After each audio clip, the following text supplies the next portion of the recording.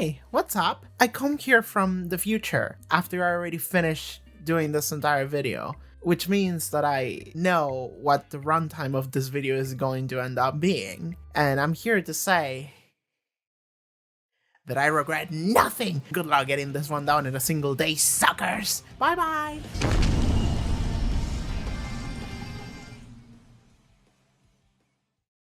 Hello everyone, hi, how are you guys doing today? Buffy Cast. This is the Buffy Cast Season 5 where we talk about towers for like maybe 4 hours. Hi, so yeah, in case you don't know what this is the Buffy Cast. It's something I do at the end of every season. In the events that maybe you're watching this without any context whatsoever, hi, I just finished watching Season 5 of Buffy the Vampire Slayer. It's on the channel. And I have thoughts I want to share. And I do this at the end of every season because I go through every season and then I talk about it.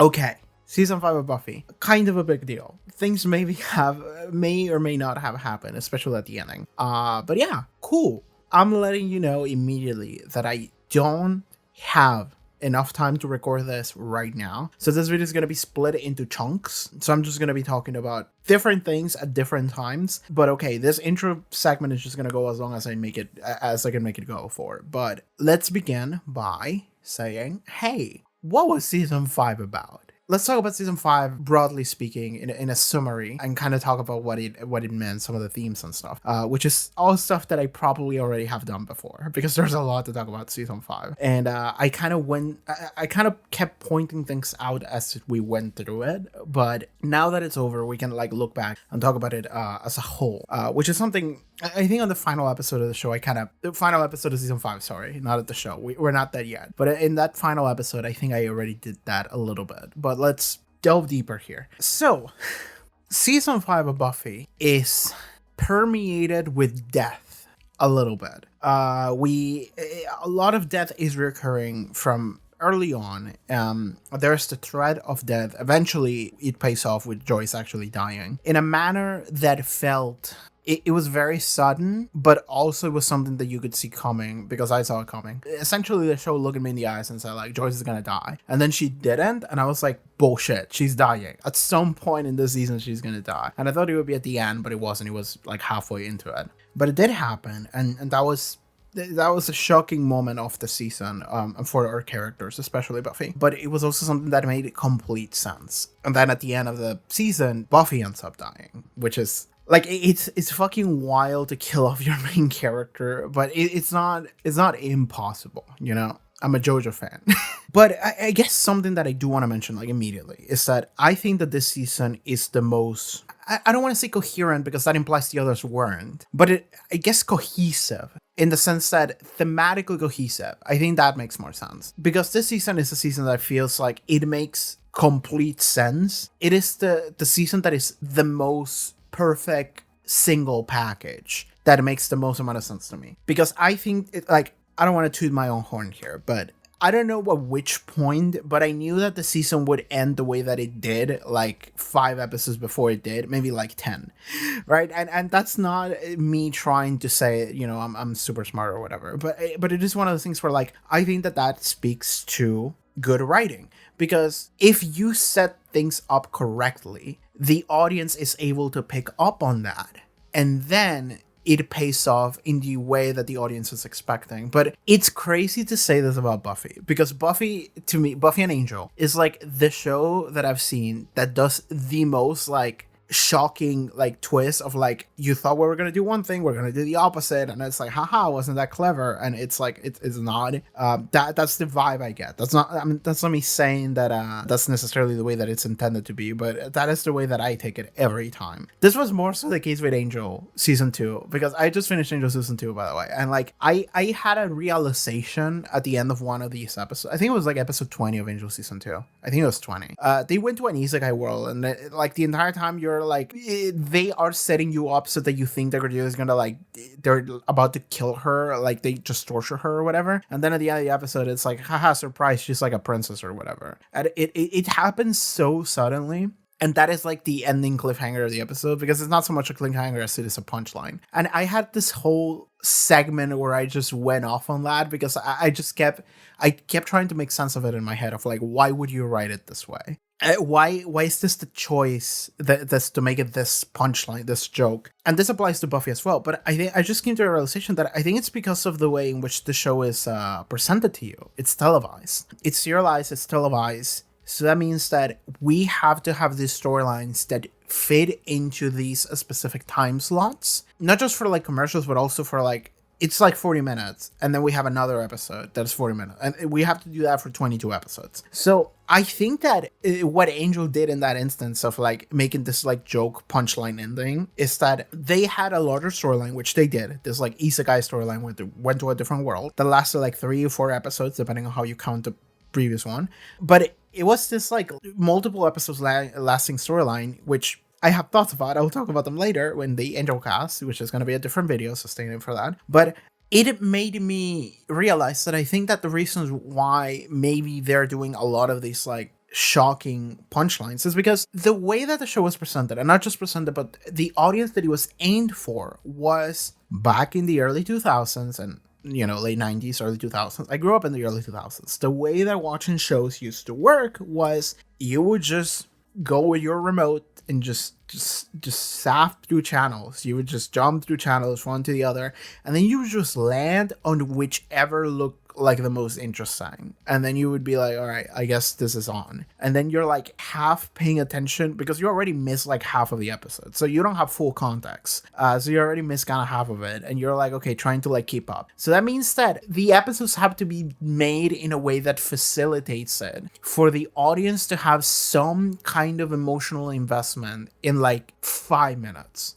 10 minutes, whatever. And in that episode of Angel, it was like the threat of Cordelia getting like brutally tortured and murdered and killed or whatever. And then the twist of like, just kidding, she's a princess now, haha. And all that happened in like 5 minutes. And in my head, I was like, why? And I think it's because it's made for that viewer. It's made for that audience. It's assuming that the audience is just not having the experience of sitting here and watching the whole thing and getting invested about the whole thing. It's just like, no, we have to have this like micro like setup payoff. Even if the payoff sucks, even if it's just a dumb joke, we have to have this because they are meant for that a specific audience that has to like get invested and get something out of it within like 5 to 10 minutes. Buffy does this a lot. It's not just Angel, it's Buffy as well. However, that actually gave me a little bit more of an appreciation for it, realizing that. Because in my head, I was thinking that I think it felt like an insult of like the audience capabilities. And then I'm like, I think it's not that. I think it's actually just the necessity of what, in order to make the show not just the most marketable, but also just the most successful, or it's just like enjoyable for the most broad audience you can. The show has to give you something that is just like, set up punchline or set up payoff, even if it sucks, even if it's minor, if it's just a dumb joke. We have to do that as many times as possible so that like if you just randomly turn into the episode, you get that and you're happy. Circling back to what I was saying before I went on that tangent, but now you have a context of what I mean. Season 5 is, I think, the season that relies the least on that and instead gives me a whole perfect thematic like beginning, middle, conclusion arc for what the season is doing. It's perfect for the characters. It's perfect for what it's doing. It's perfect for what happens in it. The events, thematic, everything is perfect. Season 5 is the most like thematically cohesive, narratively cohesive out of every other fucking season. So I can certainly understand why people were like, this is the best season. Some people told me that. People have different opinions on which one is the best season because it's subjective, right? People have different seasons that they consider their favorites. But the ones that I heard a lot of noise about were seasons 3 and 5. I certainly can see why the case would be for both of those seasons. And I do have a favorite. Maybe I'll mention it later, but I do have a favorite right now. And it's crazy that I'm saying this about Buffy because I think Buffy is the show that to me has done the most of those like quick jabs to like keep you interested. But this fucking season is one of the best examples of like, this narrative that is just like perfectly executed in a season long way where like it doesn't rely on this like quick jabs in order for it to like work. It just works. Because they had an idea, they executed perfectly. Season 5 to me is, I think it's the season that's the most like perfectly executed from like a perspective of something that makes sense and pays off accordingly. not even just accordingly, just really well, actually. But circling back to what I was saying earlier, is that, like, I think that it's a good thing if you make something that makes sense and the audience can catch on and they can actually kind of predict what's going to happen, because that is good writing, right? Like, I think it's a sign of bad writing to me to do something that is just like, haha, isn't it funny that we did the opposite, right? It gets like an immediate like reaction, immediate impression, but I don't think it's necessarily clever. It's just like, it's like low-key a little mean-spirited, and also tells me that maybe you don't have that much investment into your own show. That's the vibe I get whenever I see that. However, this season is doing the opposite. I mean, it's still doing that, but I think it's doing it for more so the reasons that I just stated with Angel. But this season is doing the opposite, which is just, we're going to have this thing where the entire season is just going to be dipped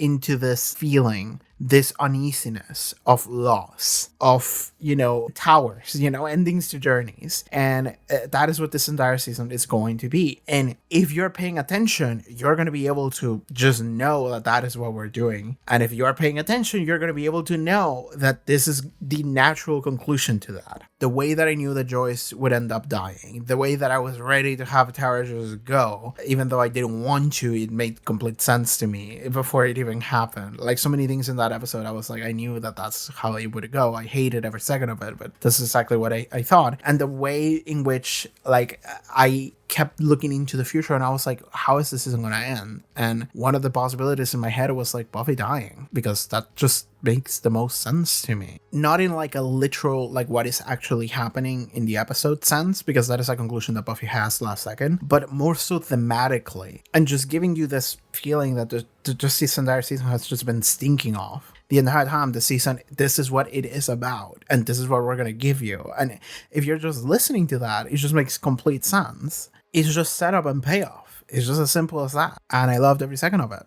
It was perfect, if you ask me. Like I said, I don't have a lot of time here, so let's just keep moving along. Season 5, banger, perfectly cohesive. You can kind of predict what's going to happen in a good way, because they are setting things up for you to be able to pick on. And by the way, let's start with the fucking tower, right? Because like, the tower is funny. It's really funny because I feel like maybe the tower has become maybe a little bit symbolical to my particular reaction series of the show, because I have been told that apparently the tower is something that nobody picks up on. It, to the degree that people have told me, I didn't notice that shit until you said it.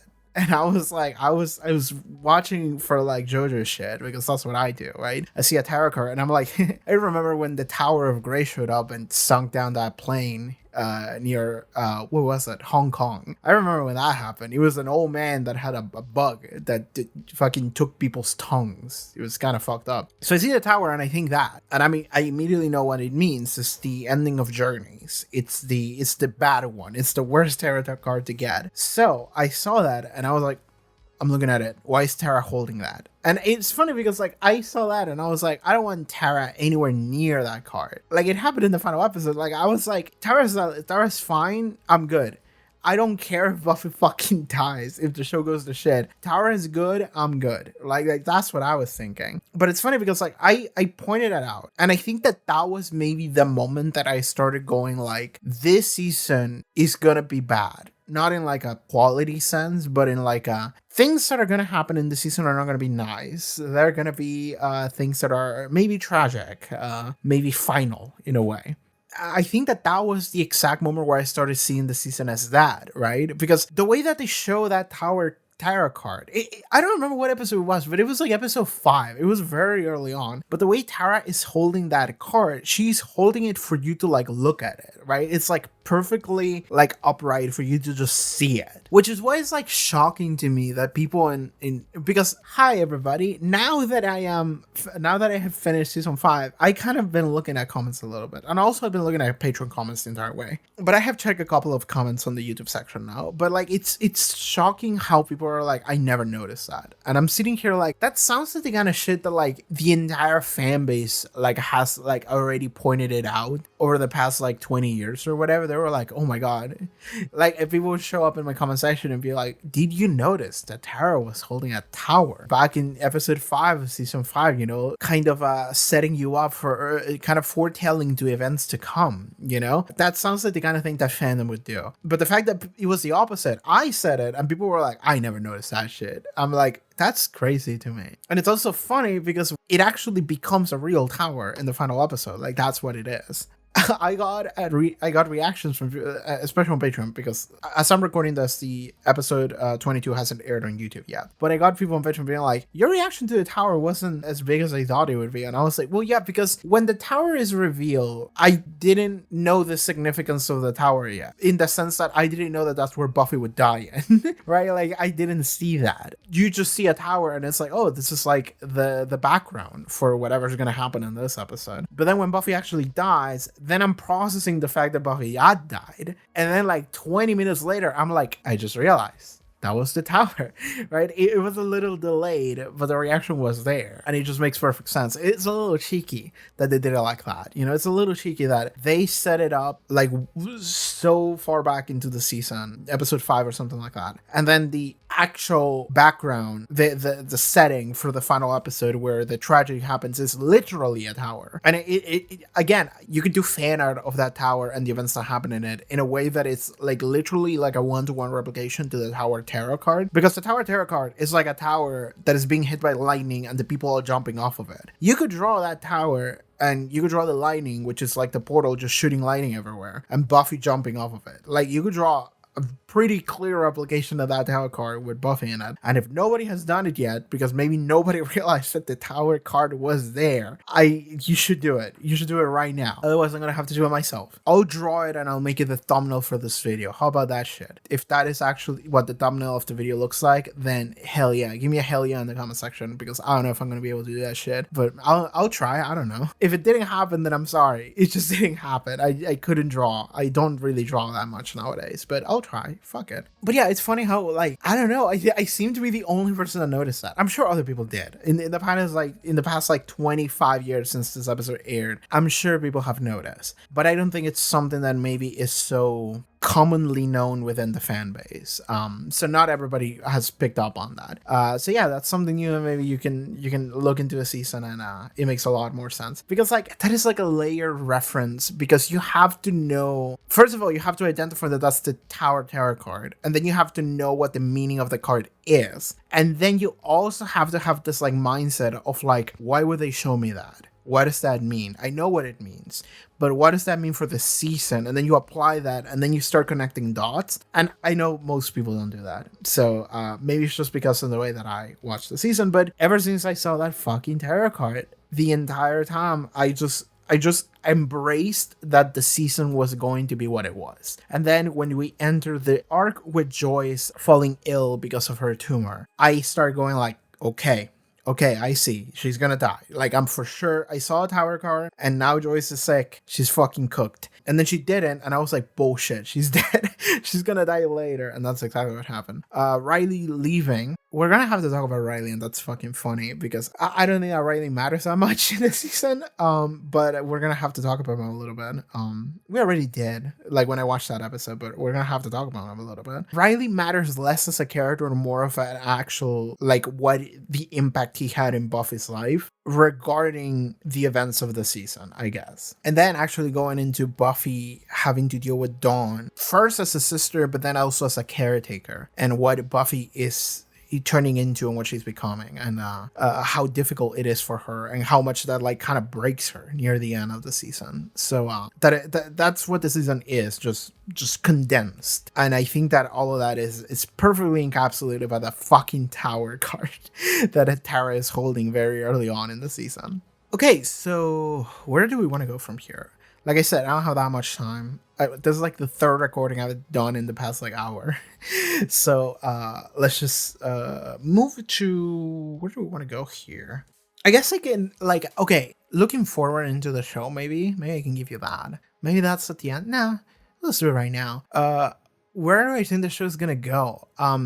Well, like I said in the final episode reaction, and then Buffy's gonna come back because her name is in the title. She's gonna come back like fucking Carrie. She's gonna burst her hand out of her grave, like the final shot of the episode of this episode, which is zooming into her grave. The beginning of season 6 is gonna be the same shot, but then you see her hand just burst out of the fucking grave. And if it is exactly that, I'm gonna freak out a little bit because that would be really funny, really cool. But also, like, I think that is a perfect setup, isn't it? If it is not that, think about it and let me know if you think that that would be the coolest way for season 6 to start. If it's not that, but wouldn't my idea be cool? Because I think it would be cool, right? Something I do want to say though, because I talked about this with my editor. This was like maybe like a week and a half ago, maybe more, where we talk about like a little bit of what would happen, what happened at the end of the episode, and her dying. And I mentioned I had an epiphany of like how Buffy would come back, and this doesn't have to happen, but it's an idea that I had of how she could come back, and it's fucking Spike. Because I'm thinking about it, and I'm like, how could Buffy return, right? Zombie Buffy return or whatever. And I'm like, I think that Spike could do it. Because out of all characters, Spike is the one, he's the one that is not going to be able to move on from that. He's the one that is going to be like, fuck it, Buffy needs to come back, right? I need her in my life, you know? Because he's that desperate. And also he's the one that has like the least like moral compass. Like he doesn't have that very much. Like he's the one that actually supported Dawn to bring Joyce back, which was... And it wasn't from like any selfish reason. I mean, kind of. Like it was from, I guess we can just say that it was because Spike actually wanted to see Joyce again, you know? Because he kind of liked Joyce. And it's this thing of like, I don't think Spike has this like understanding of what is right and wrong that normal humans have. So I think that he would be someone that is obsessed enough with Buffy to want to bring her back and also wouldn't care about the consequences very much, which we didn't see. We didn't see exactly what it would be like for like Joyce to come back in that episode where Dawn tried to resurrect her. We saw that she like walked around, we saw her shadow, but we never actually got to see what that was like, which I think made for a better episode. But I don't know what that would be like, and maybe that's something that Spike is gonna do. He's gonna do the exact same thing that Dawn was doing, or maybe a different version of it, and try to bring Buffy back because Spike is the one that is not gonna be able to move on from it, right? And I suppose sorry, this is a little spoilery and all over the place. I say spoilery, but I asked for people to give me questions for me to answer to at the end of this video. At the end of this video, I'm going to have a full section responding to people's questions because I actually do want to bring back some of the interactivity that was lost in the season because I wasn't reading comments. But also I just do this every Buffy cast. I just want to get people's comments, questions, and I just want to answer to them directly. But I got to like one or two that were like, what do you think that show's going to be now that Buffy's dead? Is like, what, like, do you think they're going to bring in a new character, a new Slayer? And I'm like, no, it's going to be Buffy. The show's called Buffy the Vampire Slayer. There's no fucking way they don't bring Buffy again. I don't know how they would do it, but listen, man, I need you to understand something. It's that I've been watching this show for like 3.5 years or something like that now. Not once have I ever had a moment where I was like, this is a bullshit supernatural show, anything had happened. Because that's what the show is. Life and death doesn't fucking matter. Angel went to hell and he came back. And that was like 2 years ago. Like, that doesn't matter. Death doesn't fucking matter in the show. In the same way that most things don't matter. The only way that they kind of matter is like thematically, which is why this season was so fucking good. But in terms of like, oh, Buffy died, like, what are we gonna do now? It's like, we're just gonna bring her back. I don't know how we're gonna do it, and there's definitely gonna be some kind of like consequence or drawback from that, and there's gonna be a new storyline we're gonna have to explore, but that's gonna happen, right? Like, that's just more opportunity, right? Like, you bring Buffy back as a zombie or whatever, and then we have, what is the next storyline for Buffy? What is the next character arc? Well, Buffy dealing with life now that she's a zombie. Like, that's the new Buffy arc. It's like, okay, I'm like broken and fucked up in a way that I wasn't before, and now I am, and it's like worse than it was before. So now I have to deal with that shit. And you can use that as an analog of like, I don't know, growing up and like changing. And it's like, okay, now Buffy's a fundamentally different person, which is true for all of us, right? Like, we all change and become different people over time. And And we can say that through some supernatural bullshit means, which is dying and then resurrected as a zombie, Buffy can just change just flip instantly and be a different person that is still the same person but slightly off. And then you can tell a story about this was Buffy when she was 20, and now this is Buffy acting as if she was 35, and now she's a little more jaded or something. Something is wrong in her. But that would be the analog, right? It's someone that is still the same person, but they're changed significantly. And now it's how do they approach life through that lens, right? How would people perceive that person to be after they've gone and returned differently? It's like that. I want to say meme, but it's not really a meme. It's like the trope of came back wrong. That could happen. That could be something we can explore now with Buffy in the future. I don't think we're changing main characters. I will think that there's another Slayer, because rules as written, whenever a Slayer dies, a new one is chosen. That's how we got Kendra. That's how we got Faith. We're gonna get another one. And that's good, because we're gonna get another one without Faith dying. Everything's good in the world. Faith's still kicking. We can get a new Slayer storyline without Faith eating it. So I'm happy about that. We could get a Charlie's Angel kind of situation where we get 3 Slayers all doing the Spider-Man pointing meme, all 3 of them. That could absolutely happen. So yeah, I don't think we're getting rid of Buffy. But Buffy's literally dead and buried, and she's still gonna come back somehow. Okay, something that I maybe can talk about. I feel like I have to talk about it, and I think there's a good spot to do it. And it's the immediate thing that I asked when I finished season 5 was, did they know that this would be the end of the show, or would there be more show? What exactly was the intent behind this episode? And the reason why I asked that is because it felt rushed to me how quickly Buffy died, and then we just went to the credits, right? It was Buffy died, she gives her teachings in a voiceover, and then we see everyone sad and crying, and then it just cuts to her grave, and then credits roll. And it's that is so final, definitive, but also we didn't get any closure to any of the characters or anything like that, which is what I would expect. We didn't get any of that. So in my head, I was thinking this feels so perfect and so final, and Buffy's fucking dead, and it seems this was so perfectly planned, but also it just kind of happened and didn't give any room for any kind of closure. And as a result of that, I'm sitting here thinking was that intended to be the end of the show? Because also I was thinking, and I was chronologically speaking, the final thing that would happen would be Angel's isekai plot, whatever the fuck he's doing in the alien world, that has nothing to do with this. And I was that would feel off if that was the latest thing in the Buffyverse, according to them when they were making this. So I asked people, was this planned to be the end of the show or not? And the answer that came back was, I don't know. We got some conflicting information, and we got some people fighting amongst each other about what would be the accurate, correct information. However, what I can garner, what I think is the facts, and maybe you can correct me if I'm wrong in the YouTube comment section. I'm going to be reading the YouTube comment section for this video. Hi, everybody. I haven't been reading your comments for a while, but I'm going to be reading this one. To my understanding, the way it happened was this. They were slotted for season 5 to be the end of the show in the network that they were broadcasting the show in. From seasons 1, I think 1 to 5. So they wrote with that plan as a potential ending, because they didn't know if Buffy would get renewed or picked up by another network. They didn't know exactly what the future of Buffy would be. That would be uncertain. However, something else to keep in mind is that producing a show takes time. So from the moment that they wrote this to be the ending of season 5 up until the moment the episode aired,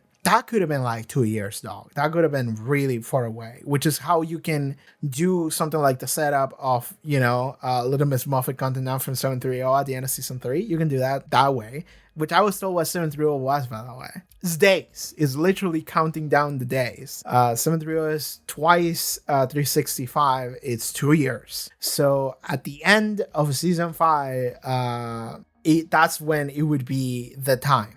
The end of season 5. So if I thought about it in terms of seasons, I would have gotten there. Maybe I wouldn't have, because I wouldn't have known when exactly the episodes would air. I would have to keep track of the dates, and I can't do that. I can't just go and start looking at Wikipedia of when is every episode airing. I can't do that. Sorry. But since it takes a while for that to happen, I think that what happened, from what I gather, from what people told me, what I grasped from everybody fighting amongst each other, the facts are that this was written with that in mind, with the fact that the end of the show in that network would be at the end of season 5. So they wrote it with the perspective of maybe this would be the ending. However, because it takes a while for these things to be created or produced, I think they knew that the show was renewed by the time that this aired. Maybe by the time that this was like being edited or whatever. So it seems like when they were writing the episode, that might have happened like 2 years prior. They didn't know if that would be the end of the show or not. So they kind of wrote in a way that would be kind of it could be the ending if they wanted to.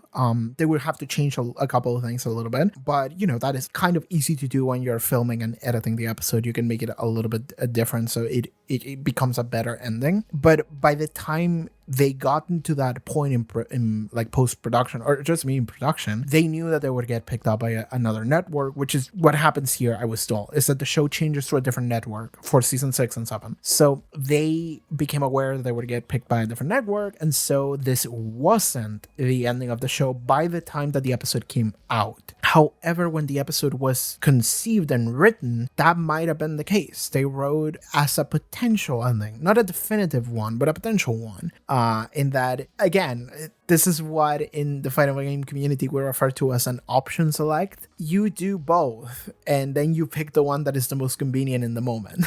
So they did something that could plausibly be the ending, but by the time it aired, that wasn't the case anymore, and so it wasn't. So what I watched, the final product that I watched, the final episode, wasn't the final episode. They knew that there would be more, and the fans that were like super locked in, maybe you were reading magazines or something, you knew that wasn't the ending. So it makes sense that what I saw wasn't intended to be the ending, because I saw something that was more, it moved on a little quickly to Buffy's grave and then nothing. So it makes a little more sense that they knew that there would be more, as I knew that there would be more. However, and this is something this is something that I still think it's true, and it's that if you were someone that was watching the show, you were like 13 and you were watching the show, and you weren't fully locked in, you weren't a hyper fan, you were just a fan that was just tuning in to Buffy, but you weren't like super locked in the sense that you were listening to like interviews or whatever you could get your hands on back in the early 2000s. So you had no idea of what was about to happen or what could happen in the future, and you just watched this as is. What the fuck is going on? This episode will fucking blow your mind. It would like break your brain. You would not be able to move on from this, because just watching Buffy, your favorite superhero, teenager, vampire slaying, just dying like that, it would just be like, what the fuck? And it did get, sorry, I'm responding to random comments in video form now, but I got a comment from someone that was like, I don't think like a 13-year-old would really appreciate this episode. And I'm like, I don't give a fuck, dog. I don't think a 13-year-old can properly appreciate anything, but that doesn't mean that they can't have like a very emotional impression in their brains at a very impressionable age. When I was 13, did I understand what was happening when I watched End of Evangelion? Because I watched that show when I was 13. No, there's things about End of Evangelion that I found out what they kind of meant last week, because I rewatched Eva just last week, and I rewatched End of Evangelion for like the 20th time, and I got some new thoughts about what that ending was, and I was like, oh, I get it. I get this now. I understand that shit when I was 13, and I don't think a 13-year-old can understand like the grander like themes of like loss and death and sacrifice that we have in season 5. That doesn't mean that they can't have a very strong emotional reaction to it, and that doesn't mean that they can't have that become like something that cements the way that they see the world, or they see media, or just a lot of things, really. A lot of things that you can gather from that can just change you as a person. Or maybe if they don't even change you, but it's something that you have a hard time moving on from. Like, and I think that having that experience is something that is equally, if not more valid than the experience that I would get, which is like, fully locked in, analyzing everything, trying to like make sense of what the season is doing and finding the themes and all that. I'm sure that some people consider that to be like the peak of like media consumption or whatever. I don't do that. I think that is maybe even arguably better when you make something that just gives you this emotion that you connect with, even if you can't put it into words, even if you don't fully understand how it works. If it is able to do that, to elicit that emotion in you, it doesn't fucking matter. That's what I believe. That's what I think. So yeah, a 13-year-old kid watching the show and just having their mind blown by what happens at the end. I think it's perfect. It doesn't need anything else. It has a lot more stuff that someone like me can appreciate, and a lot of you can appreciate now that we're older and we're getting a lot of that. But if you watched this when you were a kid, and this like you were like, why you were just sad and crying over your favorite superhero and dying, like that still has a lot of meaning and a lot of emotion that is you can't replicate in any other circumstance. It's just perfect because it is doing that to you. And that's really what else. This is weird because we're entering a different conversation about like, you know, what media is and what it should be. And I'm like, I think that there's certainly a lot of appreciation that you can have for a piece of media that actually gives you a lot of meaning behind it. But also I think that there is a lot that I have respect and I value for media that is just giving you this emotion, this feeling that even if it doesn't make the most amount of sense to you, it is eliciting a reaction off of you. It is eliciting an emotion that you can connect with, and that is something that is maybe even more meaningful to me. How did I get into this tangent again? I'm sorry, I forgot. But yeah, I can't imagine what it must be like to like watch this at that time without having the full understanding of maybe what was happening behind the scenes, the fact that there would be more, what would that be? I think that just having no context for any of that, this episode would hit you like a fucking truck.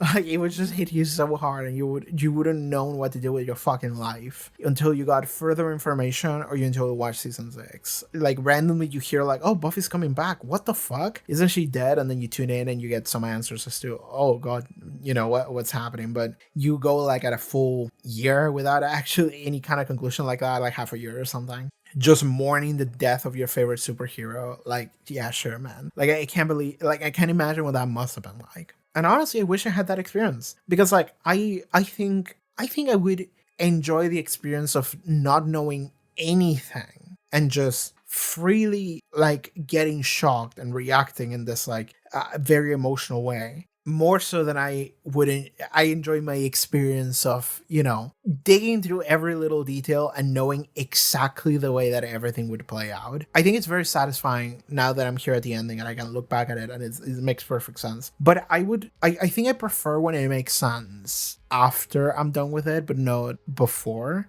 Well, no, that's a lie. I actually like figuring shit out before it happens too. But I kind of wish I didn't realize that Buffy was going to die before it happened, I suppose. And I wish that I didn't know that there would be more seasons. Because in my head, like, before this season is even over, I'm like, Buffy's going to die and come back as a zombie. Which takes away from even just the feeling of the moment of watching it happen. You know, the fact that I'm already expecting so many layers of, like, bullshit to go.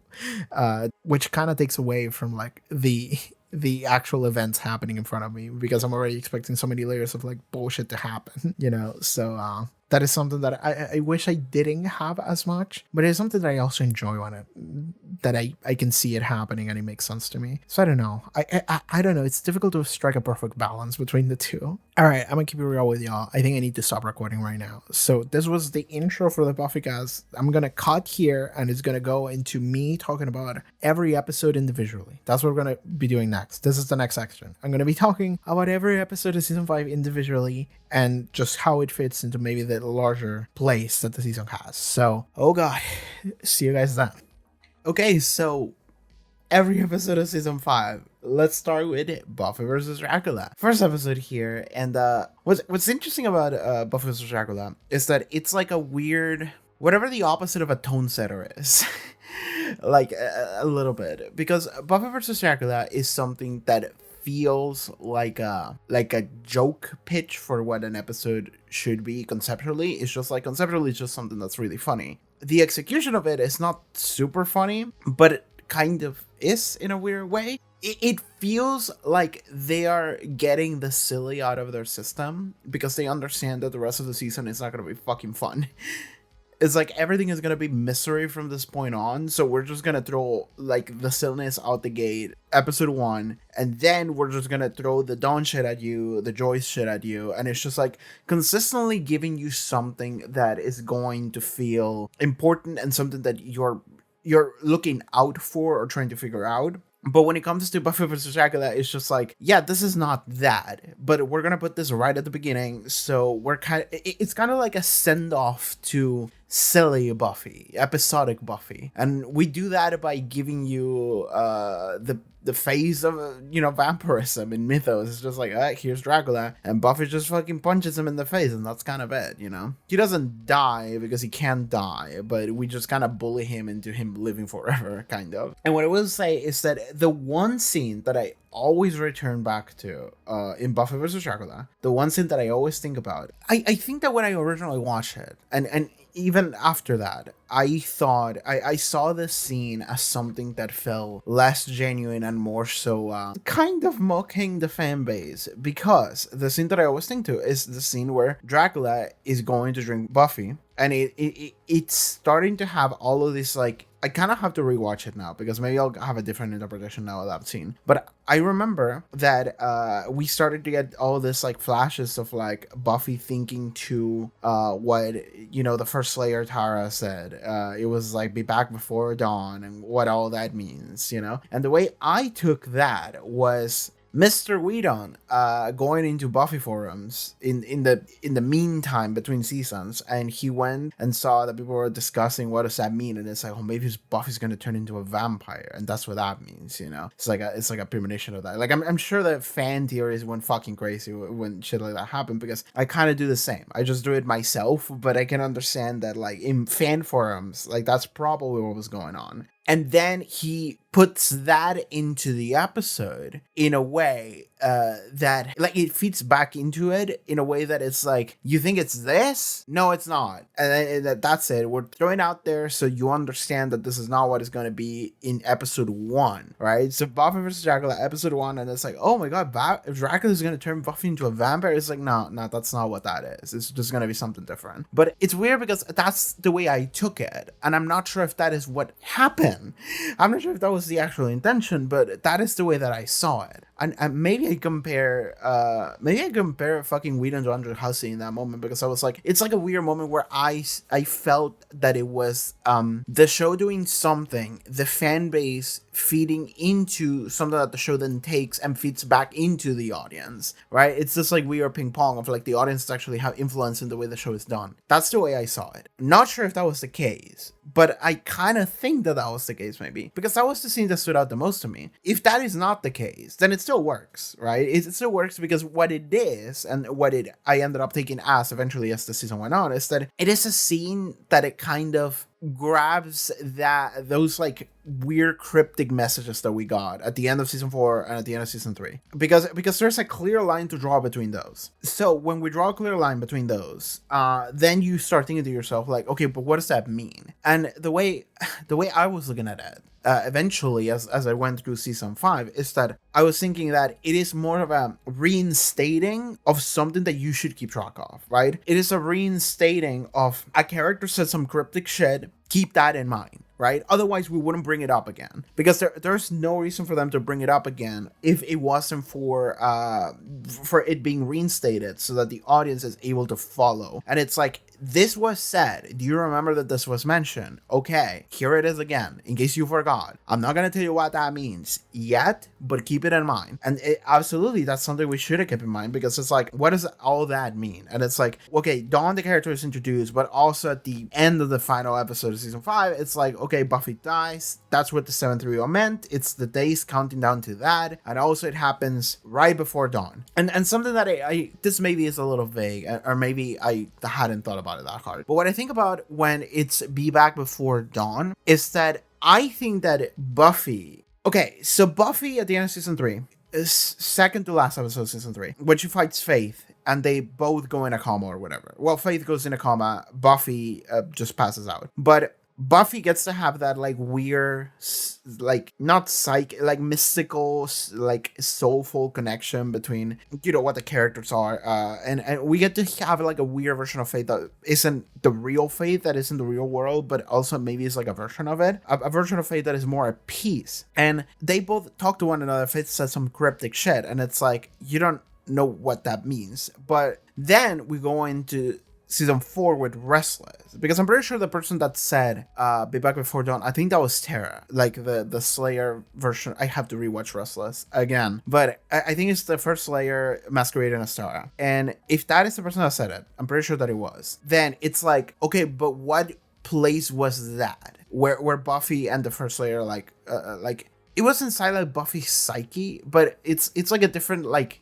I don't know if that is in the inner world or it's in like a different like plane, right? Like where Buffy went and hung out with Faith. I don't know exactly where they were at, if that was all inside Buffy's mind or if that was something like greater, some kind of mystical place where the consciousness connect, you know? Something more about akin to the soul and the spirit, something that references that more. So the reason why I'm bringing that up and the reason why I'm thinking about that is because Be Back Before Dawn to me sounds like Buffy when she jumps into the portal at the end of this season, and she jumps down to close it, and then her body just kind of goes through it, I guess, because then we see her dead body. But Be Back Before Dawn to me sounds like her like soul went back to that place. So maybe that was heaven, right? Like when Buffy and Faith had that near-death experience, maybe they went to like heaven or whatever. When I say heaven, like I don't mean to necessarily imply any like Christian, Catholic, or whatever religion heaven, but just a nebulous version of an afterlife, right? We are watching like a supernatural show, so any of this is just loose to play with. In the same way that hell is something that's loose to play with, as shown by Angel. I don't fucking know what hell is still. So Be Back Before Dawn, to me, what I'm thinking is that it's like when Buffy did that, she jumped into that portal to close it and died. I think that Buffy's soul, so to speak, went somewhere. And maybe she is having another experience like at the end of season 3, at the end of season 4. And maybe we'll see that when the beginning of season 6 starts. We're going to see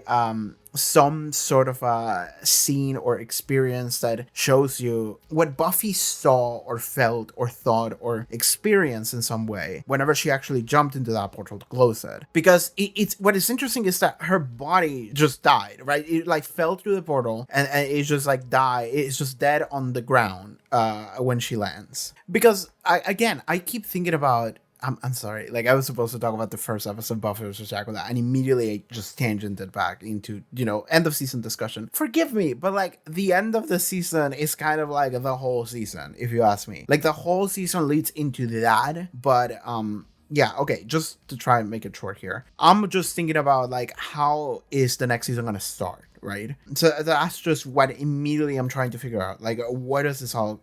What exactly are we going to see? But Buffy vs. Dracula to me feels like the more goofy episode that it reintroduces the show in the new season, but also it sets up a couple things.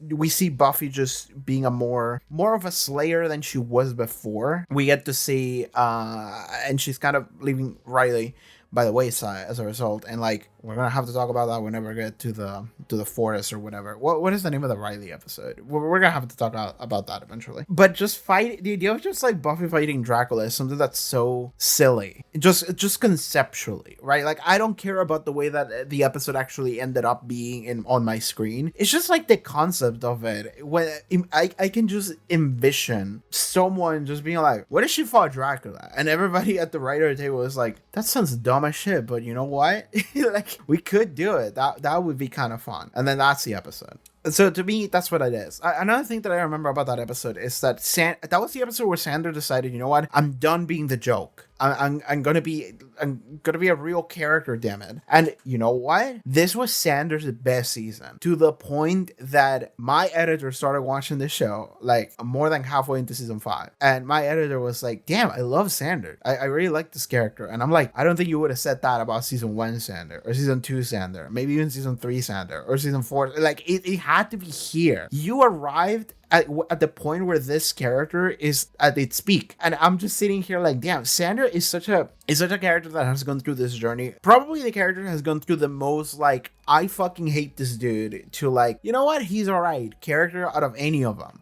Because like I didn't feel that negatively about Buffy or Willow or any other character. It's just Xander. And even someone like Spike has been more of a roller coaster, but he's always been fun to me. So I always enjoyed Spike as a character. And at certain points I'm like, dude, shut the fuck up. Okay, no, dude, what are you doing? Okay. And I just keep keep going back and forth, and eventually I'm landing to a place where I'm like, you know what, I really like Spike. He's like super enjoyable because he's just fucking wild. But that is Spike actually being inconsistent, but also equally consistent in terms of how entertaining it is. Xander is someone that I just fucking hated. Like at the very beginning of the show, I'm like, this character sucks.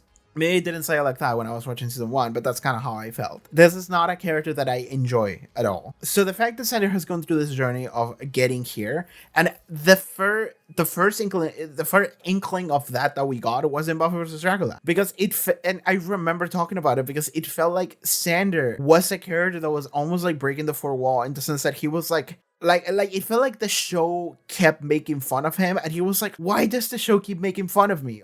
I'm trying here. And he was like, I'm done. I'm gonna stop being that kind of person. And that was the beginning, actually. Arguably the beginning is 2 episodes from now, but this is the first seed of it. And that is the other thing that I really remember from Buffy vs. Dracula that I really like. Oh, and yeah, the ending of Buffy vs. Dracula, and this is funny. Like, I'm remembering the end of Buffy vs. Dracula, like my reaction to it. And it was funny because Dawn is introduced at the end of Buffy vs. Dracula. And my reaction to Dawn was like, yeah, whatever. I don't give a shit about that. Let's talk about the Dracula shit. And it has to be so funny because I remember reading some comments, and it had to have been so funny for people to watch that and be like, what? You're not going to talk about Dawn or whatever? And I'm like, no, I don't know anything about this girl that just showed up. She's just for next episode. She doesn't matter right now, right? It's just like the shocking ending of like, what? Buffy has a sister? And I'm just sitting here like, I don't care about that. This is like a supernatural show. Anything can happen. So if the show wants to throw like a curveball on me, I'm like, yeah, okay. I was expecting a curveball. I'm always expecting a curveball of sorts. I'm never surprised by it. And if the show wants me to be surprised, like, I'm sorry, that's not going to happen. And if you want me to talk about it, I'm sorry, there's nothing I can say. It's a curveball.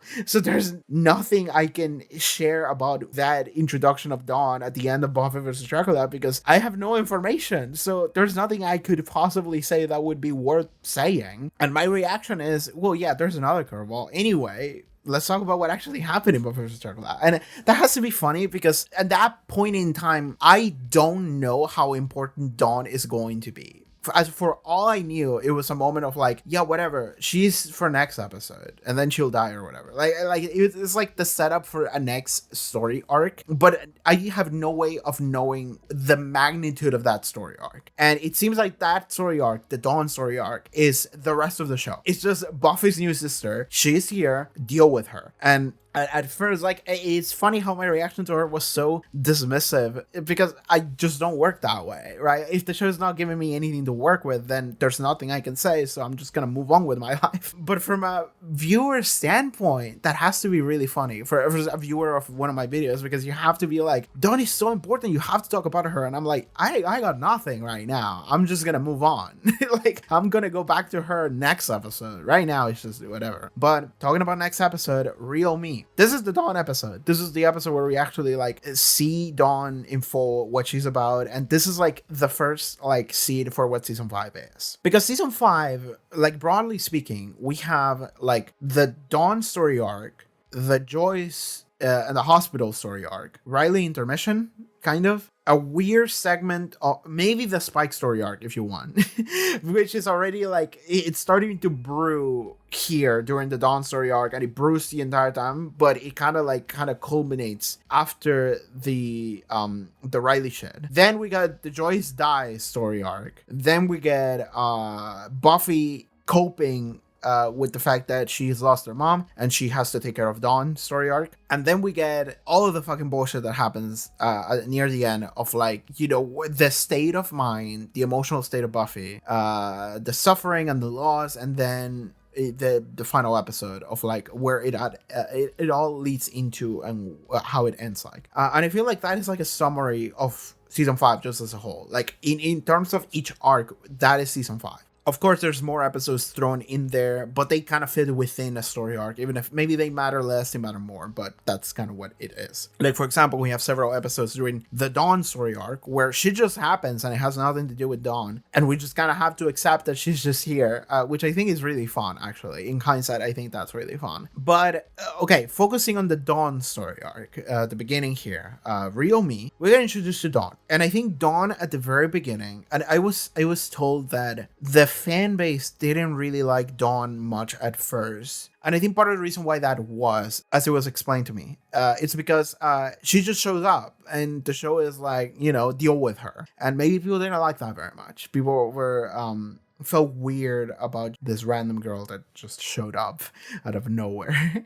And you just have to accept, because she also shakes the dynamic up. And if you're comfortable with the dynamic and suddenly there's just something that is just different, then yeah, you're gonna be like, what the fuck, like this is not what I signed up for, and you're gonna have some kind of weird feelings towards Dawn. I can understand that. I can certainly understand that. However, I like Dawn. I don't think I liked Dawn very much in the first episode, like Real Me here. I think I did like Dawn, but not that much, because she didn't solidify as a character until later. But Real Me is an episode where we get to see, essentially, Dawn is Buffy's little sister, and everybody acts as if Dawn was always here. Everybody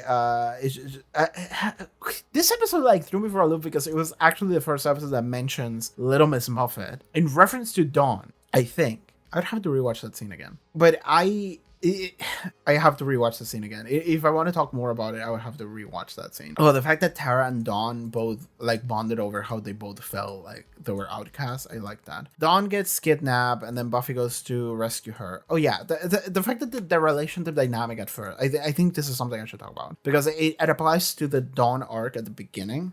In the hypothetical arcs that I just laid out for you like 5 to 10 minutes ago, the Dawn arc here is something that's very pervasive throughout it. Is that Buffy and Dawn have this like sibling dynamic that is very real. And this is what I started warming up to Dawn like really quickly. Is that Buffy sees Dawn as someone that's cuddled, as someone who Joyce prefers, as someone who doesn't have to deal with as much like issues and suffering as Buffy does. And in some ways, Buffy is jealous of that. And she doesn't fully want to admit that, but that's kind of true. That's where it comes from. It's the fact that Dawn is someone who just doesn't have to deal with the bullshit that Buffy does. And Buffy feels like on some level that's not fair.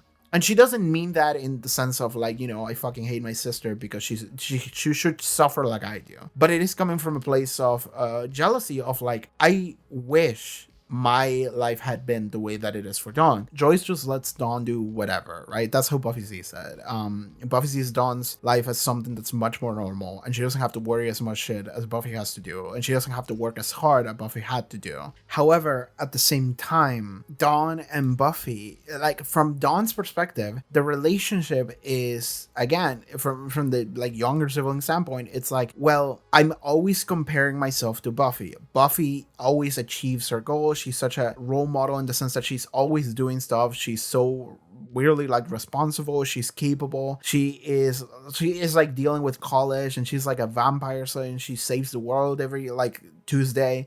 So like Dawn is seeing the relationship from the other side and seeing it as, I am lesser than Buffy. I am less, not just less capable, but also less important. She considers her existence to be one that is directly comparable to Buffy. And when you compare yourself to the main character of the show, you kind of look at Buffy and you go, okay, I think I am just not as good. I think I'm just not as important. So Dawn's, like, Buffy sees Dawn as someone who's just happy and it just doesn't have to worry about life. Meanwhile, Dawn kind of sees herself in a negative light because she doesn't think that she matters, right? Like, she thinks that she's lesser than Buffy, consistently compares herself to Buffy, and every time anything happens, she thinks of herself as more of an annoyance or someone that just doesn't fit, and she acts out as a response to that. And like, I can understand how people might get annoyed at that, but also you have to understand that Dawn is like 14 years old.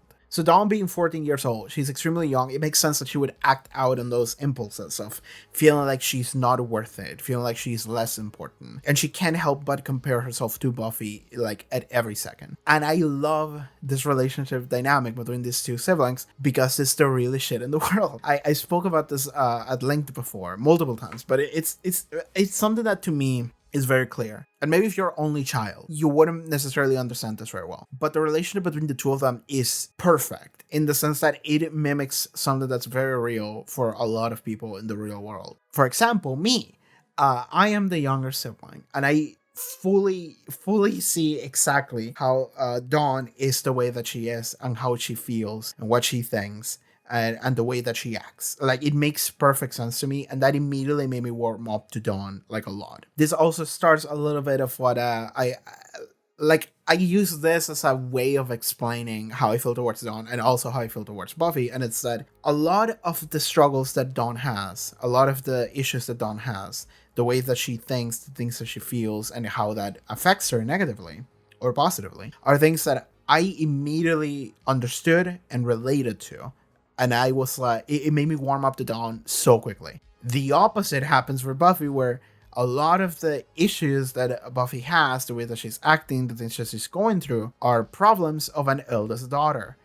Problems of the person that came first and has to kind of just take on the brunt of the world. She's the one that has to be the most responsible. She's the one that has to work harder, and she's the one that has to take care of things more, and especially after Joyce dies. And those are struggles that are alien to me. I didn't have those necessarily. So those are struggles that I can understand, in the sense that I can look at them and I can understand why it is on paper, but I don't get it in terms of relatable, like, my personal feelings. Like, I don't connect with those. I just understand them as they are happening in front of me, because I can also have like real life analogs that I can draw from, and I'm like, I get exactly that. Like, I've seen that before, but I didn't experience that before. However, I did with Dawn. A lot of things Dawn goes through, a lot of the moments that we had with that, like small moments, like I'm just remembering after Joyce had died, in the episode when they're like dealing with after the body, where there's a scene where Buffy and Giles and Xander and everybody, they're at the table and they are discussing, like, you know, phone calls or like flowers or whatever, and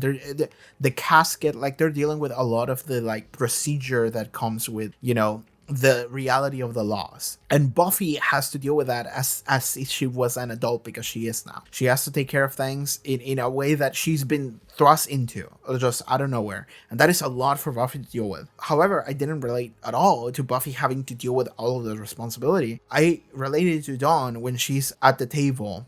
There's all these people around her and they're all just discussing things that they have to do, and Dawn just says, like, I don't want to be here, or like, I don't want to sleep here. Nobody hears it. They are in fact talking over her about other shit, and Dawn is just alone feeling her emotions just in his corner, and nobody's paying attention to her. And that is like a thing that I have lived through multiple times, right? And and you have to understand that the feelings that Dawn are feeling are completely valid, because she also just lost her mom, but also she's dealing with this instance of like, now it seems like nobody's actually meeting me emotionally in where I am, which is I just want to like cry and scream that my mom just died and I just want to die and everything sucks and I'm just so sad. And the world just keeps moving on, because everybody here at the table is an adult and they have to keep moving on, because that is just part of life.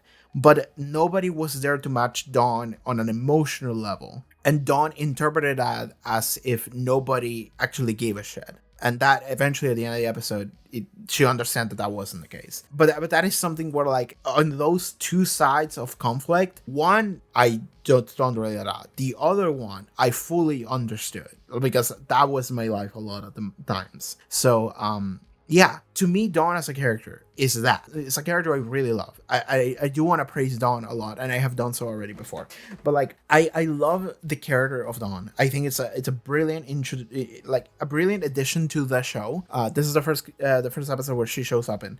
I love her. I think she's wonderful. I think that in this first episode, we don't get to see the full depth of Dawn. It is just an episode that introduces you to the idea that Dawn is now here and she is a new character that you have to get used to. And this is the dynamic that she has with Buffy. That is what this episode Real Me is. And I love what they did for this character and what they did for the dynamic that they both have and what they did with that later. I think Dawn, like, this episode Real Me is an introduction to Dawn. I don't think it's much more than that. An introduction to Dawn and the dynamic that she has with Buffy. And I do think that all of those things are fucking bangers. I love Dawn and I love her relationship with Buffy. It's perfect. So I think that this episode is just fucking amazing. Just generally speaking, this episode is fantastic. Okay, let's move forward to the next episode. The Substitute, I think it's called, wasn't it? The Replacement.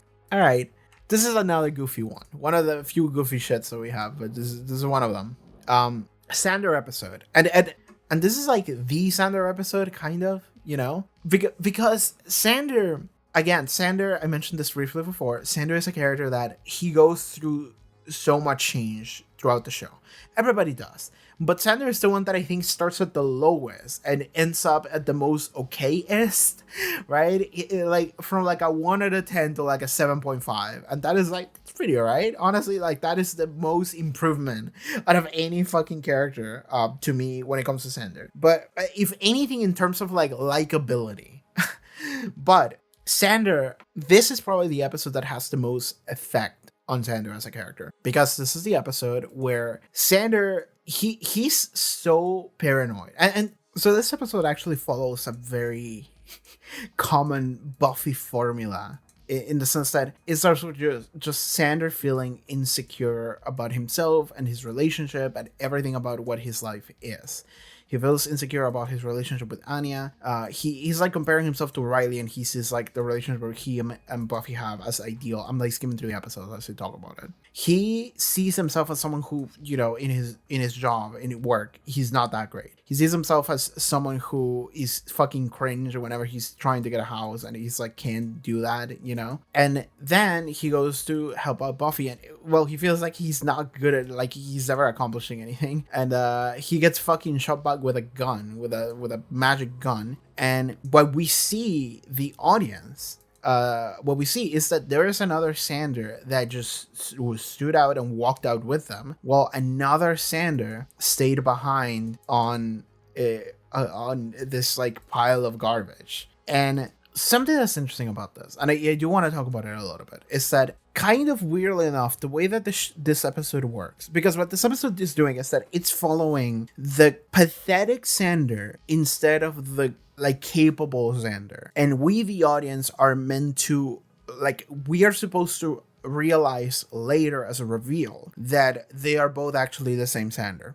Like, they are both two halves of the same person. However, the choice to follow the pathetic Xander instead of the capable one and paint the capable one as the alien one should tell you that the way that the show has treated Xander before has been entirely to make fun of it. And this is something I mentioned in Buffy vs. Dracula. When Xander says that, I felt like, yeah, man, you want to try your hardest, but the show itself feels like it's like bending, like clowning on you. The show wants to clown on you. It's like, you know, the writer, the hand of God is reaching in and putting a clown news on Xander. And I was like, I feel like this is your role, and I don't know if I can do anything to help you, even if he wants to help himself. It felt like the show is just set on making that Xander's character. He is the clown of the group. And there's a lot of like characterization that comes from Xander acting that way. I'm not saying that there isn't. I think that when I watched Restless, the highlight of Restless to me was Xander. But the fact that the show in this episode, in Replacement, they follow the pathetic Xander instead of the other one, the capable one, I think it's also just kind of admitting the fact that the show itself usually treats Xander as a pathetic cringe dude, and that's why it's less surprising for you to follow this one than the other one, because you kind of believe that this is actually Xander and the other one is an imposter, because you are used to Xander being pathetic. And that is not so much on, it is partially on Xander, but also partially on the way that the show paints Xander. And it's really like a weird version of the show admitting that this is what they do to Xander in the way that they show that. And like that is something that's so interesting to me. But also, it feels like this is maybe the final time they're doing it for like a last hurrah, because after this episode, Xander becomes a real character, and this is something that I actually really like. Everything about everything that's happening in this episode is probably one of the best episodes when it comes to, like, you know, giving a character something that fundamentally changes them, like in the long term, like almost immediately. That is what this episode is to me, The Replacement. I feel like there was a Xander before Replacement and after Replacement that was just fundamentally different, because the reveal that ends up happening, again, like I just mentioned, is that we get two Xanders, and we are led to believe that one of them is the real one and the other one is an imposter. The real one being pathetic and the imposter just being someone that's much more capable. And Xander starts to feel like, yeah, there's another one is trying to take away my life by being better at everything that I am, you know? My girlfriend loves him more. And the guy, like my boss, gives him another like job opportunity because he's doing such a good job. And it's like, how is he doing that, you know? he sees like a coin that is like lighting on people, and he's like, damn, he's using that coin to mind control them. He's so paranoid, and he's so convinced that everybody in his life fucking hates him. Everybody in his life just thinks of him as someone that's lesser, not good enough, pathetic, stupid, just useless. And the reveal at the end is that no, people don't see you that way. It's actually weirdly similar to that episode with Faith, Who Are You, in season 4. Maybe one of the best episodes of the entirety of Buffy. I was talking about this with my editor actually this morning because my editor hasn't seen Faith, and I have built a legacy for Faith, because every time we talk about like some of the best shit about Buffy, I'm like, Faith was the best. Faith was the best fucking character. I love Faith. And I was talking about it, and I was like, dude, the best episodes of the show, I think, are the episodes where Faith shows up and realizes some things, I think the best episodes of the entire Buffyverse, to me, subjectively, not objectively, subjectively to me, are, I think, Who Are You? The episode where Faith is in Buffy's shoes and Buffy is in Faith's shoes. And then the Angel episodes where Faith shows in. The next two, I think those are the best episodes of Angel, and maybe some of the best episodes of the entirety of the Buffyverse, if not the best. Because it's Faith. It's just Faith. I don't care about anything else that happened in around those storylines in those seasons. It's just Faith. Those are the best episodes of the show to me. Xander here is doing something similar in that he is realizing that the way that people see him is not nearly as harsh as the way that he sees himself. And the thing is that he fundamentally believes that he is pathetic. He fundamentally believes that he is a loser, that he's not good enough. Like he has all of these insecurities that he bottles inside of him, and he's convinced that this is the case. But that is not the case, because the capable Xander, the imposter, is good. He's doing all of these things. He's doing a good job. He's being a good boyfriend. He gets this like new house, this new apartment that he moves into. In fact, he thought the real estate woman was like hated him for being so cringe, but in fact she starts flirting with him because she's like, I really like you. And it's like, oh man, he mind controlled her into feeling that way. And it's like, no, you just had a risk, man. Like you actually had a woman that was just like, damn, that guy's kind of hot. That was something that was real and it happened. But he just didn't believe that is something that was a possibility. He didn't believe that, that his boss could be like, damn, you're doing such a good job, I'm going to keep you around. And it's like, what? I never do a good job. And it's like, you do. You just have to accept that part about yourself. But Xander just doesn't believe that fundamentally. He just doesn't. But that is the way Xander sees himself, or at least half of Xander sees himself. But that is a half that is very strong, because it's half. Because what ends up happening is that when it is revealed that they are both parts of the same, even before it is revealed that, I think there is a scene that I really like, that Xander becomes the Xander that we're following, the real Xander, is the pathetic one. We follow him, and we are led to believe at first that he is the real Xander. But as the episode goes on, he becomes more and more pathetic. Like in the first encounter with Xander, and then he goes into the rain, and he's just wet and soggy and pathetic. And he goes to try and get help from his friends, and he sees the other Xander with them. And he's like, oh man, he's tricked all of them. And then he goes and meets Willow, and he's like, Willow is my best friend. She's been around since forever. I can convince her. And that entire scene when he's hanging out with Willow, he acts in a way where that is probably the scene where you should start to clue in as to what this is, because the way that he's acting about their relationships and yeah, this part, Willow and Xander are discussing about this, and Willow is approaching it from a more logically, and it's just like, you can't let him have your whole existence. And Xander's kind of given up at this point, and he's like, well, what am I gonna let him have? I don't have anything of value. And then he's like, Anya, I can't let him take Anya, she's not gonna know. And then Willow replies with like, you haven't, like, this entire day you were just running around following this dude and just being crazy about this dude taking over your life, and you didn't think about Anya until this moment. And in that moment, Xander replies were like, well, you get an evil twin and see how you handle that. And that is the moment where you start to clue in that, because what you need to start to clue in that moment is that Xander, he's acting out entirely from his own like paranoia, and he's so self-absorbed. He's only focusing on his own feelings and himself. And he's like, oh man, there's a guy trying to take over my life. This guy fucking sucks. Like, oh man, he's destroying everything. And then he not even for a second, he thinks about his lover. He doesn't think about the safety of others. All he's thinking about is how I feel right now, which is I feel sad and alone and pathetic and I suck. And it's just like, that is the moment we should start to realize that this half of Xander is the pathetic half. But that doesn't mean good. He's just showing you all of these other ways in which he's also a fault, right? The capable Xander, the imposter that you're supposed to think it's evil, at least for the half of the episode, he's not evil in any way. He's just capable. And he, like the pathetic one, is also acting in all these ways that are very selfish. He's not focusing on anything else that matters. He's losing sight of things that are true because he perceives himself to be pathetic. He perceives himself to be bad, not good enough, incapable, worthless, loser. And he also comes in with that spiraling thought of reinforcing all of those things that he believes to be true. So that just means that he wallows in his own pity instead of actually thinking them through and doing anything worth anything, right? He is just entertaining his own self-destructive thoughts and not actually doing anything with that, which in a way is actually just perpetuating the idea, the belief, because he sees himself as someone who's just worthless and a loser and just doesn't do anything right. But then as a result of him thinking that way, he's actually worthless and a loser and not doing anything right, because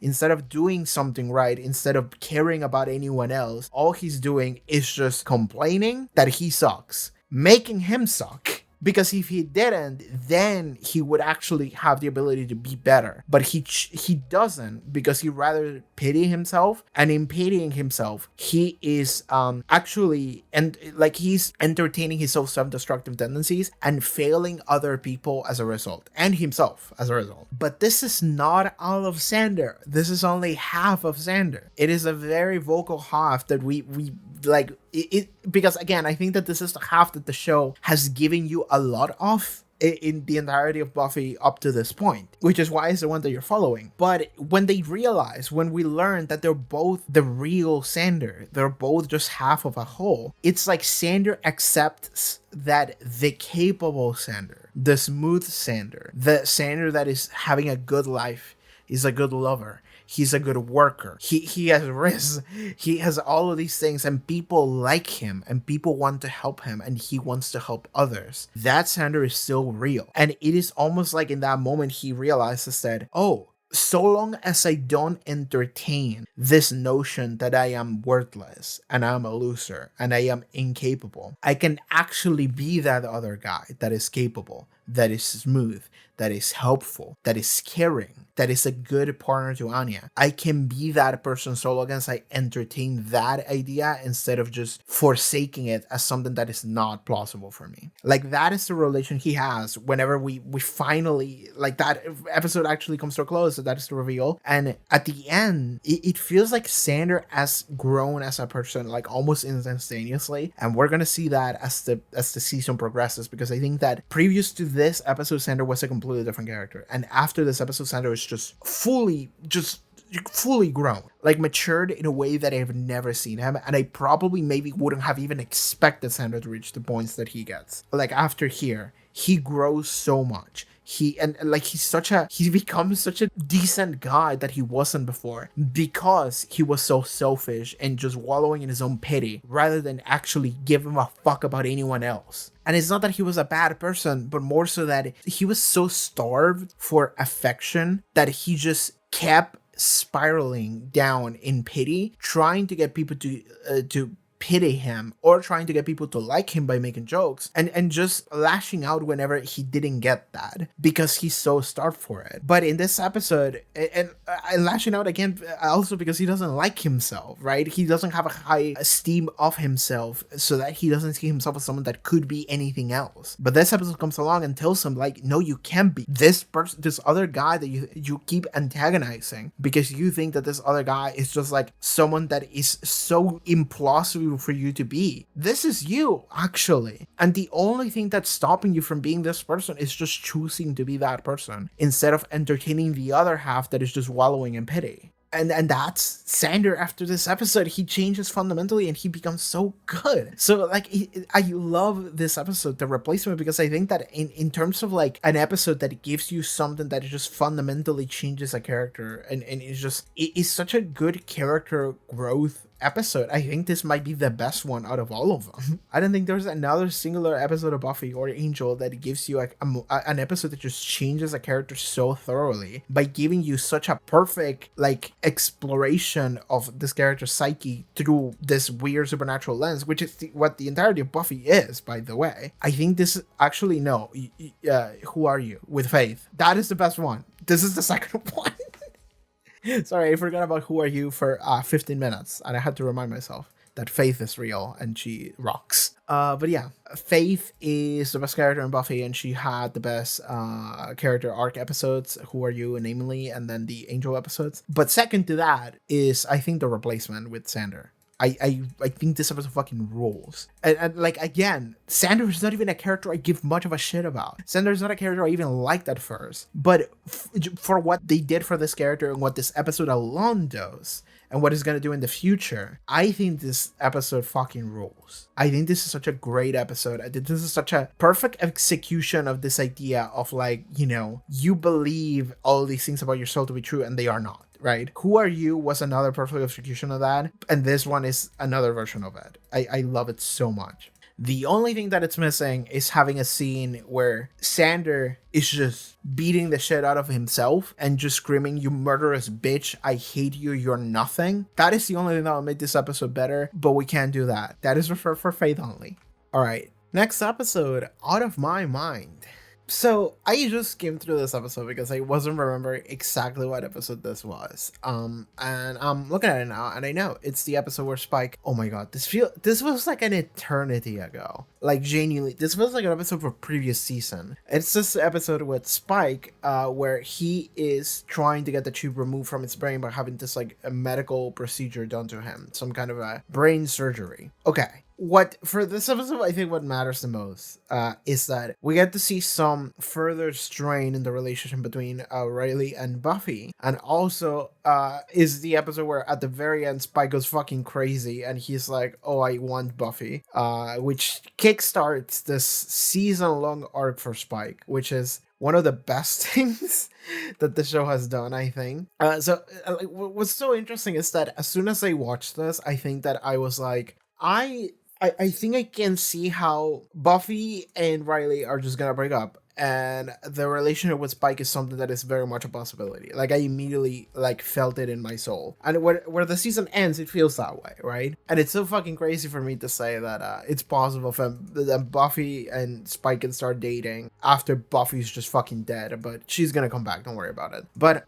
so that's what I'm thinking regarding those characters looking into the future. But this is the episode where it kind of starts, and it starts from Spike's side, from Spike's perspective. And you know what? Like the part where it starts to become real is not the dream that Spike is having of like, you know, making out with Buffy. It's before that. And it's when Buffy kicks the doctor. Well, sorry, she didn't kick the doctor's ass. She kicks his ass. And then I think they rescue the doctor and then save Riley. But here immediately after that, Spike and Harmony just run away. By the way, maybe I should do a segment for Harmony because I actually like Harmony a lot. So okay, Spike and Harmony run away, and Spike starts screaming. Let me read exactly the lines of what Spike says here as he's running away. "Buffy, Buffy, Buffy, everywhere I turn, she's there. That nasty little face, that bouncing shampoo commercial hair, the whole sodding holier than thou attitude. She follows me, tracks me down. I'm her pet project. Drives Spike round the bend, makes every day a fresh bout of torture." And then he just grabs a grave and just fucking tosses it. "You don't understand. I can't get rid of her.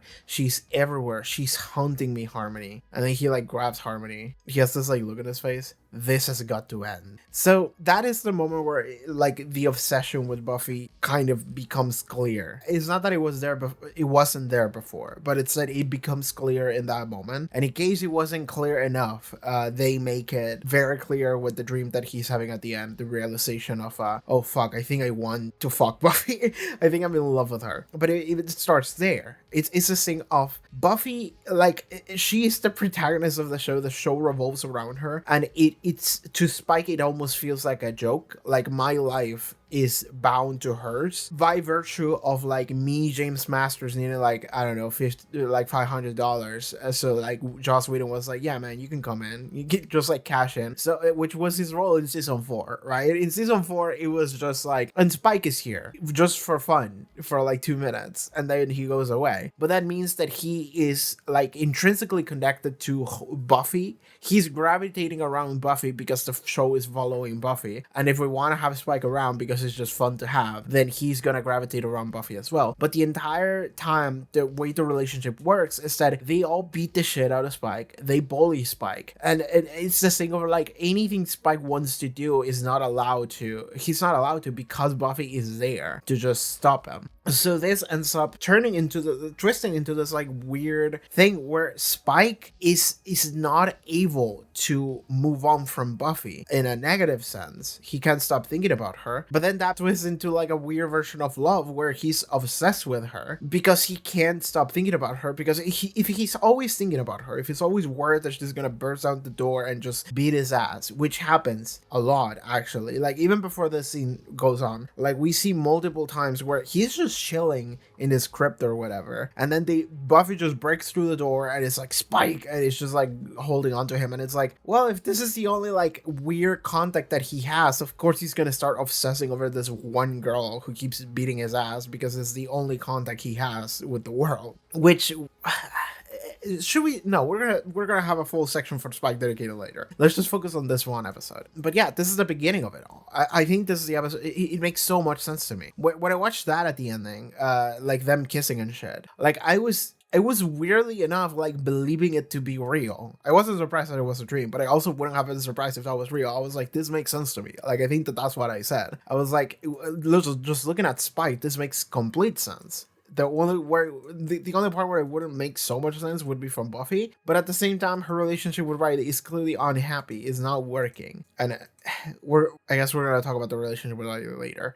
But I think this is the episode where the Riley stuff starts to become more cemented. That Riley wants something else that is not being given here, and we don't get to see much of what that is or how that works, but. Yeah, like this is what they do, like this like surgery on him, and immediately Buffy is like, all right, I'm gonna go check out on my mom, and just leaves him behind. That's what's going on the Spike side. I think that this episode is good for setting that up, like moving forward, but as for the events of the episode, it's not that on its own doesn't really accomplish that much. Harmony is good. I like Harmony here, and also I like that the doctor just tricked Spike. It was like, I can't do the surgery, and then he was like, all right, I'm gonna do it, and then at one moment he like tricks Harmony to like look to the side, and it's like, oh, what's that? I'm done, and it's just full sleight of hand check. It's just like he just fucked with them because it was like, well, they're threatening my life, so I guess I do this, and now it works, right? But okay, yeah.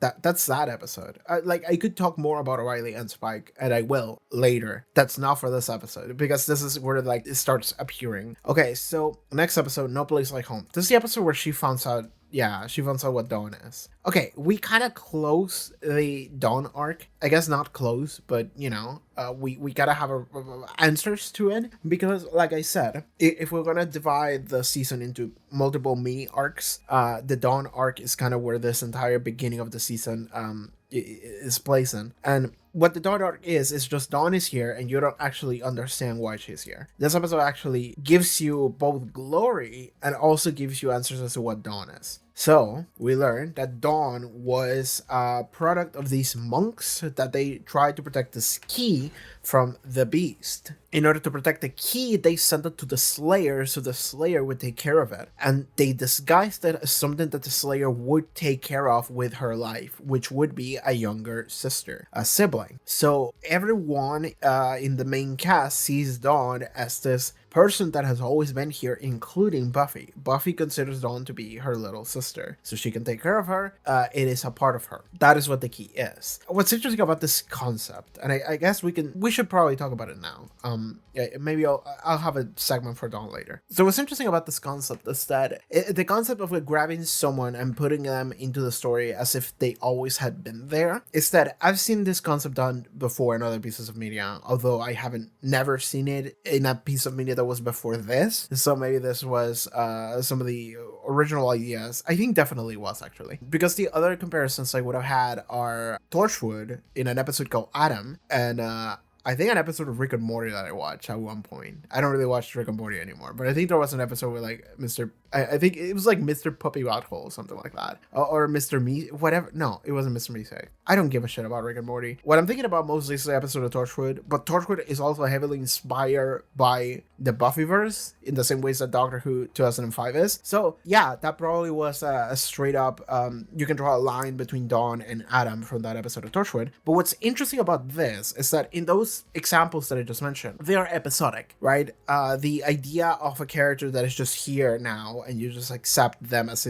if they had always been there. They are part of the gimmick of the episode. Dawn is not an episodic gimmick. She's just a part of the season and now part of the show moving forward. Like, that's what Dawn is. So that's what makes Dawn a lot more interesting than those other examples that I just gave you, because Dawn is someone who we learn that she was not here before this point, but then we have to continue having her and deal with what the implications of what that is, right? And that is something that I actually find really fascinating, that I really like. And it's also this idea of, if you know the reality of the world, that something wasn't true and it didn't happen, but you still have the memories of them being true and them happening, does that mean they happened or didn't, right? Is it still true that they didn't happen? And the answer is no, I think that they did happen, actually. Because I know that they literally didn't. Because I watched Buffy seasons 1 to 4. I know that Dawn wasn't there, so I know that all the memories with Dawn are fake. But there's still memories that they retain. And once again, I mentioned this many times before, but one of the lines that stuck out for me from Metal Gear Solid 2, even though it wasn't in this context, but it was one of the lines that made me go like, you're right. It's, things are only as real as your brain tells you they are, which is true. Time, the concept of time doesn't really mean shit when it comes to something like this, or what the meaning of things. Because yeah, I watched the past of Buffy and I know that Dawn wasn't there, but that doesn't fucking matter. Like, the past doesn't matter. What matters is the memories and experiences and feelings that you have from them, right? Like, literally, like, what happened yesterday doesn't fucking matter unless they matter in the sense of cause and effect. Something that happened yesterday mattered to you and made you think of something, made you feel a certain way, and then that creates the effect, right? Like, you are the conduit from which the past actually has an impact into the future. If the conduit itself changes, sorry, I'm talking very, this is all very weird in the way that I'm phrasing this, but you have the past, and then you have Buffy Summers, which is the conduit, and then you have the future. The past didn't change, but the conduit did, which is Buffy Summers. If the conduit changes, that is functionally the same as the past changing, because anything that happened in the past still has to go through Buffy in order to have an impact into the future. So that means that if Buffy changes and now she remembers Dawn and she keeps Dawn in her mind, and now Dawn is like something where she has memories of, like we see in like The Weight of the World, second to last episode, she has memories of like them bringing Dawn back home when she's a baby, right? When she's just born. Like, she remembers that. That is real to her. So if that is real to her, that means that that is just real in the world. Because what literally happens in the past doesn't actually fucking matter. The only way in which it matters is through the effect that it has on the characters and the impact that it brings into the future through those characters. So Dawn just not being there originally doesn't matter, because now she is here and everybody remembers her as if she had been there. And even though they know that she wasn't there, that she's actually someone that just was created like a couple months ago, that doesn't matter. It's still real to them, therefore it's still real in the world, because yesterday doesn't fucking matter. What matters is us and what we bring from yesterday, even if that is fake, and what we do in the present. So Dawn is not any different from any other like living entity, from any other person. She's just a fully formed human being, and we all have the exact same memories we would have had if she had been here from the beginning. So nothing is really different. However, that is a very, very interesting context to explore. The concept of, now we all know that, but we still have feelings that are very much real. And what do we do with that, right? And this is the episode where that kicks off, when that starts. Because okay, so up until this moment, we have had the sibling dynamic between Buffy and Dawn, where Buffy feels like Dawn is cuddled and that she doesn't have to worry about all the shit that Buffy did, and she feels kind of jealous about that. And Dawn feels like Buffy is, better than her, and like an unattainable goal that she can never measure herself up to, but she continues to do so every day because she's your sister. And we see how they like fight each other. And this is also the episode where they perceive Dawn to not be like, Buffy sees that Dawn isn't real, and she thinks that Dawn is bad and is doing something bad to Joyce, and she lashes out at Dawn. But then later, when she actually finds out what the real situation is, then she comes back and like apologizes and just is there for Dawn. In a way that felt a little sad, because I could see, like, from the perspective of Dawn, a lot of the shit that happens around her is very sad, because she is literally just a 14-year-old kid who, like, my sister is maybe a little wacko. Like, I'm looking at her doing shit. The ways that she lashes out at Dawn because she perceives Dawn to maybe be bad. But also, this is like, Buffy is kind of like the origin of a lot of Dawn's sorrows, because Buffy is the origin of, like, she is the measure from which I perceive myself to not be good enough. And then she's angry at me, and it's like, well, what the fuck am I supposed to do, right? So a lot of what happens with Dawn that is bad, like, actually comes from that place. But this is the episode where we actually figured out that what is actually happening with Dawn, and that is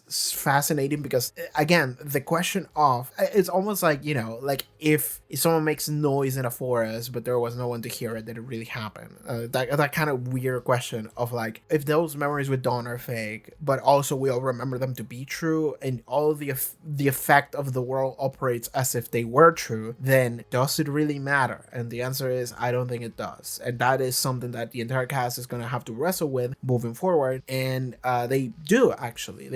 Originally, it's just Buffy and Giles, but then everybody else in the cast actually, like, they learn about it, and then they all just grow to accept Dawn and help out Dawn in whichever way they can. Okay, moving into next episode. Family. I love this episode. I love Family, dog. I mean, I love the episode Family, dog.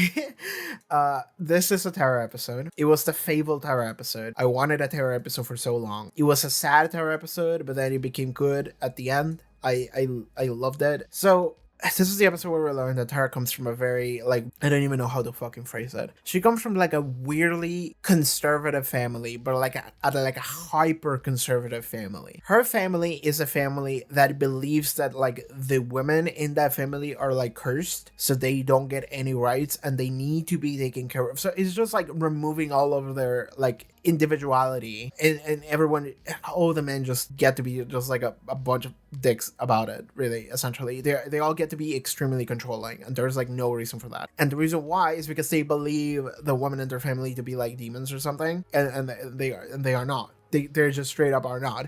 Like, Spike just solves the problem for them later, where Spike just goes and punches Tara in the face, and he starts hurting, and it's like, I stole it, she's human. And it's like, everybody has that moment of, like, what? And that just that just destroys and just puts into full perspective what the actual, like, Tara's family is about. And it's about a bunch of controlling dickheads. And the thing is that I don't know to what degree I can put it on ignorance versus just active malice. And I think it's, like, a little bit of both. They were so stupid and ignorant that I think they would have just continue to roll with that. They were uncaring enough to be able to just, like, actually put any thought and effort into not torturing Tara, and I think her name was, like, Cousin Beth or something like that. If I got that name right, I'm crazy, because, like, I never remember any names. So if I got that right, I'm cracked. But that means that they never put any effort into actually understanding the women or, like, giving a fuck about them, like, at all. And I don't know if that is active malice as much as I think it's just raw negligence. It's just, it's both, actually, because if you gave a shit, you would have tried a little harder. But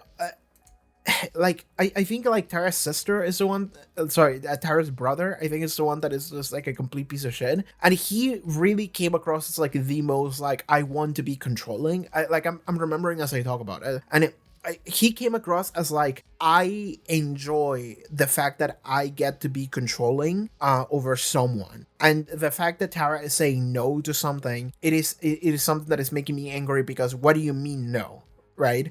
That was like Tara's brother, if I remember correctly. But Tara's dad struck me more as someone who, like, he has followed the structure and the tradition, and he's like unshaken. He is unmoving. He is like, this is the way things are. He didn't come across as like, he didn't come as controlling as much as he came across as just a traditionalist piece of shit who, like, didn't care enough to, like, think about it a little harder or try a little harder. Tara's brother came across as more controlling and malicious, because that's what he was essentially using them as a vector for him to just feel better about himself, feel superior. That is the way I interpreted those characters. And Cousin Beth was honestly extremely tragic, even though she was very combative towards Tara, and she was like, how dare you, you know? But for her, it's tragic because Cousin Beth, and I'm sorry if that is not her name, like, is there a credit sequence here where I can see that? I don't think they list the names. I think they only think the, like, actors. Regardless, Tara's cousin is the most tragic.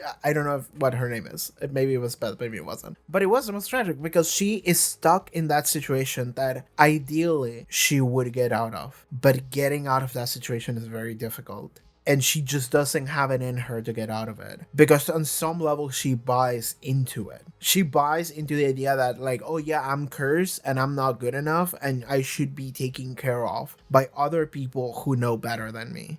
Which is extremely depressing. Like, even though she was, like, antagonistic in that episode, the reality is that she's in the worst situation. She's in the most depressing situation. She's in a situation where, like, Tara would have been in if Tara didn't escape. But Tara escaped, and she gets to be happy, and then she got to have her brain eaten, but she went back to being happy in her lesbian relationship. Everything's great. She has friends. She has loving friends that serve as almost like a found family. But Cousin Beth doesn't get to have that. Cousin Beth, she's just stuck in the same situation that Tara was, and she doesn't get to run away. Which is why I remember when I finished that episode, I was like, I hope that we get to see her in a future episode and she comes back or something. And it's like, yeah, she gets to run away and be happy in some way. This was... God, I love this episode for Tara. Because also in this episode, Tara puts them in danger accidentally by, like, masking the presence of demons or something. Yeah, so then they got attacked by a demon. Which, again, this was, like, an extremely dumb move from Tara, but I understand it from, like, why would she do that from an emotional perspective. But it is just something that is just so extremely stupid, because it's like, this specific group of people gets attacked by a demon, like, every 3 to 4 days maybe. Like, if we're lucky. Like, so, like, girl, that sounds like a horrible idea. But I understand that from her emotional angle, she was just like, I'm just gonna run away. I'm not gonna talk to anybody. I'm not gonna let anyone come after me because I know that they're gonna try to say no, but I'm doing what's best for everybody. Everybody would be happier if I wasn't here. And now I'm circling back to maybe her being the best character instead of Faith because of her extremely relatable angle where she comes from. I think that, okay, something I will say about Tara is that I think I like Tara more at this moment and before this moment than after this moment, because before, like, the entirety of season 4 Tara, well, not like half of it, because that's when she showed up, season 4 Tara, and every episode until this point, Tara felt like a character who, she felt like she didn't belong, she felt like she didn't fit in, she felt like she was kind of a bother to everybody, that they weren't really her friends. She was just like Willow's +1, and even then she was insecure about her relationship with Willow. Like, again, the reason why I immediately fell in love with Tara is because when she appeared for the first time with and tried to, like, raise up Willow, I remember her like saying, like, Willow, do you want to, like, hang out or something? Willow was like, oh no, sorry, I'm busy, because she was busy. She had to do shit with, like, Buffy or something. And then Tara was like, oh right, okay, sorry, I shouldn't. I'm sorry. And then she like runs away, and Willow is like, no, Tara, and she tries to like get Tara to like, we can reschedule, we can figure out some other time, but Tara just runs away. Tara just defeats herself into her own mind, and it's just like, of course she wouldn't date. Oh, I'm just gonna go. I'm just run away, and then she just runs away. That was the moment where I fell in love with Tara immediately, because I could see the entire process inside of Tara's head. She's ignoring whatever the fuck Willow is saying. She's like, of course she doesn't want to hang out with me, and just runs away. And that is the version of Tara that I fell in love with immediately, and that is the version of Tara we have had ever since she was introduced up until this episode, I think. But now that I'm looking at it, I think that Tara as a character has changed like for the rest of the season after this episode, because before this episode she felt like she wasn't part of the group. She felt like she didn't belong. She felt like, like she had a secret. She was rotten from the inside out, and everyone should hate her, and it would be better if she just wasn't a part of it. In this episode, the resolution is that everybody goes like, no, like we're not gonna let you hurt Tara, even though Tara like kind of betrayed us by making this like bullshit trick that put us in danger. Like, we're not even gonna give her shit about that, because we love Tara. Fuck you. And they stood up for her. They actively went against Tara's controlling like dad and family, and they were like, fuck you, we're not gonna let you take her. Tara is our friend. We are her family. That was like the real family that Tara just found herself into. And it's the thing of like, I wish I had like that experience of like people stand up for me in that way, and like everybody just standing up for me, like they don't give a fuck about me or whatever they're saying about me. It's just like, no, fuck you. Like, we love this person regardless of whatever this thing you're putting in our table. It's just like, no. And that it has to be like an enlightening moment for Tara of like something that she didn't believe to be true, something that she would have never like expected to be true, but it is in fact true. She's loved and accepted, and they actually don't want her to leave. I love this episode. I love this episode. I love what it does for Tara. And like, again, I will say that I think that Tara after this episode becomes a different character, like a happier character, a better character. But that's not a character I'm interested into. I still love her. Don't get me wrong. Fuck you. I think she's fantastic. Like, of the entire main cast, she's still my favorite in Buffy currently. But like, I think that I really vibed. I really connected with that version of Tara that was just so dejected. So getting to see a happier version of Tara makes me happy. It doesn't make me as interested. It just makes me happy. Which is not a bad thing, but it's something that I'm just explaining, because I think that after this episode, like now that I'm thinking about it, I think Tara's just different and she's happier, and that's a good thing. Like, and that's why, like, I'm just happy to see Tara. I'm just not like intrigued or thrilled to see Tara in any way. I'm just happy to do so. Like, Tara just becomes this like wonderful puppy that I'm just happy to see after this moment, because she finds her place and she's happy, and I'm happy for her. What else do we talk about within this episode? Is there anything else, or just the Tara stuff? I mean, we have this. I'm skimming through episodes here, and I keep seeing like random scenes with like Riley and stuff, and I'm like, oh yeah, Riley was still around. But we're gonna talk about Riley in like 4 episodes, so let's just keep moving forward here. Here we go. Here's the juicy shit. Episode 7, Fool for Love. This is a very cool episode, and I think it's probably the best episode for like Spike that we have had in Lover's Walk, this one, and then what else? Crush? Which one is the best one? I don't know. There's an argument to be made for this one, because this one gives us the most like insight, I think. I think this episode explains Spike as a character much more than any other episode, because we get to hear his story. So, during Fool for Love, what we see here is that Buffy gets cocky.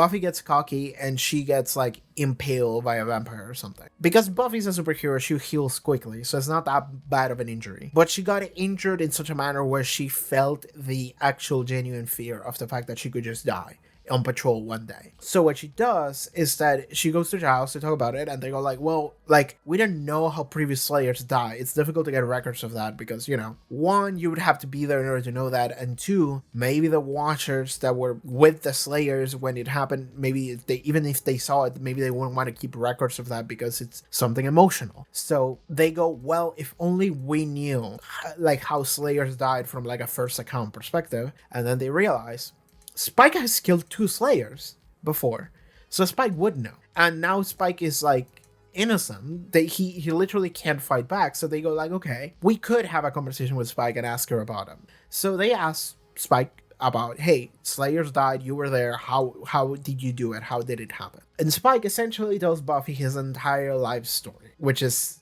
is fascinating because, okay, this contextualizes Spike as a character and his crushes and shit and the way he's acting so much. But Spike, what we see is that I'm sorry, I'm not gonna know dates. I'm not keeping the years of like any of this shit straight ever. Like I'm never remembering the years. But many years ago, in ye olden days, Spike was known as William the Bloody, I think, because he was bloody terrible. That kind of recontextualizes a little bit that we have heard before, because we took that nickname to be something like, something like epic, like this vampire is so vicious, and it's like actually because because he fucking sucks so much, and it was a nickname that they gave him because he was a fucking fool. He was a clown, and maybe he reappropriated that nickname as something more evil in the following years. That sounds like something he would do, but that is the origin of it. He was bloody terrible because he was a nerd. He was very into like literature and poesy,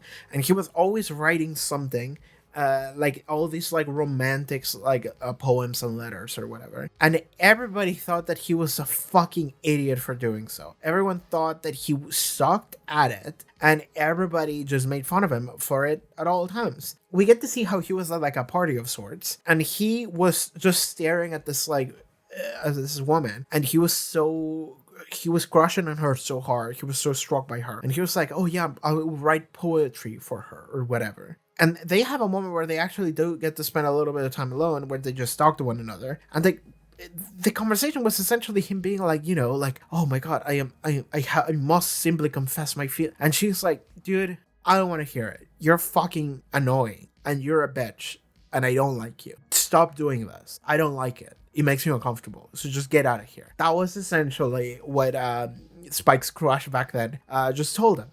Everybody made fun of him. Nobody liked him, including the women he had a crush on, and maybe women multiple. I don't know. We didn't get to see that much of a context, but that is essentially the place where Spike was at when he got turned into a vampire. Because what he does is that he runs away, he's dejected and sad and alone, and he just runs into Drusilla, and Drusilla offers him all of the promises that somebody would offer someone to turn into a vampire. It's just like, yeah, all of this would be great. Wouldn't you love to just be mortal and beautiful, and everyone would just they would be forced to recognize you, and we could just have one another forever or whatever. And Spike is like, yeah, I think Spike used the word effulgent. I think that was the word in his writing, and they made fun of it for it, and they made fun of him for it. And then Drusilla used the same word, effulgent, to him, and he was like, oh, she's just like me, for real. Like that's essentially what he was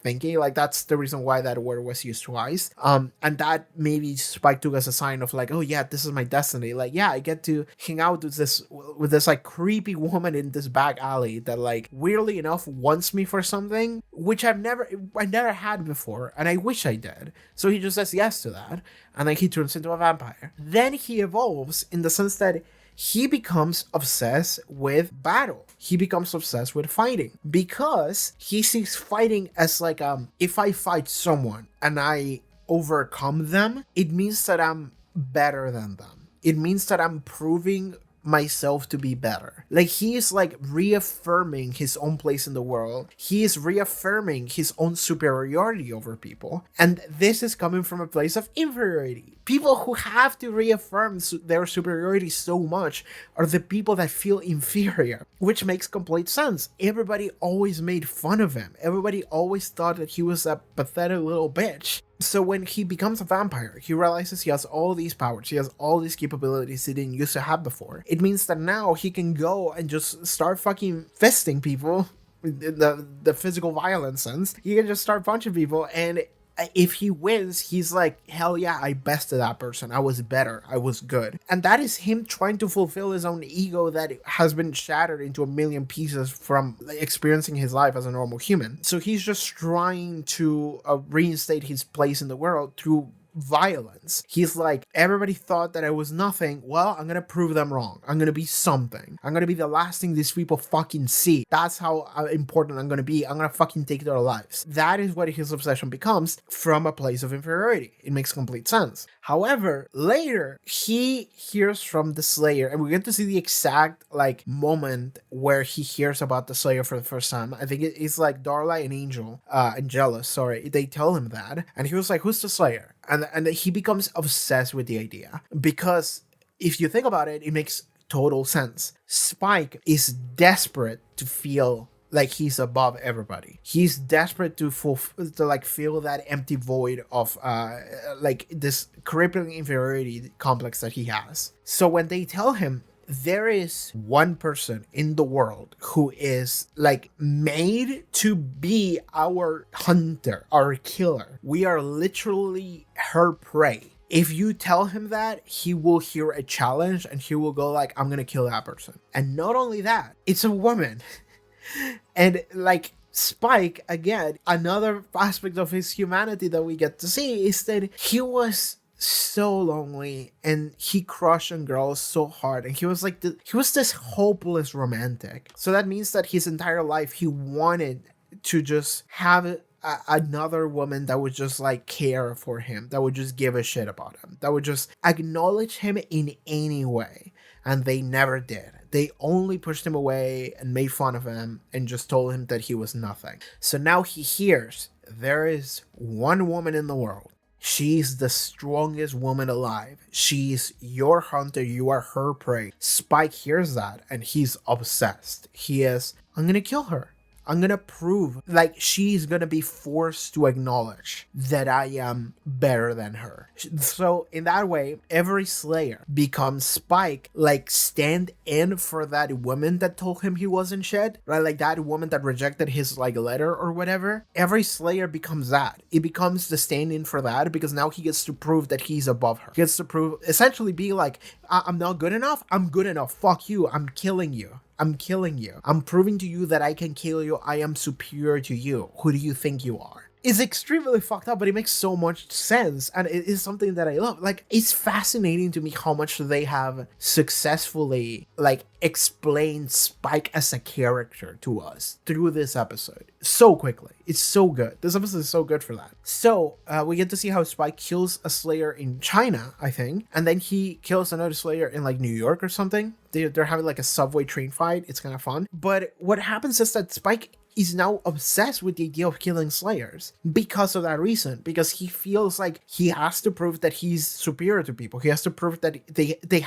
are forced to acknowledge to him. So that's why he's violent. That's why he loves fight. But then he learns that Slayers exist, and it's like, well, I'm gonna prove to them that I'm better than them, even though I'm supposed to be their prey. Fuck him. I'm gonna be better. I'm gonna be stronger, and they're gonna force to acknowledge him. You know, all these bloody women, they are gonna be forced to acknowledge me, which is like an extremely insulting thing to think, like, from that angle, but that is essentially what he's thinking. I referred to Spike as an incel before, and I think that Spike has had peak incel moments, especially in like Crush, when he essentially kidnaps two women, his previous like relationship and his now crush, and he's like, somebody pay attention to me, essentially, I'm gonna murder you if you don't pay attention to me. It's like, that is like the peak incel shit he can do. But then he has all these like wholesome moments where he like he's not doing that, right? He's so accepting, especially in the final episode, when he's like getting weapons with alongside Buffy. Like, Spike is having all this like roller coaster of emotions where I'm go from like, dude, shut up, to like, oh, that was kind of cool, and he's just ping-ponging all over the place. But whatever, he's now obsessed with this Slayer, so he's actively hunting them. He, like, even though they are his hunter, he's the one that's seeking them out because he wants that. He wants that challenge because he wants to reinstate himself as better. And that is why he, like, takes the coat of the second Slayer that he kills, which, by the way, that Slayer looked fucking cool. Like, I wanted to watch the adventures of that Slayer in New York. That was fucking fire. But, like, he's wearing her coat. Like, that becomes part of his apparel. The first Slayer that he killed, he fucked over her dead body. he fucked Drusilla over her dead body. So it's this thing of like the thrill of fighting a Slayer and the thrill of overcoming a Slayer is something that is so intrinsically like is something that he's enamored with in like a twisted way. And then he makes the code of the second Slayer like part of his apparel for the rest of time. He's wearing that shit for like, I don't know, like 40 years at this point. So it's like, yeah, Spike is obsessed with this. To him, there's no better feeling than to being acknowledged by a Slayer. Which takes us to Buffy. Now that Spike, like, he's telling this whole life story, and this is after Spike has realized, like, I have this, like, weird crush on Buffy. There is this moment where, after this, where, like, Buffy and Spike are having this conversation, kind of argument, where, like, Spike is telling her, like, eventually, like, the way those Slayers died, it wasn't for any like particular or specific reason. I just caught them during a bad day, and that's all it takes. Like, that was it. And that is what Spike is telling her, is that you are someone that's seeking death. Every time you fight someone, that's what you're doing. You're putting your life on the line. And that is like a reality that you have to acknowledge, that this is part of who you are. You are constantly fighting monsters. And in doing so, every time, even if we don't think about it too hard, the truth is that you are putting your life out there. And one of these days, you're just going to have a bad day. And that's all it's going to take. One bad day. For one of these vampires to have one lucky day. That's it. That's all it takes. It's nothing special. There's no secret, like, special reason as to, like, weakness that Slayers have that I exploited. It's nope. I just got lucky twice. In the same way that those Slayers got unlucky twice. That's it. But at the same time, Spike is, like, weirdly, like a demon in her shoulder trying to convince her, you know, that this is all it is. And that you actively are seeking this in like, a certain manner. That like, you are seeking death. You want this to be over on some level, which is interesting because this actually ties very well into the rest of the season. You're putting off the inevitable. Sooner or later, you're gonna want it. And the second that happens, that's when it's gonna be over. Buffy tries to deny this, and that's why she, like, fights him off. But also what's interesting about this scene is that Spike he tries to kiss her. He straight up tries to I just looked at it again. He tries to kiss her. So it's this thing of, like, Spike has this, like, battle lust, focus on lust. And he gets too close to Buffy and he's like, give it to me. And then he gets close to, like, kissing her. And Buffy's like, what are you doing? And then they have this thing of, like, with you, Spike, never. And Spike is like, I know you want to dance. So and Buffy's like, never. Even if I did, it would have been you, Spike, and just tosses him, throws money on him, and it just fucking throws him on the floor, just exactly the way he looked exactly the way like the first woman that rejected him, which is why Spike gets angry. He's like, I'm just gonna shoot her, I'm just gonna fucking murder Buffy. And then Buffy gets home and she gets to hear the news of Joyce and what's happening to her. And Spike gets to her, he arrives with the gun and is like, I'm gonna kill Buffy, and he just sees Buffy crying on their porch, and Spike is like, oh. And he just changes his mind, and he's like, I'm gonna console her. I'm gonna help her out. Spike is a fascinating character, dude. Spike is, I don't want to say Spike is the best character in the show. From objective, not subjective. Like, I don't think that way. I don't like Spike that much. But looking at it from terms of, like, what the fuck happens to this dude is fucking crazy. Is a little crazy. I still think I'm gonna put Faith above that. Both objectively and subjectively, actually. Faith is the best. But Spike is something where I don't like Spike that much, but I can certainly see why other people would. And I also think that is fascinating what happens to this dude, because, like, following Spike is a fucking roller coaster, dude. Like, I never know exactly where he's going to go. He's like, I hate her, I'm gonna kill her, to, like, I love her, actually, I want her to dominate me, to, like, I'm gonna fucking murder her for rejecting me. And you get all this, like, context for this entire episode as to why that is. And then at the very end, he's like, oh, actually, like, I feel for her and I wanna take care of her, right? It's like, what the dude, he keeps flip-flopping, and he's, like, trying to convince Buffy that, like, you know, like, Buffy actually wants him, and she wants to, like, die and just forsake herself and debase herself or whatever and just embrace Spike. And it's like, no. And then Spike is, oh, that fucking bitch, I'm gonna kill her. And then it's like, that's not how it goes. All it takes is for him to just see her crying, and then it's just like, oh, I don't want to do that, you know. And they just sit together in silence, and that's it. He like, it's so funny that he arrives with a fucking shotgun and he just puts the shotgun down and just kind of sits there, and it's so fucking funny. Just, like, pats her in the back, and then they both just kind of sit there in silence. That's so good. That's such a good scene. That's such a good closure to the episode. But like again, the character Spike in this episode is fucking fascinating to me, and what that becomes like later. And again, there's a scene here with Dracula where Dracula cheats on Spike, but Spike just confronts them. And what Dracula says is like, well, yeah, but that's because I don't think you love me. I'm looking at you and you're covered with the Slayer. Literally, he's like wearing her coat. It's this thing of like, I can tell that you're obsessed with her. And that's not like, you're never going to be obsessed with me in that way. I think that you just want my company because you want the company of a woman that will just like look at you. But I don't think that you actually give a shit about me as a person, which I can see as being true, actually. That is what that like weird relationship fight he has with Drusilla here is, and what it was off screen like 2 years ago. Again, like when he fucked Drusilla over the corpse of the first Slayer he killed in China, I don't think that he fucked Drusilla because because of Drusilla. I think he fucked Drusilla because they were over the corpse of the first Slayer. If he had been any other woman that had been there and willing, he would have done so anyway. It didn't matter that it was Drusilla, it mattered that it was over the corpse of the Slayer. That's what it was. And also, an extra additive that we just kind of have to throw in there is the fact that they just tell us that the blood of a Slayer works as an aphrodisiac for vampires, which is crazy. It's a little nuts, if I'm gonna be real with you.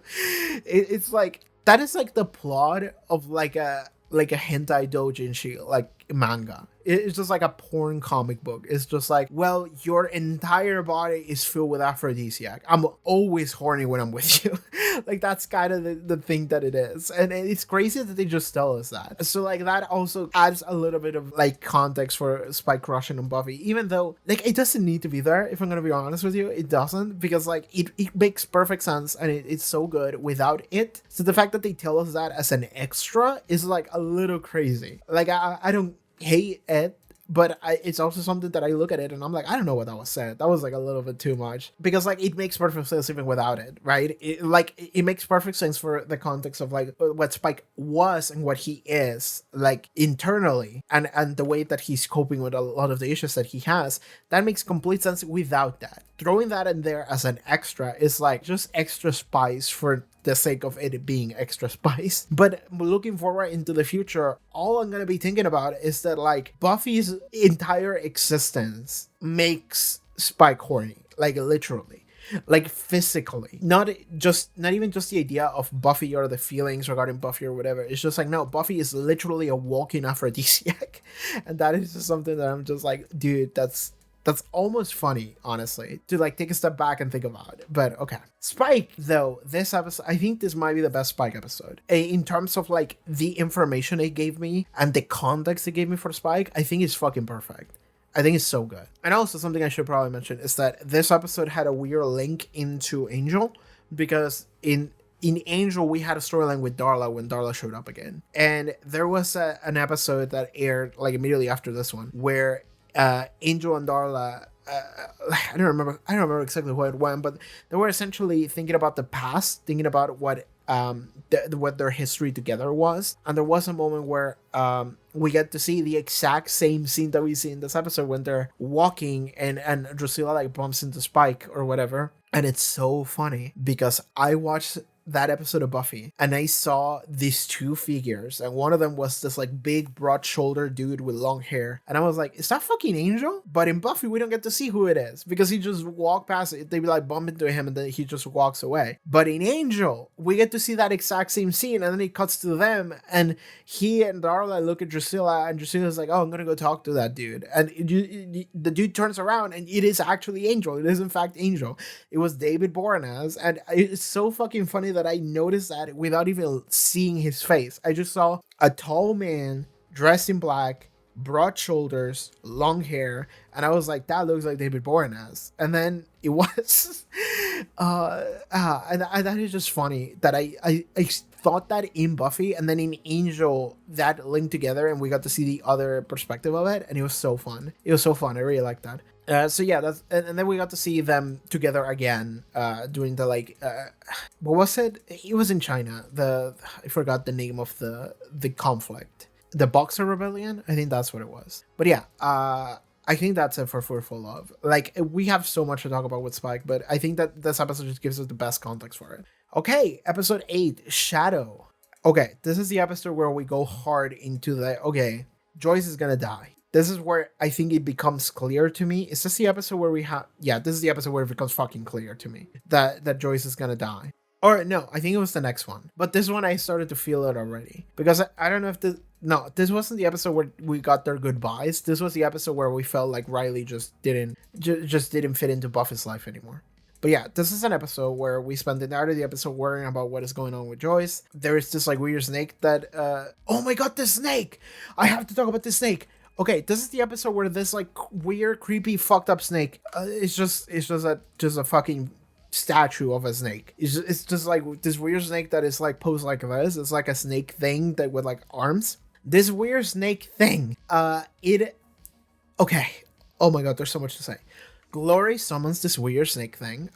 Well, my editor's gonna have to edit this. Blue, sorry. Put an image of the snake from this episode around here somewhere.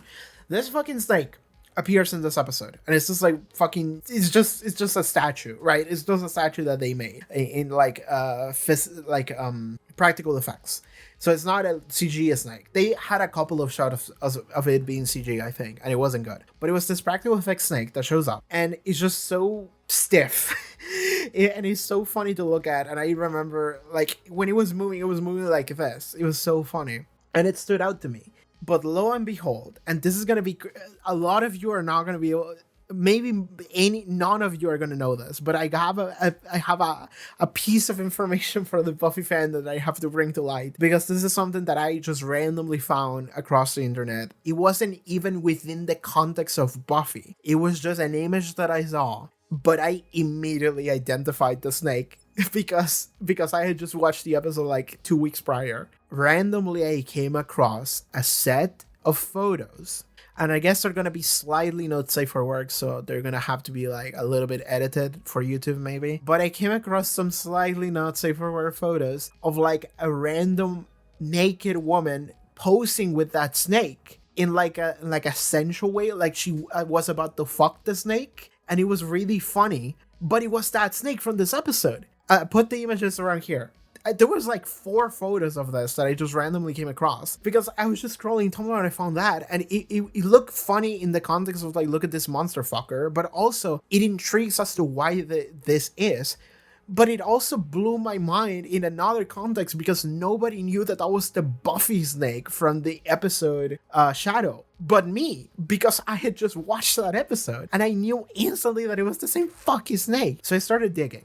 I wanted to dig. I wanted to figure out where exactly the context of the image came from. And from what I heard, and this isn't official information because I couldn't find official sources, but what I discovered is that there used to be this like weird Buffy fandom meetups that they would do sometimes.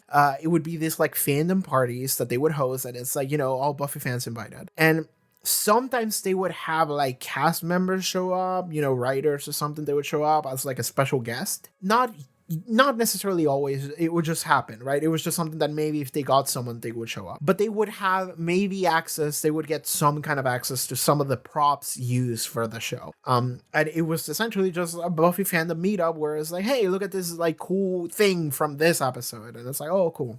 And they apparently got the snake statue from this episode Shadow, the stiff snake that looks like this.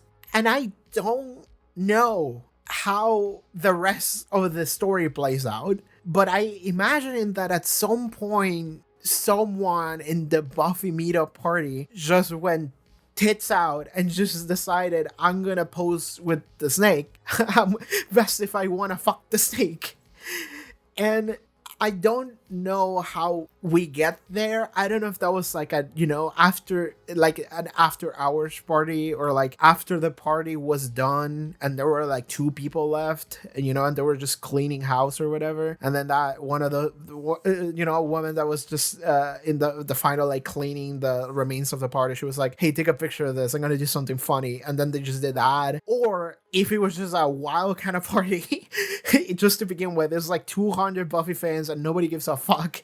Everybody everybody's drunk and it's like, fuck it, I'm going tits out. And like the funniest thing I could possibly imagine, it's like, imagine Anthony Stewart Head, you know, the actor for Giles. Imagine that they just got him for one of these Buffy fan meetups, you know, he's like a special guest. Imagine he just walks into the building, he walks through the front door, and the first thing he sees is like the photo of the like naked girl with the snake, and everybody's just taking photos of that, and it's like, oh, and he just walks through the door like, I'm out of here, dog. Like, it's like that meme of like the grandpa from The Simpsons that just like walks through the door, he turns around and just puts the coat back on, and just leaves like that. Like, I can't imagine like a cast member walking through the door, seeing that, and being like, I don't know what the fuck this is, dog. I'm out of here.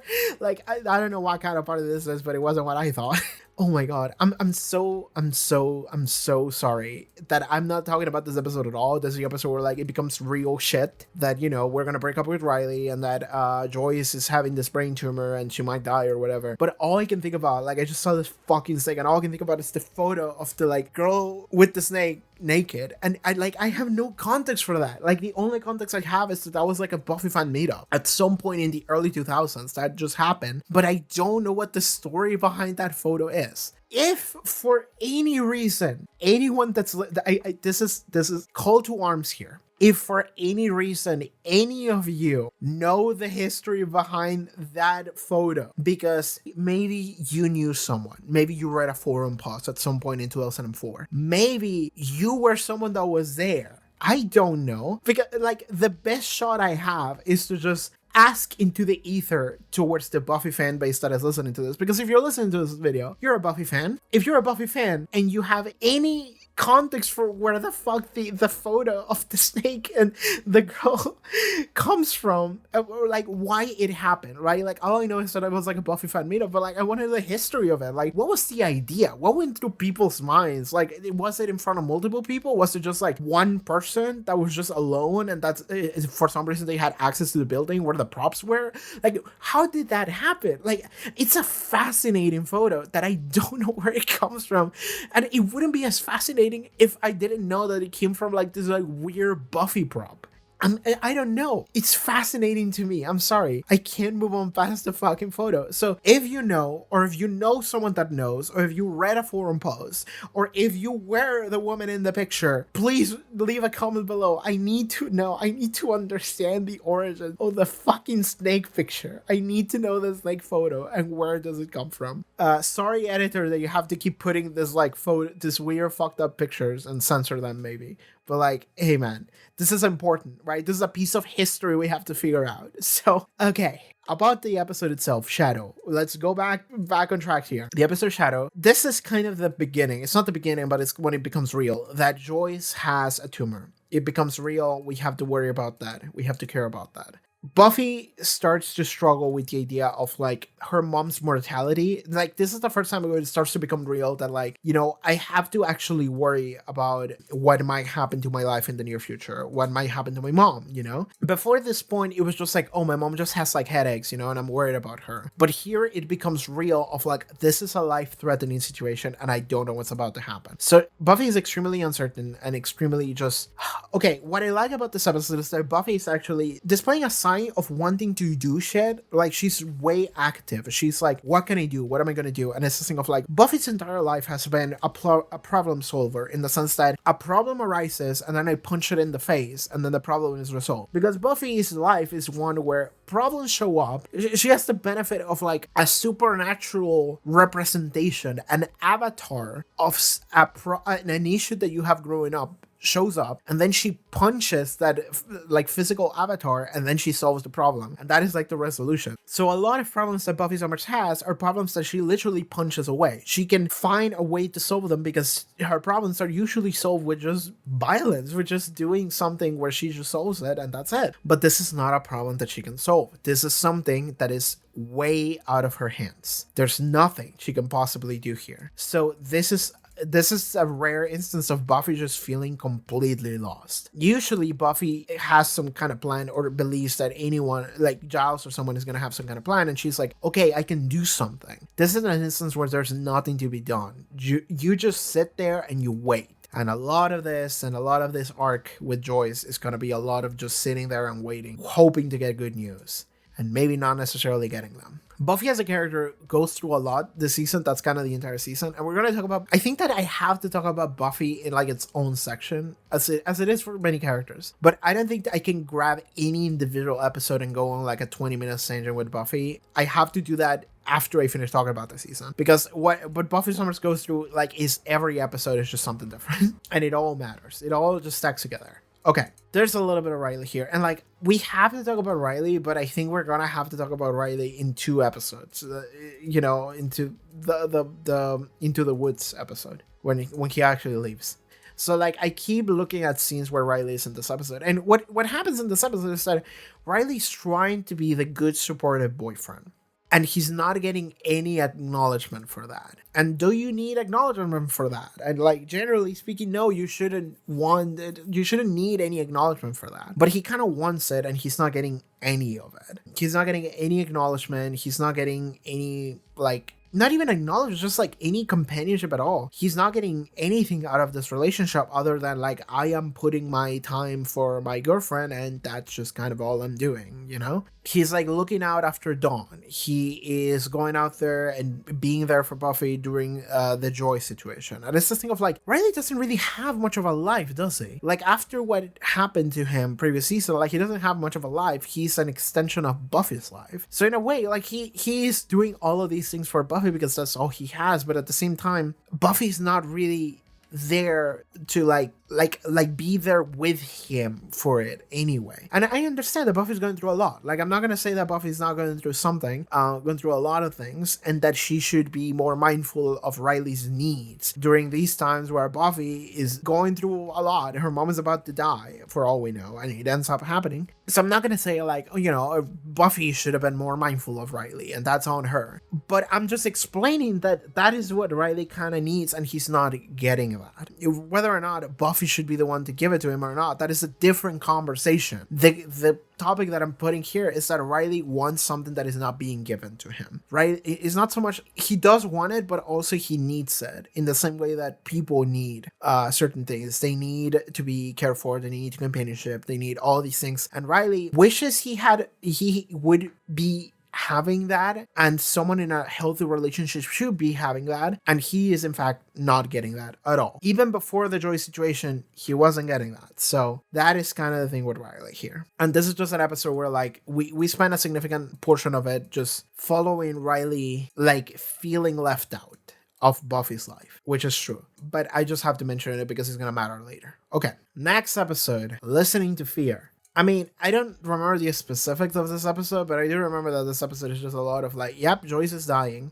Oh, is this the episode with the Queller Demon? Yeah, it's the Queller Demon. Okay. I think the concept of the Queller Demon and, and Ben and Glory, I think it's I haven't talked about Ben and Glory this entire discussion, which is, I think it speaks to the fact that I don't think they matter that much. So I will talk about them later, I guess. But this was an episode that was really cool for that purpose, for like giving me something to work with that I was trying to pierce together. I think I went into some theories about Ben and Glory and like Rasputin. I think the Queller Demon is super cool for what it is doing, but more so than that, this is an episode where Buffy is just desperately trying to cope with the fact that Joyce might die. I think we have a really good scene where Buffy's just doing the dishes and she just breaks down crying while some like dumb like radio song is playing, just some like background fucking music is playing, and it's just this like cheery like upbeat whatever, and Buffy's just doing the dishes and just crying. She just breaks down crying, and she's not listening to anything else. Like they're being attacked and she's just not paying attention to that. Like she's just letting the emotions get the best out of her. And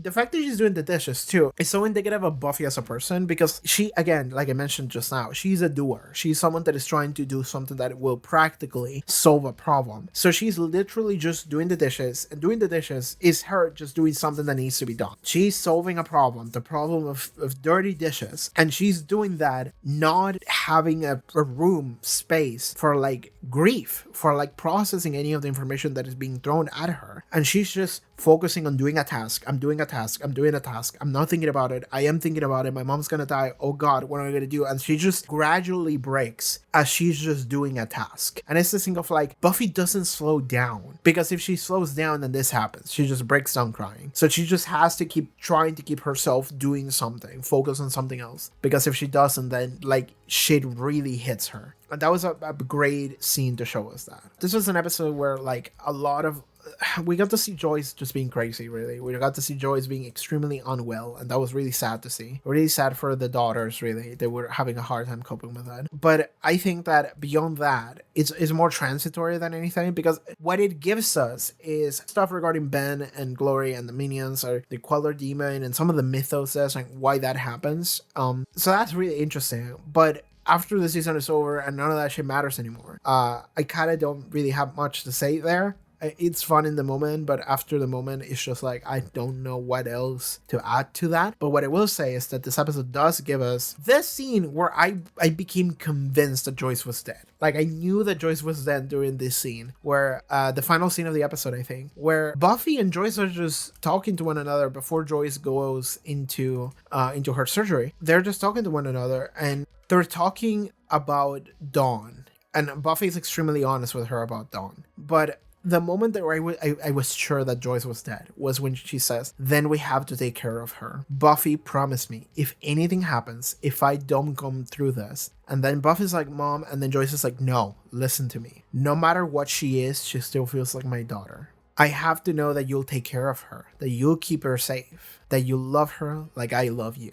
Buffy goes, I promise. Joyce goes, good. And then she just keeps saying good. She hugs her. And then she goes, oh, my sweet, brave Buffy. That was the moment that I knew she was dead. That was the moment that I was like, she's fucking dead. That was that goodbye scene. That was that this character is about to die scene. So when she didn't die during the surgery, I was like, she's gonna die later. Arguably in a worse manner. Like, I was sure that she was dead, right? Like, that was a goodbye scene. That was like giving Buffy this thing that she's gonna have to carry with her. And it makes complete sense that was a goodbye scene, because later when Joyce actually does die, she dies in a manner where there's no ability to talk to one another. They couldn't get a final goodbye scene in chronological order, so they had a goodbye scene that happened previous to that, which makes her death more tragic, because like, the way death comes in real life, usually it doesn't come in a way that you expect it. It just happens, right? Death just kind of happens, and whatever last interaction you have with that person, that's just it. You don't get a good goodbye. You don't get a good send-off. It just happens, and you have to deal with it. So this was a way in which the show gave us a goodbye scene, but it wasn't the final scene that they shared together. It was a goodbye scene that happened weeks prior. But it was still a goodbye scene. It was still very much a goodbye scene. I think that is probably the number one thing that this episode does that I probably want to talk about, that I want to mention, is giving us that goodbye scene between Joyce and Buffy that I actually really liked. I actually really, really liked. All right, let's talk about fucking Into the Woods here. Into the Woods.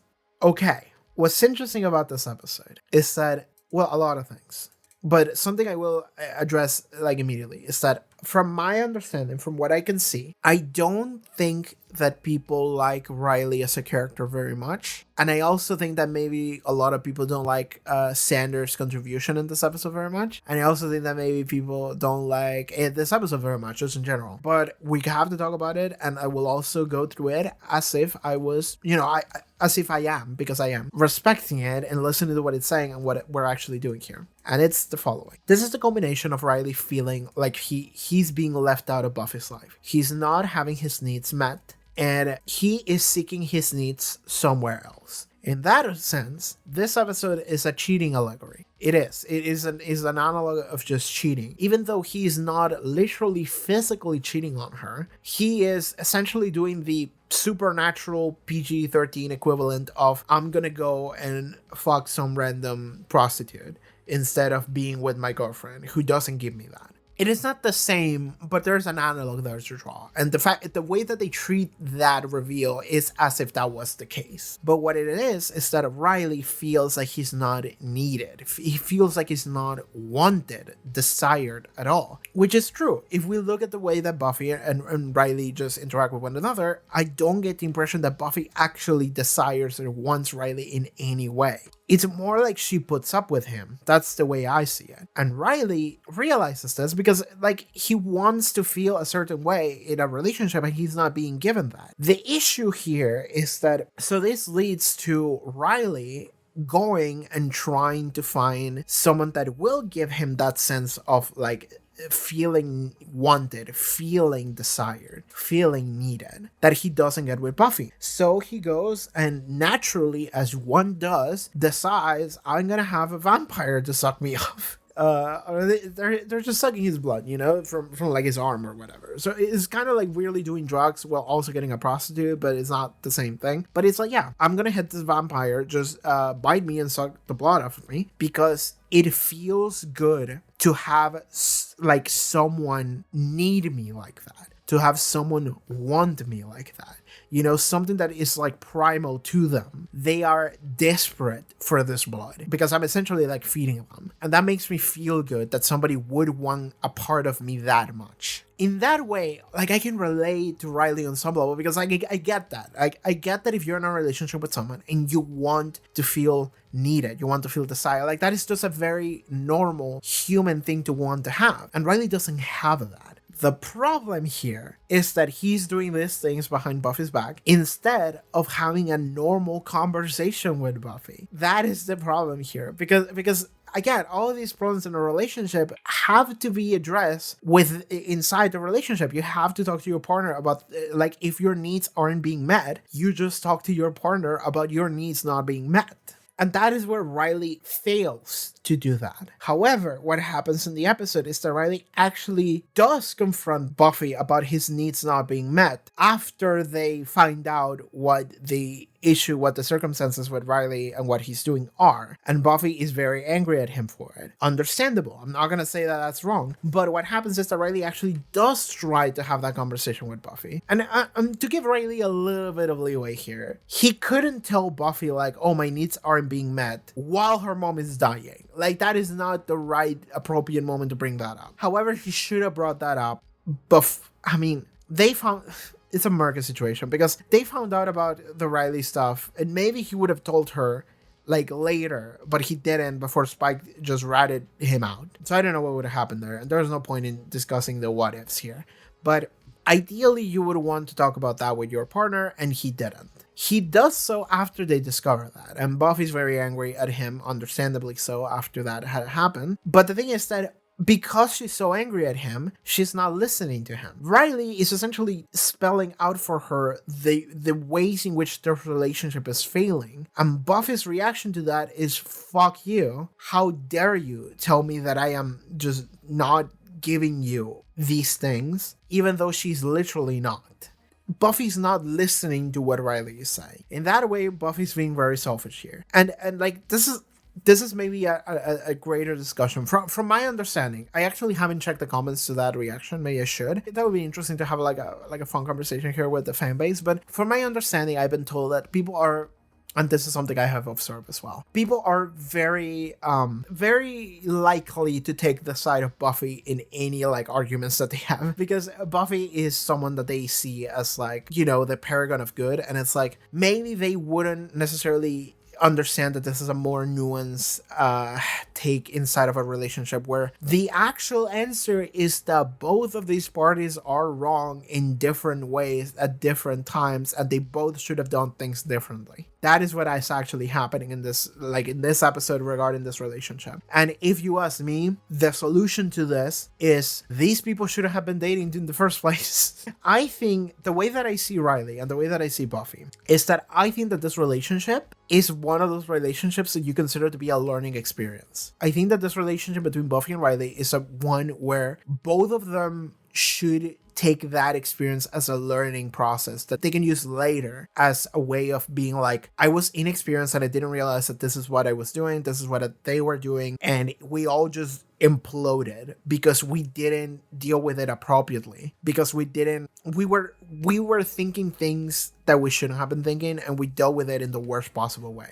And this applies to both of them. Buffy was a bad partner in the sense that she wasn't giving Riley his needs, and Riley was a bad partner in the sense that he wasn't communicating his needs. And maybe this would have been avoided if they had been talking to one another, but even if they had talked to one another, I don't know if that could have happened, if Buffy would have been able to meet Riley's needs. And I don't know if Riley would have met Buffy's needs, because I don't know what Buffy's needs are. Like, that's where I'm sitting, is that I don't know if Buffy wants a relationship. Like, she keeps saying that she does. Like, that's what's crazy about Buffy, is that the entire time Buffy has been just jumping from guy to guy ever since we started Buffy season 1. She's just been keep ping-ponging between guys that she kind of maybe has a crush on. She wants to date people, and it's like, and then we have a whole situation with Angel, and then we have Parker, and then we have Riley, and then we have maybe Spike, and it's just think of like, she keeps going for boys, and I'm just sitting here like, girl, and I'm questioning it more so because I'm thinking about it, and I'm like, I don't know what Buffy wants actually. I don't know if Buffy wants a relationship. I think Buffy wants a relationship just because she feels like a relationship is the normal thing that a normal girl would want. And that's why she kept wanting to have a relationship, is because she kept wanting to be normal. And I don't know if she actually had any inclinations towards wanting to be a romantic partner or desire a partner or like give a shit about a partner at all. I don't know if Buffy has that. I don't know if she's ever had that.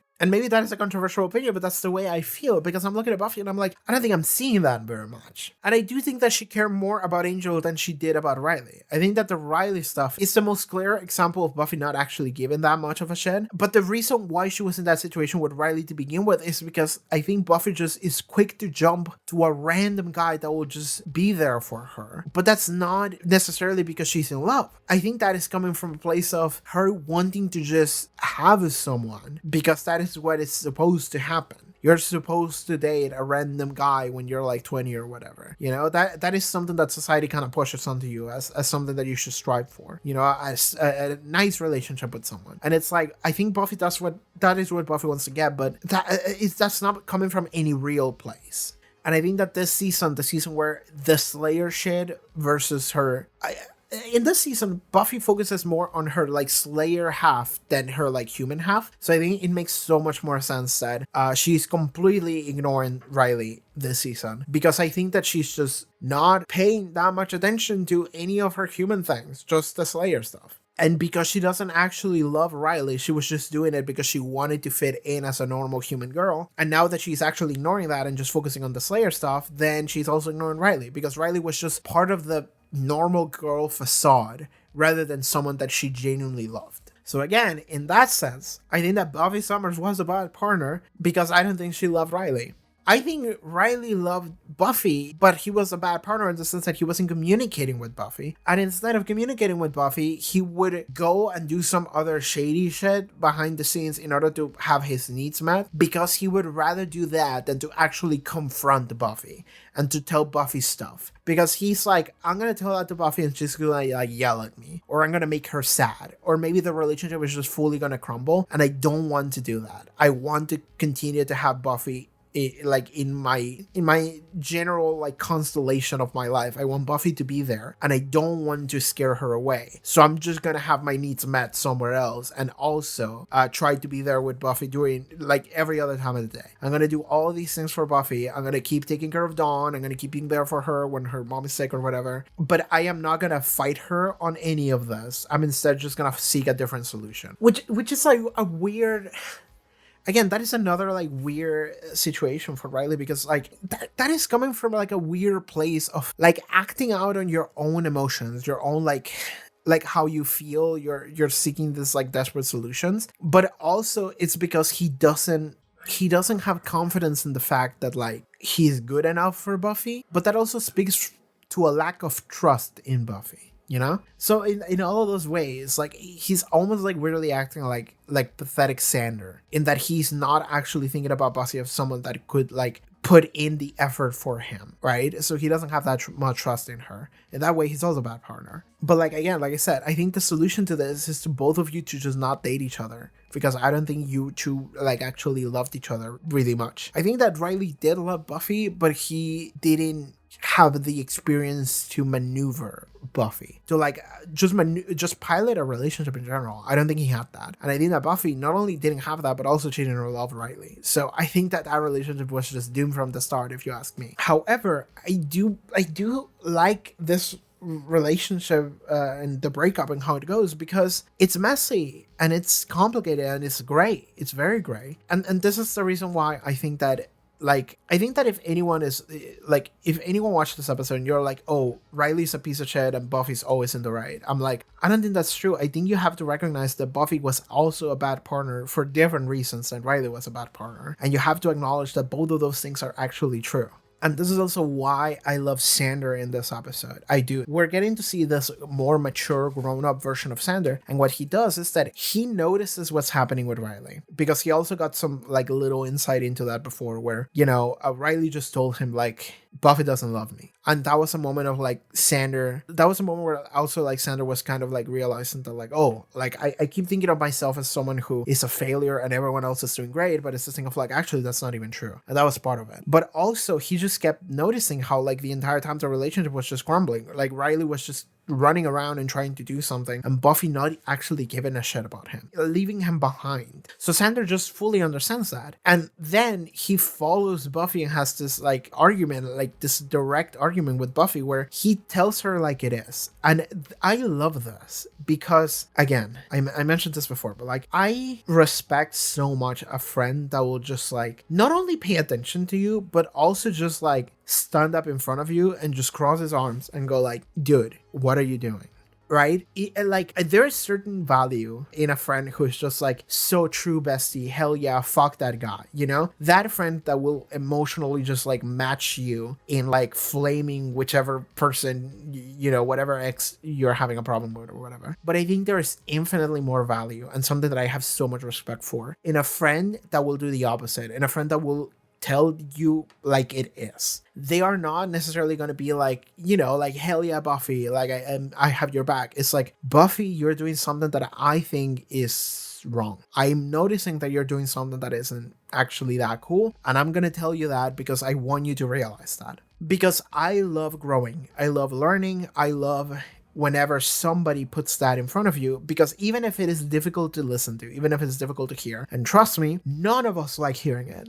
None of us like hearing whenever someone challenges us in what we do or our actions or our views, something like that. None of us like hearing that. However, it is imperative that we listen whenever someone does, because that is the only way we have in order to grow and change and be better. You will never change, you will never be better if you never listen to anybody and what they say to you. You have to be open to criticism even if you don't like it, because that is the only way from which you can become a better person. So, with that in mind, Xander does that for Buffy. And like, if someone does that for you, it means that they actually care. They cared enough to pay attention, and they care enough to actually want you to change. Otherwise, they would have just ignored you. But they didn't. They actually went out of their way in order to actually make a difference. And that is what Xander is doing in this episode. Xander goes and it's like, Buffy, girl, the way that you treated him, he was kind of right. Like you're dismissing him as if that wasn't true, but the fact is that it was true. I saw it. I've been observing it, and it was kind of obvious for all of us. You're the only one that didn't see it, and that is kind of on you. What I will say is that Xander doesn't actually put that much of a blame on Riley, which is the only part of that probably could have been, like, maybe written a little better. But they were also running a limited time, you know, like there was no time to argue that much, so I would understand that Xander would just not want to, you know, get into a nuanced conversation about it. But he's essentially just telling Buffy, like, girl, like, do you genuinely believe that you don't give a fuck about this dude at all? So, like, he's just gonna leave forever right now and you're never gonna see him again. Do you think that, like, tomorrow you're gonna be, like, completely okay with that, or you're just gonna regret your decisions, like, immediately? And it's true, because, like, even if, like, I argue that Buffy doesn't love Riley, and I think that's true. But that doesn't mean that she doesn't care about him. That doesn't mean that that dude wasn't there for you, helping you out every step of the way, because he was. At the very least, he's a friend. At the very least, he's someone that she cares about. And the fact that she acted as if she didn't because she was lashing out at him. And I'm not gonna say that her lashing out is something that is wrong, but it is something that Xander observed, and he was like, girl, that wasn't like, this is not gonna be good for you. And I'm telling you this because I want you to realize that, because someone has to do something about this, because otherwise, like, this is just a bad ending. There's just no closure, there's just misery. You're just gonna tell him like, fuck you, I hate you, and you're just gonna leave forever. Like, well, he's gonna live forever, you're never gonna see him again, and that's it. Like, that's really it for this dude that you actually care about. Because Buffy enjoyers, even if you don't like the fact that Xander is this, the reality is that Buffy actually gave a shit about Riley on some level, because he was one of her friends. So the fact that he's just leaving like that is just not good closure, and Buffy needs a better closure. Either fix the relationship, which I don't think would be possible, but either that, or just at least talk about it a little more. Listen to Riley and acknowledge what he said had some kind of truth behind it. And, you know, Buffy has to acknowledge some kind of wrongs in that. She doesn't do that. And instead, she just tells him to go fuck himself and just, yeah, goodbye, fuck you, I hate you. And Xander is like, girl, I know you don't mean that. And Buffy is like, you're right, I don't mean that. So that's when she runs and tries to find Riley, and Riley just left. Like, she got there like 5 seconds later. It's like the most dramatic thing it could possibly be. You know, it's like, again, I talk about this when I watch the episode, but it is the most dramatic thing it could possibly be. It's like, you know, like, we find out about the cheating, and then in this exact same day, like, Riley has to like leave in the middle of the night. You know, they give him an ultimatum of when to leave, and then he tells Buffy that same information, and Buffy is like, you know, like, fuck you, how dare you give me an ultimatum. And Riley is like, well, like, I'm sorry, girl, but like, that's just the way it is. That's what they told me. And the truth is, like I mentioned earlier, Riley doesn't really have a life. Riley's life is an extension of Buffy's life. So if they just give him the chance to actually have a life, and Buffy tells him, fuck you, leave me alone, then of course Riley's gonna go like, well, I guess I'm going there then. So that makes sense to me. Buffy's response in that moment was very emotional, and I don't blame her for it. But it was the wrong, like, reaction. It was. Xander becomes the friend that actually is there for you and gives you clarity in that moment of need, of like, you're overreacting, or you're reacting in a wrong manner where you're gonna regret this reaction tomorrow. So girl, you need to go and talk to him right now. And then Buffy realizes like he's right, and she goes to do it, and she's too late. And tragic ending. Wah wah. What are we gonna do? I do think that the option to get rid of Riley is probably the better one. Because I think that the storyline of Riley just not being Buffy's boyfriend, really, in the sense that they don't love each other, or like Buffy doesn't love him, I think it's the best one. I think that's the best we could do with Riley. And I also think that Riley as a character didn't really add anything to the dynamic of the cast, and that's just true. Like, he didn't. like looking at Riley, like, every episode, it was like he was trying to do stuff, and he always felt like the plus one, like the odd duck. Like, he's like actively trying to go and solve problems, and everybody's like, dude, like, he's acting alone. So Riley never felt like part of the crew in the way that anyone else felt. You know, Riley always felt just bad. It felt off. It felt like Buffy's plus one and nothing else. And again, when I watched season 4, I was like sure that Riley was gonna die at the end. So when he didn't, I was like, what are we gonna do with this dude? I was like, he's gonna be going away soon. And he did. He went away halfway into season 5. Like, that makes complete sense to me. So I think that the option of having Riley just leave, I think is probably the best one. I like that. I like that Riley just, yeah, fuck this dude. So yeah, I think the option of having Riley just leave, I think is probably the best one. I like that. It's just like, yeah, get rid of this dude, because he doesn't contribute anything to the dynamic of the show. And I think that the storyline of how they managed to get Riley out, I don't think it was that bad, actually. I kind of enjoyed it because it gives us a murky relationship where we get to see how both of them were at fault for different things. And again, this is what I consider to be a relationship that is more of a learning experience, because the truth is that relationships in real life, a lot of them are just learning experiences. Like, it's very unlikely that you're gonna date like someone in high school, or like someone when you're like 20 or whatever, and that will become like your soulmate for life, you know, your partner for the rest of time. And maybe that will happen. Maybe that happens to some people, because it does. Actually, that does happen to people. I know people that have had that. Maybe those people are very happy. But that doesn't happen to most people. For most people, relationships are a lot of we try and then we fail, and then we try and then we fail, and then we try and then we fail for various reasons. You learn something about the other person that you don't quite vibe with, or there is a miscommunication, you don't express each other's feelings or needs quite that well. And in that sense, Buffy's and Riley's relationship, I think it's a perfect show of like, this is a relationship that falls apart because they weren't honest with one another. And I think that both are going to learn from this experience, where Riley should probably learn to communicate better, and Buffy should probably learn to not be in a relationship that she doesn't actually feel that much about. That's probably what I would say. From Buffy's angle, I would say, girl, just don't do that. Don't put yourself in a relationship that you don't want to be in. Because I don't think that she wanted to. I think that she felt like she wanted to, but I don't think she did.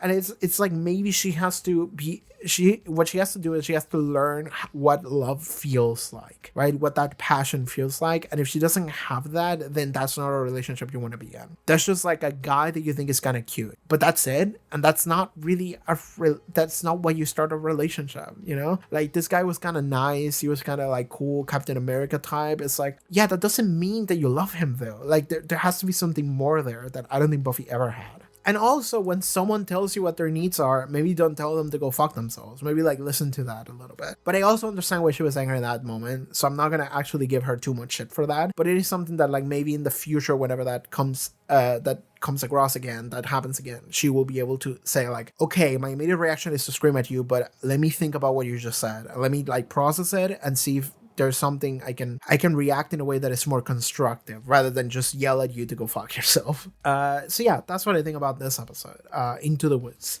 I mean, I don't like Riley that much as a character, but I think that there's certainly a lot of aspects of Riley that you should listen to him and how he's feeling a little more, because nobody does, including Buffy, and that is the problem. And once you do that, you understand that, like, okay, this is where Riley's coming from, and it, like, is it great the way that he acts? Not really, but it is understandable. In the same way that when you look at Buffy, I think that the way she acts is also understandable, but I also think that it's also wrong in the way that she acts. I think she could have handled that a lot better. She didn't. Both of these people shouldn't have been together. That is my final like verdict on this relationship and this episode, is that, like, yeah, both of you just did things wrong, and I don't think any of you should have been here to begin with. But okay, I think that is Into the Woods, and that is probably all I have to say on Riley, because honestly, Riley doesn't matter that much. That's how I feel. But okay, all right. Moving on, we go into episode 11, Triangle. This is the body cop episode. Anya and Willow are dealing with their differences, just kind of grow closer together as a result of the encounter with this like troll man in this episode. What immediately stands out to me is that it's almost like they realize the role of Riley in the season, which is to say, not a great one. Like, Riley's role in this season is not something that is like super important, I don't think. So it's actually pretty funny to me that they go into this silly episode immediately after we have the drama of, you know, him leaving and Buffy dealing with that, because immediately they make jokes about how Buffy deals with that in this episode. Because, like, compared to like when Angel was like, she killed Angel, or Angel like left or whatever, like the thought of like, you know, like, I just lost like the man that I loved or whatever, like that is something that like stuck around. But when it came to Riley here, like my favorite scene in this episode was probably the scene where like Tara and Buffy are just like hanging out at college, and Tara just says something that I don't remember what it was. It was like, you know, there was like a little bit of a fight, and it was like, she mentioned like Xander like leaving or whatever, like leaving the building or something, and then Buffy was like, Xander left Anya? And then she just starts spiraling about like, you know, people like relationships just like falling apart, and she's like, no, that can't happen, the relationship is beautiful, and she like starts crying and hugging Tara, and Tara's like, I don't know what's happening. Like, and later when they're fighting the troll, Buffy just like she gets like really sad because the troll man is just like, the relationship is not gonna last, and she's like, no, their love was gonna last forever, and then she just like beats him up through the power of like love or whatever, and it's just like really funny. And like, to me, that is more so like the show understanding that Riley's role in just like the mythos of the show is not one that is super important. And I feel bad saying that for you know, for this fictional character, but I think that it's true. And that is something that I felt that way even in season 4, because I was sure that he was gonna die in season 4. And the fact that he didn't, I was like, okay, hold on, why is he around?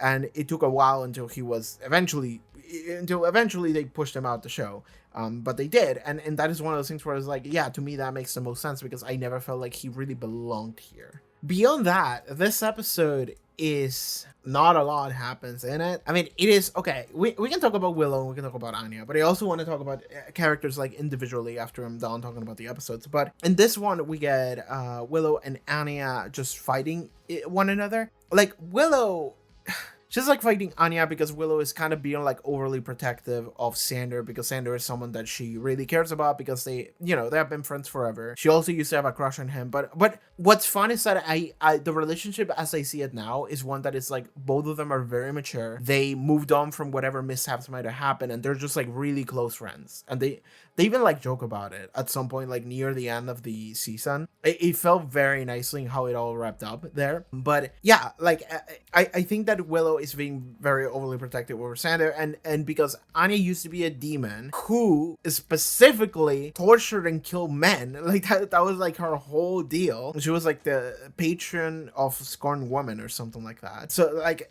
because of Anya's history, it makes sense for Willow to be like, no, I don't trust her, you know, like I feel weird about her, and I think he deserves better, you know, that kind of shit. And she's being a supportive friend there. The issue is that she's putting herself in a position where she has never, like, in doing that, it is revealed that she hasn't like fully accepted Anya, and that means that she has never really counted Anya as someone that was like a friend of the group. It was always Sanders plus one that I'm kind of just tolerating, which is rude, because I think Anya is a main cast member, and she's one of the best main cast members, actually. I fucking love Anya. And Anya has issues with that because, hey, Willow is being like weirdly hostile towards me, and she's also weirdly hostile towards me because Anya keeps giving her excuses, not willingly, because Anya is just Anya, right? Like, not to diagnose fictional characters because they are fictional characters, but she's like very like autism coded almost, in the way that Anya is.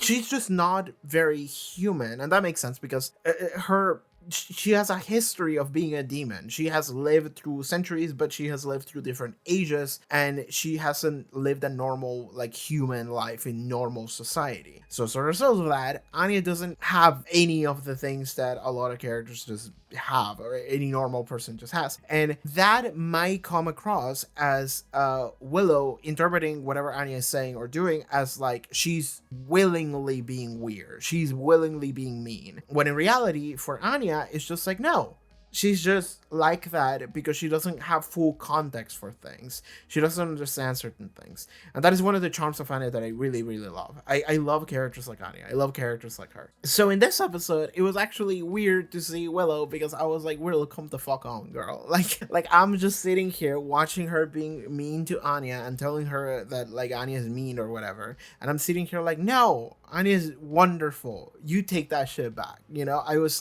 so defensive of Anya watching this episode. But that's like the point, right? And this is something that like I remember reading like a comment on this episode on like Patreon or something, where like it felt like everyone's like personality was like died to 11, right? Like everyone's personality and like their quirks and their traits and their issues with one another was just like fully exacerbated out of the normal for a normal episode, because they just wanted to tell the story, and because it was also a goofy episode, right? It wasn't like a super serious episode. So yeah, fuck it, everyone's gonna be a cartoon of themselves, and it works. I think it's just a fun episode. It's just a fun body cop movie. That's what I would call it, because yeah, it's like the two girls, they like have issues with one another. They have very contrasting personalities, and then they eventually end up growing closer to one another through understanding of one another. The only thing that would have made it better is that they both defeated the troll, but no, it was Buffy with the power of love or whatever. But that was also funny, so I didn't mind it very much. So moving into next episode. Oh, this is interesting. I remember I went on like a rant at the end of this episode. We got Checkpoint. This is an interesting one because we got the return of the council. What else happened? It's mostly just the return of the council, really. Like, I'm skimming through it to see if there's something. Oh, when Glory threatens Buffy. Right. Okay. Council, Glory threatened Buffy. Buffy's family, like, hides at Spike's. Yeah, that does happen. So, okay. I remember I kind of weirdly went on a rant here, and I don't remember if I phrased things correctly or like in any way that like seemed like it made any sense, because that's just the way that I am. I'm sorry. I am the least concise person on this earth. But I remember the way that this episode goes is that the council shows up after like 2 seasons of being gone. And they are here because we requested their help because we need information about Glory. They arrive with information. They don't give it to us until the end of the episode, but they do so. However, we have to pass some of their tests. We have to evaluate not only Buffy, but also Buffy's gang, her friends, everybody, and try to discern if Buffy is doing a good job as a Slayer. And they're kind of setting herself to fail almost in the way that the council always does. The council is like very stern, and they kind of weirdly enough care more about procedure and tradition than they do about actually just getting the goddamn job done. But that doesn't mean that they don't care about getting the job done. It's just that they'll go around it in very different archaic way. And Buffy's trying her best to actually like pass these tests. But at the same time, it's this thing where like, you know, the council shows up and they go like, all right, Buffy's gonna fight in a way that she has never been trained before, and we're gonna talk in Japanese. And it's like, what? And it's one of those things where like in any normal situation where we are both like adults that we respect one another, you would be like, oh, I didn't do that. Can we do it a different way? And then you can work something out. Instead of just flailing and making a fool of yourself, and they look at you flail and it's like, yeah, she's flailing. Like, that doesn't mean anything. Like, I can just tell you that this is not the way it's gonna be, and you can just say like, oh, okay, we're gonna do something different, right? Because the truth is that this is not all there, like this tradition of like a specific way of teaching, like that doesn't mean shit. This didn't exist like centuries in the past, right? Like this is something that you fuckers develop. But the idea of the Slayer even predates you fools. And that is the conclusion that Buffy ends up getting to at the end of the episode. And she's like, you motherfuckers, you have no power over me. I have power over you instead. And this is where I went on a rant here at the end of this episode. I don't know if it was much of a rant here, as much as it was like something that I could foresee as a potential, like, not red, but yellow flag. That's something may be amiss in the future. Mostly because not even 10 minutes ago, Buffy, fucking not even 5 minutes ago, Buffy was threatened by Glory in that, you know, I'm gonna come into your house and murder your family, bitch. Like, essentially, that's what she did. And it was one of those instances of, like, Buffy has no power over that. And, you know, there is, like, an alternate version of this where Buffy just goes and, like, grovels in front of the council so that the council gives her the information or whatever. And in that way, we could have maybe told a story. I'm not saying that this is the way it should have been done, by the way. I'm just saying that there's an alternate version of this where in my head, I'm imagining it. Buffy like grovels in front of them in order to get the information so that she can protect her family. And in that way, we could have seen that Buffy cares about her family so much that she's willing to go and just squash her ego and get that, even if like she fucking hates the council or whatever, or she doesn't think they're right. That's not what happens. What happens is the opposite, and we hashtag girl boss all over those council foals. And it like that's the part where I was like, I don't know, because Buffy shown an amount of overconfidence that just caught me off guard, because I was just like, I don't know if that's right. I don't know if that's true. Because Buffy was just really flexing her position. And in my head, I was like, you're not in a good position, girl. Like, you're not. Your family was just threatened to like God showed up at your front step, and given she didn't know that was God yet, that this happens like 5 minutes later. But it is this like overwhelming force that you can't beat because she has tried and she has failed multiple times, that just showed up and was like, I'm gonna murder your family. And it's like, okay, we need a solution ASAP. And Buffy's response is to go, fuck you, fools, give me the thing that I need. And I'm not gonna say that that's out of character. I think that is very much in character, but that is a part where it personally loses me. And I think that what the show is doing, because it is what it is doing, is that it's going for the route of, Buffy #girlboss. She's gonna tell all of these fools that they're not shit, and she is kind of like weirdly dominated and force them to play their hand. And she does. And that is a good, it works out.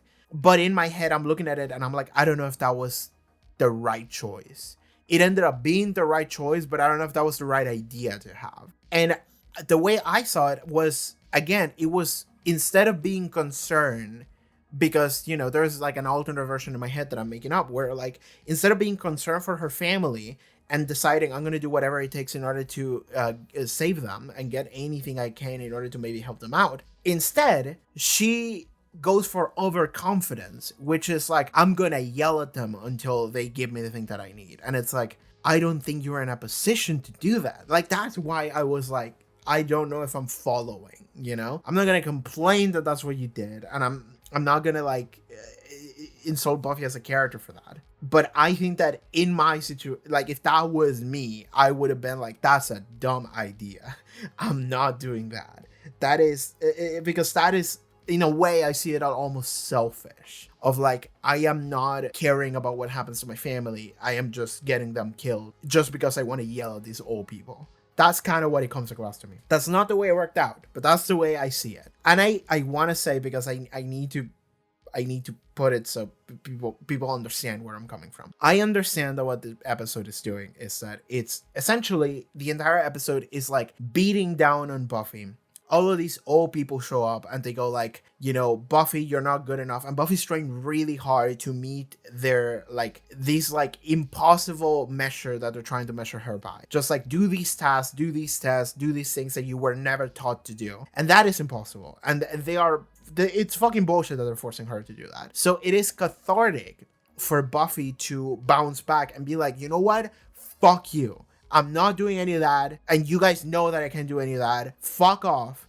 Give me the thing. I understand that, and I think that it makes sense, and I think that it is Buffy reinstating herself as someone that has control, someone that has agency, someone that has some sort of power that she felt was taken out of her in the dynamic throughout the rest of the episode, right? Like, Buffy's a character that she has felt like that agency, that power was taken out of her, and she was just being tossed around.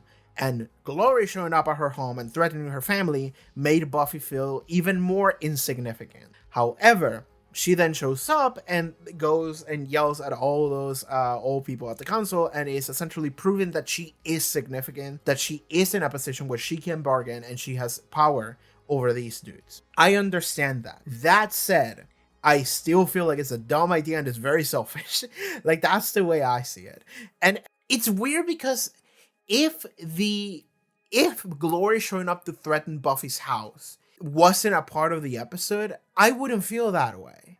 I would have been like, hell yeah, Buffy, go get him. But because of that, it makes Buffy feel more like detached from caring about her family. And I don't know if that is intentional. If it is, then I am picking up on that, but I don't know if that is. And it's so weird too, because like later after this episode, because in this episode, Buffy's, and this is something else I wanted to mention. In this episode, Buffy's really concerned about Glory murdering her family, and takes Joyce and takes Dawn to go hang out with Spike so he can take care of them. Cool. But then by next episode, we immediately just forsake that idea. We just don't address it. That was like a one-time idea, And I also think that that's stupid. Like, I'm sorry. Like, when I saw Glory threaten Buffy's family, in my head, I was like, oh, we're gonna have to go underground for like the rest of the season. No, we do it for like literally 5 minutes at the end of the episode while Buffy yells at some dudes. We don't get any information that helps against Glory. It's just bad news, by the way. So it's not like Buffy gets anything in order to fight back. However, next episode, we go back to living normally at Buffy's house with no protection. So to me, again, that feels weird. Like, I don't know where that, like, Glory showing up to threaten Buffy in her house and about murdering her entire family, I don't know where that is coming from. I don't know what the idea behind that was. I think that the idea was to have Glory make Buffy feel even more insignificant. Like, she has no leverage over anyone. But the truth is that she has no leverage over Glory. Like, that's just a fact. At this point in the story, that is a fact. We got nothing on Glory. And, like, there is nothing that is stopping Glory from her just showing up and murdering a family member. There is nothing that is stopping her from that.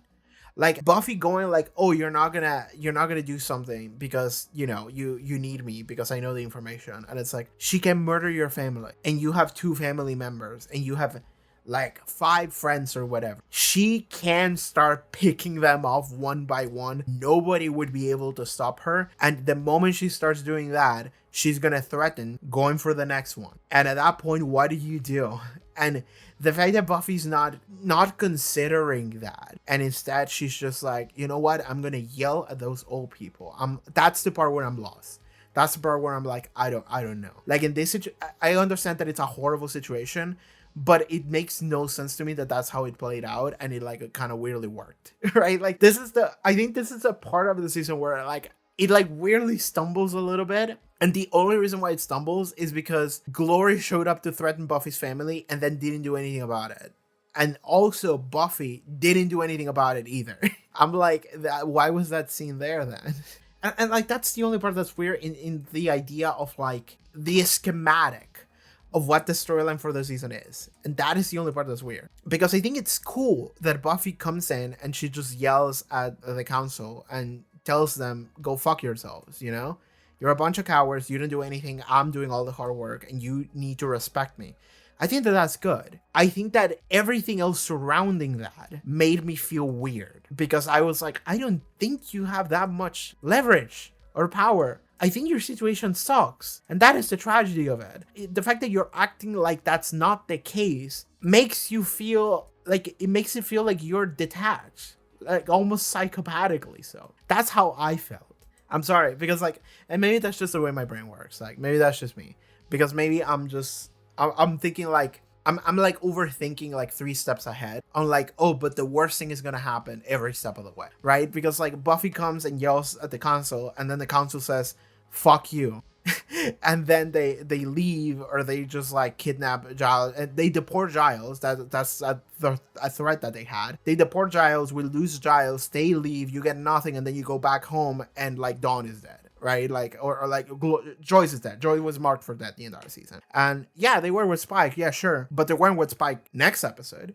So like 5 days from now, she goes back home and Joyce is dead. And it's like, Giles is gone, Joyce is dead. Well, this Joyce being dead happened anyway, but she was murdered by Glory, is what I'm saying. You know, she would have died even faster because she died in like 3 weeks. So 5 days from now, you know, she would have died sooner. So like, in my head, like, I'm thinking like, yeah, yell at the council deports Giles, they leave, you get nothing, and then you go back home. 3 days later, Joyce is murdered. And then 3 days later after that, Xander is murdered, you know, and it just keeps going on. And it's just like, that is just the set of the worst possible situations that could happen as a result of Buffy going and yelling at them. The fact that all of the things happen in the best way and it all perfectly aligned, I'm like, okay, you're lucky, girl, because I think that you made a horrible choice at that point. I understand that it was like your #girlboss moment of like coming out and being like, hell yeah, reinstating myself as someone who deserves respect. That is cool and all. I don't know if that was the right choice. Okay. I guess that's all I can say about Checkpoint. It is a weird episode because of that. Just because of that. But now we move into next episode 13, Blood Ties, which is good. I like Blood Ties. It's a Dawn episode. I like Dawn. This is the episode where I like Dawn. Where I'm like, I'm really into Dawn. Dawn fucking rules, actually. I mentioned this before multiple times, maybe even in this very video. Sorry, this is like the 4th recording session that I'm doing of this fucking Buffy cast. Maybe even more. It's because the first session was segmented into 3 parts, and then we had the 2nd, 3rd, and this is the 4th session. So like, yeah, it's like part 6 of recording this fucking shit. But the reason why I love Dawn, and I mentioned this many times, is because I'm a younger sibling. And a lot of the things that happen around Dawn are very like younger sibling problems, in the same way that a lot of the things that happen to Buffy are very older sibling problems. In fact, it's very easy for me to imagine my older sister in that exact same situation that Buffy was at the end of previous episode, where she just goes and yells at them, and then it just works out. And I'm like, all right. Not what I would have done, but maybe what my sister would have done. So in that sense, again, there's a lot of parallels we can draw, and it kind of makes sense because it feels weirdly real. But the reason why in this episode Dawn was so good is because this is the episode where Dawn just goes and gets the information, because Dawn is not dumb. And this is something that I actually like a lot, because children are not stupid. Teenagers are not stupid. They are stupid in certain ways, in the sense that they are inexperienced. But that doesn't mean that they lack the capacity of reasoning, right? So what happens here is that Dawn is reasoning that people are acting weird around her. Because people are acting weird around her, she's like, okay, what's happening? You know, everything's weird. Somebody's hiding something from me. She can tell. She's not stupid. Like, she would walk into a room and everybody would just like stop talking and just smile and be like, yeah, hi. And it's just like, why? Right? Like that's not normal. If I walk into a room, the room keeps moving. The fact that the room stopped when I walked in means that something is weird about my existence. What is happening here? She can identify that. She can rationalize that something is off. Then she is thinking like, okay, I'm gonna find out whatever the truth is that they're hiding from me. She is also perceptive enough to, like, at the shop one day, she sees that she walked in and Giles had a book and he just like casually hid it. And she was like, why is he hiding that book? So then she goes out in the middle of the night. She gets help from Spike, because Spike is like the cool uncle, you know? He's like smoking, takes you in his motorcycle and shit, you know? He's like, don't tell your sister I allowed to do this thing, you know? But hell yeah, kiddo, I'm gonna help out. I love Spike's cool uncle like role. It's really cool. But Dawn goes and finds out the information that she sees in the book, and in the book it's just a diary of Giles that is just describing everything that we have discovered this season, including so that Dawn is a key created by the monks in order for Buffy to protect it. Dawn proceeds to have a fucking crisis, a very young servant crisis of like, I'm not real, so I don't matter, and that's why nobody actually gives a shit about me, right? So I love the scene. Again, huge shout outs to Michelle Trachtenberg. We very dearly miss her, even if we didn't know her personally. Maybe some of you did. I didn't. Maybe some of you met her at like a convention or something, but I didn't. But I really enjoyed her performance in this episode. This was weirdly enough like an episode I watched, and then I found out about some of the tragic news that happened like immediately afterwards. It was very sudden and kind of fucked up. But hey, I watched the episode and I thought she was great in it. And the scene that really made me go like, oh, she's so fucking good, is when she came into the house holding a knife and a bloody like wrist, and it just had a bunch of cuts in it, and she was like, is this blood? In the way that she delivered that, it's just like she's so shaken to her core, and like she like pushing the words out was like, it's like the words were happening, but there was like no emotion behind it, you know? It was just like, my body is just saying them, and it's just like, there's no feeling behind it. It's just like, I don't know anything anymore, right? Like everything is just gone. And the way that she acted the rest of the episode as well. There was a moment where she just started screaming, get out, towards Joyce, who's just trying to help her. Because also the thing is that she not only is that she feels like nobody gives a shit about her. Because she read like, oh, they sent her here for Buffy to take care of. So it's like, oh, I'm a tool, right? Like I'm something that Buffy's supposed to protect, but I'm not a person, right? That's all the information she gets. And the fact that nobody was honest with her, the fact that nobody told her that, and you kind of give everyone a pass, because most people find out in like I think in this very episode, or like at the end of previous one, they found out very recently.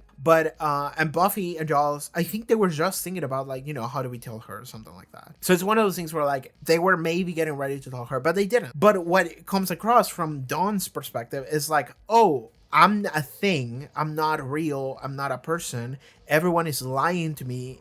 And when everyone is lying to you, when everyone is hiding a truth from you, it makes sense for you to go like, oh, they don't trust me, therefore they don't care about me. Therefore that like confirms the truth that I'm just a thing and I'm not someone that matters, right? I don't matter to them. So like, fuck it, what do I have? What is life anymore? You know, that kind of thing. Which is very much this like, it's this problem of like, which like, again, it makes sense within the like younger sibling dynamic for Dawn, because it's like Dawn felt already like she couldn't measure herself to Buffy, like even like possibly couldn't get to Buffy's level, because Buffy's a superhero. She's literally the main character of the show. Buffy is someone that Dawn could never match like the level that Buffy is at. So Dawn sees herself negatively, compares herself to her sister, and goes like, well, I can never be that. And as a result of that, she feels lesser. And the fact that she finds out that she's actually nothing, like she's not a person, she's a thing, and she sees everyone as people that lie to her, don't trust her, and probably don't even see her as real either. How the fuck is she supposed to feel other than just like, well, I don't matter, because everything points towards that, so like fuck it, you know, like nothing, like I should just die then. Like that's the point where you reach. And I love Dawn in this episode for that reason. It's like all of these problems are so fucked up and they are so dark, and they're also very real. They're also very, very real. Again, that's what made Dawn such an empathetic character for me, you know? Like, we also get perspective of, like, Buffy and how Buffy's feeling. And Buffy is having a level of respect for Dawn of, like, you know, we can't treat her that way, you know, we have to treat her like an actual person. But Buffy's actually misguided in the way that I'm looking at it again because I'm remembering as I skim through the episode. Buffy is talking about how she needs like answers, you know, we need to figure out the answers.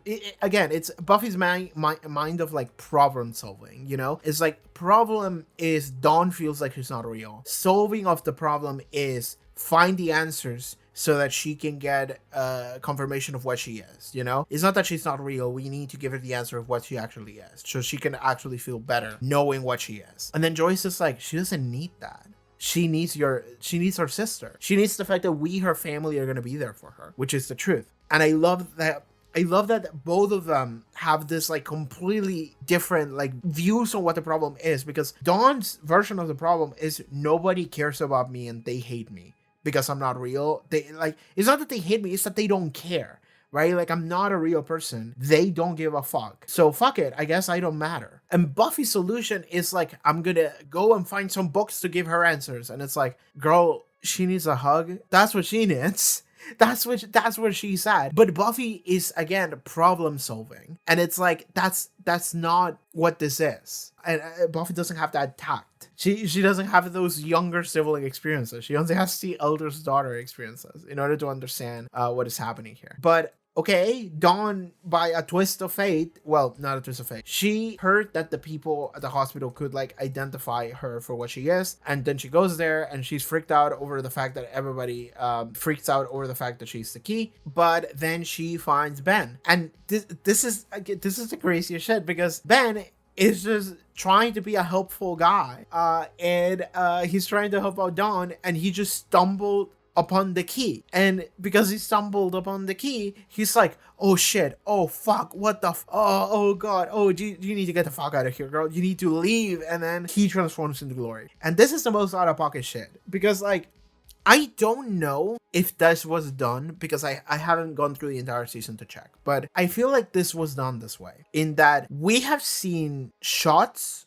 of Glory and Ben, like scenes cut from one to another. I feel like we have seen that, and I would like to get confirmation if that's something we have seen, because I need to go and rewatch every episode in order to find if we have seen that, and I don't know if that's true.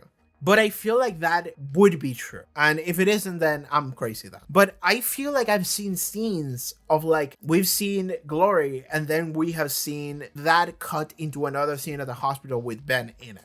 And then in my head, I would think like, oh, they're not the same person, for obvious reasons. It's not just the fact that it's different actors, but also because through the method of visual storytelling, if you cut from one thing to the next one, you are implying that those two things are different and separate. If you cut to the same person, even if they look different, you would be breaking that rule. And I feel like I have like, immediately what I thought about was like, they're not the same person, because like, we have seen the show cut from one like scene at like the hospital to another scene with Glory in her mansion in the middle of the night. So because of that, I would assume that both of those things are happening like simultaneously or semi-simultaneously around the same time. That's not the case. And if that is the way that they got away with it, then that would be really cool. Actually, I would really like that. I would really, really like that if they cut from Glory to Ben and tried to trick you into thinking that they were two separate scenes when they were in fact like a weird continuation of that same scene. And through the method of visual storytelling, they use those tools in order to trick you into thinking that it was something different when it wasn't. That would have been cool.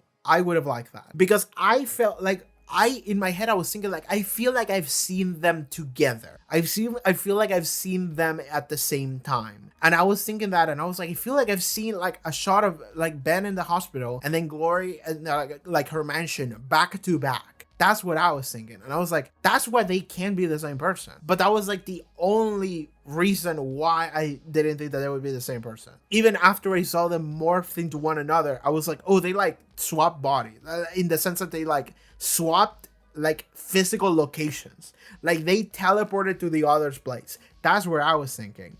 I didn't even think that they share the same body, because of that that method of visual storytelling. That, once again, I need to clarify, I might just be crazy. That might have never happened, but I feel like it had.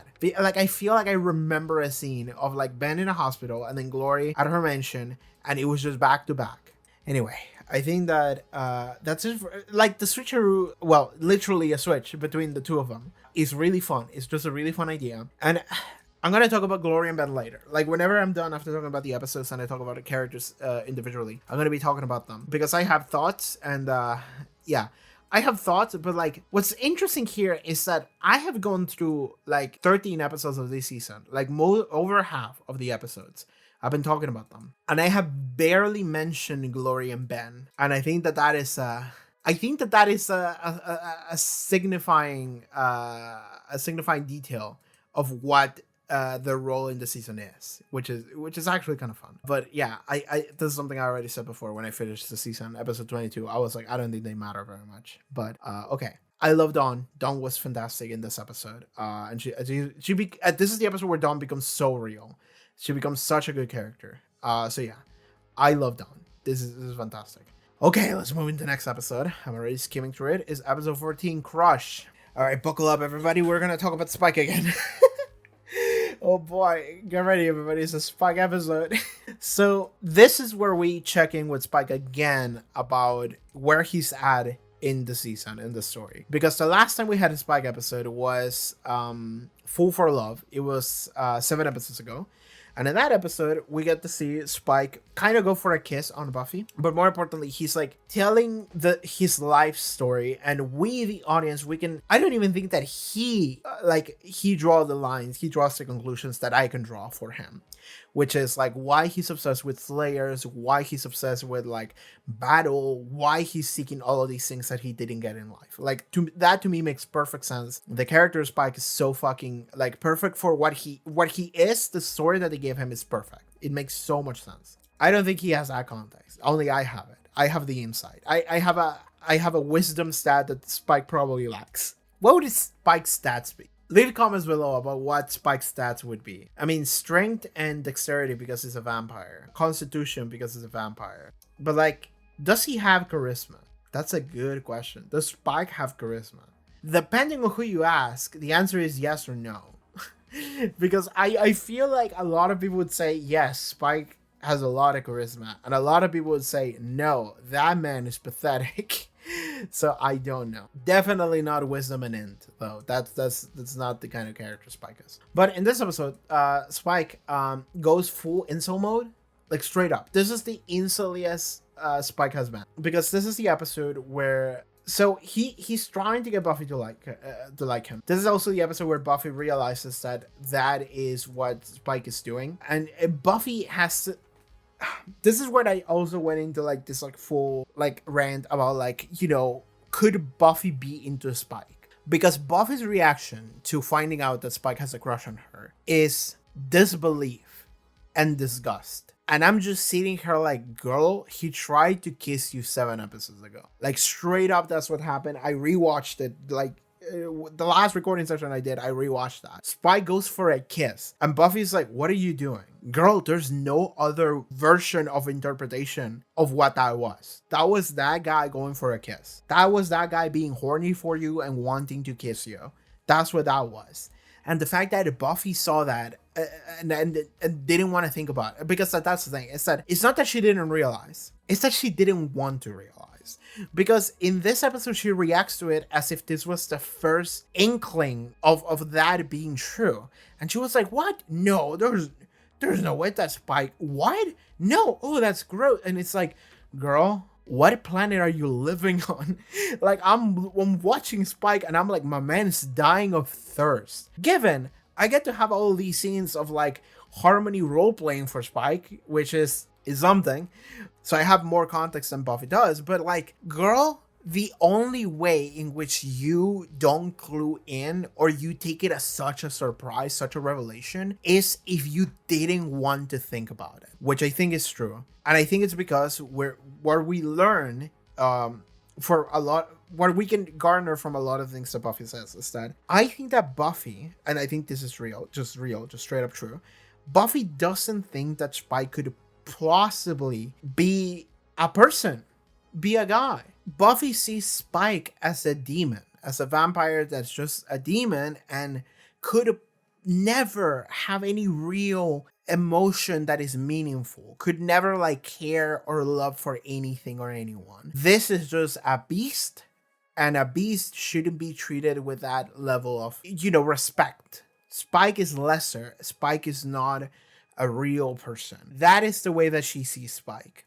However, this is the weird part of this relation, and we're going to be talking about the relationship dynamic between Buffy and Spike because I think it's so fascinating. And it's that that's not the way that she treats him, which is, again, fascinating.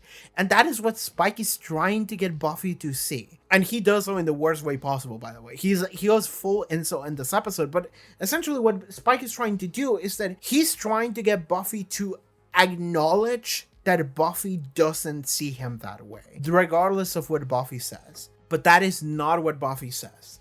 Buffy doubles down, because Buffy is nothing if not fucking stubborn.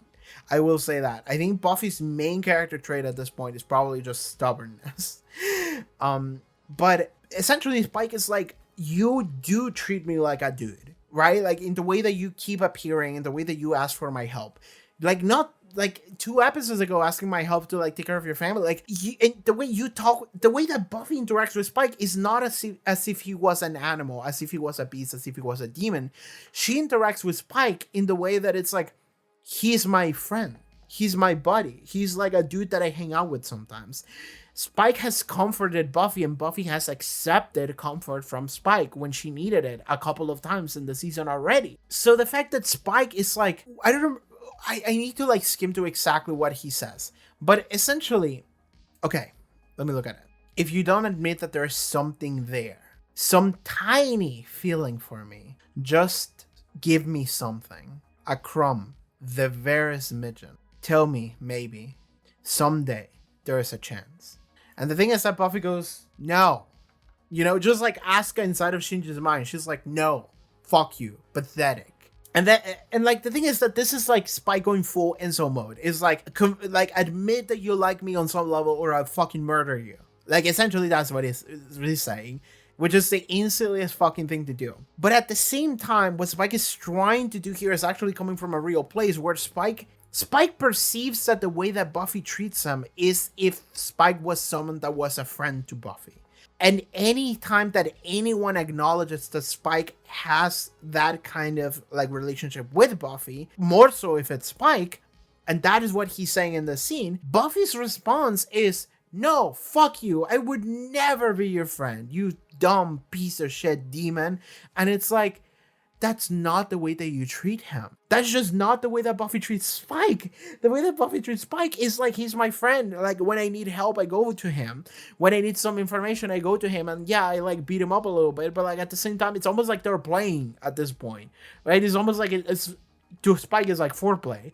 So it's like, it's not like that matters very much. But like, again, like we have had a couple of scenes already in this season where Buffy is going through a hard time, she's crying and she needs like help emotionally, and Spike is there for her. And if Buffy didn't consider Spike to be a reliable, like not reliable, but like a guy that you acknowledge to be friendly with you on some term, you wouldn't accept that help, that connection that he's forming with you there by helping you out, by being there for you, by giving you a shoulder to lay on, cry on, whatever the saying is.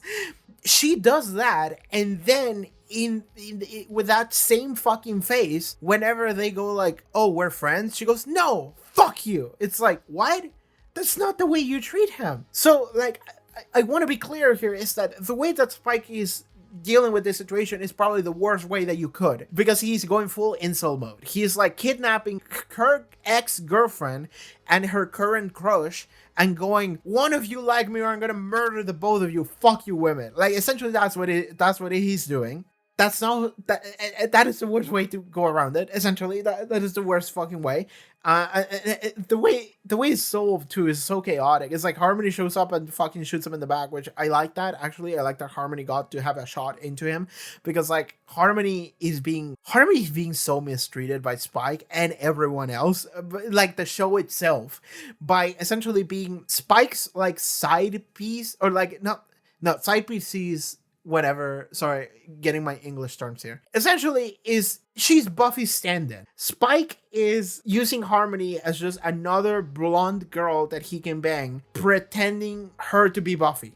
They roleplay as if she was Buffy. And the thing about Harmony is that Harmony is actually genuinely trying her best to please Spike, which is very sad, because I like it's very sad to see this like very naive woman just try her, just put so much of herself for someone who doesn't deserve it, because Spike is using you in order to just fulfill fantasies about another girl that he has a crush on. Like, Harmony doesn't matter to him, and that is the part where I'm just like, I'm so glad that Harmony's the one that came in and just fucking shot him, and it's like, fuck you. I'm like, oh, thank God, that's so good. But then like Dracula weirdly frees herself and goes to attack Buffy, and then Spike comes back and unties Buffy, and then they both like escape, or like Dracula escapes, and then Harmony escapes, and then Buffy's like, fuck you, and runs away, and Spike is like, no, girl, please, I can change, or whatever. And then Buffy's like, no, and then that's where the episode ends. But like, the reason why it's so fucking fascinating is because Spike is going about this in the worst way possible, which, like, again, he's a demon, so it's to be understood. He has like no moral compass, but he's not wrong in because what he's saying here, when he's having that scene with Buffy where he's like, just admit that there's something, you can interpret that two different ways. And he could be saying like, admit that you love me. But if that's not true, that is the easiest thing to say. But also, if that is not true, then like, well, fuck off, But I think that the way he's saying it is just like, admit that you like me, not in like necessarily a romantic sense, just like, you just like having me around. Just say that. Please just admit that like you like when I'm around just a little bit. Sometimes. Because that's true. That's just true. Whenever like Buffy's crying because Joyce just got diagnosed with a brain tumor, Spike goes there and is just helping her out. And then he mentions to Riley, I think, how he stuck around and they have like tea or coffee or whatever in the middle of the night, That's why he was invited in. It's a thing where like, and there's another, I think when Dawn disappeared, I just saw the clip when I was skimming through that episode, during the Dawn episode. What was it? Blood Ties. During that episode, there was a moment where Buffy is freaking out over Dawn being gone, and she is having a conversation with Spike, and Spike is reassuring her and, letting her know and comforting her. And if Buffy didn't like his company, she wouldn't accept that. If Buffy didn't care about Spike, she would have just killed him. If Buffy didn't like Spike, Spike wouldn't be your go-to help every time you need help. If you didn't want to listen to him, you wouldn't listen to him and accept his comfort. So, like, he's at the very least a friend. And the fact that Buffy doesn't want to acknowledge that is crazy to me. Given maybe the reason why she doesn't want to accept that is because of the way that Spike is asking for that acknowledgement, which is the worst way you could ask for that acknowledgement, which is kidnapping you, tying you up, and telling you, bitch, please love me or my ex is gonna murder you. That is the worst way you could ask for that information. But hey, Spike is just like that. You know, Spike is just like that. There's like a level where I can't expect Spike to be a little better than that. I can't. That's just the way that he is. But he's coming from a place where it actually does make sense and it is kind of real. And this is something that maybe I didn't fully get when I was watching it the first time, but I got the inkling of it because I went into this full moment of Buffy feeling so surprised, and I was like, why is she surprised? He tried to kiss her already. Like, girl, where are you looking? This was known information.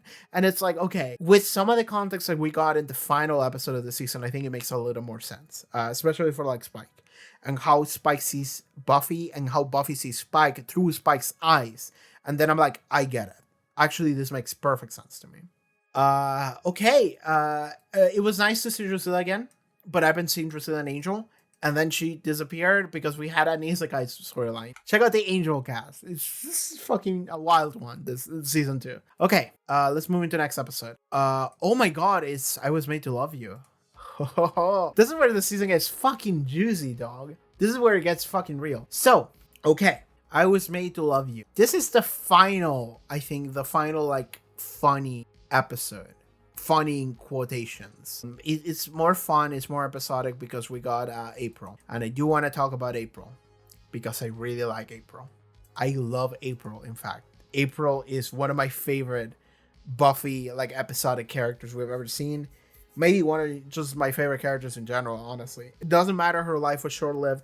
I don't give a fuck. I love April because I'm just very fond of this type of character, because I'm not going to refer to her as a robot. She's a character and I love her.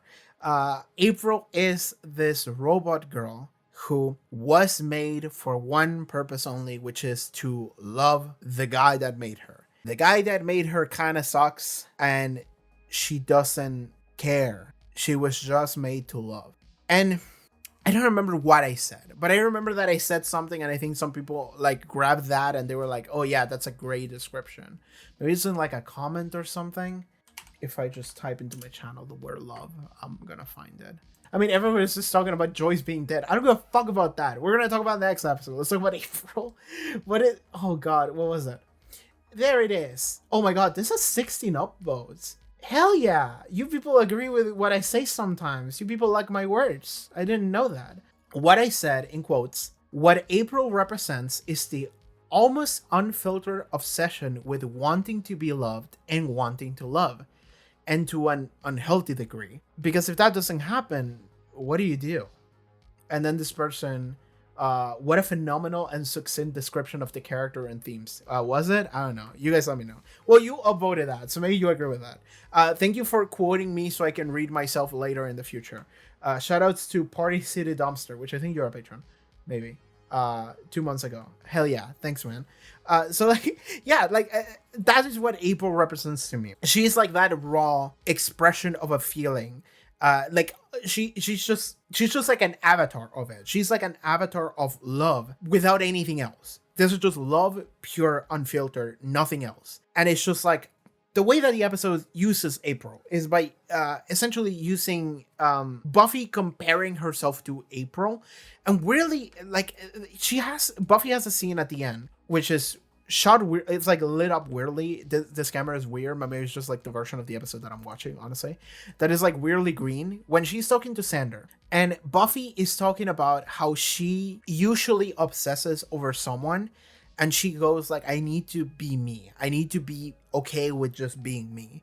And that was like the craziest thing for me to hear, because I was like, I watched this girl ping pong between random guys for 5.5 years, god fucking damn it, like in the show, but also for me it's been like 3 years of this shit. So the fact that I'm watching Buffy just like say that out loud, I'm like, thank fucking god. Oh my god, like I keep telling you, girl, you need to calm down. You need to just stop looking for random weird man. You just need to live your life. And the fact that she says that, because April is the one that actually gave her that insight. And what I love too is that Buffy gave April like the treatment of a person in how she's talking to April during her final moments, and she's learning so much from what April is saying. And she's also she's recognizing how in April, like April is literally dying, And as she is dying, she's still hanging on to that hope of like, Warren is gonna love me or whatever. I'm gonna be good for him. And Buffy just doesn't have it in her to just nod, to just shatter that illusion. But realistically, it's like a robot who gives a shit. But Buffy gives a shit in that moment. And that's why she doesn't want to shatter that illusion, because she doesn't want to hurt April's feelings. And that's so good, because it's like it's a robot, but she's a robot that is so human, because she's expressing the pinnacle of human emotion is love. She's expressing that to such a raw degree, and Buffy is just treating her as if she was real, because she is, in a way. And again, in a similar question to like Dawn, Dawn was like made yesterday. Is Dawn real? The memories of Dawn, are they real? Is Dawn real? The answer is yes. If you ask me, is the robot girl who's obsessed with love real? I go also yes. She's just a little different, but she's still very much real. The emotions that she's feeling, she wasn't being given the freedom to whether or not she could feel anything else other than that, or not feel that. But that doesn't mean that her existence doesn't matter. That doesn't mean that she's not real. She's just in a very weird situation that she was unfortunately not designed to be able to get out of. And that is tragic. And in that way, Buffy feels that it's tragic, and she doesn't have it in her heart to just like torture her further. She just entertains the idea and treats her with the respect that you would a normal human girl. April is so good. I love April, and I love what the episode does with April, dude. I love this episode, and this because of everything that I said, and also because I personally really, really, really love characters that are just weird, creepy girls that are just lovesick to an unhealthy degree. It has to be to an unhealthy degree. If it's not unhealthy, it doesn't do it. It has to be unhealthy, because like I'm looking at it. That's why I loved Anya immediately. She was weird and creepy and obsessed with Xander in a way that was like weird, and to me it was weirdly unhealthy, because I was like, why would you go for Xander of all people? Fuck that dude. That's how I felt. That's why I love Tara, because Tara is obsessed with Willow, but she's also unhealthy in the way that she defeats herself. She's like, no, I'm not gonna, like, sorry for following you, bye. And she just like runs away looking down, just like she could never love me. It's like, oh, that's perfect. That's perfect to me. Enter April, and April is just like just nothing but the feeling of love obsession. And also she's weird and creepy because she's a robot and not a person. Doesn't matter to me. She's perfect. I love her. She 10 out of 10 character. I love this episode. I love April. I love what the episode does with April. I love the storylines we tell. I love the way that Buffy transfixes herself, because April is an avatar of like love and obsession, and Buffy is able to get that from April and look inward and identify those elements in herself and try to and essentially grow from that. That's so fucking good.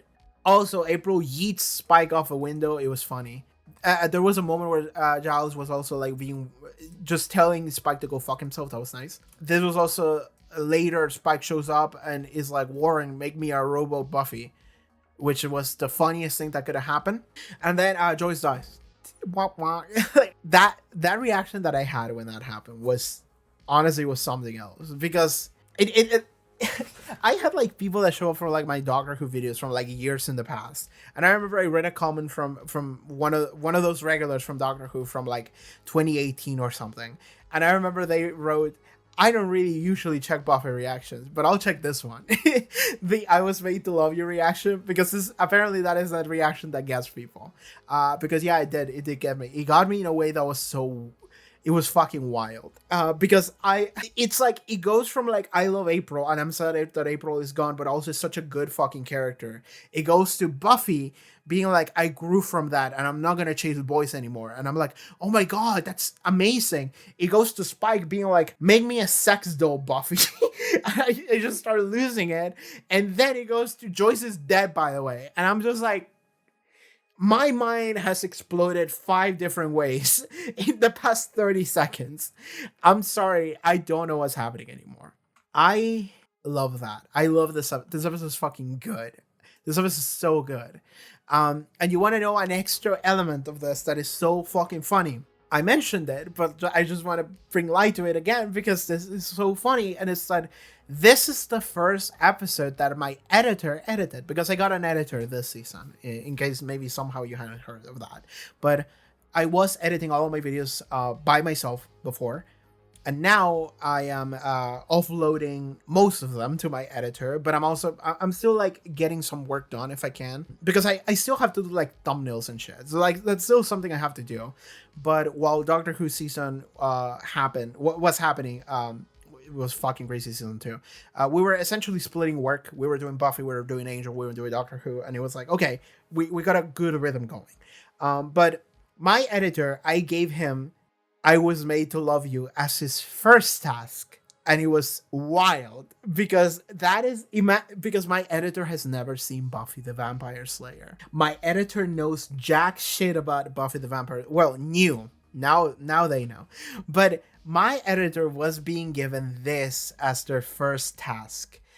And that was something. Because imagine watching Buffy and this is the first episode you watch. Imagine watching Buffy and the second episode you watch is The Body, which is the next episode. Let's talk about The Body here.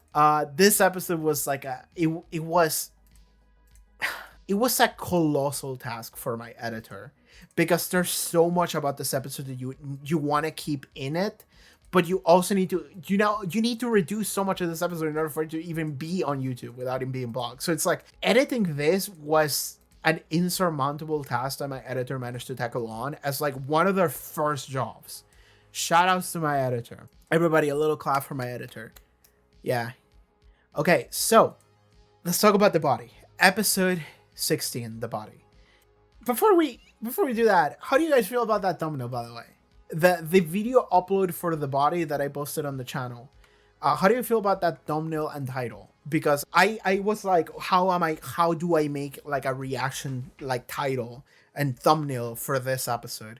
And I was like, I don't think there is a possible, I don't think there's a way to possibly convey the emotion of the episode in a way that is just like, I don't know, like Buffy sad and I'm just me to the side being like, or whatever, like that doesn't work. I can't do that. Like it feels disrespectful to the episode. It feels like it doesn't work. And I just kept looking at it and I was like, it has to be Joyce. And then I was like, what is the best shot of Joyce that we get in this episode? Well, every shot of Joyce that we get in this episode is her fucking dead corpse. So like, what do I do with that? I had for a second an idea of just her corpse like laying in like the sofa or whatever, and I was like, no.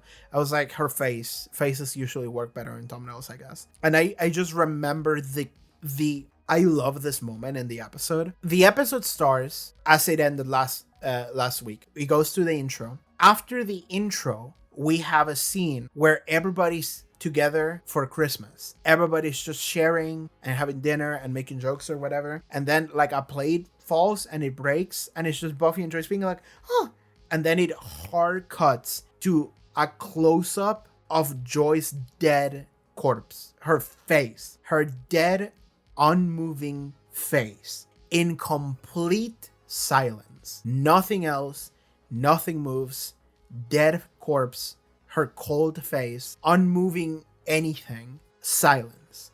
It is such a good, striking cut.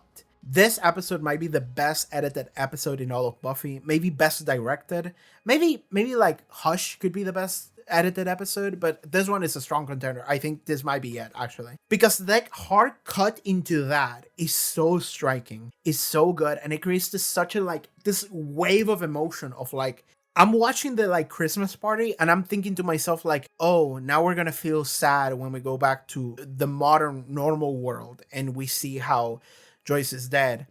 And they drive that point as hard as they can by essentially just slamming it with a hammer, just hitting you with a fucking truck, just like, dead. Look at her dead fucking face. And it's like, oh boy, I wasn't ready for that. And that's how the episode starts. That's how it starts.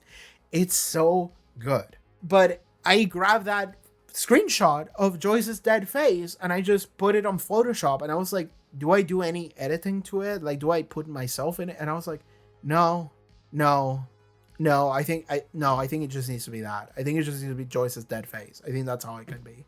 There's no way to just make this like a YouTuber thumbnail or whatever. Not that I even want to. Not that that is something that I enjoy doing anyway. So I'm just looking at it and I'm like, it's just gonna be Joyce's dead face.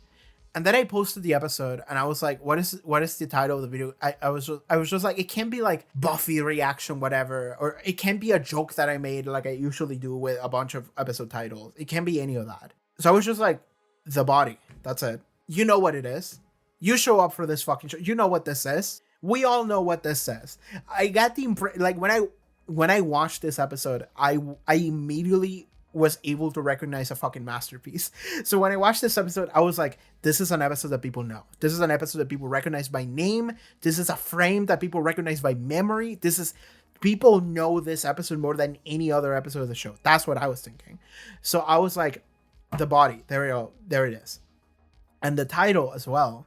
Sorry, I'm like patting myself on the back here when I'm talking about it. But I genuinely want to know if you liked it because, I guess I could read the comments for that episode now. Maybe people commented on it. But the title, first I capitalized body, but then I was like, no, I'm not going to capitalize it. It's just a matter of fact. It's a body. It's a thing. It's dead. It's not a person. It doesn't deserve the capitalization. I'm merely stating a matter of fact here. It's just the body. So I left the title like that. And I was like, I wanted for you to open YouTube and to see that title and that thumbnail and get something similar to the same feeling that you would get watching the episode. And when that frame hits you, the moment that the feeling that I felt when that happened, I wanted to replicate that in some level because it's like, this is it. This is the episode. Everybody come here and watch it. We're all going to be miserable together. We all know what this is. So let's just fucking do it. Like, that's how I felt. That's what I wanted. If you like that thumbnail title combination, let me know because I am interested in like making less generic like ideas for thumbnails, just actually exploring a little bit and making things like a little different if I can do that. And I've been trying to do that a little bit more. Now that I actually have time to make thumbnails because my editor is handling editing and I don't feel like I need to just like slam some random shit and just rush it out the door. Now I can actually work on thumbnails and make them a little bit fun sometimes. Okay, that's how the episode starts. Oh god, this episode. I think that this episode might be the best episode of the show. I think so far, but also maybe just in general. I don't know what you could do to top this. Like, I don't care if Buffy dies at the end of the season. That episode is not as good as this one. Because this episode does so many things that are so interesting, so fun, so creative, and also so just impactful. They nail that feeling that they want to, like, force into your body. Just like, do you feel fucking miserable yet? And yes, I do. And it was just that for 40 minutes. And it was fucking perfect. I talked about a lot of it when I watched the episode originally. So if you didn't watch that reaction, go watch it. You can hear me talk about it. And you can hear me just like shine light on all of the things that I think are fucking wonderful about it. But the fact that like Buffy, like the way that things cut from one to the other and it all feels very like, it feels ephemeral. It feels like a dream. And at some points, Buffy hallucinates, like she's in her head thinking about like Joyce, like they're doing CPR on her and Joyce starts breathing and it's like, oh my God, oh Buffy, thank you for helping me out. And then they go in the ambulance and then it's like, oh, you're all better. And it's like, oh man, Buffy, I can't imagine what it must have been like if you hadn't been here, if you had gotten here a little later, maybe I would have just been dead. And it just cuts to her being dead. And it's just the thing of like, that all happens and it cuts in a way that is so weird and so quick. And it's like, because you know that it's not real. And it's just Buffy in her head replaying situations, what if scenarios of just like, what could they have done differently? You know, what could have happened? Like maybe she'll start breathing again miraculously. You know, maybe she's fine. You know, like, and it's so. The way that is handled in the direction and the editing is perfect. The storyboarding especially. Also, like, sorry, I forgot storyboarding. But that is perfect. But then also things like I remember when the paramedic, like the guy that came in here to try and save Joyce, when they walk into frame to talk to Buffy and just give her the definitive news that she's dead, even though Buffy already sees that she's already dead. But when they come into frame to give her the news, the paramedic walks into frame and it's all blurry. When he walks into frame, his face suddenly gains definition, but everything else is blurry. And then we cut back and forth and we get to see Buffy talking to him. And whenever the frame is on him, we don't get to see him. We only get to see like this. We got to see like his torso and maybe like a little bit of like his chin. We don't see his face. And it's just, everything's blurry. It's just that. And it's just like Buffy looking at him. And what's perfect about that, in case I need to make it clear for anyone, the reason why that is so good is because Buffy's not focusing on anything. She's not looking at anything. She's just fully inside of her own head. Things are happening to her. She's not processing any of it. It all feels like a fucking dream. And she's just like, okay, yeah. And I love the way that everything they handle with the character of Buffy in that episode. Like later in that scene where those guys leave because they have to go help other people, they go like we're sorry, but like, you know, you call this number, whatever. And then they just leave, and Buffy just like goes to the door and she goes like, good luck. And I love that so much because it's Buffy's going on autopilot. I already talked about this, but it's so good because this entire episode, Buffy's going on autopilot. The news haven't sync, and she's just like operating on autopilot. And then she goes back, and then like, I don't remember exactly the steps, but like she goes to the kitchen, she like pukes, and then she goes and grabs like a sheath of like a paper, like a kitchen paper, and then she puts it on top of the puke. And it's this, and I think there might be an image or something in the puke.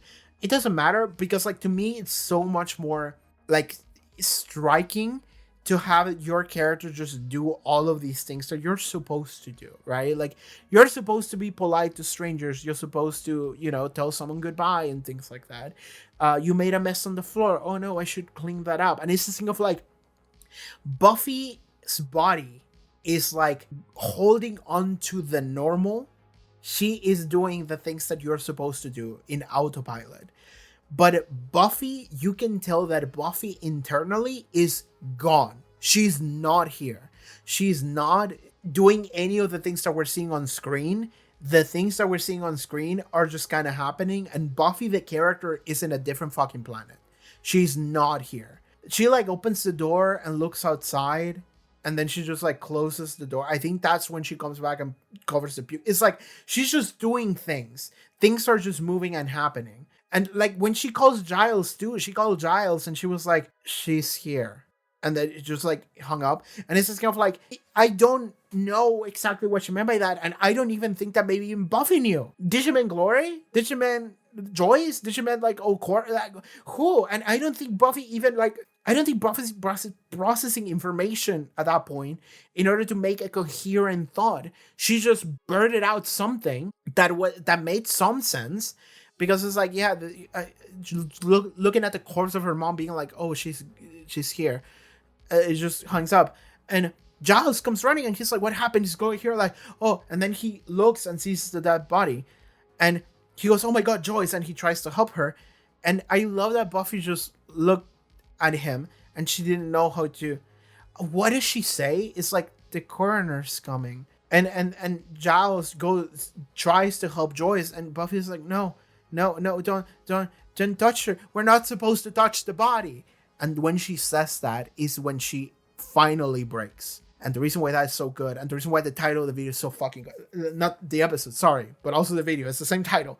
The reason why the title of the episode is so good is because of the interaction we have earlier when she calls 911. And it describes what's happening to her mom. And she goes, she's cold. The operator says the body is cold. And then Buffy replies, no, my mom. That is such a perfect fucking interaction. That is so good. That is so fucking good. Because like, again, like she's still just seeing Joy as my mom. But the operator is already accepted the reality of the situation, which is she's cold. oh, it's the body. The body is cold. Is a body. Otherwise, why would else would it be cold? But Buffy hears that and she doesn't accept it. Her reaction is, no, my mom. This is my mom here. But it's not. It's so good. Like, that's how you know that he hasn't sunk in. That's how you know that she's not ready for this. And of course she's not ready, but like, we're seeing it happen. And in that moment, when Giles is trying to help Joyce and Buffy is just like, Buffy's like grabbing onto normalcy, grabbing onto tasks, grabbing onto what you're supposed to do. They told Buffy, don't touch her until the coroner comes. And so when Giles comes in and he starts touching her, Buffy is like, no, we're not supposed to touch the body. And when she says that is when it finally sinks in. And I love that. She just screams, no, we're not supposed to touch the body. And when she says that, she just holds her mouth. Her eyes are wide open. And it cuts to Giles and we can see Giles' face. And I think that Giles knew in the same way that I knew in that moment. Like, Giles in that moment understood perfectly what had happened. And he was like, oh no. And he just went to hug her. And that, I'm getting emotional talking about it. It's so good. It's such a good scene. And it's like the first 10 minutes of the episode. Longer. It's like 12 minutes. It's like, it's the most of the episode is just this.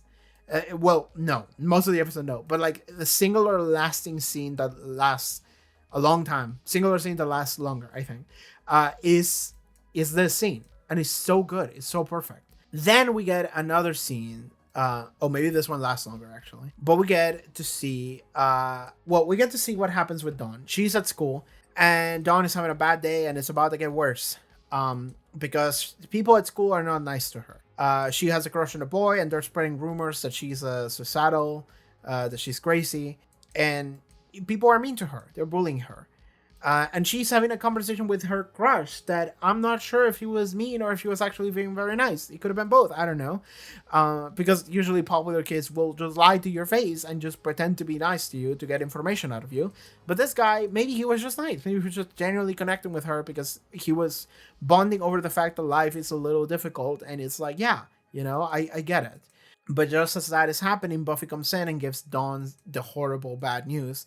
And it's so sad to see just the entire class and the teacher and everybody's just staring at Dawn break down crying. And it's just, everyone's just like, oh, they feel so bad for that. And then we get to see what they were drawing in art class. And it's this figure of this woman that is not fully drawn, but also the assignment specifically was negative space, which is essentially everything around the thing that is missing, that is not there. You can make what it is based on the outline, but it is not actually there. It's perfect. Because this entire episode is about what is life without Joyce to everybody. And we get to see the Joyce-shaped hole that was left in everyone. Because this entire episode is just about everybody dealing with the situation, everybody coping in many different ways. Some people have a harder time than others, of course, Buffy and Dawn are having the hardest time, but someone like Tara is not so much having the hardest time, not even close, but she's someone that's still very unhappy about the situation and is trying to help in any way she can. And it's just, essentially, this episode is just a Joyce-shaped hole. It's like, what is the show now that Joyce is gone? What is the outline of Joyce? And it's everything that we see here. So good. And we're not even halfway through the episode. It's like 1/3. And then we go into the scene that I think arguably lasts longer, which is the scene where Xander and Anya are driving to go meet up with Willow and Tara. Everybody is dealing with loss in a very different way. And I talk about each individual way, but Willow is freaking out and stressing out in the sense that she wants to be a good friend. She wants to be supportive, but at the same time, she doesn't know what to do. So she keeps stressing out over like, what do I do? What do I wear? Like, what should I do? What should I say? Like, what is the right thing for a friend to do? I don't know what to do in this situation. Like, Willow so badly wants to make things better a little bit, but she doesn't know how to approach it. And in fact, she keeps overthinking it as she keeps seeing herself as like, I'm going to make it worse somehow. I'm going to be a bad friend. and Buffy needs support, and I'm being bad support. Oh my god, what do I do? And it's Tara needs to calm her down. Tara becomes like weirdly enough like Willow's support. Tara's so good. I love Tara. Anyway, moving on. Willow is freaking out over that, and she doesn't stop the entire episode, even though Tara tries to calm her down. Then we get to see Xander, how Xander is dealing with it, and the way Xander is dealing with it is another very different but very realistic way, which is he's trying to direct his emotions towards something tangible. He is like, it was glory. He is like, it was a demon. He is like, it was the doctors. The doctors didn't do a good job. Xander is trying to place the blame on something, on someone. Because if he can place the blame on something, he can direct his feelings of anger, of frustration towards someone or something that would make sense. But the reality is that sometimes, a lot of the times, death just kind of happens. It's just a fact, an inevitability of life, and you just kind of have to deal with that. And Xander couldn't just accept that. He was just stuck in this mentality of like, no, it has to be someone's fault. I need to be able to direct all of these emotions towards something, but there isn't. And then he ends up punching a wall because he's just experiencing so much emotion and he is not able to just put it towards anything. So he just punches a wall and puts a hole through it. And they all kind of like mock him a little bit, but at the same time, they're all very understanding because it's like, yeah, like we get it. And it makes so much sense. And I love that Xander is reacting in the way that he's doing because I think it makes so much sense for his character. It is so... Xander is very emotion driven in the way that he's like, like the way that I feel is the only thing that matters right now. That is one of his like most worst traits that he has had historically. So the fact that he reacts like this it makes so much sense to me. It's like, yeah, he doesn't care. He's just gonna have an outburst and punch a wall. And it's like, because he needs to direct those emotions somewhere and he doesn't have an outlet. He doesn't have anyone to blame. And then we have the other person, Anya. Anya is dealing with it in probably the manner that I like the most, honestly, that also feels the most relatable to me, which is Anya keeps asking weird questions in the way that Anya always does. Eventually, Willow is like, what the fuck is your problem? Why do you keep saying these weird things? Don't you realize like how disrespectful that is? What the fuck is wrong with you? And Anya is just like, no, I don't realize that. I don't understand. She just has to be like, I don't understand. Like Joyce was here and then she was not. And we all feel sad about it. And like, I feel sad about it, but like, I'm not used to this feeling. I don't know what to do with this feeling. I don't know how you are feeling. I don't know how any of us are feeling. Like Anya's explaining, Anya's coming from this perspective of like, I was a demon for like, I don't know how many hundreds of years. I didn't have a normal life for I don't know how many hundreds of years. I don't remember what it's like to be this. In fact, I never had this. So Anya is trying to understand how life works more so than any other character in the show, and this is a coming of age show. Everybody's trying to get by. Everyone is trying to understand their feelings and life and what to do and trying to solve all of these problems. Anya is an even worse position than any of you fools. Anya is someone who doesn't get anything. She is almost weirdly like a newborn in some manners, in the sense that, she is fully capable and cognitive and she knows things, but she's also very inexperienced. She didn't have life experiences, so she doesn't understand what it's like to lose someone. She doesn't understand what it's like for a friend to lose someone. She doesn't understand what she should be doing, what anyone should be doing. So the entire time she keeps asking questions of like, what am I supposed to do? What are we supposed to do? Are we going to see this? Are we going to do this? Like, what are we doing? And she's not saying that to be annoying or to be creepy. She's saying that because she wants to help. She wants to be supportive and she wants to do the right thing because she understands that this is a situation that is difficult. So she understands that, and she's trying to get as much information as she can in order to handle it the best she can. And everyone's just yelling at her, and it's like, well, what am I supposed to do? Like, I'm trying to understand, and I don't. And nobody, and this is also how it's so good, is because she's like, Xander is not saying anything. Nobody's telling me anything. And it's just like, yeah, because the entire time he's just like quiet. He's just like done. Because like he experiences so much emotion that he's not able to have a constructive conversation with anyone. Nobody's able to have a construction conversation with anyone. So Anya's trying to rely on someone who knows better than her, like a child almost. And she keeps going like, what should I do? Tell me, what do we do now? And nobody's saying anything. So what is Anya supposed to do? She's just freaking out by herself, and she's just confused, and she doesn't know anything. And nobody's giving her anything to work with. And it's like, oh my God.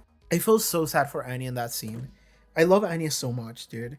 I guess except for the episode where Tara had her brain eaten and she turned into a capitalist. That episode, that wasn't it, Chief. But like, yeah, I love Anya, dude. In this episode, I love Anya so much. This was like, out of the way that every character was dealing with this situation, excluding Buffy, right? Excluding Buffy, because Buffy's on a different level. But out of every other character that's not Buffy and the way that they were dealing with it, Anya is definitely my favorite. And it's also the most relatable to me. I love Anya so much. And I also love, and I don't think I mentioned this very much, I think I forgot, that like Willow is freaking out over like a blue shirt or something to get, like a blue sweater or whatever, because this pink shit doesn't work. And I love that Anya actually finds it. She finds it, and because it's like in like the chair that she sat on, and she just like puts it back on the drawer. And Willow is so distracted by what's happening that she's not even looking at Anya. So she doesn't see that the blue sweater has in fact been found. And Anya is so, again, distraught by the situation that she doesn't actually relay the information that she found it. And that is such a minor detail that like genuinely doesn't fucking matter. But it's this thing of like, they both don't care. It's just like, our minds are not here right now. We're somewhere else. And then later, the way the scene ends is with the policeman putting a ticket on Xander's car. Because when they were driving in, Xander said like Anya said like, we're not parked right now or something like that. And Xander was like, let them give me a ticket. I don't care. And then he does in fact get given a ticket. And that's cool because it is, again, it's this thing of like, you know, they don't care. They are all in a different place right now. This doesn't matter. But that also speaks to what the episode is, which is life goes on.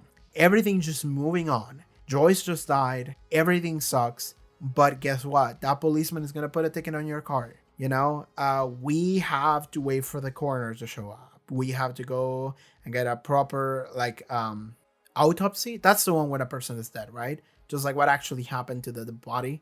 You know, we have to get that information. We have to do all of this procedure.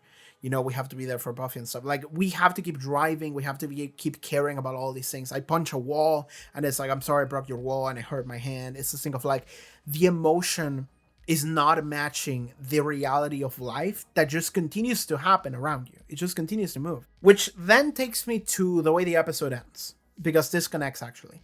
Because the one thing about this episode that when I talk about it, when I released my original discussion, I mentioned that the one part about this episode that felt off to me is the fact that Buffy had to fight a random vampire. And I was like, why? I was like, not girl, but just like, towards the writing, I was like, why?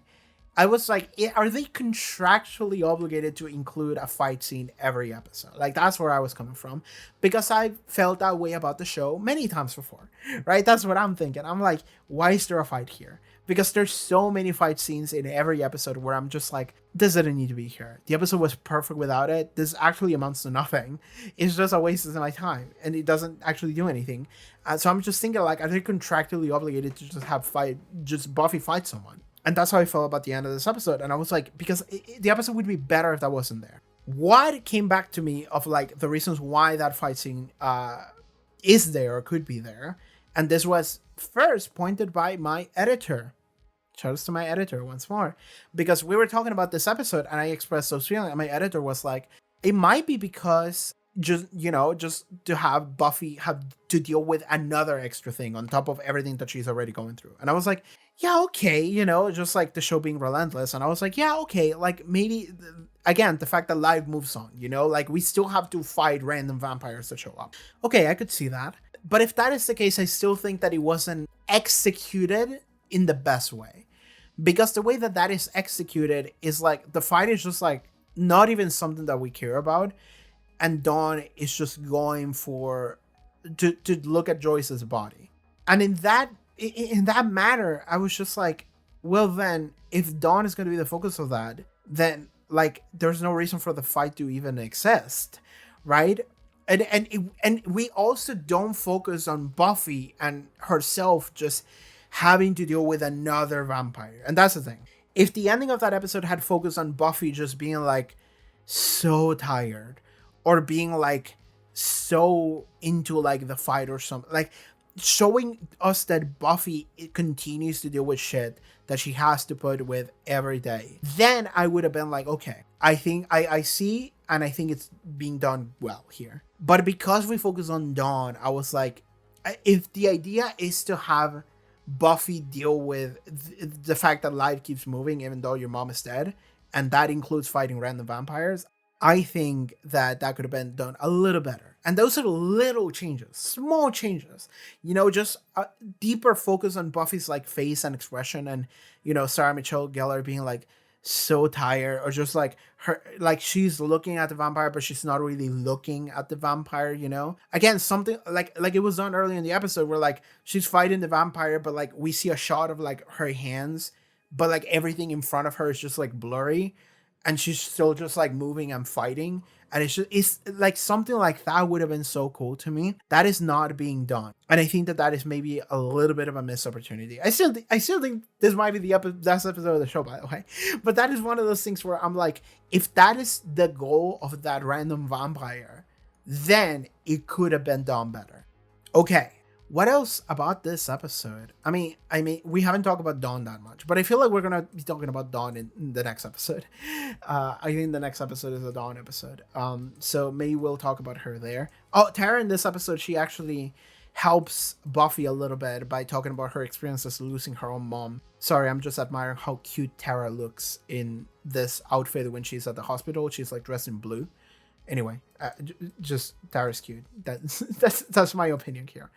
But she is trying to like meet with Buffy in a way that like Tara understands more or less what Buffy's going through, even if she's not there emotionally right now. She's here more as support. She's still here as support and here to be nice to someone who needs that. I like that so much. Dawn in this episode just doesn't believe that Joyce is dead because she hasn't seen the body yet. So for her, the way that she is coping with it, the way that she's dealing with it, is that to her, it hasn't been real yet. To her, Joyce being dead is something that Buffy just told her, and it's like, no, I don't believe you. Bullshit. So she has to go to the morgue herself to look at the body in order to confirm herself that it's real. Because even if everyone tells you she's dead, even if the doctor tells you she's dead, emotionally you have to see it. You have to, in order to emotionally get that confirmation and like weirdly closure. Otherwise, that you're just never gonna accept it.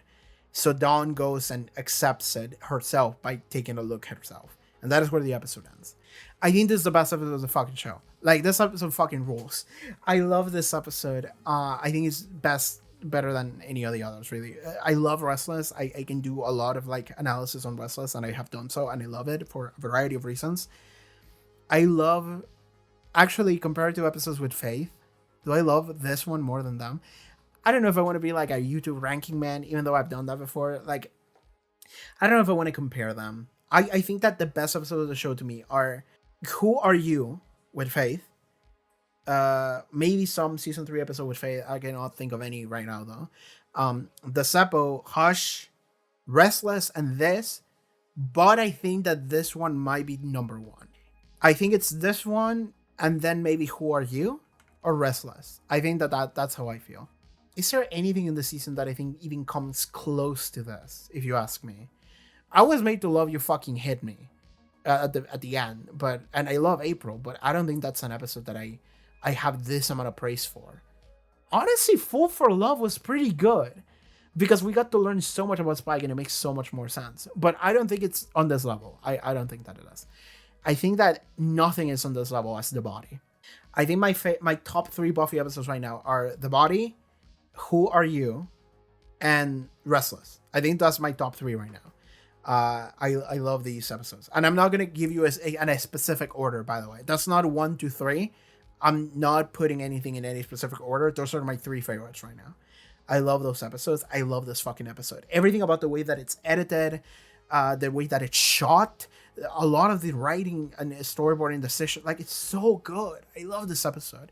And apparently somebody told me that when this episode was made, like when this episode was like written, apparently Joss Whedon approached James Masters and was like, I just wrote the best episode of the show and you're not in it.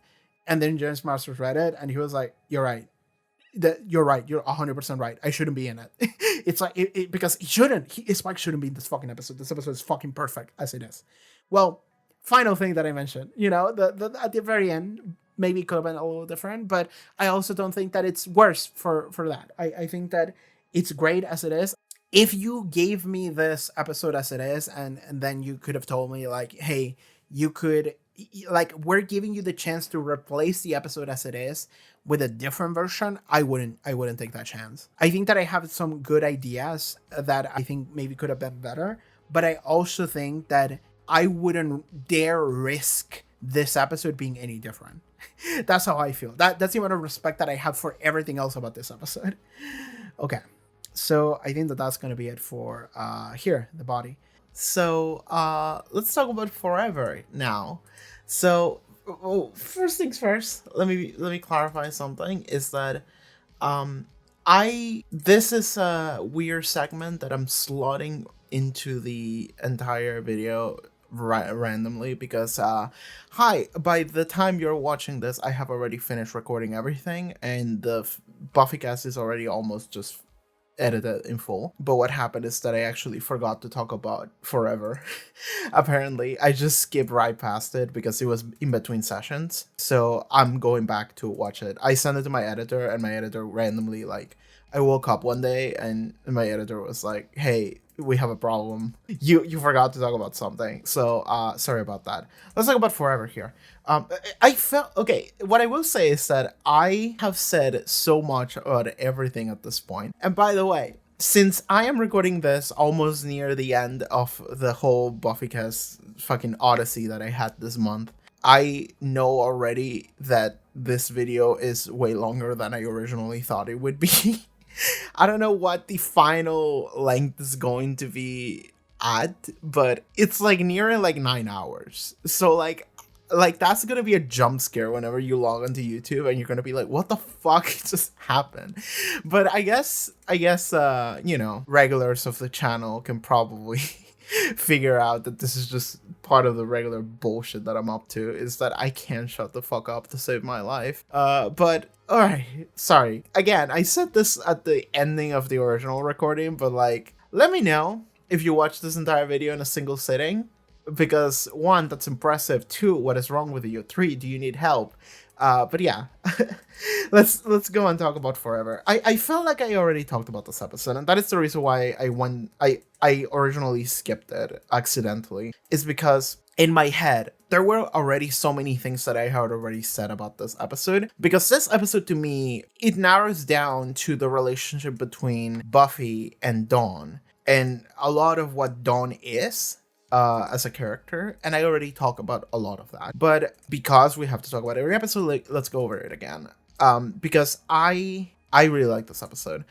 The ending of the episode is really good for giving us, like, arguably the most vulnerable moment for Buffy Summers. We had the episode previous, we had the body, but I think in that episode she was like, her brain hadn't caught up to what was happening yet, and then we get to see all of the shock hit. And this episode is actually the episode where like life moves on and we just kind of have to deal with it, not in a shock, but in like a, okay, I still have to wake up every day, I still have to do stuff.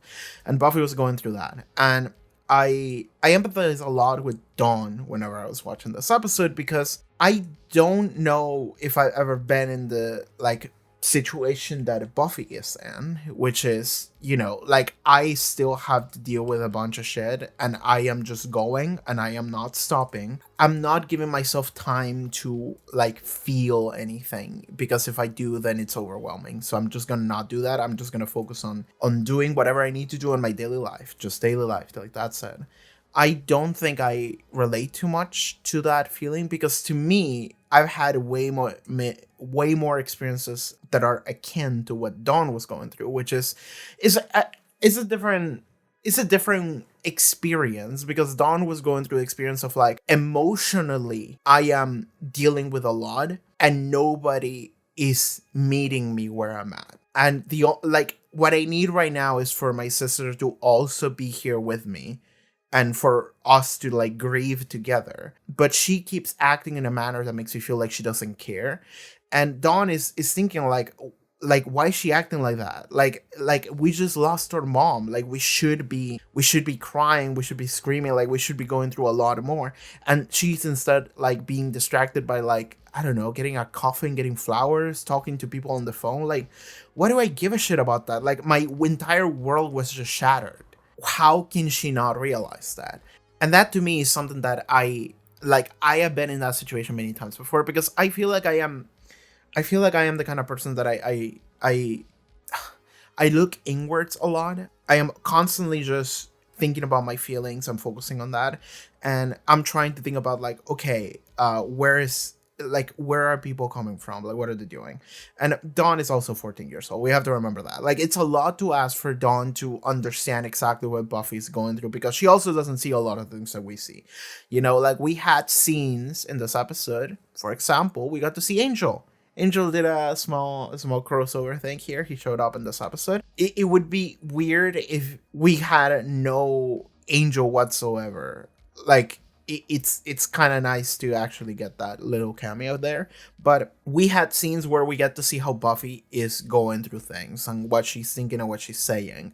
But Dawn doesn't get that. Dawn only sees the front that Buffy is putting on, and all the things that she just keeps doing in front of her, because she doesn't want to break. And Buffy understands that she's gonna break immediately the moment that she starts like allowing herself to feel anything.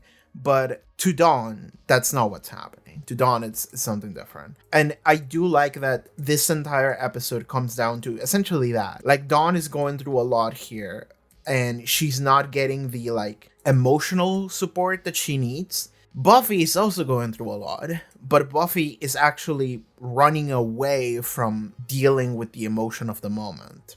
And it would be a lot more helpful for both of them to actually deal with the emotion of the moment, but Buffy decides to actually run away from it instead. It's kind of like a coping mechanism. She's just protecting herself from actually, again, feeling things.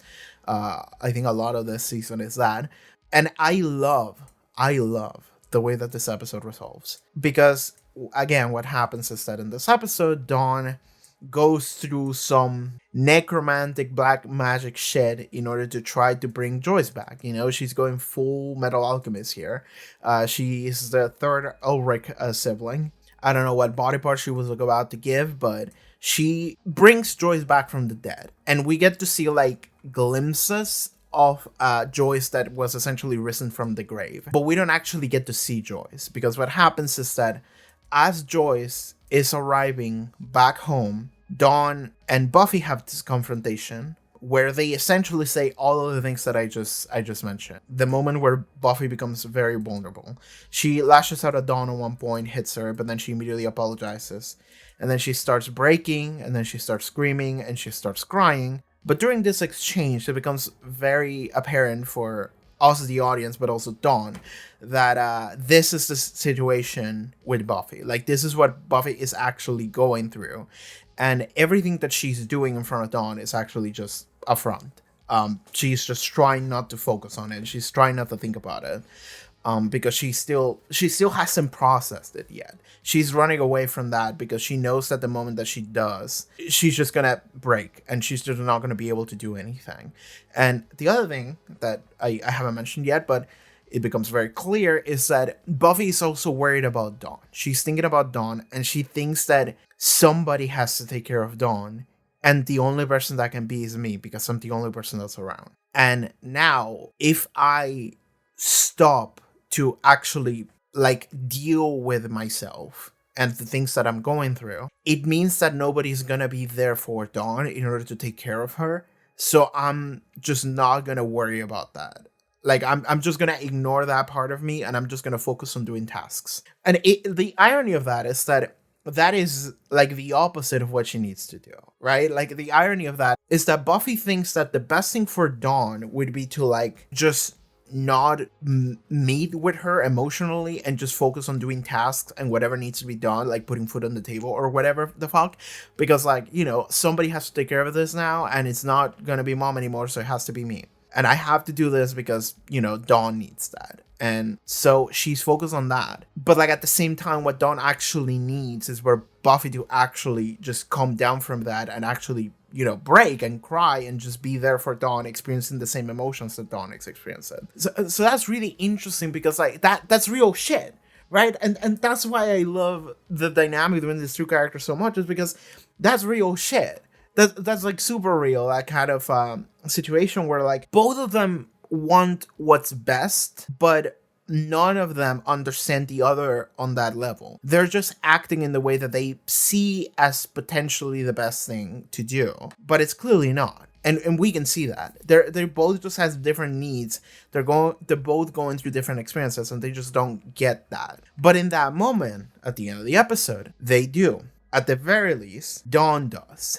Because Dawn actually does something very mature for like a 14-year-old going through a lot, which is in that moment when Buffy breaks, and like something that I love about that moment is that Buffy breaks down crying, and she's just letting it all out, and it's very clear to us that this is like the first time that she has allowed herself to actually go through, you know, like to actually experience the wave of emotions that are surging as a result of the event that just happened. In that moment, she hears the door knock, and we know that that's zombie Joyce or whatever. And in that moment, I love that Buffy just turns around like almost as a reaction, and she just goes, "Mommy." Like in that moment, it's so good. Because in that moment, we get to see how Buffy, like, has completely thrown away all of the, like, adult, like, decorum, procedure, whatever.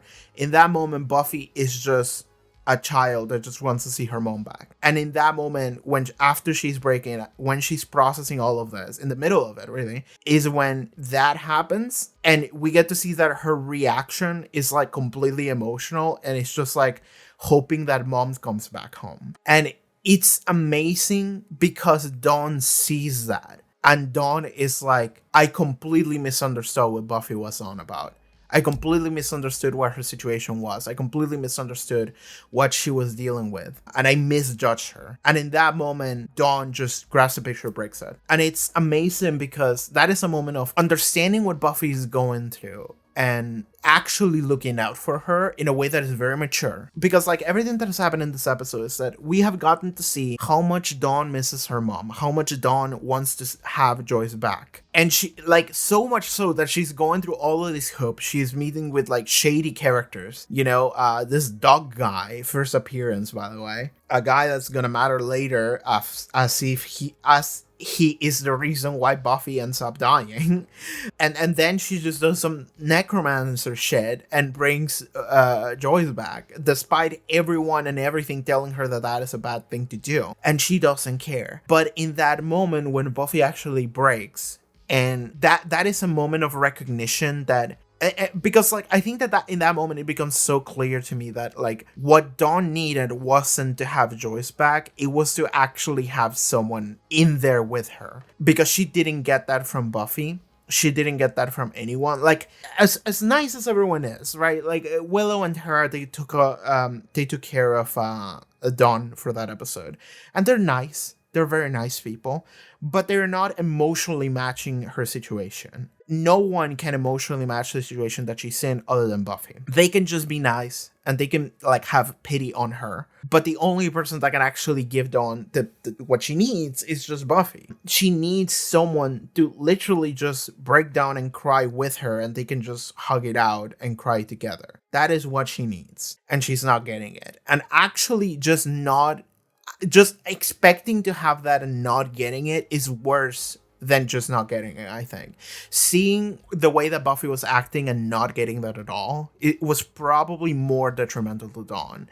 And that also in part fueled what Dawn was doing in this episode, doing her gonna bring Joyce back thing. But in that moment, it becomes so clear that that's not what's happening with Buffy. Dawn misunderstood, and in that moment, Dawn is like doesn't even like think about it. She just does it, and Joyce is gone. And then they just cry together. They just fall on their knees on the floor and just cry together. I remember watching that, and like it's kind of funny in hindsight because I was thinking like the door's open, somebody's gonna come in and kill them. Like I was just sitting there like, oh, I'm worried about everything. But no, it was a very beautiful moment to have both of these characters just cry, just break down and cry together, because both of them needed that clearly. But we got to see how Dawn wanted that the entire episode and she wasn't getting it, and Buffy was running away from that, thinking that was the right choice, but it clearly wasn't. Again, I love the dynamic between the two characters. I keep saying this, and I'm gonna say that more later in the segment that I already recorded about these characters. But I'm gonna mention this again in like, I don't know, 2 hours time in this video.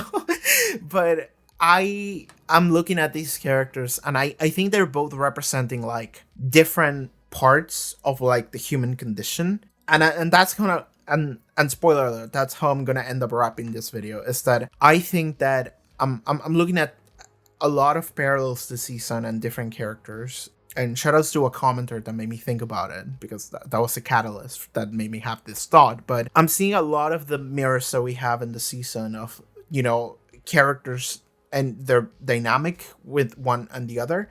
And I think that a lot of it ends up coming to representation of what, you know, living is, of what being human is, of what the experiences you have in life are, what life is just in general. And I think that Dawn and Buffy, if they represent anything, they represent just how two characters can have widely different experiences and completely miss one another. Like they both want the same thing, and they're just fully missing each other, just like different opposites.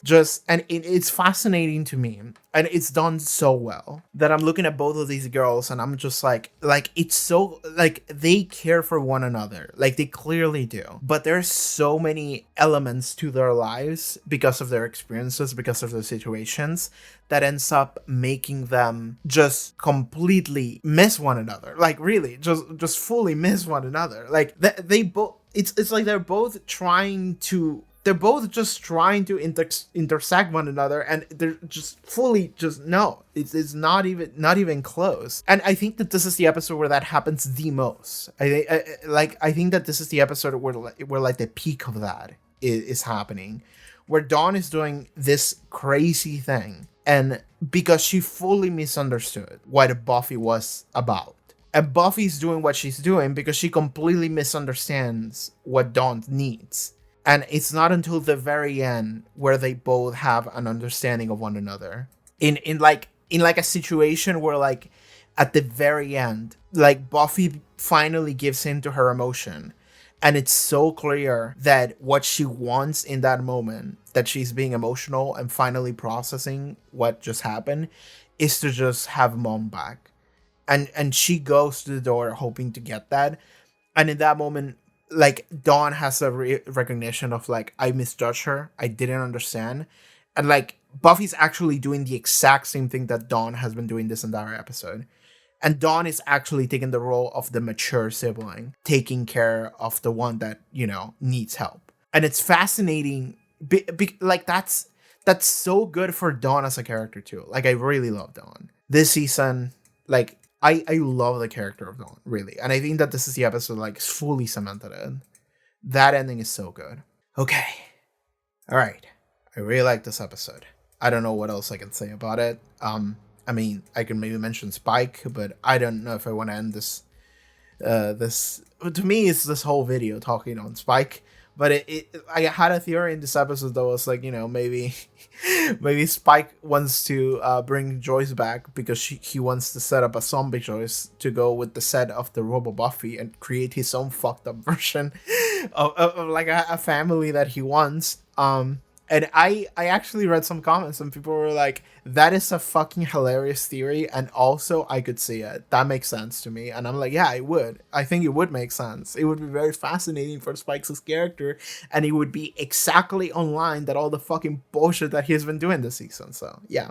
Okay, I think that's gonna be it for this recording. I don't know what else I can say about this episode.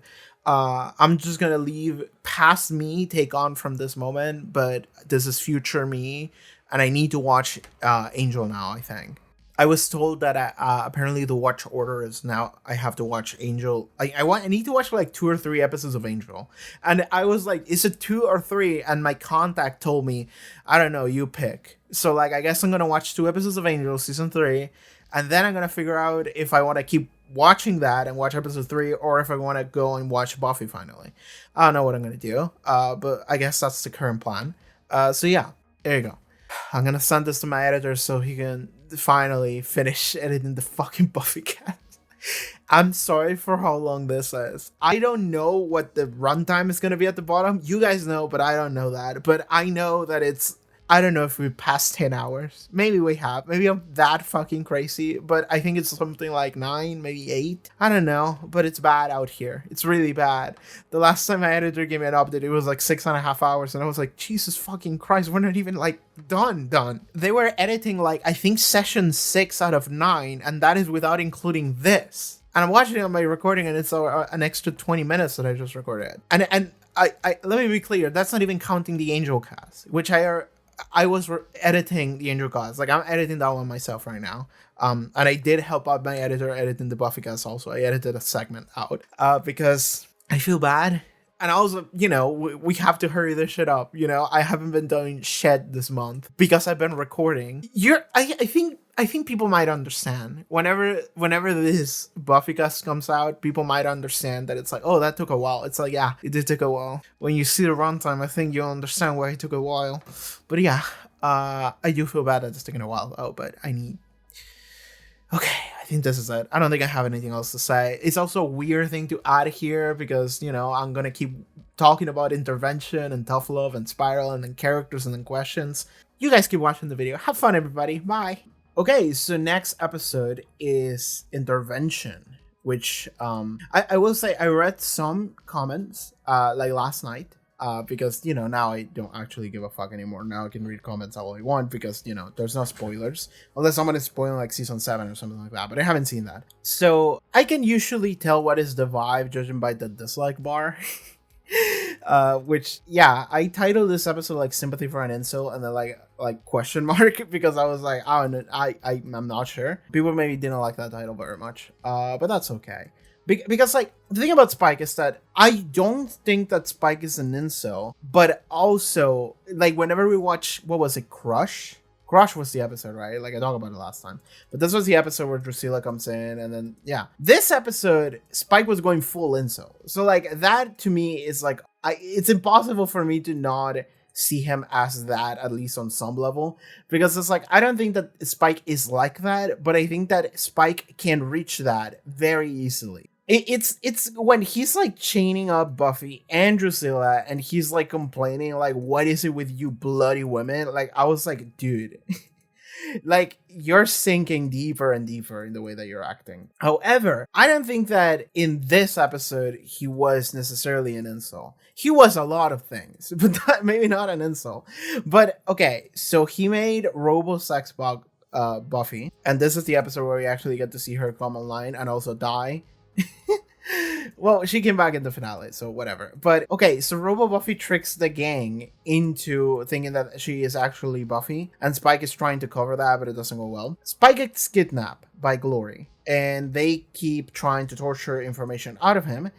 And what happens is that, okay, on the Buffy side of the story, before we go further into Spike, Buffy is trying to do some soul searching, kind of, through some mystical means, because she is feeling a little lost as a result of losing Joyce and now having to take care of Dawn. It's like a lot is happening in her life. So she is worrying about a lot of things, and she wants to go on a quest of sorts. And what she's wondering is that I just got a frame here where she's maybe the perfect slayer means being too hard to love at all. Like she's worrying about her humanity being lost by being the slayer. Which I think is a fair question to ask, because I also feel like that was me when I started this season. Like, that's something that was on my mind. But okay, that is what she is worried about. She goes to get the spirit guide, which takes the form of the first Slayer. And the first Slayer spirit guide gives her the note that death is your gift. And Buffy's like, what? It doesn't mean anything. It's cryptic. I don't know what that means. But Buffy will then carry that in her mind for a later episode for us to talk about. But that is what Buffy is doing this episode. I also like that I'm looking at the spirit guide. It says you're full of love. That's what you pull away from it. I went on this like huge like not tangent, but you know it's very much on topic. But I went on this this talk when I reacted to that episode originally, and I think I just started talking about Evangelion because I was like, yeah, there's a lot of conversations to have here, and I don't think I should do that in this video because I don't want to add an extra like 30 minutes to this video. I can add like an extra 10 minutes to this episode, but I don't know if we need 30 minutes of just repeating myself, even though maybe the entire video is that. But the idea that you experience a lot of emotions in the same way that we all do, and love is something that also hurts you, right? It is something that you crave, but it's also something that hurts because it makes you invested into something, right? Like to have something, it means that maybe at one point you're going to lose it, and then you will experience the pain of losing something. So it's the idea that you are afraid of love because you feel it so much. So that's why you try to not get close to it, because then it will hurt whenever you lose it inevitably. It started raining, by the way, which is great, by the way. It's lovely. Like, I'm trying to find time to record these fucking segments throughout my fucking week, and whenever I do, immediately this shit start happening. So this is great. Maybe I'll get closer to the microphone, and then maybe I can speak in a way where maybe the rain won't... Okay, whatever. We'll figure this shit out. Hi, this is now... We're doing an ASMR video now.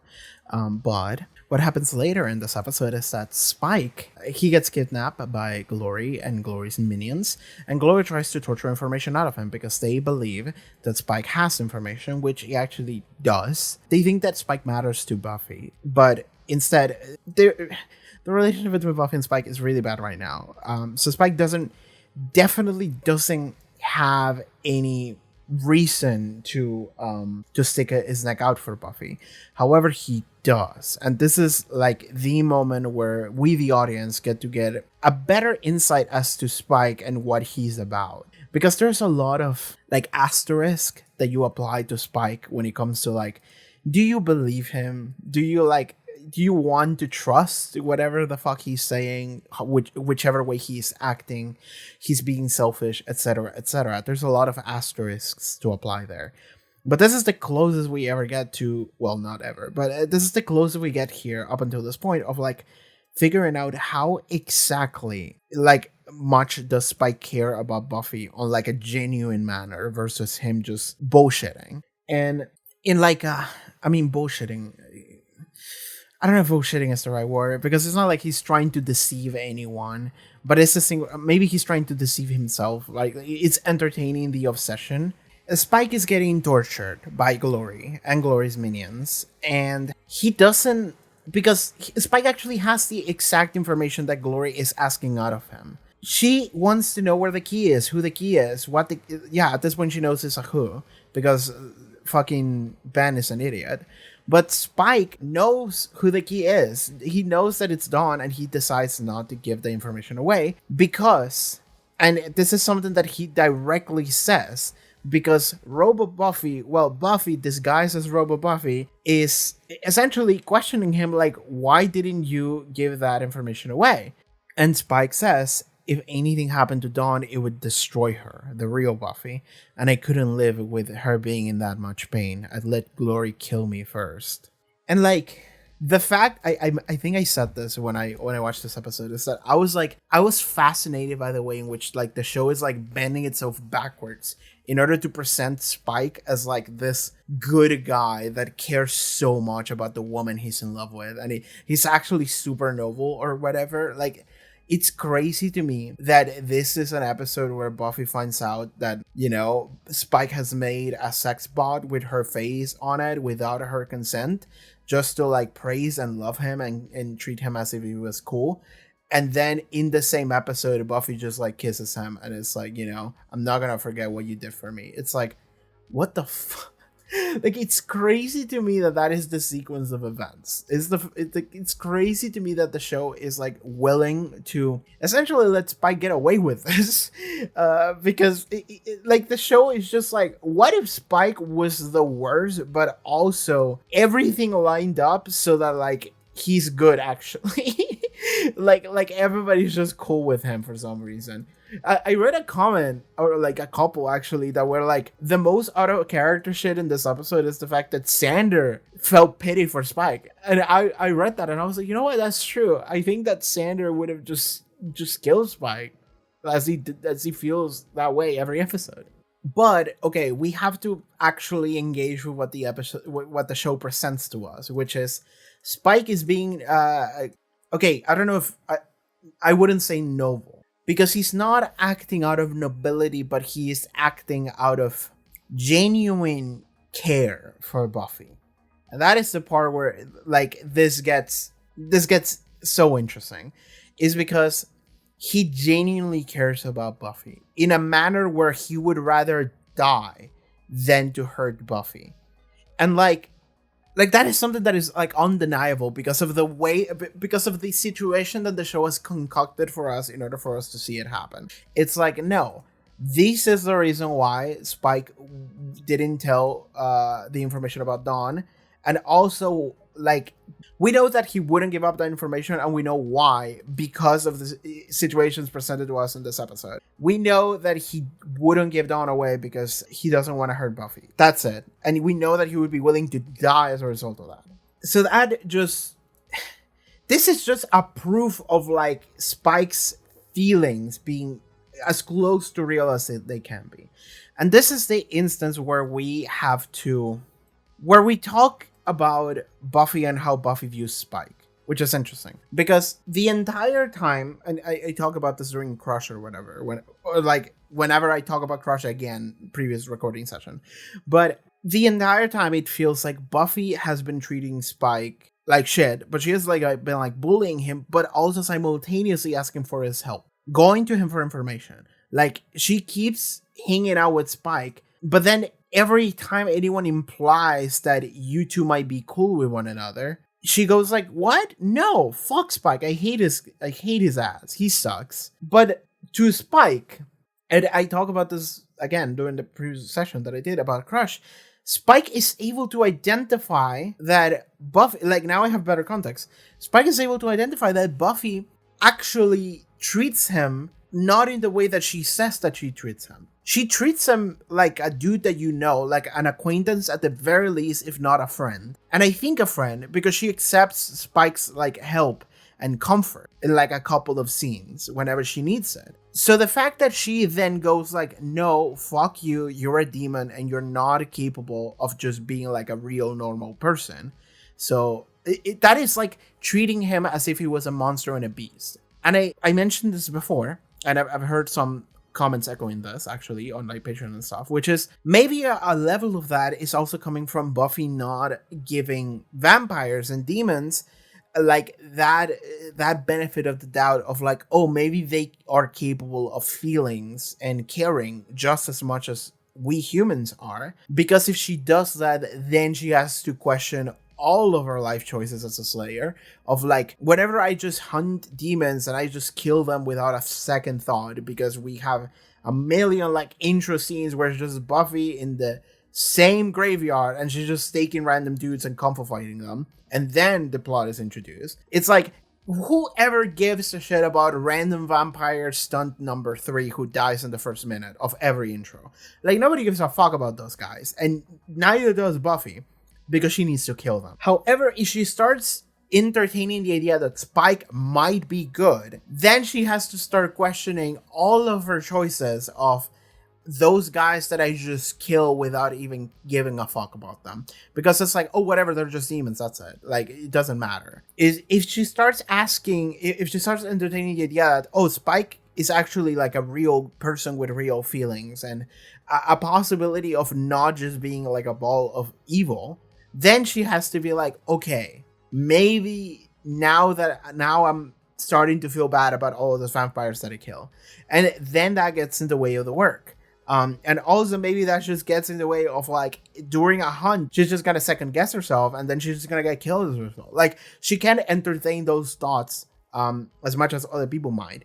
So maybe that is part of the reason why. But she just refuses to accept that she treats Spike like a guy, like a friend in a way. Because the truth is that she does. We literally see it happen. So when she denies that, is something that you have to like wonder, like, why is she denying it? Or like, why was she surprised whenever this was information that was revealed to her as if it was new information when we literally saw him go for a kiss on her like many weeks ago? So like, girl, where are you looking? This is not new. You should be aware of this. And the only way that the only way that if that makes sense is if Buffy literally doesn't want to see it. If she ignores it in a way where she, like, it's something that happened in front of her and she's like, I'm not gonna think about that.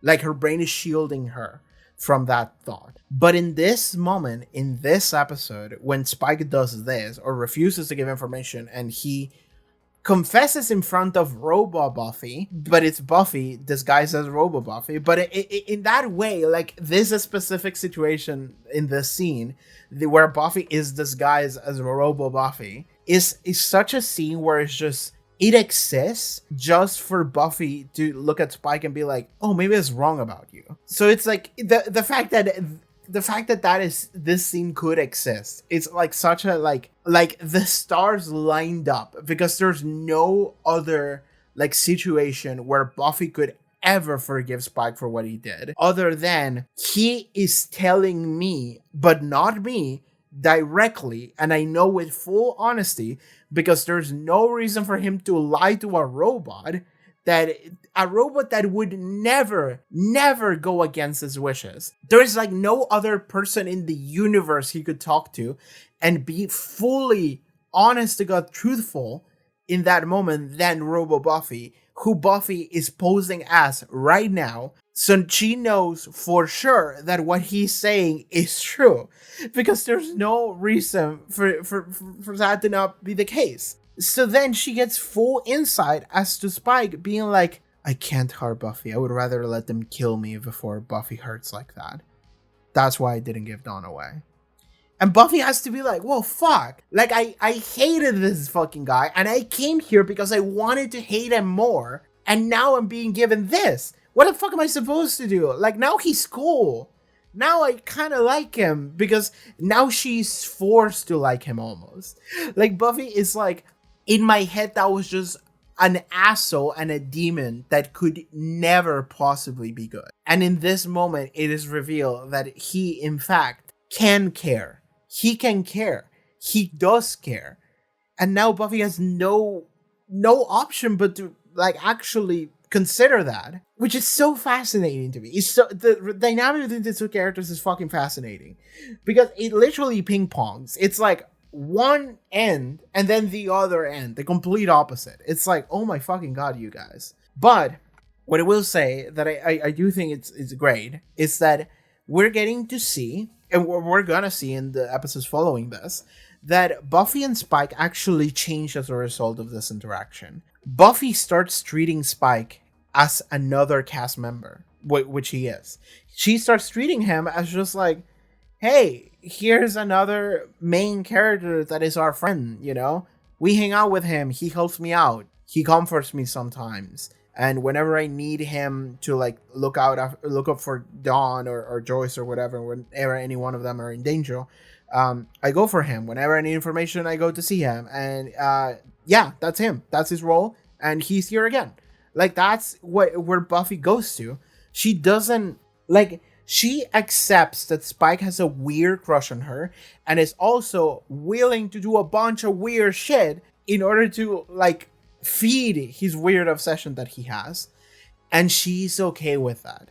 Or at least she's okay with that on a level where, like, as long as I don't see it, I understand that that's what's going on inside your head. Sure, man, sure.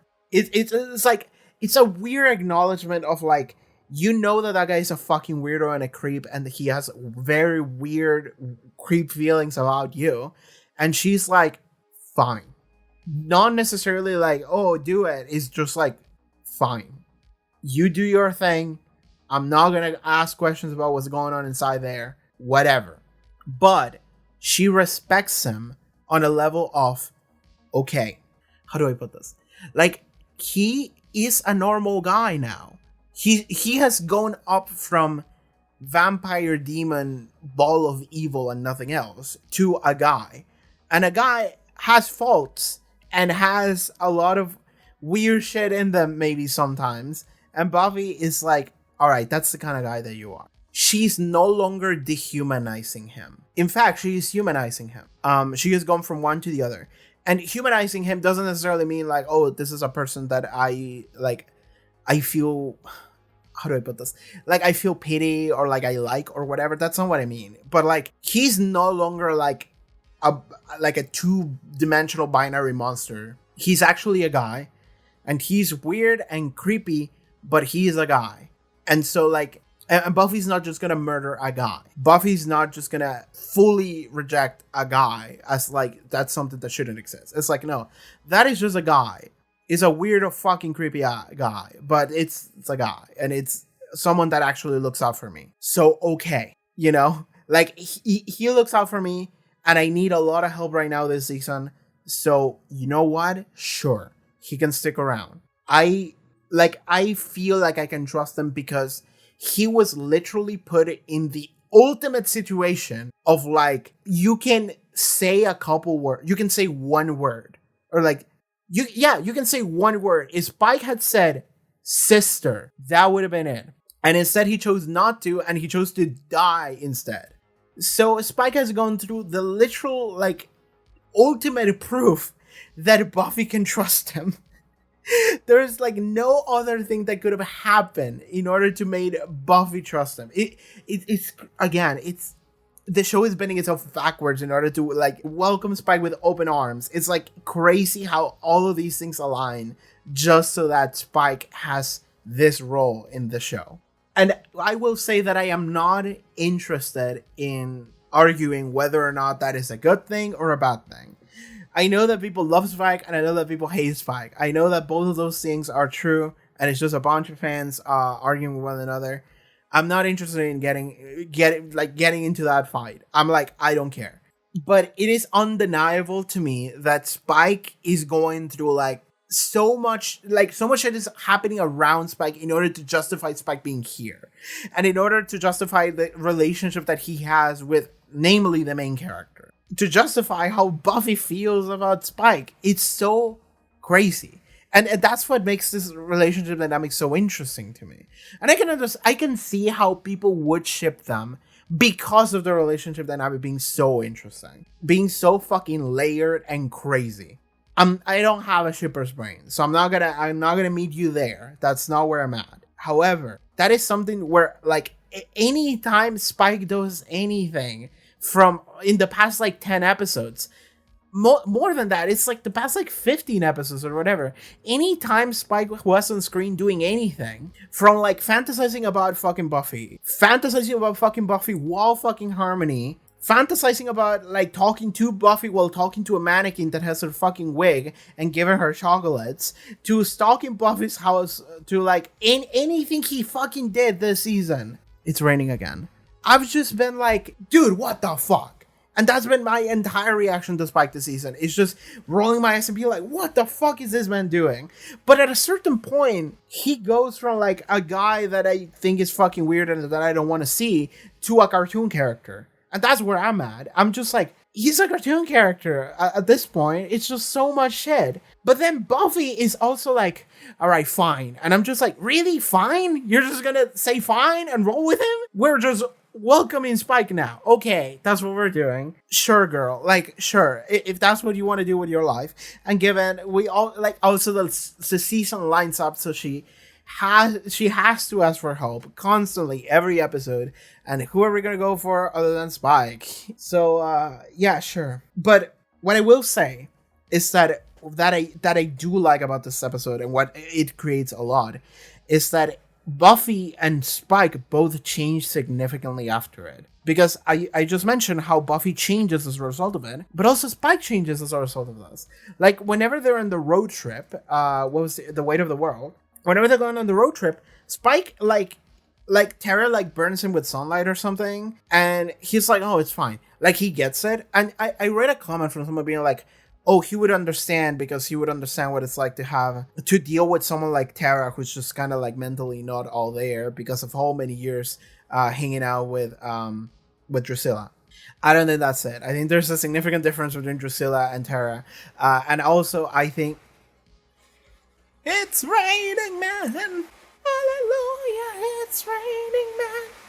I think that Spike is just genuinely being nice to the rest of the cast because now he's like, "Oh, I'm part of the cast, and like these are Buffy's friends, and I don't want to be weird around them because Buffy actually like welcomes me now. So I'm gonna actually have my place, and I'm not gonna like abuse them or anything. I'm just gonna be like, okay, I'm gonna behave because Buffy like weirdly domesticated him in a way. So I think that that's what that is. Is that Spike recognizes like, okay, I'm not gonna. I know that Buffy just gave me this huge chance, and I'm not gonna blow it.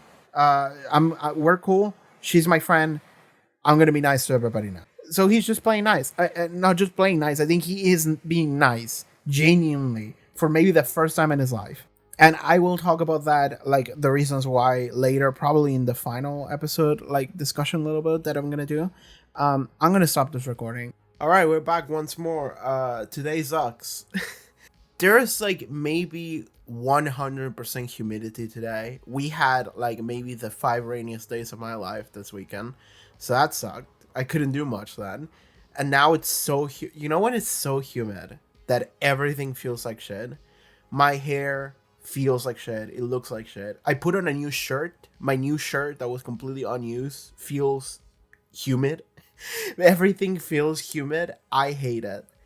Let's keep talking about Buffy, I guess. We gotta wrap this shit up. I need to start watching season 6, right? And I still need to do the Angel thing, but let's finish with the season here. Let's move on to episode 19, Tough Love. I'm pretty sure I did Intervention. If I didn't do Intervention, then I talked so much about Spike that I thought that I did. But I think I did do Intervention. Yeah, I talk about like the... Okay, something I probably maybe didn't talk about is Buffy's journey to get her like message from like the First Slayer, or like the guide posing as the First Slayer, which was "Death is your gift." But I guess we talk about that in the finale. So let's just move into episode 19, Tough Love. I have to say, this episode feels a lot better now that I know how it ends, but it still made me hate it. But yeah, this was an episode where Tara got her brain eaten. And I will say that, like, my vibe immediately was like, there's no fucking way that this is just the end for Tara, right? Because of the way the episode treated this moment as if they didn't just murder the best character in the show like that, right? Like, the way that the show didn't care made me go, like, there's no way, right? Like, that treatment is not given to someone who just dies like that. Especially not someone like Tara, who's like the best character in the show. And I was like, maybe the show doesn't realize how good Tara is, or like what kind of attachment people would have towards Tara, or maybe it's just me, or the show just this is not what it's doing, right? There's a different ending for Tara, and it was like, if you go back and watch my reaction episode to Tough Love, I'm like Tara gets her brain eaten by Glory in the way that she eats everyone's brains this season, and in my head I was like, there's no way, like I was like, either we restore Tara, or this version of Tara also goes on to become like a beloved character, right? And Tara just becomes like a character that is more so like someone with dementia, someone who's not all quite there, and she's very beloved as a result of that. Like, maybe it's not treated bad. It's actually a very good treatment of that idea behind a character. So then maybe for future seasons, that is the kind of character Tara becomes. And there's also something that is like, there's something to love about a character like that as well. And I was like thinking, okay, maybe that's the reason, because they can foresee the future and they know that this is the version of Tara we're gonna get, right? Because I will also say that I got this like weird vibe from like the fan base, right? And this is after the episode came out, but like the response that I got, it wasn't matching up with mine, and I was like, okay. Like, that to me is another clue almost, because it's like, there's no way I am the only person on this planet who's just like, fuck this show. Like, there's no way that I'm the only person that is reacting that way to Tara's death. unless that is not Tara's death. And that is exactly what it was. We restore Tara 3 episodes later, 4 episodes later. It's totally fine. You know, Buffy dies, but like, I don't give a fuck about Buffy. As long as Tara is okay, everything is fine. I don't mind. Also, Buffy's gonna be back as a zombie or whatever. So yeah, that's what this episode. When I look back at it, that's what I think. Because so much of this episode was the one where Tara gets her brain eaten. I guess something we can talk about is the argument that she has with like Willow. And people were, I got some responses to this because I talk about it a little bit because I felt like I had to, right? Like my response to this episode was first emotional, and then I went back and I recorded extra, and I was like, okay, now let's actually analyze some of the stuff that was said. But the place where Willow is coming from is weird, and people were talking about like there definitely sounds insecure, but also it sounds like Willow twisted the conversation in like a weird direction that Tara didn't mean it, but then Tara doesn't know how to talk herself out of situations or like affirm herself. So then the conversation turned into that, and then that is what that is. But Willow made it something that it wasn't, which I think is absolutely the case. One of my favorite moments is straight up whenever Buffy's with Spike and Dawn, and Spike and Dawn had to be the ones that are like, Willow is gonna go kill herself to try and kill Glory, right? Like straight up, because Buffy wasn't there in order to understand like that level of like attachment or love that you would have towards someone, like that level of unresolved feelings that you would have to go and get some kind of closure. Buffy didn't get that. Like she was like, oh, I talked to her, she's okay, and it's like, girl, you're telling me you told her like, oh, don't do that, and she's gonna listen? And like Spike was like, I would do it. Right person. If I would love them so much, I would fucking do it. And Buffy had a moment of like Dawn, I think was the one that came in and was like, if it was me, would you do that? And Buffy was like, oh fuck, I made a mistake. And then she ran in and tried to help Willow. I like that. I like whenever, and this happens a lot because this is almost what the entire show is. I like whenever Buffy is just like, she doesn't get something because of the type of character she is. She doesn't have like great understanding of a lot of things. So there's places where Buffy Summers comes short, and I like whenever we can see those places where she comes short and somebody else has to be like, girl, like, listen. And they just talk to her and they tell her like essentially just ground her and present a point of view that is different from hers, because I think Buffy Summers is a character who like, I think her point of view is too centered around herself and what her limited perspective is. So whenever somebody grabs her and is like, okay, there's a different perspective and this is what it is, and Buffy's like, oh, I didn't realize that. Whenever we get moments like that, I love those. Not just for Buffy, for anyone, really. Like, that was, like, my favorite part about Faith whenever we got the episode, Who Are You? Like, I fucking love that. But, like, that is something that I loved in this episode. And then Buffy was like, okay, I learned. And then she ran in and helped Willow. That was awesome. I love that so much. This is also an episode where, like, I predicted, like... like 6 different things that were gonna happen, right? Like, every time. Because it's... I don't know. Like... maybe I'm too looked into the show. I had another episode. You people that weren't on Patreon wouldn't know this, but I watched an episode of Angel. It was the third to last one, I think, of season 2, where like every single thing that happened in that episode, I was like, this is gonna happen, and then this is gonna happen, and then it did, and I was like, okay. It was not even in a good way. It was just like silly. But okay, so. Anything else we can say about Tough Love? I would like to move through these episodes as fast as I can, if I may. Thank you. Because I want to finish with this segment and maybe the entire video, if I can, as soon as possible. Because I want this to get out and start season 6. So, Tara episode, love those. Tara got her brain eaten. Didn't love that, but they came back, so it's fine. So now that episode is okay by me. But also simultaneously, like, such a drive of that I guess that is the thing I can say, is that in hindsight, this episode is not, like, fully driven by the fact that Tara got her brain eaten, even though I felt like it should have at the moment. But in hindsight, it's okay that it wasn't, and it's actually maybe better that it wasn't, because it has further rewatchability, because now the episode doesn't hinge on something that is not true. Which is, like, Tara gets her brain eaten, and it's like, at the time, it felt weird to me that wasn't, like, the focus of the episode, because it wasn't. It like that happened like halfway into it, and then it went into like this like Willow revenge thing. So like that wasn't the focus, that wasn't the thing, the big like thing that would happen in that episode. And I was like, it felt weird that it wasn't, given the severity of the act, of the event. And the fact that it wasn't now makes a lot of sense, because it gets undone 3 episodes later. And it gives it also like a little bit of rewatchability, because now I could rewatch that episode and I'm like, yeah, Dara gets her brain eaten, but that's not the most important thing. That's just gonna get undone in 3 episodes, and then I can actually focus a little bit on like Willow, for example. So that's weird. This is one of those episodes where it's like, if you rewatch it, you're gonna get a different experience than the first time you watched it. And it's not because anything is like different, it's just the experience of it is just gonna be different. But it was made so that it could be rewatched and not be just a complete waste of your time. Right? Because if the entire episode hinged on the fact that Tara gets her brain eaten and then it gets undone 3 episodes later, when you rewatch that, you're not gonna be as invested anymore. So yeah, that. Okay, let's move into next episode. Spiral. Hell yeah. I will address something here, because I've been reading comments, right?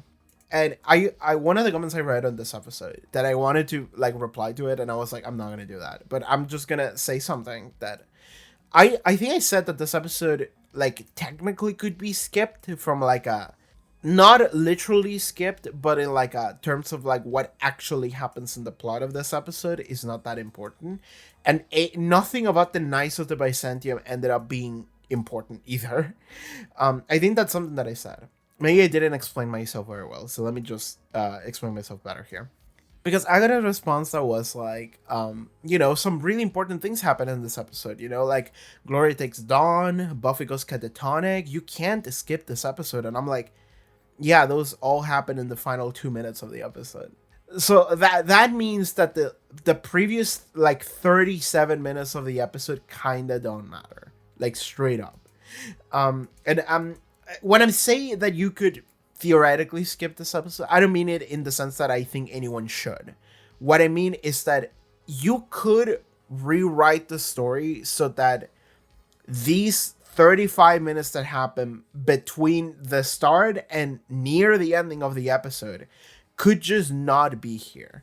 And I'm not saying that I think that there's stuff that doesn't matter here. There's some moments between Buffy and Dawn, and Tara, and like little moments within the characters, right? Like, I actually don't think that this is an episode you should skip, but I do think that plot wise, this is like a story that doesn't actually amount to much, to anything really. It only sets it up so that we are in the situation where Glory takes Dawn and Buffy goes catatonic, which would have happened regardless, so long as Glory took Dawn, which I was already expecting to happen. Like, that is going to be the finale. The way we go about it, which is, the Knights show up randomly again, because like the entire time we have seen the Knights, I'm like, why do they matter? When are they going to come back? And then they came back, and they matter for this storyline where they chase the gang on a road trip, and then they corner them on an abandoned gas station, and then they all died, and Glory took Dawn. And it's like, the only part that matters about what I just said is Glory took Dawn, which could have happened at the beginning of this episode, because the way this episode starts is with Glory cornering Buffy, Dawn, Tara, and Willow, and Tara recognizing Dawn as the key. If Glory had taken Dawn there, then this entire episode doesn't need to happen, and we can go straight into the weight of the world. That's not what happened. But what I'm saying is that from like a writing perspective, and this is always, I think this is the part where people like don't understand what I'm saying sometimes, is that from like a writing perspective, like imagine I am Joss Whedon. Imagine you are Joss Whedon, and you're looking at the page and you're like, and then you look at this episode and you go like, what if I grab this part and grab this part at the end, and and it's like, okay. And then I just slot that into previous episode. This episode doesn't need to exist. The only parts that matter are what happens at the very ending, which can be easily slotted into the very beginning. And this entire Knights of the Byzantium theme only exists to like maybe give you a little bit of a lore dump, which could be given through like book exposition. Like Giles says, like, I found a book and here's some exposition. That could be easily done that way. And there's like nothing else about this episode that like matters plot wise. However, I do like a lot of moments in this episode, and I'm not saying that you should skip it. That's never what I'm saying. What I'm saying is that from like a writing standpoint, there are some elements that matter and 95% that doesn't. But okay. So, there's some really cool moments here. I enjoyed the entirety of the road trip. I enjoyed seeing Buffy so fucking tired, which is gonna make sense a lot for what's gonna happen next episode. I enjoy seeing Spike get along better with the gang and the gang getting along better with Spike. This is like the episode where it starts to like finally like drill in that Spike is like one of our boys. Oh my god, I just saw like... I just look at myself and my hair looks like ass. But it's just getting worse because of the humidity. My sinuses are getting worse because of the humidity. Everything sucks. I'm sorry. We gotta just go through this one. We're just gotta get through it. Because like I'm looking at this episode and like there's a lot of things that I'm like I enjoyed that, you know, when Spike when they all got into the RV and then it's Spike driving and he has this like goggles and yet the entire van is like sunproofed. It's so fucking funny. I really enjoyed that. And then a bunch of like about the scare about Giles getting impaled and maybe him dying and then he's fine. But like a lot of that, the emotional pull between these characters and what's happening to them, that I really enjoyed actually, and I think this episode was very good for that. But that's like the only thing about this episode that I can think about talking about, because again the only thing that matters is that at the end Ben is like, maybe I should kill Dawn, and then he doesn't, and then Glory comes in and takes Dawn, and then Buffy just goes she's fucking gone mentally. She's just fucking gone at the end. It happens on Glory transforms in minute 40, second 4. So minute 40, and then Dawn is taken in less than a minute, and then Buffy is just like mentally gone less than 2 minutes later, like 41, 49. So like the only thing that matters about this episode happened in the span of a minute and a half. Anything else is just like there for the characters, which I'm not saying is bad, and I'm not saying that you should skip that.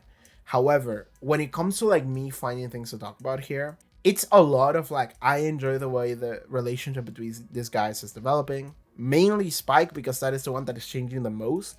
Spike and them, you know, not just Buffy, but like the rest of the gang. Buffy and Dawn talking to one another is nice here. We got a little bit of Ben, but there's a lot of like the Byzantium Knights talking to each other. And I'm just like, they're all gonna be dead in 20 minutes. Like, why do I care about them? But a lot of this episode is that. Beyond that, the little bit of a lore dump of the Beast being one of these 3 gods from a different dimension, and she was cast out, and she was given this human vessel in order to nerf her abilities. And that is like her only weakness here, but it is a weakness. But she's trying to find a way in order to get back to her realm by getting her powers back and, you know, claim dominion over them as well. And by opening the gate in order to get to her dimension, all of the reality gates are just gonna crumble on one another. So then all of reality is fucked. Like, okay, that doesn't really matter to me. What matters to me is Buffy going catatonic at the end. That is like the thing that matters to me the most, which is going to go into next episode. That is the part that matters to me. The weight of the world. Sort of starting our finale here. We can say that maybe about previous episode here, but the weight of the world, first of all, banger title. And I am pretty sure I have referenced Buffy as Atlas before, holding the weight of the world on her shoulders. I'm pretty sure that is something that I've said at some point a couple episodes ago. And maybe it was because I saw the title of the episode. I don't know. Maybe I saw it, maybe I didn't. But I remember mentioning that.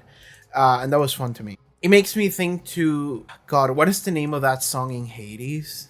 Good Riddance? Yeah, you should go listen to the song Good Riddance from the Hades soundtrack. I love the Hades soundtrack. It's one of my favorite songs of all time. But yeah, in the lyrics... all I can think about is the lyrics to this song, which is about Atlas and holding the weight of the world. Is so good. But in this episode, it's interesting because this is an episode where Buffy is gone the entire episode, and Willow is actually taking charge and making sure that all the things that need to be done are getting done. Willow is the MVP in this episode for sure. Not only for mobilizing the entirety of the gang to do stuff, but also getting Buffy out of the mental place that she is at. So in this episode, Buffy is mentally gone. She's gone catatonic. And the reason why is because she's stuck in this like mental loop of like, death is my gift. I kill people. I kill my mom. I kill my sister. So like, fuck it. Like, it's just this like loop of like, this is what I do, right? She sees herself as guilty for her mom dying because it's like, oh, I wasn't there, you know, that kind of thing. We have heard that before in the sense of she mentioned, I think she was talking to Angel when she was like, maybe if I had been here earlier. And then Angel was like, didn't you say the doctors told you that, like, you know, there's nothing you could have done? And Buffy was responded with, they said probably. Keyword being probably. There was nothing I could have done. Which means that she's going to hung up on that and she's going to be like, oh, there was something I could have done and I didn't, right? There was a chance and I wasn't there for it. In the same way that she's blaming herself for Dawn because, as she explains, she's fucking tired. She's just so fucking tired. And she's like thinking about, like, there are moments where she just like gave up, like mentally, internally. She felt a moment of like, I can't beat Glory. And she's torturing herself because she's thinking like, in that moment when Glory took Dawn, there was something that maybe I could have done. And the thing that stopped me was my own inability. But maybe if my heart was more into it, maybe I could have done something. Maybe it could have been different, right? Like, there was something that in an alternate timeline I could have done differently and it would have worked out and Dawn wouldn't have been taken. But because I am a failure, because I feel like giving up, because I feel like I can't do things, then I made a decision that I maybe made it so this was the outcome, right? Like, there's a different version of events where something was different, and whatever that was, I didn't do it. So it's my fault, and I killed her. Like, it makes no goddamn sense. But it makes sense to her internally. And it's weird how somebody pointed out, like, oh, it's weird. It's so funny how the moment that you identify the most with Buffy is when she's stuck in this mental loop of guilt. I'm like, yeah, that's what I do. Like, my brain works exactly like this. And, like, you understand that it's fully nonsensical. You understand that this loop that you get stuck on, it doesn't make any goddamn sense. But it's like, it doesn't matter because what you're doing is you're entertaining your own like feelings and thoughts. And then you get stuck in that loop. And I love that this was an episode where she is literally stuck. Like, her physical being is just like, I'm done. Like, I'm not moving. Nothing is happening. Like, it's done. It's cooked. Like, the world ended and it's my fault. But more importantly, my sister died and it's my fault. Just like it was with my mom that died because I was out there fucking around with some robot girl. Buffy fully blames herself for everything. Again, the episode is called The Weight of the World. And it goes both ways too. Because like the title, The Weight of the World, is on one end because she is literally holding the weight of the world on her shoulders. In that if she doesn't do the goddamn thing, the world ends, right? Like, that's always how it goes. It's like, how many apocalypses I've heard of by now? 6 feels like 100. But it's also the fact that she puts the blame of everything on herself as well. I mean, this is a different interpretation, and maybe it's not the intended one, but it's something that it's fun to think about if you haven't. And it's that Buffy blames herself for Dawn. Buffy blames herself for Joyce. Buffy blames herself for everything she can in order to make it worse for herself, when in fact, that's not the case. Joyce didn't die because of Buffy.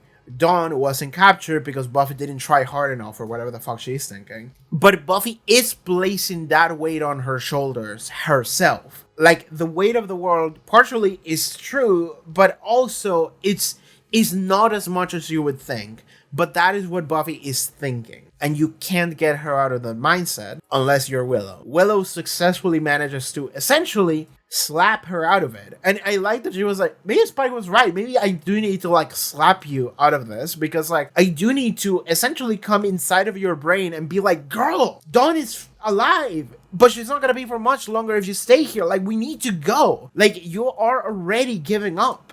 I like that she was like Buffy was like, but what if I'm not strong enough? And Willow was like, then I guess you really did kill your sister. You know, it's like, if you don't at least try, then what the fuck are we doing here? Like, then you're actually fulfilling the things that you keep saying that you fulfilled. And it's like, but that hasn't happened yet. Like, you're stuck in that place, and that is what is making it bad. This is a self-fulfilling prophecy, literally. But I do love that, like, that makes so much more, it makes so much sense for me to see Buffy like this. To see Buffy stuck in this loop of, like, insanity that makes no sense, but it makes sense to her. It's so perfect. It's such a display of how the human brain works, really, too. Just like, yeah, I've been there. I know exactly what that is, right? Like, I'm not questioning Buffy at all whenever this is happening. I am questioning her logic in the way that you should always question that logic, by the way. And that is something that maybe if you're not this kind of person that has had these kind of experiences, like, maybe you wouldn't understand that you need to tear down everything that Buffy is saying, but like, you have to, right? Like, Willow is kind of entering the role of a therapist in this episode, because it's like Buffy keeps saying all of this shit, and you have to just look at her in the eye and be like, bitch, no. Like, everything that you're saying, that's not true, and you're making it worse. It's literally, you have to just shake the person out of that situation, out of that mental space, right? And I again, like I mentioned just now, 2 episodes ago, when was it? Sorry. This entire session is a blur to me. But, like, I love seeing Buffy in a position of, like, she doesn't understand something, or she's stuck in a bad place or whatever, and somebody has to ground her. In this episode, it was Willow. And I think Willow did fucking amazing this episode. I keep praising Willow in this episode. Sometimes I look at Willow and I'm like, girl, what the fuck are you doing? Right? I read a comment that was like, Willow is like those scientists that is like, just because you can doesn't mean that you should. I think it was when she pulled out that book for Dawn, that kind of thing. But yeah, sometimes I look at Willow and I'm like, girl, what are you doing? But no, in this episode, I'm like, yes, queen, yes. Everything about what Willow is doing is so good. She's being such a good friend. She's looking out for everybody, but also she's being the grounded person. She's like, Buffy, no. Like, we need to move. We need to go. Like, otherwise Dawn is really going to die. And I know you don't want that. I love that.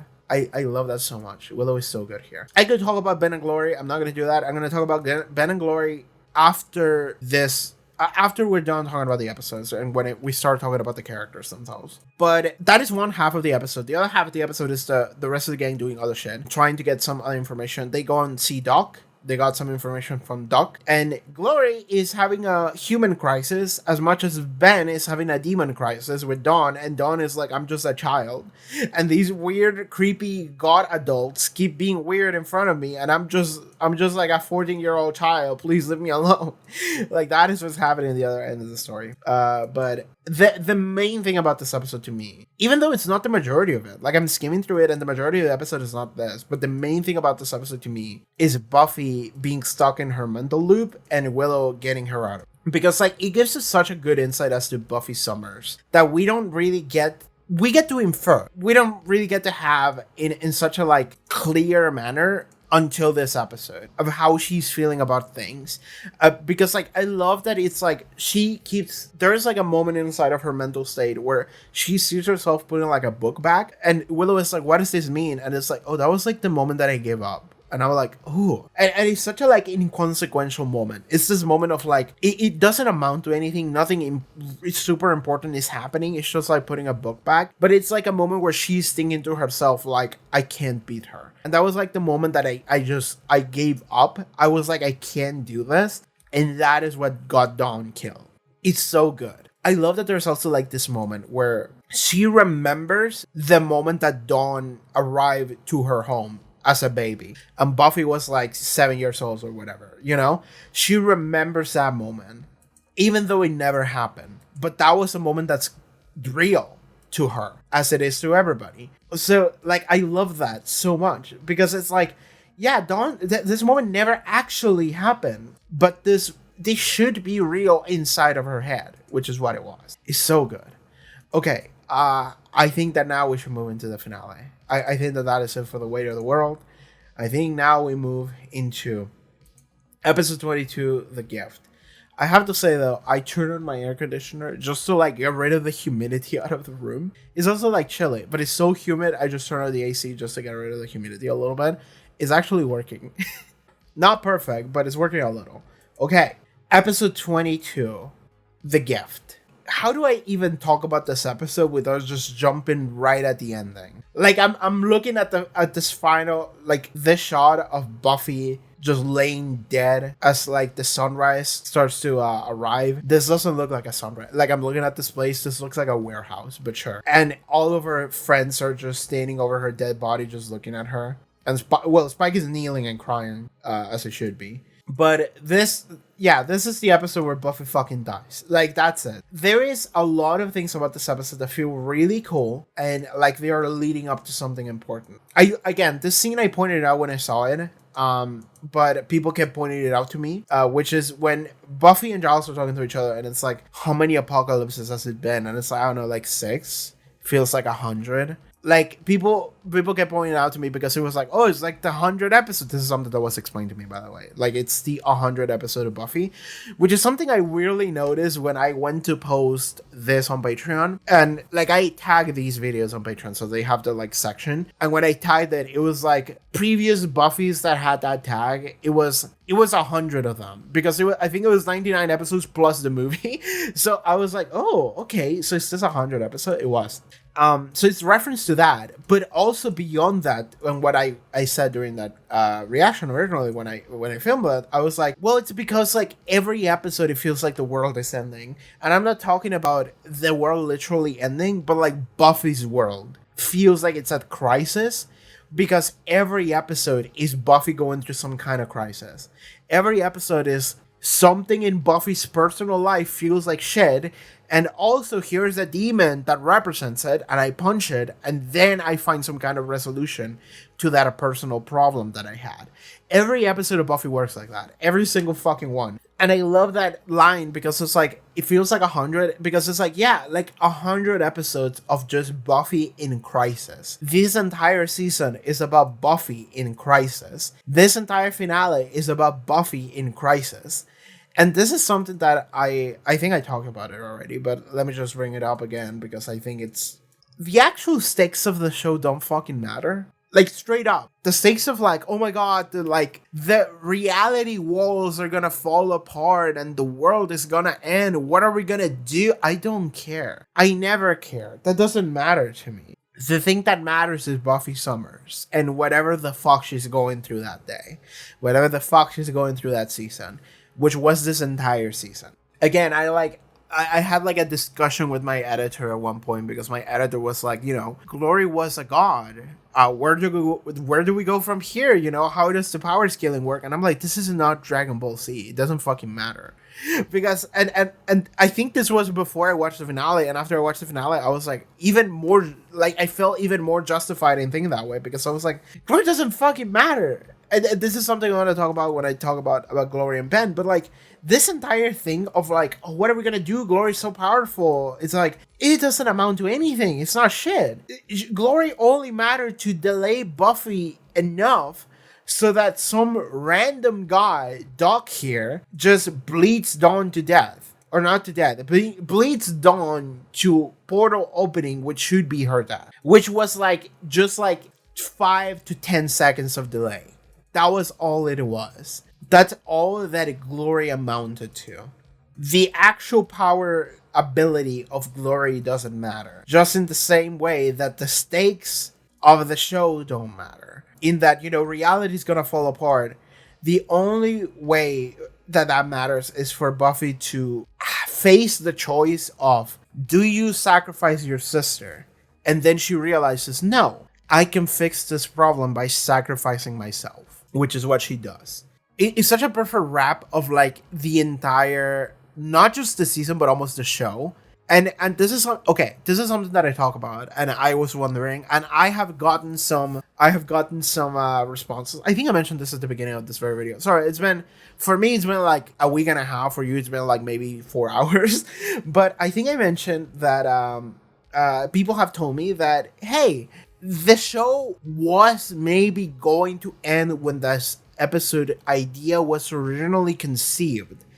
However, by the time that the episode came out, that was no longer true, and people did know that this episode was going to have follow-ups. There were more seasons that were going to move to a different network. So, like, when the episode was made, maybe they already knew, but when the episode was originally conceived, they didn't.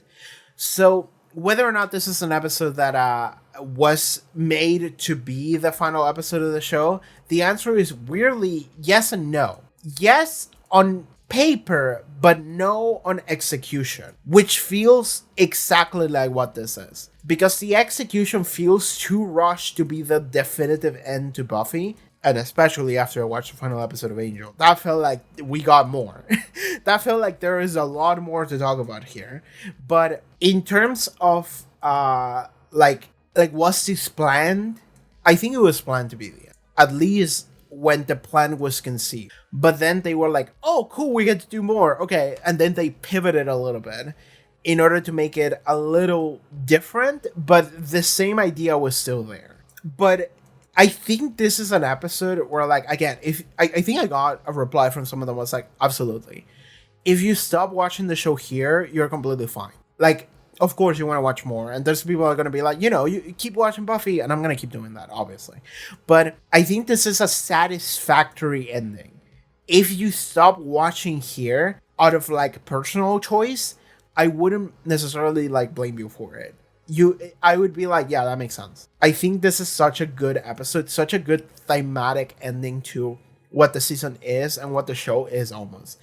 Of loss, of sacrifice, of death. This is interesting because I've been reading comments now. Because now I can read comments. Hi everybody. The comments that I didn't read before, I'm reading them now. But it's funny how people were like, oh my god, the like realization that Buffy has to reveal at the end of, like, what death is your gift. What does that mean? And I'm sitting here like, yeah, I kind of figured that, like, the moment she said it. I was like, I think she's just gonna kill herself. Like, she's gonna do that for a greater purpose. Like, that's what I thought. I'm pretty sure I said it. I was like, death is your gift. And I guess I took it a little bit more so from, like, the angle of when you die, you finally get to rest. But the other reading that now you can grab after watching this final episode, it's like, you're gonna die in order to give a gift to the world, which is maybe the world surviving. But I like it more, the gift that you give to Dawn and your friends, which is this final, like, almost teaching she gives to Dawn of, like, look after one another. Because this world is fucking hard to live in. And you need one another in order to endure it. And I love that to me, that is the final gift. To me, that is the gift that she gives. Is the ability for her sister to live in a world that she protected, but also just give her this, like, final realization she had, which is like, shit's fucking rough, man. But also, just don't forsake your friends. Don't lose sight of them. Take care of them and let them take care of you. Because, like, things are fucking hard, and this is the only thing you got in order to endure it. You can do it together. And I love that. I love that being her gift, right? The world lives, Dawn gets to live, but also, please focus on what truly matters, which is you guys, you guys around here. My friends, my family, this is it. Oh my god. There's a lot of cool moments in this episode. Xander and Anya fucking and then proposing. I was told that apparently Anya was originally gonna get killed. Like, that was an original idea that floating around the Whedon's head. And then he was like, I'm not gonna do that. Good call. I think this episode would be worse if Anya had died. Not even, like, thinking about, like, my personal feelings on Anya as a character, which I like her. Like, ignoring that, I feel like that death would have just been senseless. In an episode where everything feels like it has so much meaning, Anya's death would have been senseless, and it would have actually detracted from everything else. Because you wouldn't have had any time to get any, like, closure or anything. It's just like, it would have just happened, and I don't think it would have been a good idea. Kill Anya later. Like, you can do that later and give it the, like, proper treatment. But right now, that would have been a bad idea, I think. Okay, Tara comes back. Yay! I'm happy. Buffy dies. It's fine. Tyra came back, so it's fine. You win lost, you lose some. It's fine. God, I love the scene with Spike when Buffy and Spike go to Buffy's home to get some weapons. I love that Spike was like, I know you're never gonna love me, but like you treat me like a normal guy, and like that's all I need. Like it makes me happy that you do that, and that's why I stick around you. That's why, like, I'm obsessed with you. And the reason why I love this so much is because, one, it felt like the most genuine Spike has ever been. But two, it also made me realize that, actually, that's true. Like, in the view that I have of Spike, the entire time I'm looking at Spike, and I'm like, I think I have a grasp on his deal, on why he's obsessed. But the moment that he said that, I got a new perspective where I was like, I didn't think about it that way. But actually, when you say it like that, I think it's true. And it's that Buffy treats Spike like just some dude. Both positive and negative, but it's just some dude. And that's not a treatment that Spike was ever afforded. When Spike was human, he was a clown. Everybody made fun of him. He was a fucking nerd, and nobody ever took him seriously. That means that when he turned into a vampire, he tried to overcompensate by essentially being this big, scary monster that is just obsessed with proving how good he is. It's like his entire life, people told him his dick was small, and then he turned into a vampire, and it was like, oh, I'm gonna show you how big it is, and it's like that level of like, I have to reaffirm my position. That is like largely, it's like a weird like he's trying to reaffirm.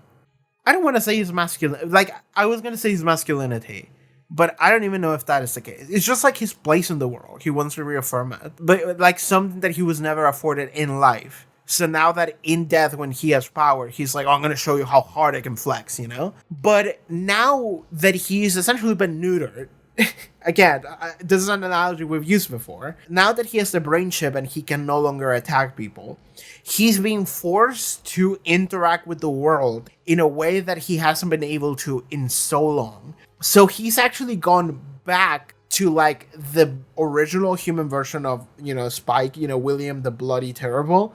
Like now he's kind of weirdly gone back to that place where he can no longer use his power to reaffirm his place in the world. He has to find a place in the world that is not based on flexing, which is something he never had even when he was human.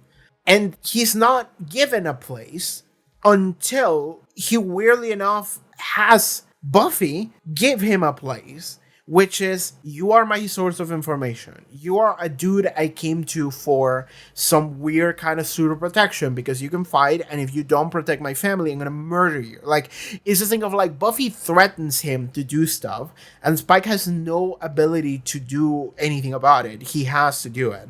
However, this also gives Spike some kind of purpose, some kind of meaning, some kind of like interaction that is not just from the angle of dismissal, and also not him being on top of someone. Like, he's not being dismissed and he's not being dominant. He's being something else. And like, that is a perspective I didn't have before, but that makes complete sense. And it's that Spike is for the first time being treated as just some guy, some dude that is just, yeah, I talk to him.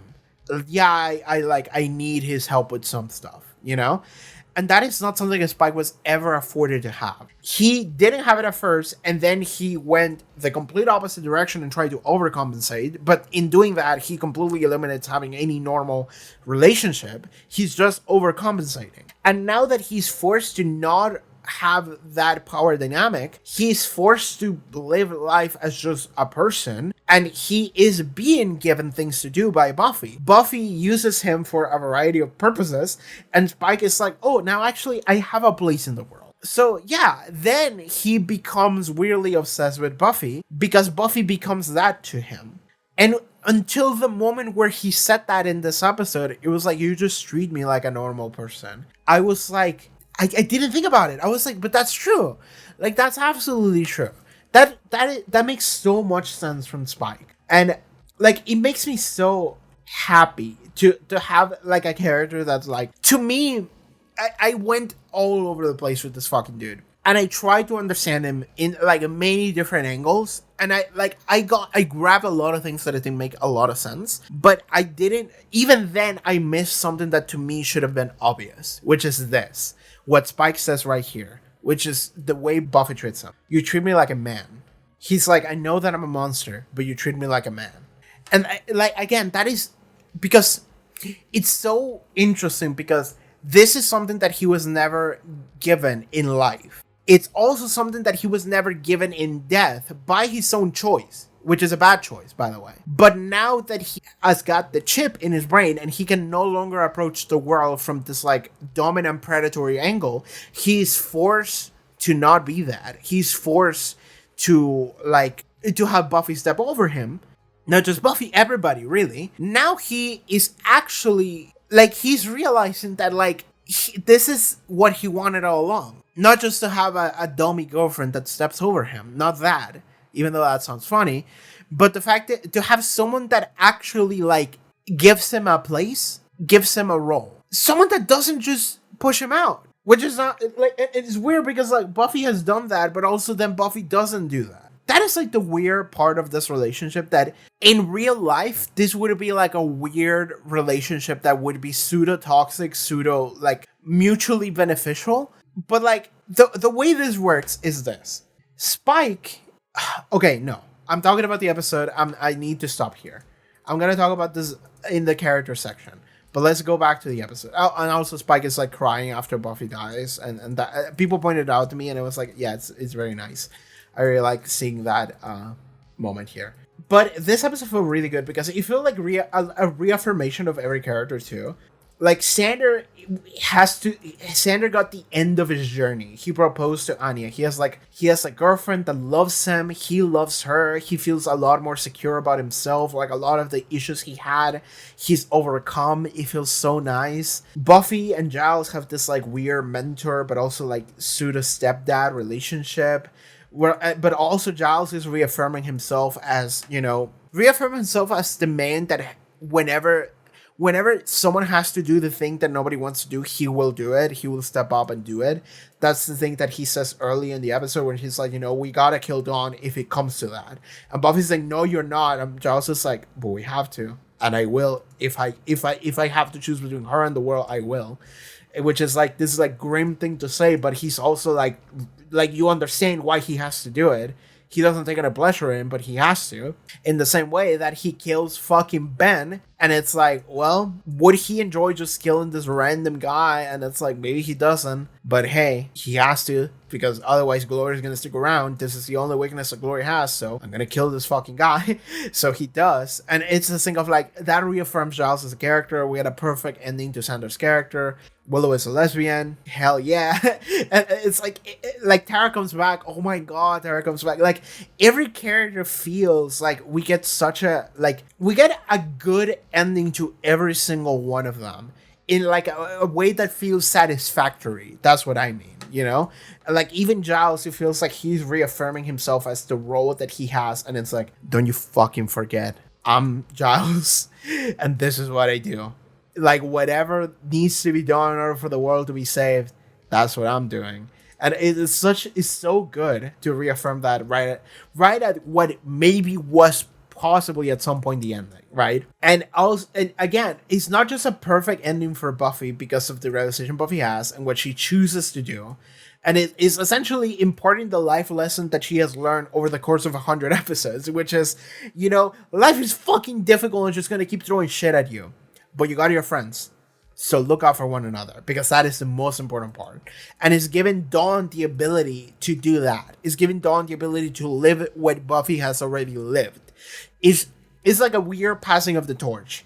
It wouldn't surprise me if in a different timeline, right? A different world. This was the end of Buffy. And then we got a spin-off called Dawn the Vampire Slayer. It wouldn't surprise me because it is such a passing of the torch moment almost. But it's not in the sense of, I'm not giving the protagonism of the show or the Dawn. But what I'm doing is that I am giving Dawn the chance to live the life that I just led, right? The season 1 started with Buffy joining high school. Moving from a different school that she burned down. in the movie that didn't happen. But she arrives at high school.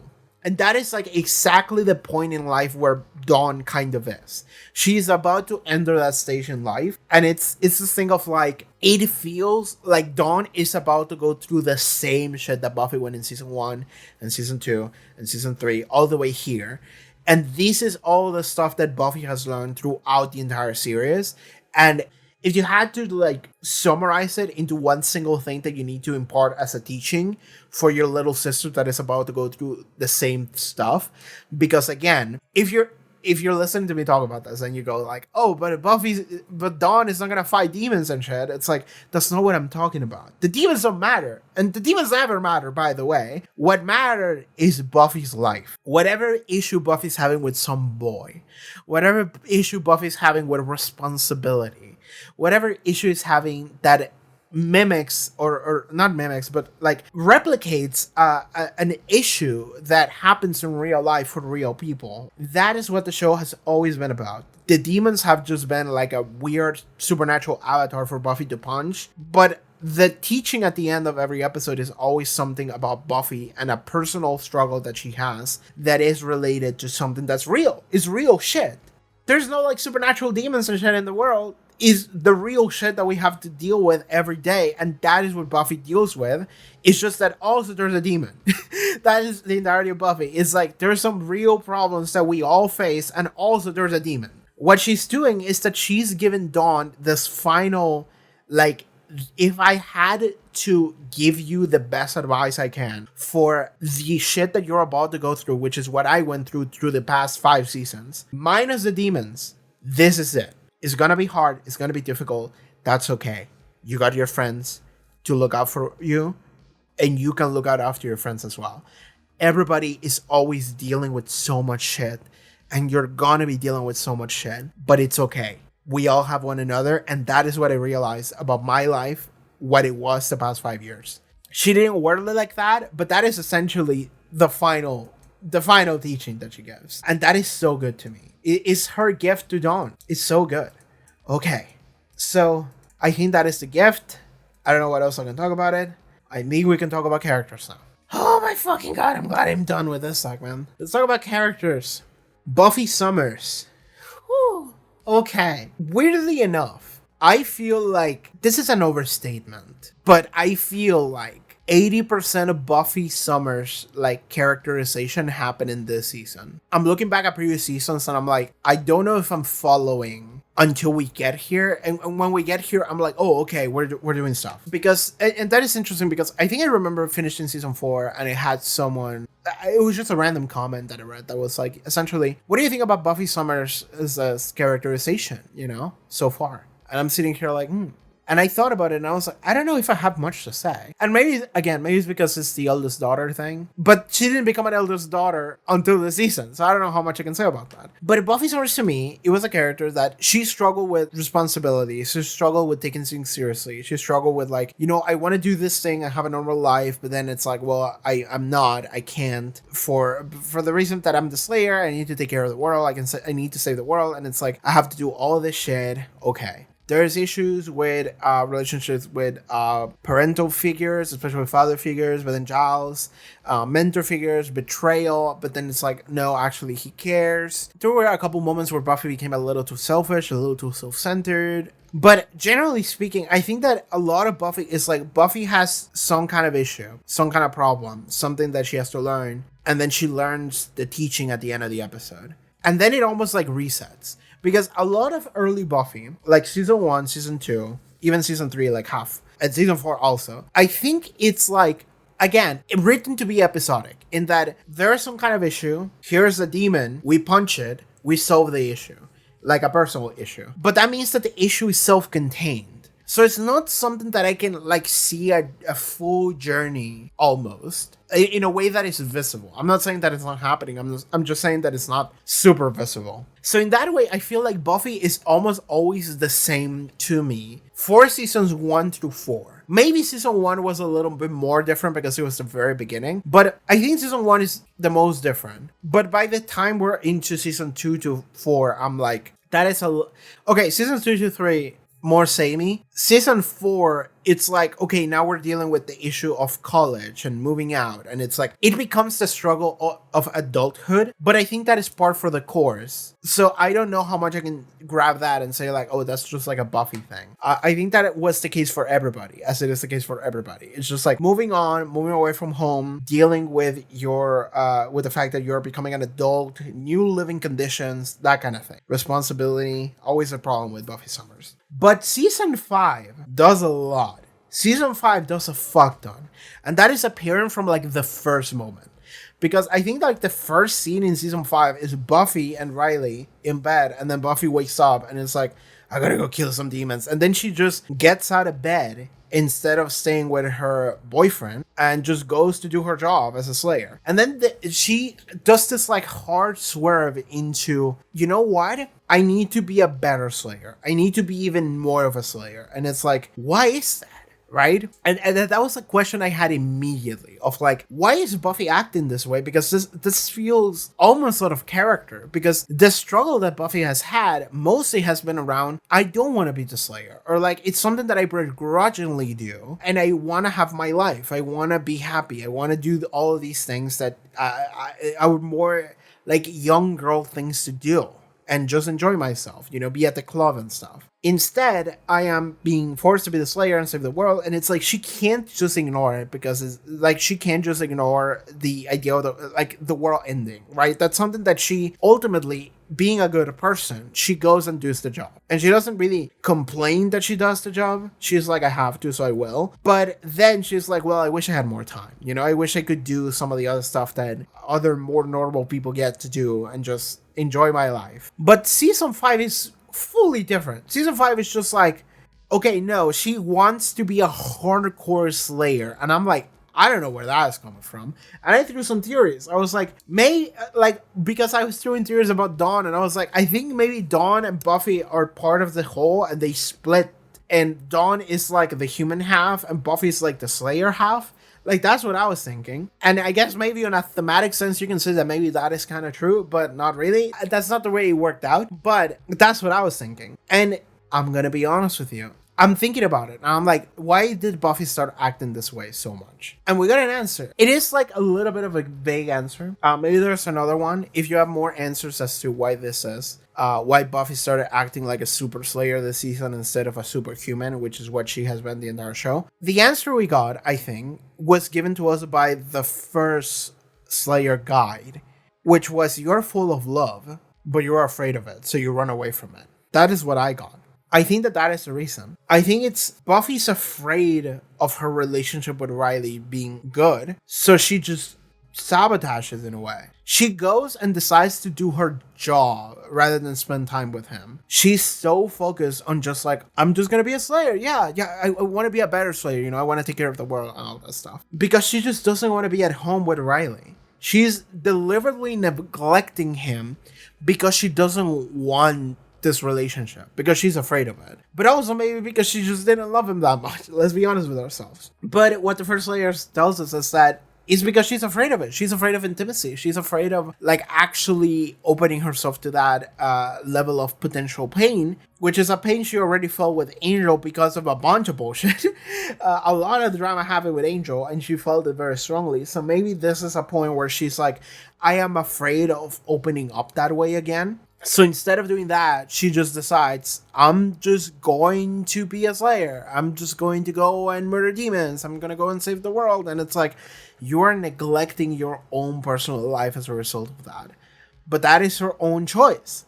And then there's like, I actually like, if that is the actual reason we have, maybe there was another one I didn't realize. You can let me know in the comments. But I like if this is the reason we have, because it makes it so like I was thinking something supernatural, like her and Dawn are parts of the whole and they got split, which is so funny that I said that, and then the next episode was exactly about that, but with Xander, and I was like, what the fuck? But I like that if that is the reason, then that not only makes so much sense, but also is something that is just so human. And it's something I didn't realize, right?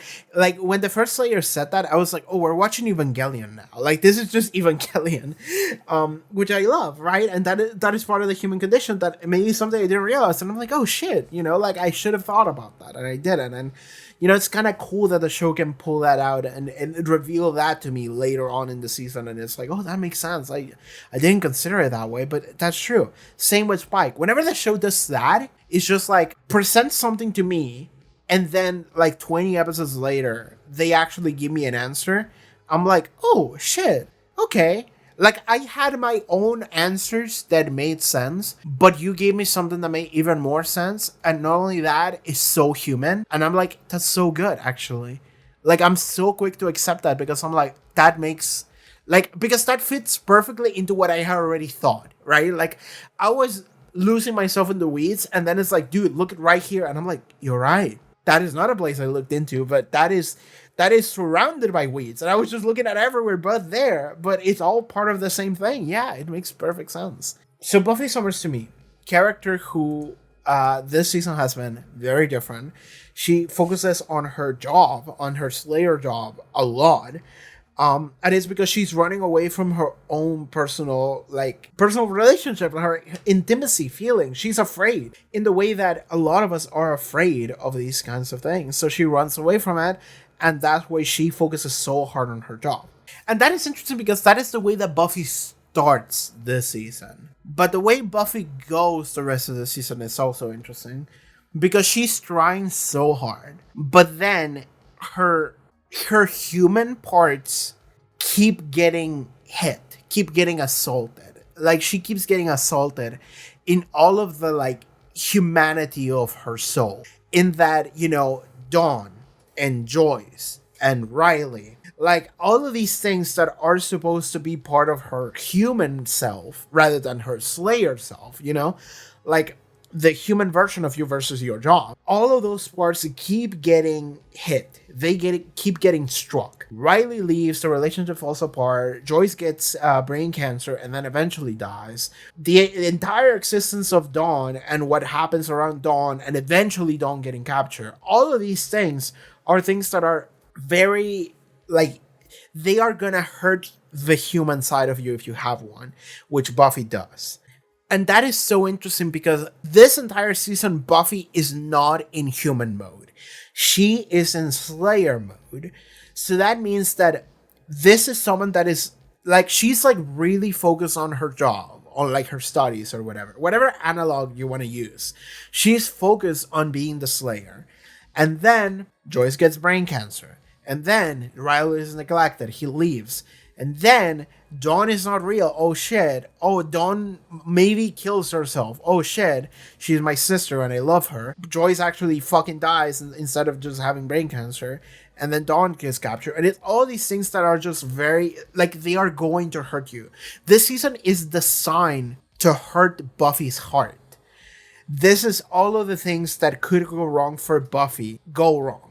This is Buffy Summers' no good, very bad season. And it's so interesting to give this to Buffy while simultaneously making Buffy be super concerned with her job for the first time in her life. There's an extra level of tragedy there, which is something that adds up and becomes real here nearing the end in The Weight of the World. Because Joyce died and Buffy blames herself for it. Is there, it doesn't make any goddamn sense that she does? No, but it makes sense in her head because she's thinking, maybe if I hadn't been so busy with my goddamn work, I could have been there for her and I could have done something, right? If I hadn't just gone and fight a random robot girl, I could have gone back and helped my mom and maybe I could have saved her, We look inside her head and she sees herself as the person that killed Joyce and killed Dawn because she was so focused on things that didn't matter.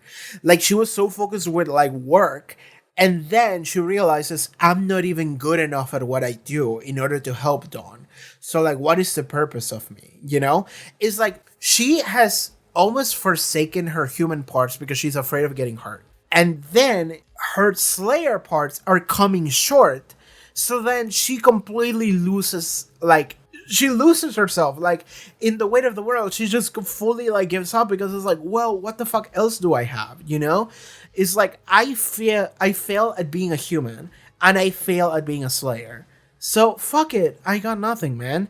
And it makes so much sense that this is the way the season would start, and it becomes so much tragic as you go. That Buffy is distracted with her job and her relationship falls apart. She's distracted with her job, and Joyce dies, and she blames herself for it because she was too distracted with her job, even though that doesn't make any sense. And then her sister is going through a lot, and again, Buffy, like, there's that interaction again during that, it was the episode where Dawn realized that she wasn't real. That Joyce talked to Buffy, and Buffy was like, we need to find answers, you know, we have to find where she comes from so we can give her that answer because that's what she needs right now. And Joyce was like, Buffy, she doesn't need to slay her right now, she needs her sister.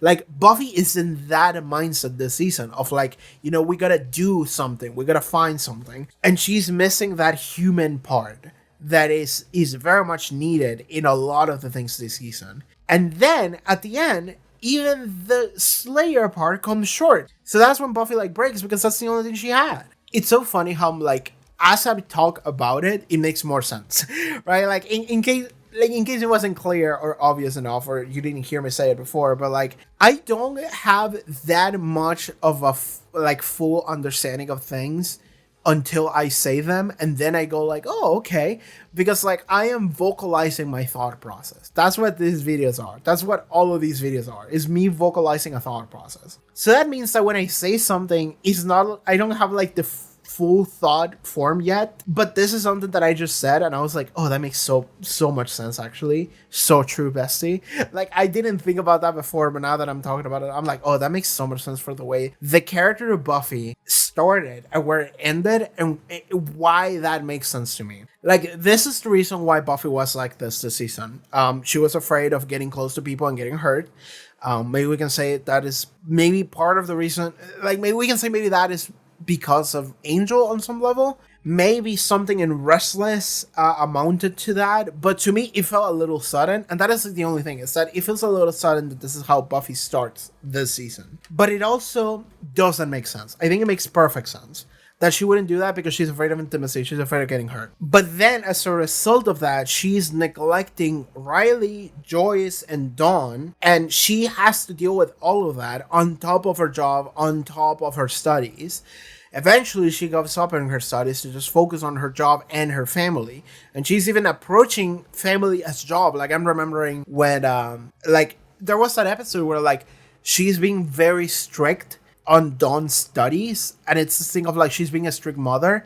And it's also kind of tragic because it's like Buffy has just fully given up on her own life. And it's like, well, I'm just going to focus on giving Dawn a life. And it's really sad for her to think that way. But in the way that she's approaching it is also very strict. And it's also this thing of, like, focusing on work rather than focusing on, like, the emotional angle of it. And it's not that she doesn't have that. There's, like, a moment in the episode where, like, Dawn has that, when she tries to resurrect Joyce, tries to bring Mom back, that Buffy actually breaks. And that was a moment where you actually get to see behind this, like, this, not a performance, but, like, this attitude that Buffy's putting out, which is just, we're going, we're doing, we're moving. Because I don't want to stop. Because if I do, I break. And if I allowed the emotional part of me to just have any moment where I'm standing still, then I will break. I can't be vulnerable at any moment. I have to keep moving. I have to keep doing something. And that has been Buffy the entire season. Just out of fear of feeling things. And yeah, I think it makes so much sense for me, the character of Buffy, that this season she has been deliberately trying to do the opposite. Maybe not deliberately, because I think it was unconscious, actually. You're running away from the potential hurt because you're afraid of it, but it's not even a conscious choice. But I think that is what Buffy has been doing the entire season. And then it becomes tragedy in the sense that the season does a lot in order to torture Buffy's feelings. Because a lot of bad shit happens and Buffy has to, like, weirdly ping pong between, like, I'm doing my job to, like, I'm breaking, but I don't want to show that I'm breaking because I will hurt more if I actually entertain the thought. And then in the final episode, second to final episode actually, The Weight of the World, is when she actually entertains the thought. And it leads to her just fully breaking. Because she has shoved that problem so much, so far back, that then it just like exploded in her face. Because she didn't want to think about that. Okay, so I think that is Buffy Summers. And I love that the final episode of the show, the season, The Gift. I love that it's like Buffy becoming like a bodhisattva in that she attains enlightenment and she realizes the truth of her life, and she approaches Dawn in a very human sense. And I suppose that is why I'm hung up on the take care of one another. This is all you got. Is because I think the entire season Buffy has been lacking that humanity. But in this final moment, she's realizing that this was it. This was the thing that always helped me, always worked out. And this is what the entire show has been, right? Like, you should approach this episode almost as a final episode of the show kind of thing, I think. Because that's the way it was originally written. And that's the way it comes across to me. Even if I didn't, even if you told me definitively, I would approach this episode as this feels like the end of the show, right? It feels like, even if you told me oh, this wasn't planned to be that, they knew from the very beginning there would be definitively 7 seasons, and this wasn't the end. Even when the fucking movie was made, that was the original thought. I would still consider this episode to be a final episode. Because it feels that way. Because it feels like such a perfect wrap-up to everything. And it feels perfect to me for the character of Buffy, this season specifically. That it's she has lost sight of what actually mattered because she was too focused on her job as the Slayer. Because she wanted to run away from her feelings. And in the final moment, she's actually, the thing that really mattered, the thing that really came through, the thing that made life worth living, the thing that made it bearable were my friends, was my family, were all the people around me. And this is the final thing that I think matters the most. You should look out for one another because that's all you got, you know? And I like that because it shifts the idea from just suffering into one of, there is suffering, but there is also comfort. If you allow the comfort into your heart, right? If you allow your friends to be there for you, they will be, right? If you are willing to be there for your friends won't get to suffer as much.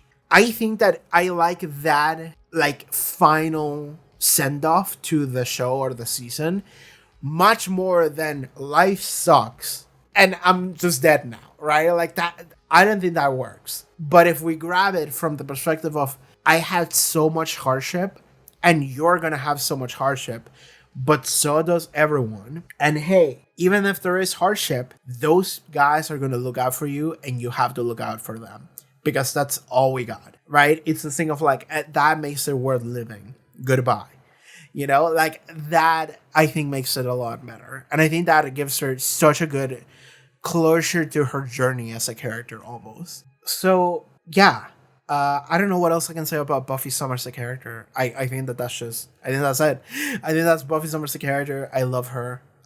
This season, it makes so much sense to me, and I think it's so good what they did with her this season. It's so much more than whatever we did previous seasons. I think there's a couple episodes that I really like. I like Anne. You know, I like season 3. I think first episode of season 3 where, you know, she's gone because she has killed Angel and she's repenting. I enjoy something like that, where she is going through a lot. But I think this season was the season that felt the most centered around Buffy in a way that felt so, it felt so enthralling to watch. And it's also funny because I mentioned many times this season especially, this season exclusively, that I don't relate to a lot of struggles that Buffy Summers has because they did a great job of presenting you an older sibling, younger sibling dynamic, and I have almost zero relation to an older sibling dynamic because I am a younger sibling.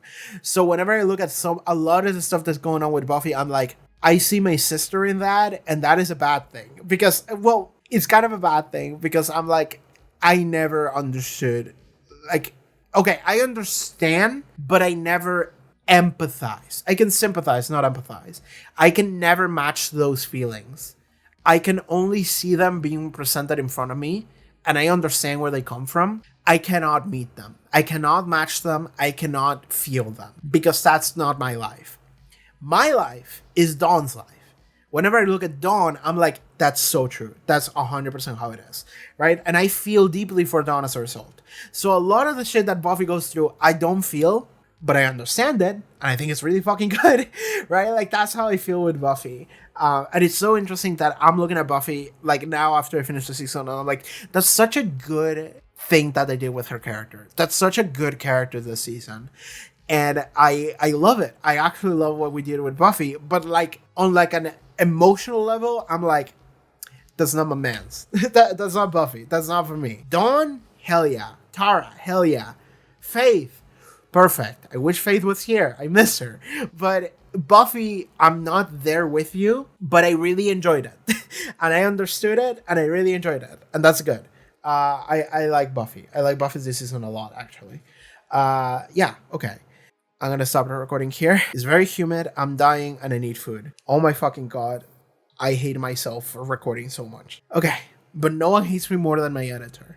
More characters, I just talk about Buffy. I think I got pretty much everything I wanted to say about Buffy Summers. Maybe if I think of something else, I'll add that. But let's move on to other characters here. Let's talk about our supporting cast of main characters, secondary main characters. Fuck it, let's talk about Xander, right? Like, I think it's an odd character to jump to after Buffy, but also, I don't know. Xander is, like, arguably the character that has, like, gets an award for, like, most improved, maybe you want to give that to Spike, but also I don't know how improved Spike is. Spike is interesting. I don't know if improved is the right word, but maybe we want to give that to Xander a little bit, because Xander, it's like when the show first started, like, I remember just hating this dude. I remember when I started watching Buffy, I was like, Xander sucks, like, why is he here? And that was me watching Xander, like maybe the entirety of seasons 1, 2, 3, maybe halfway into season 3. I don't know. The Sapo was kind of good. I liked the Sapo. Maybe that was the episode where I started to turn around a little bit of Xander. But I think the entire time from seasons 1, 2, and 3, I'm just like, get this dude out of here, right? Like, I wasn't feeling him. I didn't like him at all. And it was because Xander was very much this archetype of a character who's just like, girls like me, please, like that kind of shit. Like, like, he was acting like a dumb teenager who's just thinking with his dick the entire time. The thing about Xander that is fascinating is that the show eventually started to turn Xander into something that's more real and less tropey. And it started exploring those elements that are more real about Xander. So what I mean by that, and this is something I talk about a lot, actually. I even talked about it on Restless, because I think Restless gave us some great insight into it. But at some random point during season 3, I think, like, we just get to have, like, a random mention of Xander's abusive parents. And that was, like, a moment where, like, it was just stated, it was just said, it was just thrown out there, and you go, like, hold on, what? And the show just kind of moves on, right? You just kind of have to take that, you have to grab that and be like, okay, that is, okay, we're learning a little bit about Xander's, like, situation at home that maybe can contextualize his character a little bit better, and it did. And then we get more of that, right? I remember, it's like, it was like a Christmas thing. Yeah, it was like a Christmas episode. I don't remember what episode it was. Was it the episode where, like, Angel tried to kill himself? Maybe. But it was an episode where, like, we get to see, like, a slideshow of, like, what everyone is up to. And I remember Xander earlier in the episode made, like, a joke about, like, just hanging out at his garden, just looking at the sky or whatever, just going out, just being out of the house, just in the wilderness almost, just because he didn't want to deal with his parents just being drunk and fighting each other. And then during that, like, slideshow where we get to see what everyone is up to, it was, like, literally that. Like, it wasn't a joke. It was like Xander laying on, like, the grass with, like, a mental, and he's just, like, looking at nothing. And I think you can hear, like, fighting in the background. And it was just this thing of, like, all right, like, that's very depressing. And it was this thing of like, that is starting to add a little bit of depth to Xander's character that we didn't have before. And then I started grabbing that and I was like, okay, what characters does that paint?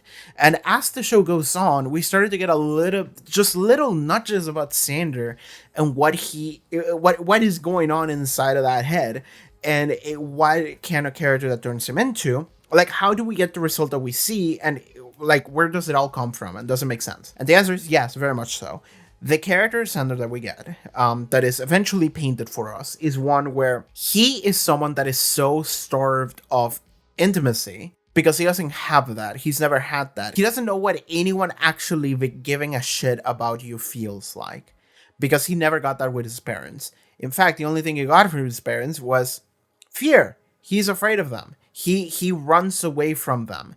They actively make him unhappy. So he's trying to find that kind of like intimate comfort somewhere else.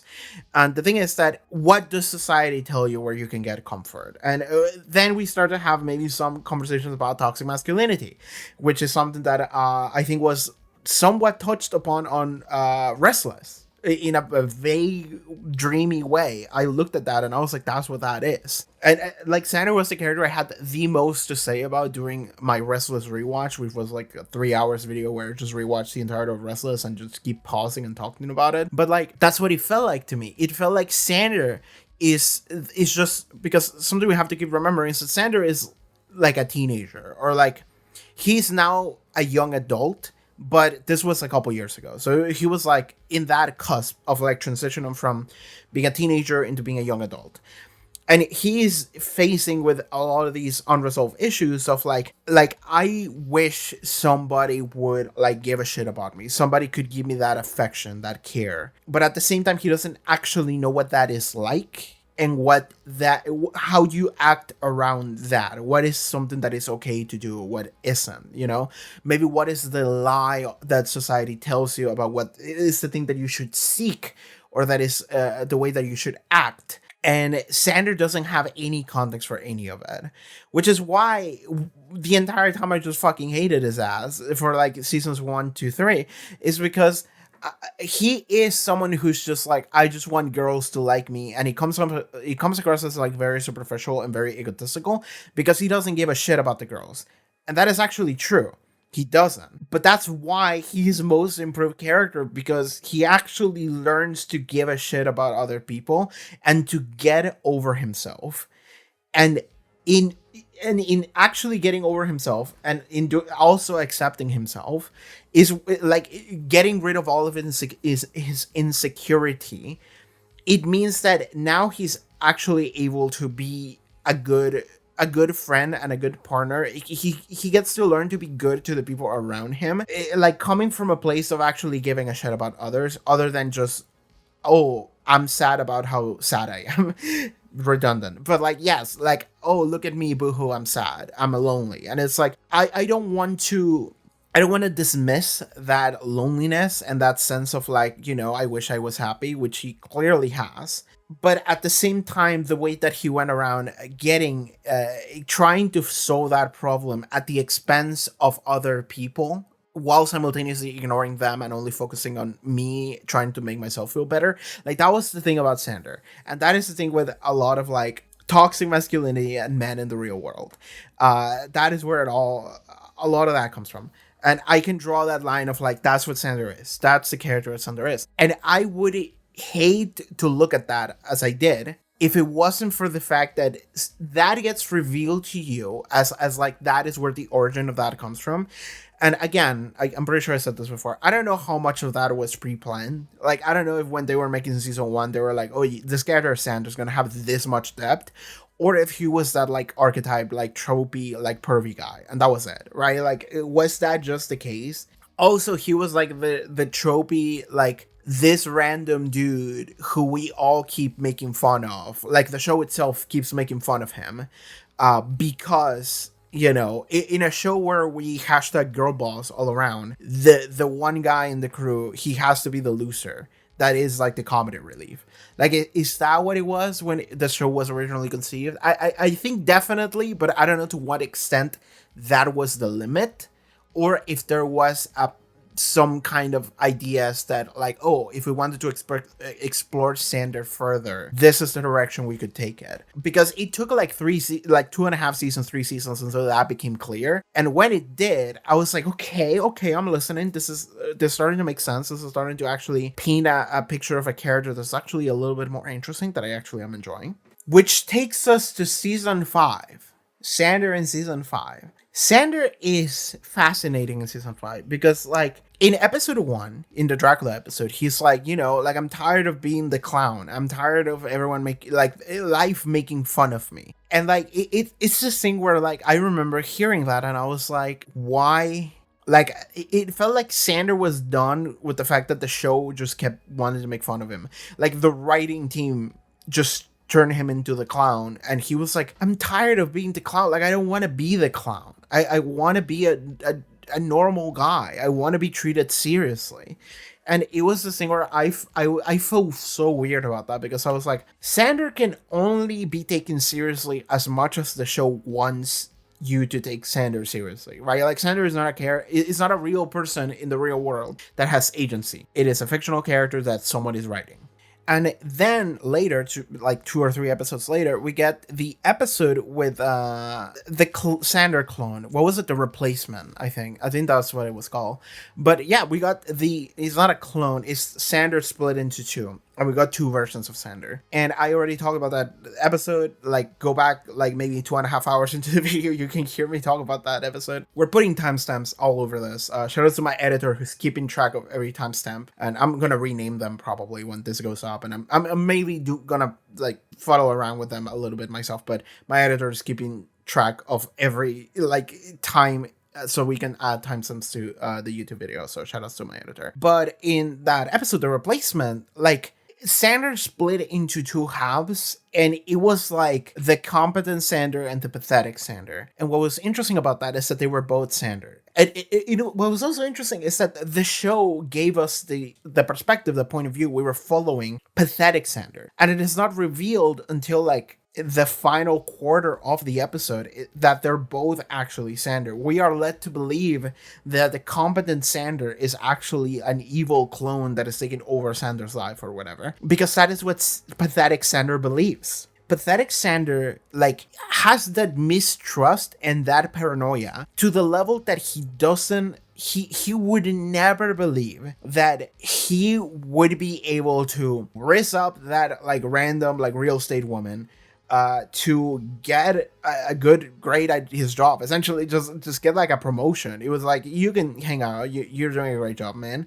That he can be a good partner. That he can do all of these successful things. Be a good friend. Be a good partner.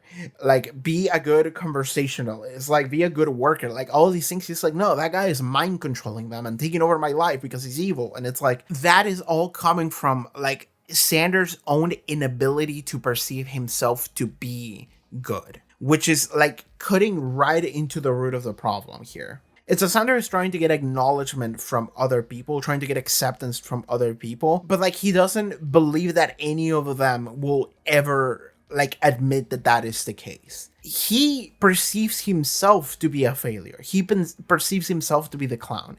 He perceives himself to be just a fuck up, and that no one would ever see him as anything but that.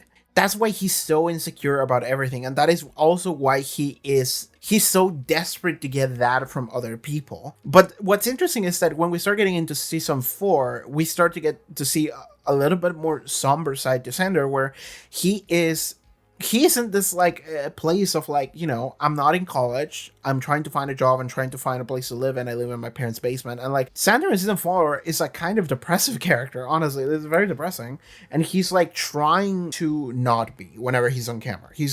We're still continuing to have Xander as like kind of the comedy relief character, but he's still like, when you look at him, it's like, that's sad. It's sad the life he's living. But here's when we enter with something like Anya, because Anya, and I guess we're going to talk about Anya a little bit here, is that Anya enters Xander's life as someone who's hopelessly in love with Xander. For what reasons, I don't know, but I'm not going to question her. You know, you can do whatever you want, girl. But she is hopelessly in love with Xander immediately in season 3 at the end, and then throughout the entirety of season 4, and then throughout the entirety of season 5. And what's interesting about that, what's so fascinating about that, is that Xander is a bad partner in season 4. He is. There are so many moments where like Xander is not focused on Anya at all. He's not paying attention to her.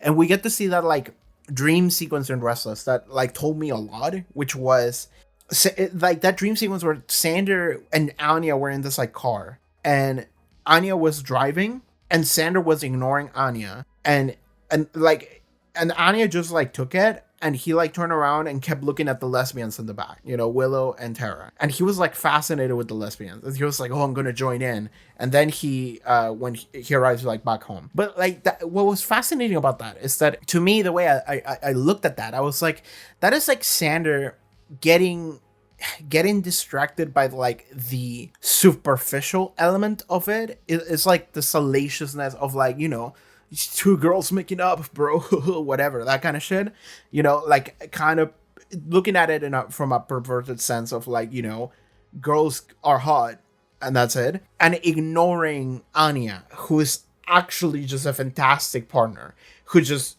genuinely likes him and genuinely does things for him and cares about him so much. Anya is so good. And Xander is getting distracted, not paying attention to her, and instead going from what is more superficial. Like, superficial is not the right word. It's just not. There's no depth to that, right? It's just like two girls kissing, and it's like, well, you can look, and it's like, dude, that kind of shit. Which I was also told that something that I missed when I watched that the first 2 times.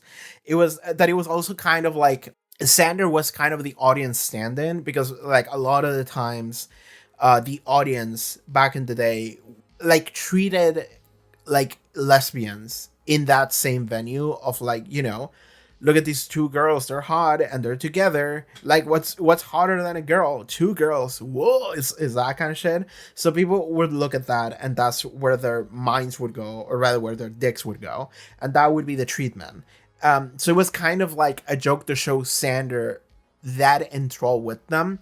And when they're together and they're about to kiss, it cuts to Xander and he just stays in Xander's face. And it's almost like the audience looking at itself.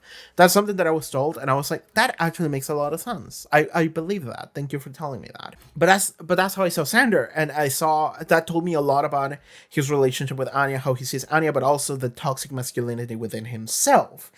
And how he sees like intimacy and relationships and how he's getting distracted on the things that actually matter for things that do not, because of what he perceives to be the things that he wants, but actually will never actually make him feel whole. Season 5 Xander is fascinating because it is a level of character growth that happened like almost entirely off screen. Because we had that episode in the substitute episode, the replacement, and in that episode we got that was like maybe the most perfect way in which you can confront your own insecurities with yourself, which is like literally we're splitting you in 2, and here's the confident part that is very capable, and that means that you are very capable and very confident if you allow yourself to be.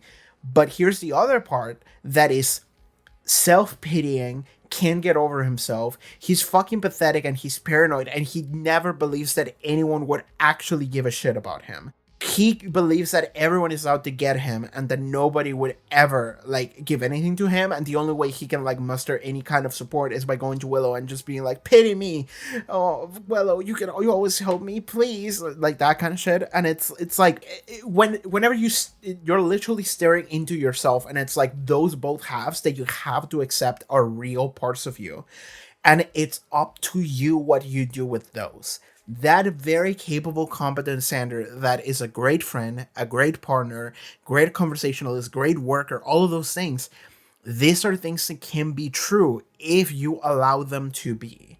And if you are willing to believe that that is who you are, instead of being a whiny asshole who keeps complaining about his own life and doesn't allow himself to be told that actually you're not as bad of a company as you think you are. Actually, you're not as much of a clown as you think you are. You're actually a competent guy. You just have to believe that and act like it. And everyone will be like, yeah, that's my guy right there. But Xander never does that because he never fundamentally believes that he's that person. And only when this happens through supernatural bullshit means, then he has to literally face himself, and he manages to do so. And that is a moment of Xander growth that is like night and day, but it's also fascinating in how quickly it occurs, because that happens, and then we don't focus on Xander for like the rest of the season, really. That is like the only Xander episode we get. But then, as the season goes forward, Xander keeps showing these elements to him where he is acting less like pathetic Xander and more like confident Xander. And that's not to say that one of them is like the good one and one of them is the bad one, but it is kind of like that in the sense that Xander is indulging in all of these negative tendencies that are so sabotaging him and hurting him and the people around him, because he keeps entertaining his own feelings, his own pity. And if he got over himself and allowed himself to actually do something more productive, something better, something more caring, like see the world for what it is rather than just like the impression of it I make up in my head, then he can actually be a good friend and a good partner and a productive worker and all of these things. And that is fascinating because like he becomes that like almost off screen. We do see it in the episode with the substitute, the replacement, but then that episode resolves, and then we just don't really look at Xander very much. But every scene he shows up from that point onward, he is so much competent and so much confident and so much of a better person, generally speaking. He's a much better partner to Anya than he was in season 4. Like, that is our comparison point, season 4. In season 4, like, I keep remembering moments of, like, Anya and Xander just, like, being together, but Xander is just, like, not, like, they were together, like, in bed or whatever, and Xander's, like, not focusing on her, just, like, staring into the distance, thinking about himself and his own life situation and thinking, like, man, I suck, like, I live in a basement, like, I got no friends, my friends think less of me, I'm pathetic, I didn't get into college, like, that kind of shit. But season 5, he's like, no, like, my girlfriend loves me, and I love her, and I'm gonna take care of her. My friends care about me and I care about them, and that's why I will actually take a step forward and I will be that friend that, like, I keep bringing back to this. And I know a lot of people maybe don't agree with me on this. Oh, I should have checked the comments. I didn't. But when in that episode with Riley, when Riley leaves, the fact that Xander steps out and she's like, Buffy, like, here's what's going on, and like, you can say whatever you want whether or not that is whether or not that is like the right choice or the wrong choice. I think it's the right one. And it's not coming from a place of like, Buffy, you should forgive Riley. It's coming from a place of like, girl, we've been looking at the way the relationship's been going and it ain't great. And the fact that you ignore that, or like you don't want to think about that, and that your reaction is to just explode and just walk away forever and you're never going to see him again. Like, sure, you can do that, but also that's not, I don't think you actually want that. And I'm just telling you as a friend that from what I can see, this is a wrong choice and you should actually go talk to him. Because otherwise, this is going to be unresolved business and you're not going to feel good about that. And that's actually the case. That's fully 100% the case.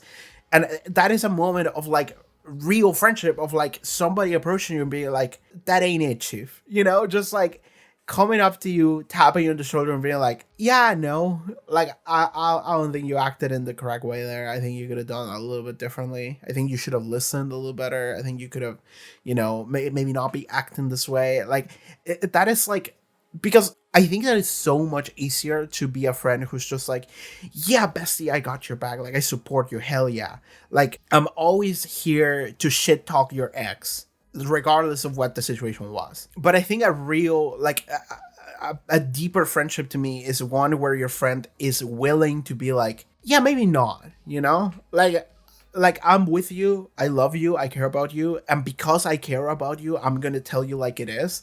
I think that was a wrong choice, and I think you could have done it a little better. So maybe you can work on that.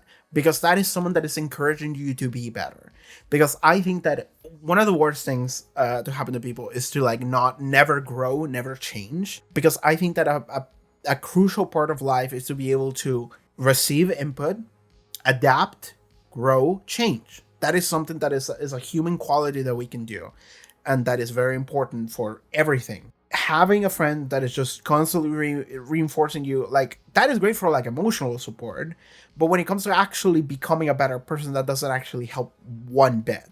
It's just like, just keep reinforcing you, and it's just this loop of like shit talking everyone who you want to shit talk, or your friends wants to shit talk, without actually putting any thought or effort into like, oh, is there something I could have done better, that kind of situation. And I love that Xander was that for Buffy, and it wasn't coming from a place of like, Riley is the best guy, because like I remember there was a moment of like, the dude did a lot, but at the same time he was like, if you don't want to be with him, just tell him that. Just go and break his heart and make it a clean break. Just like, done. We're done. Because it was a moment of like, girl, do you actually love this guy? Do you actually give a shit about this guy? Because like, if you don't, then sure, that's fine.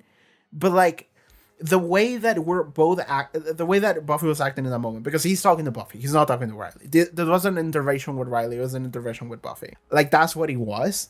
It was like, girl, you could have done it differently. And the thing is that Buffy realizes that. Like, even if you didn't like that was the angle that the episode took, that was actually the truth. Like, regardless of how you feel about it, that was actually the truth. And I think that a lot of people don't like hearing the truth because they don't like realizing things about themselves that they could maybe change. And that's why a friend like Xander in that moment is so crucial. And the fact that Xander did that here, I think to me is like fantastic, and it's also a proof of growth that we don't that wasn't there before. I couldn't see Xander in season 3 doing that, or 2, or God forbid 1. Like, no fucking way. Season 4, I think he was also more concerned with himself than others in order to do that. But I could see season 4 Xander like maybe a little bit, but I don't think he was quite there yet. I think he was like still too focused on himself. But season 5 is the one where he's actually looking at his friends and being like, okay, all right, what's happening? And that's that level of support as a friend that only comes after having your own realization about himself. And like, I think I got a comment from someone on Patreon that was like, I don't know how healthy it is to project your own situation onto someone else, but I don't think he was projecting. I think he was just calling it like it is. But it is also a topic that he has a semblance of experience with, and he's like, okay, girl, like, I'm just gonna tell you, like, here's what you're doing, and this is something you probably want to do it differently for a variety of reasons. And that is a level of support that it's fantastic, honestly. And the fact that happened within like 4 or 5 episodes, something like that. Like, when did Riley leave, actually? Let me check the episodes. Maybe it was longer. The Replacement was episode 3, and Into the Woods was episode 10. So within 7 episodes, he was like, he became such a like good friend figure, and all of that is happening like off screen. But like the entire time, every time you see Xander for the rest of season 5, he's not actually that much of a joke. He's still making Buffy jokes in the sense that every other character in Buffy speaks like a character that makes Buffy jokes, because that's kind of the charm of the show. But like, he's not being clowned on as much as he was any other time, like in the Dracula episode and before. And like, the fact that his relationship with Anya becomes so solid, and he goes back home after that moment with Buffy in that very episode, and he wants to cement it further, just to reassure Anya, because he was like, you know what? I'm gonna follow my own advice. I'm gonna be better at actually expressing myself, and like, because I care about the way she feels, about the way that she sees me. So because I care about that, and I care about her, I am going to do this, which is something that he wouldn't have done before, because he wasn't actually thinking about her at all. Which is, again, that happens in the Replacement episode, where like pathetic Xander is freaking out with Willow, and he was like, Anya, oh, what could happen to Anya? And Willow was like, you run away from him all day, and just now you're thinking about Anya?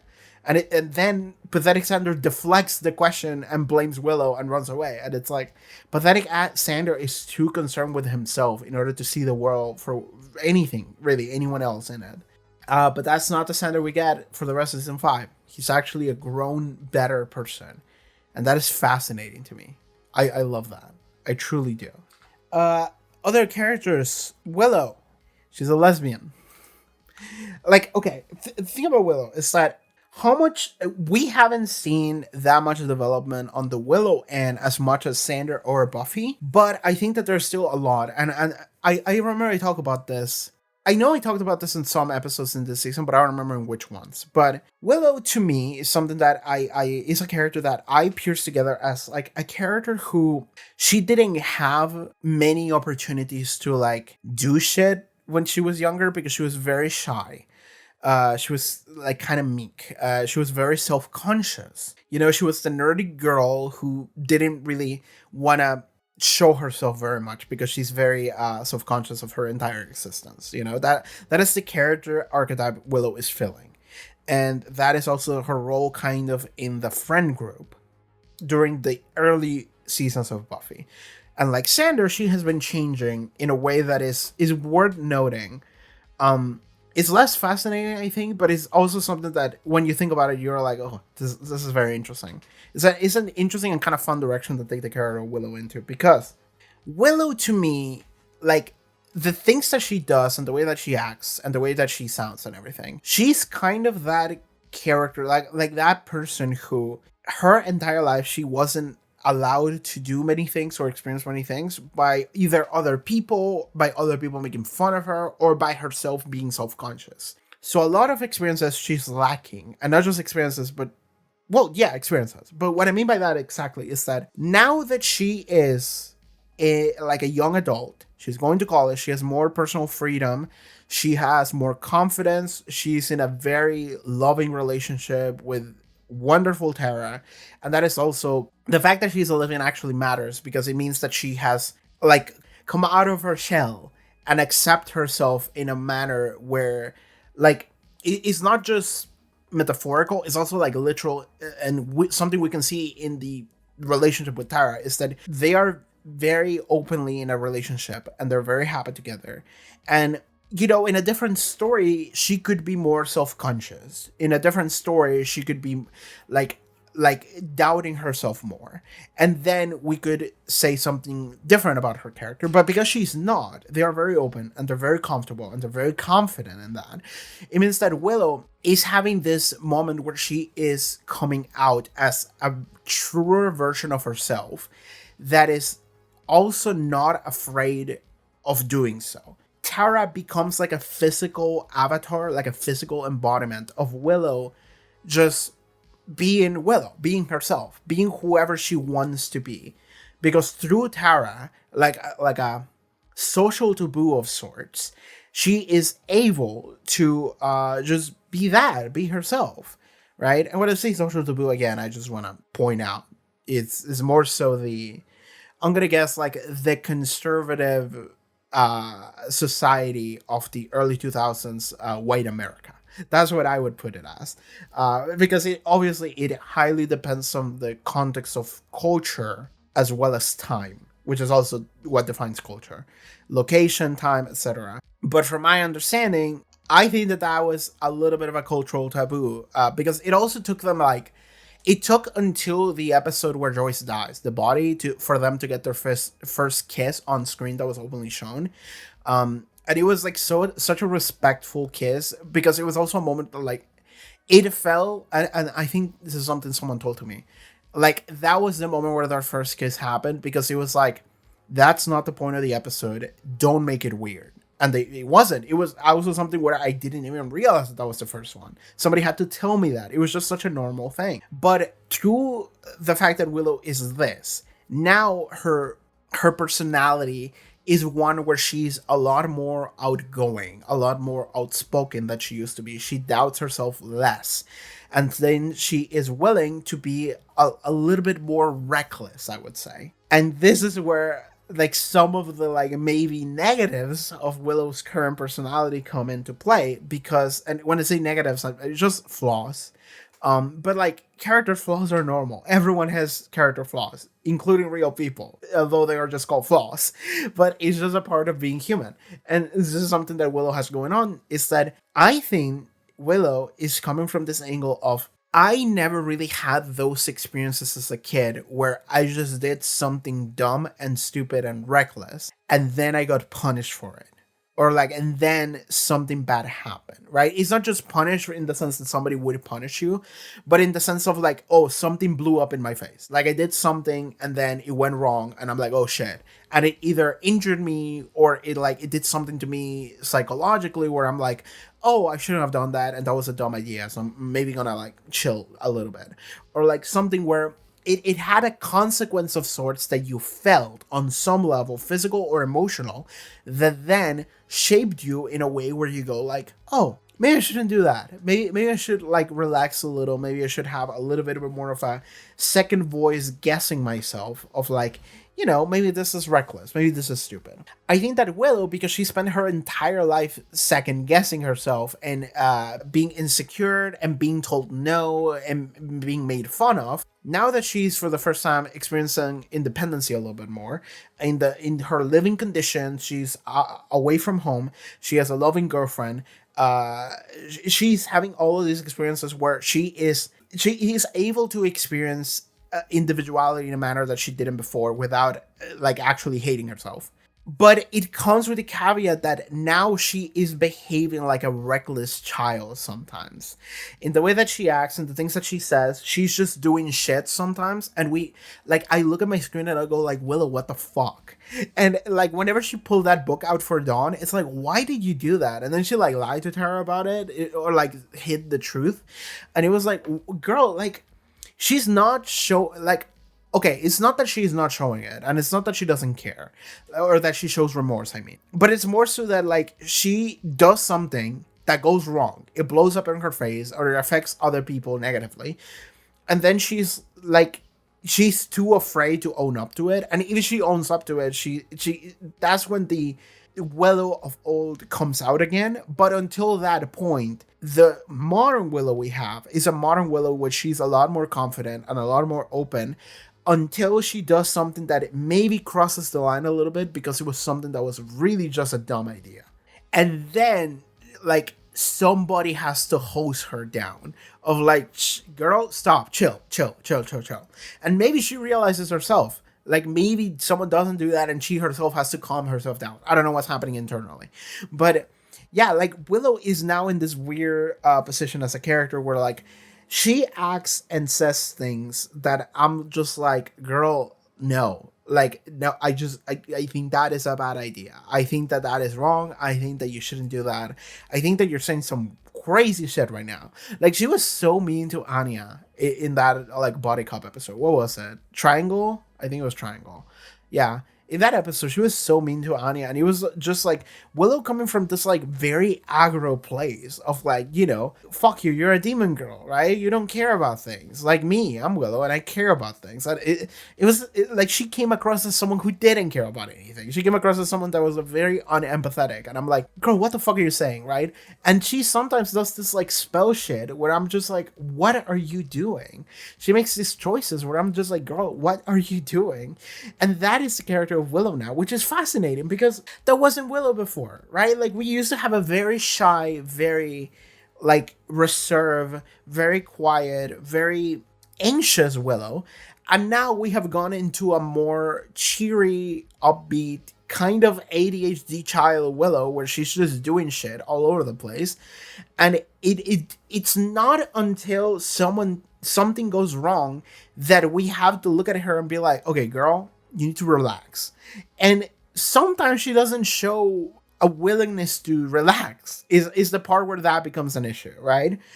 Is the part where she crosses lines and maybe you can look at her and be like, girl, and then she's like, what? This is fun. And it's like, I understand that you're having your life experiences where you actually have individual freedom and you can actually do things that to you are fun, or maybe are like you can satisfy your curiosity, or you can do things that you think are good, but you're lacking context as to how bad they could get because you didn't think that far ahead or something. Like, I understand that you're, for the first time in your life, making these active choices that are coming from a place where you feel confident in them, rather than you beating yourself down with hammers and deciding that, oh, I'm not going to do anything because, like, I'm stupid or whatever. Like, Willow is again spent her entire life doubting herself and being shy and anxious because everyone made fun of her. And now that she's for coming out of that, now she's experiencing everything and just going all over the place. And it's like, okay, but you need to calm down. Like that's the part with Willow where I'm just like, girl, I need you to stop sometimes.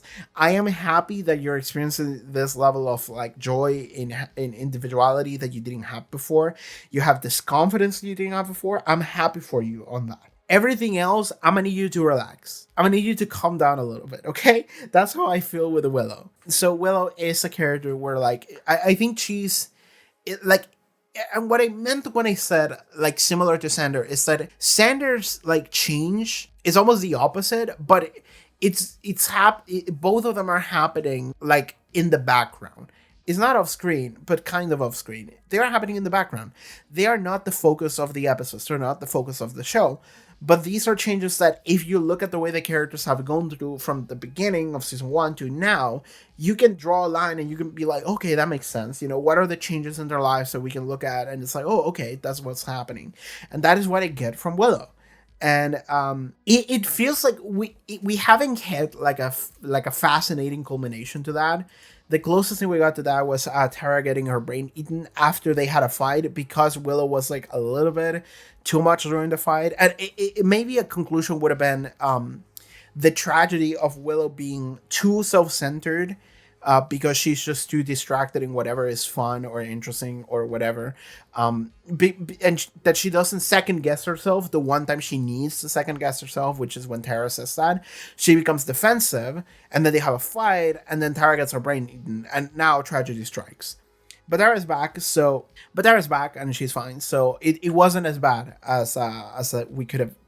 It wasn't as bad as it could have been, but it is a scare that Willow maybe gets in the season, where that overconfidence is what actually bites her, in that Tara gets hurt because of that. And then she realizes, like, actually I didn't want Tara to get hurt, and I love her, and I was such a fucking idiot for fighting her and bringing up something that wasn't even true, just because I became defensive because I was confident, instead of having a moment where I was like, you know what, okay, you're saying something that's valid, and I'm gonna listen, and I'm gonna like process that information and be like, okay, what way am I treating you, right? Like, which way am I acting that is making you feel that way? And it's like, okay, I'm doing something that maybe I shouldn't do. Okay, I'm gonna check myself. I'm gonna realize some things about myself. It's like, no, she immediately became defensive instead of second guessing herself. And that is the part where it went wrong. But it didn't end in absolute tragedy, because Sarah's fine.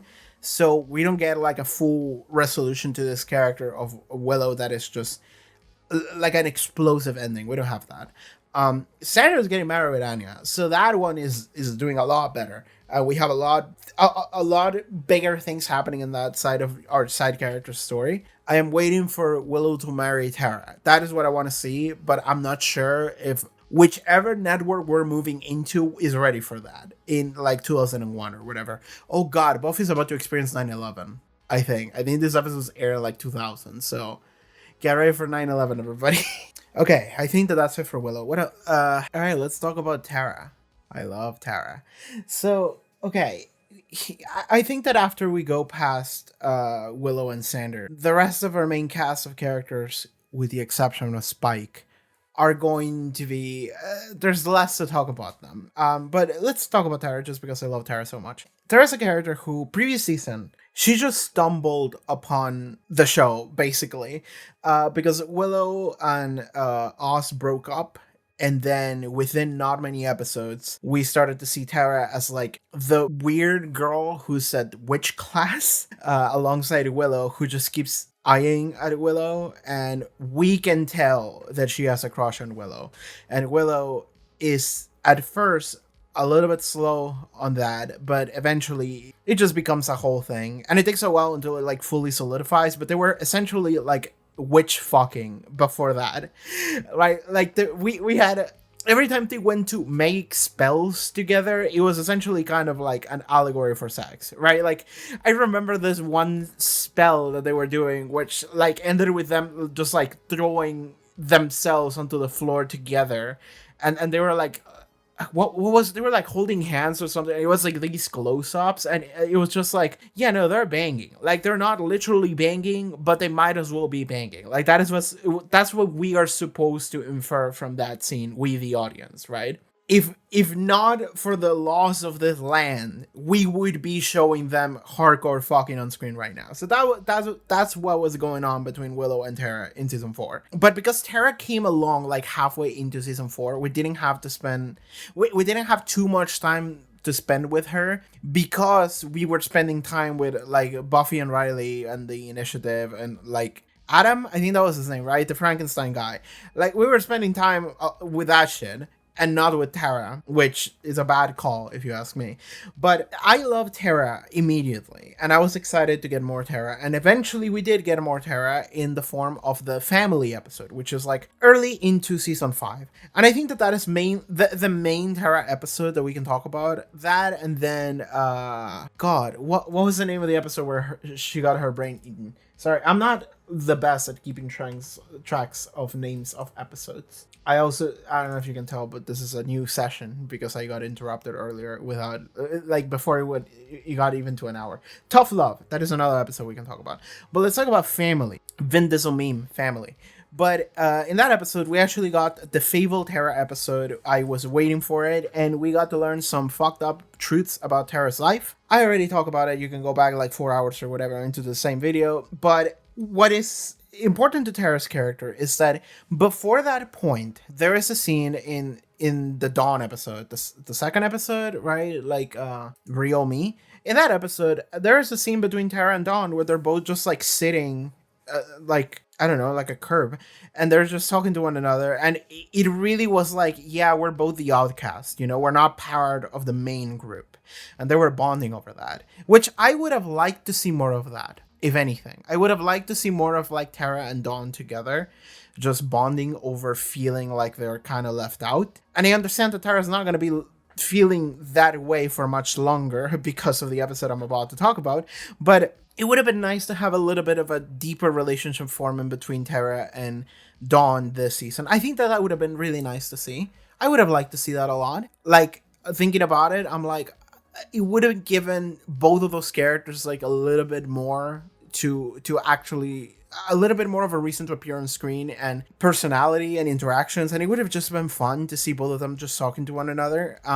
Because like Tara is absolutely that character who like she would befriend the little sibling and not in like a pity sense or in like a, I have to be nice to you because you're like you are my friend's little sister, so I'm not gonna be mean to you.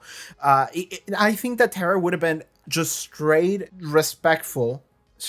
That's not something she is, but she would have been very straightforward and respectful towards Dawn in the way that maybe other people wouldn't be, and that is something that Dawn also felt, and that is something that tipped Dawn off into how she eventually ended up feeling at that made her feel very self-conscious and not real. But I feel like Tara would probably be the person that would be guilty of that the least. I think that Tara would be a person that would just level with you on like an equal footing, because I don't think that Tara sees herself as above anyone else or sees anyone as lesser. So I think that in the same way that Spike is kind of the cool uncle to Dawn, I feel like Tara would be the cool aunt to Dawn. And maybe not cool in like I'm a biker and I do cool shit, but more in like I am an enjoyable person to spend your time with kind of thing. When you were a kid and maybe you knew an adult that was just an enjoyable person to talk to. Like, maybe not a lot of us had that, but when you met one person and it was just like, oh, you're really nice and you're really chill, you're leveling with me on everything, like we're just having a normal casual conversation. I feel like when you're a kid, there is an element of like people treat you like a kid, even subconsciously. I feel like Tara wouldn't have that, and I would have liked to see that. Actually, that would have been a fun relationship to have between Tara and Dawn, but that didn't happen. But Tara felt left out. And that is a bonding experience that she had with Dawn immediately. But later in the episode Family is when I think Tara has her big episode that is also the big shift for her character moving forward with the rest of the season. Because That is the episode where Tara felt like an outsider, and she felt, and it all came together in that her family, all the women are allegedly demons and they do bad stuff, and we have to essentially imprison them and just take them out and just keep them in a cage so that they don't hurt other people, because that is the way we do things here, which is extremely fucked up. You don't need me to say that, and I'm not going to recap the episode again, but that explains a lot about Tara and the way that she is, the way that her personality works, is that Tara is someone that is so shy, but she's also so self-defeatist, and that is the thing that I immediately fell in love with Tara, is that I just keep thinking back to that scene in season 4 when she like approached Willow and essentially asked her out, or asked her to hang out, really, and Willow was busy, so she was like, oh no, I'm sorry, I have stuff to do, I can't, but maybe another time. But before she even said that, Tara was already like, oh, sorry, and then she just ran away, and Willow was like, no, wait, we can figure something, and Tara just ran. It was just like, didn't even listen to what Willow was saying. She was just like already like, of course she wouldn't hang out with me, and just ran away. Like, that was the part where I just immediately fell in love with that character. And you understand exactly why that is when you see the context she came from with her family. And her family being a bunch of controlling traditionalist assholes, of which there are many in real life. We can draw like a direct line between, like a real world, like lesbian bisexual girl and a very like traditional controlling family. Like, that shit happens in real life a lot, and it ends up leading to situations like with Tara, where Tara is far away just living her life, and then they all come in and it's like, you have to go back home, and Tara feels like she has to, because she her self-worth is so low because her entire life they've been telling her that she was a demon. And that also happens in real life, not necessarily with the demon thing, but they make you feel that way. And Tara just has no self-worth, so she's like, well, I guess I'm fucked up, and I guess it would be better if I wasn't here. So then she decides to just, again, like she always does, run away, because she doesn't see herself as someone that would be worth keeping around. So she makes that decision for other people. And in that episode, what happens is that even if she made a silly decision and she put everyone at danger, no one gave a shit. Everybody immediately stood by Tara and went like, no, she's my family. We are her family. We're gonna take care of her. Fuck you. Go fuck yourselves. And it was such a powerful moment. Like, I love that moment. Like, I think I remember when I was watching that episode, like the discussion of it, I think I said something like, I wish that I had like an experience like that, of like, the entire group is just like, no, we are with you. We are going to stand by you. We don't care about any mistake you might have made.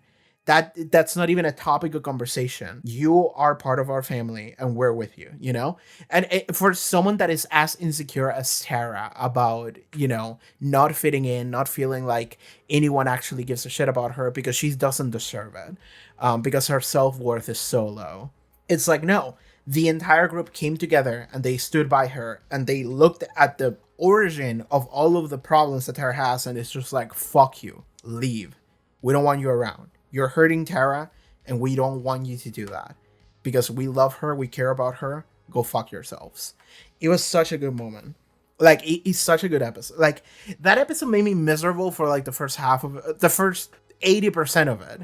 And then in the final moments, it was so cathartic, and it was such a good moment for Tara. I love that episode so much. And from that moment onward, like, we didn't get much Tara. We get Tara every episode, but we didn't get an episode dedicated to Tara necessarily until maybe Tough Love. But we got a version of Tara that started to feel a little bit more confident, like Willow. But she's not confident in the sense that Willow is, because Willow is overconfident. Tara has gone from, I don't deserve to be alive, to like, oh, I can hang out with these people. Like, they like me. That's it. That's the level Tara is at, which is a significant improvement over where she was at before. And I think this is something I already said in this same video, I think, where I was like, I found that I love Tara so much more when she was at that very low point.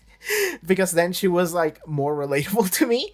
But now that she's better, I am happy for her and I am rooting for her and I love her. But she's less interesting than she used to be, right? Like that's where I'm at. I'm like less thinking about Tara. I'm more just like observing her and I'm like, yay, go Tara. Anyway.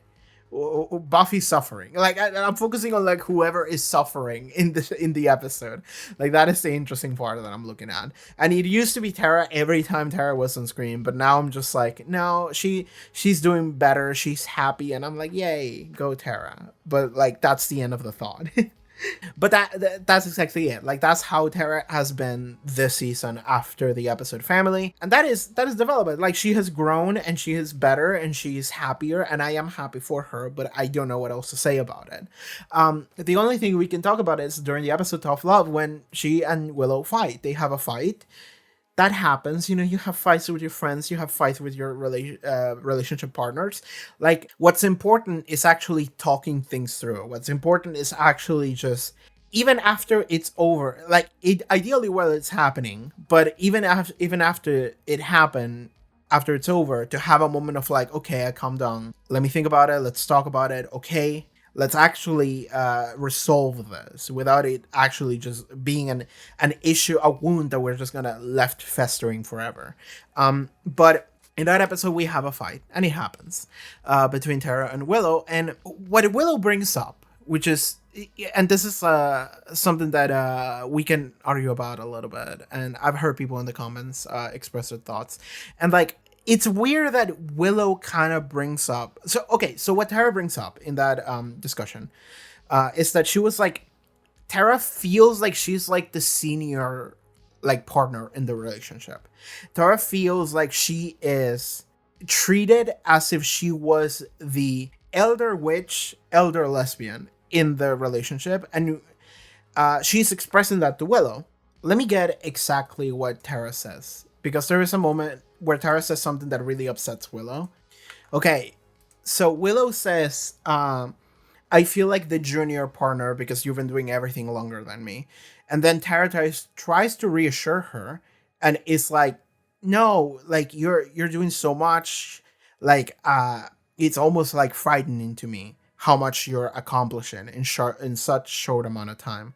And Tara meant it as like a compliment. And then Willow got offended of the fact that she used the word, you know, frightening. And then Tara tried to, you know, not let the argument escalate further. She was like, no, like then she started being self-conscious of like, oh, bad choice of words. Okay, I'm sorry. And Willow started spiraling and getting angrier. And then she just started accusing Tara of like essentially being like, hey, you don't think I'm enough of a lesbian, so you're insecure over the fact that maybe I'm this is just a phase for me.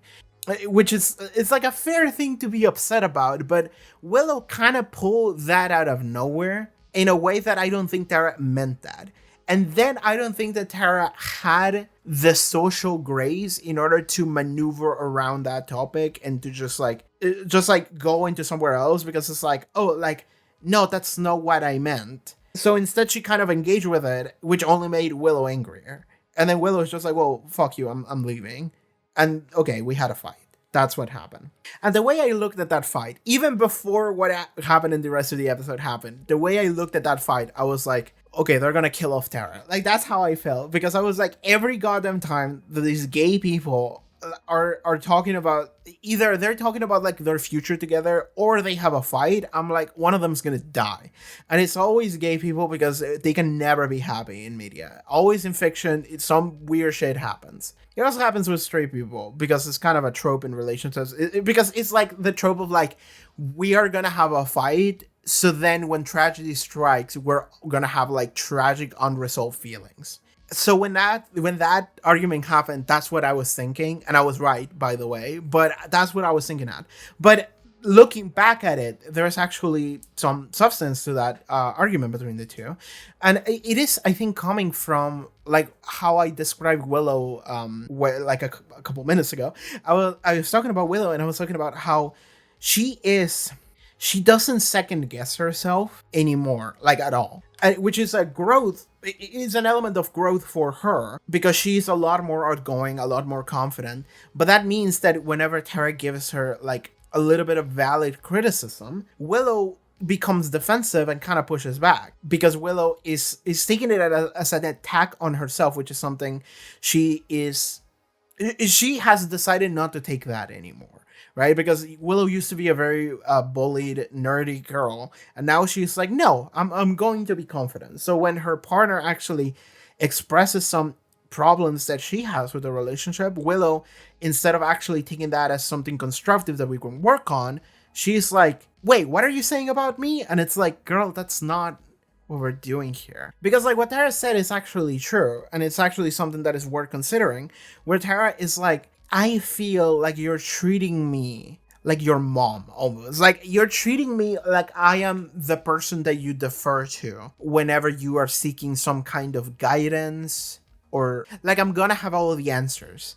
And Tara's like, I'm just another girl like you. Like I'm just another person. And like Tara's expressing like that concern of her being like, I think sometimes you look at me in the way that I don't think that you should, because I am not that, right? I am not the person that has all the answers, and I am not the person that's always going to be there to save you, because I don't have like the world. I don't control the world, right? And I don't have all the answers. I'm just another person like you. We're equal. And Willow is like, well, I do feel like I am inferior to you, which is that is like a real thing to talk about in a relationship. It's like, well, you're not, we're both equals, and we have to work on that. Like there's something about your about the way you see yourself or the way you see me that we have to work on, and then we talk that out and we maybe work on that slowly.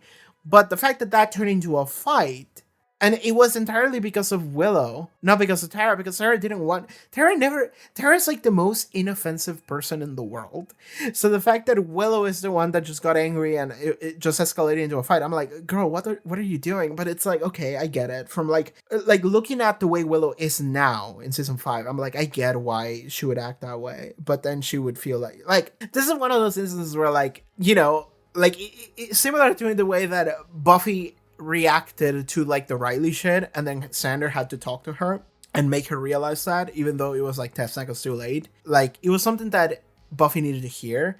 In that way, Willow needed someone to reason with her. Unfortunately, that didn't happen, and Tara got her brain eaten. So she realized it through tragedy, which is the worst way of realizing it. But it's fine because Tara got fixed a couple episodes later.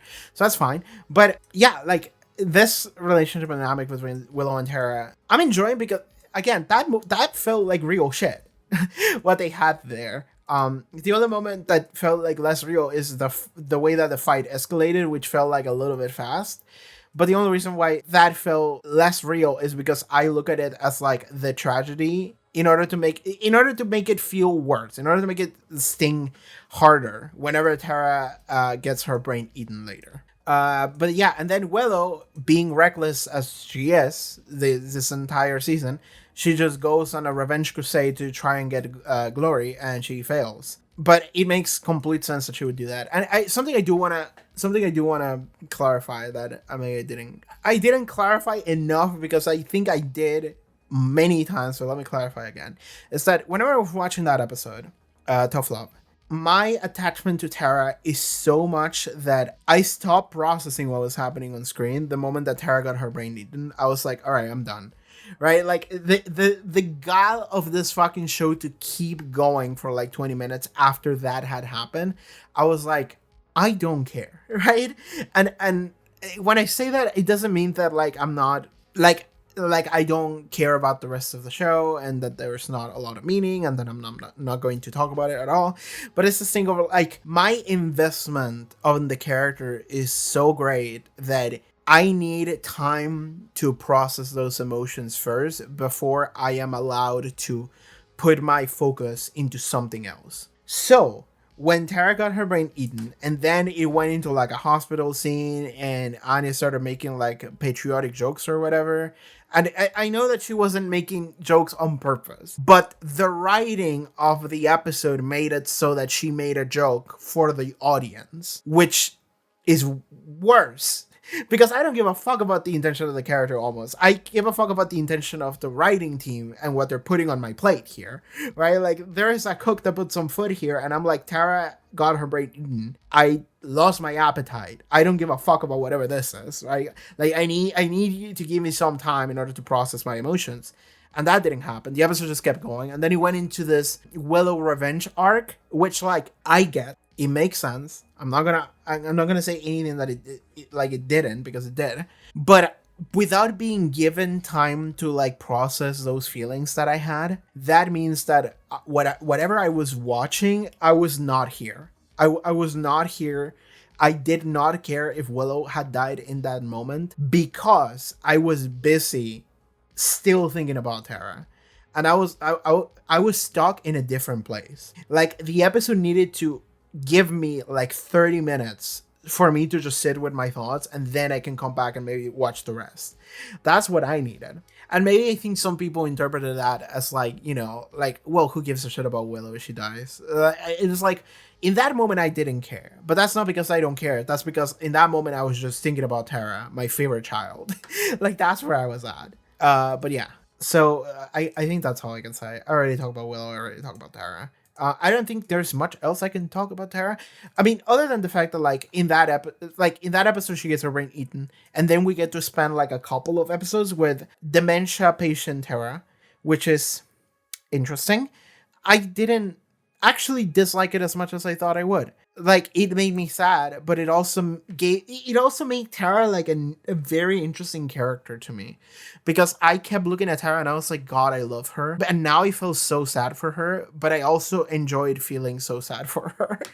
Like, in the same way that like in season 4 and at the beginning of season 5, when Tara was at her lowest point of having no self-worth, I felt like shit about her, but that made me love her more. We kind of went back to that because pseudo dementia patient Tara, and it's not literally dementia, but that is kind of an analog we can draw here, because of the way they talk about her. That is something we can like draw a line between the supernatural reality of Buffy to the reality of the real world. This is like a similar condition. In this condition, Tara, is not that she has no self-worth, it's that she has no self, almost. And that also made me feel very sorry for her, and also made me feel like I love her too much again. And it's such a weird thing, because like I'm happy that Tara is happy for like the rest of the entirety of the season. Up until that point, I was happy for Tara. Now I am sad for Tara, but I am enjoying feeling sad for Tara. And I feel like a lot of us do that, right? Like, we look at our favorite fictional character and they're being put through like a grinder and they're getting destroyed, they're being torn into pieces, and we go like, oh no. But we actually like seeing it, right? Like, we like feeling that level of attachment and like care that we have for these fictional characters. So like Dementia Patient Tara, in hindsight, like I hated it when it happened, but because that was like saying goodbye to my favorite character, like she was dead. But then we got to see a different Tara. She looked just like Tara, and she had vague moments of recollection that made us feel anchored that this was in fact Tara, instead of just Tara being gone. It was just like, no, Tara's in there somewhere. And because of that, that made me feel so much more attached to Tara than I was before, which was already a lot, by the way. It made me feel way more protective over precious Tara here. And it's weird because like I felt like I would have hated it, but then I didn't. I was like it made me sad, but it made me care, and I enjoyed caring. It's such a weird thing. But I wonder if anyone else felt that way. You know, whenever we were following, you know, brainless Tara, if you were also looking at her like, oh my, like, I love you. Please, nothing worse happened to our beautiful, precious child here. That's how I felt about Tara. Giles. we can talk about Giles here, maybe. I don't know what to say about Giles because I feel like Giles is pretty consistent. Like, consistent from what he was at before, which I don't know what I can say about where he was at before, honestly. Okay, no, there are some changes. Sorry, it's been like a while since I started the season, so there are some changes that are different from season 4, but I haven't thought about that much in a while. And it's that he's a shop owner now. He's a local business owner.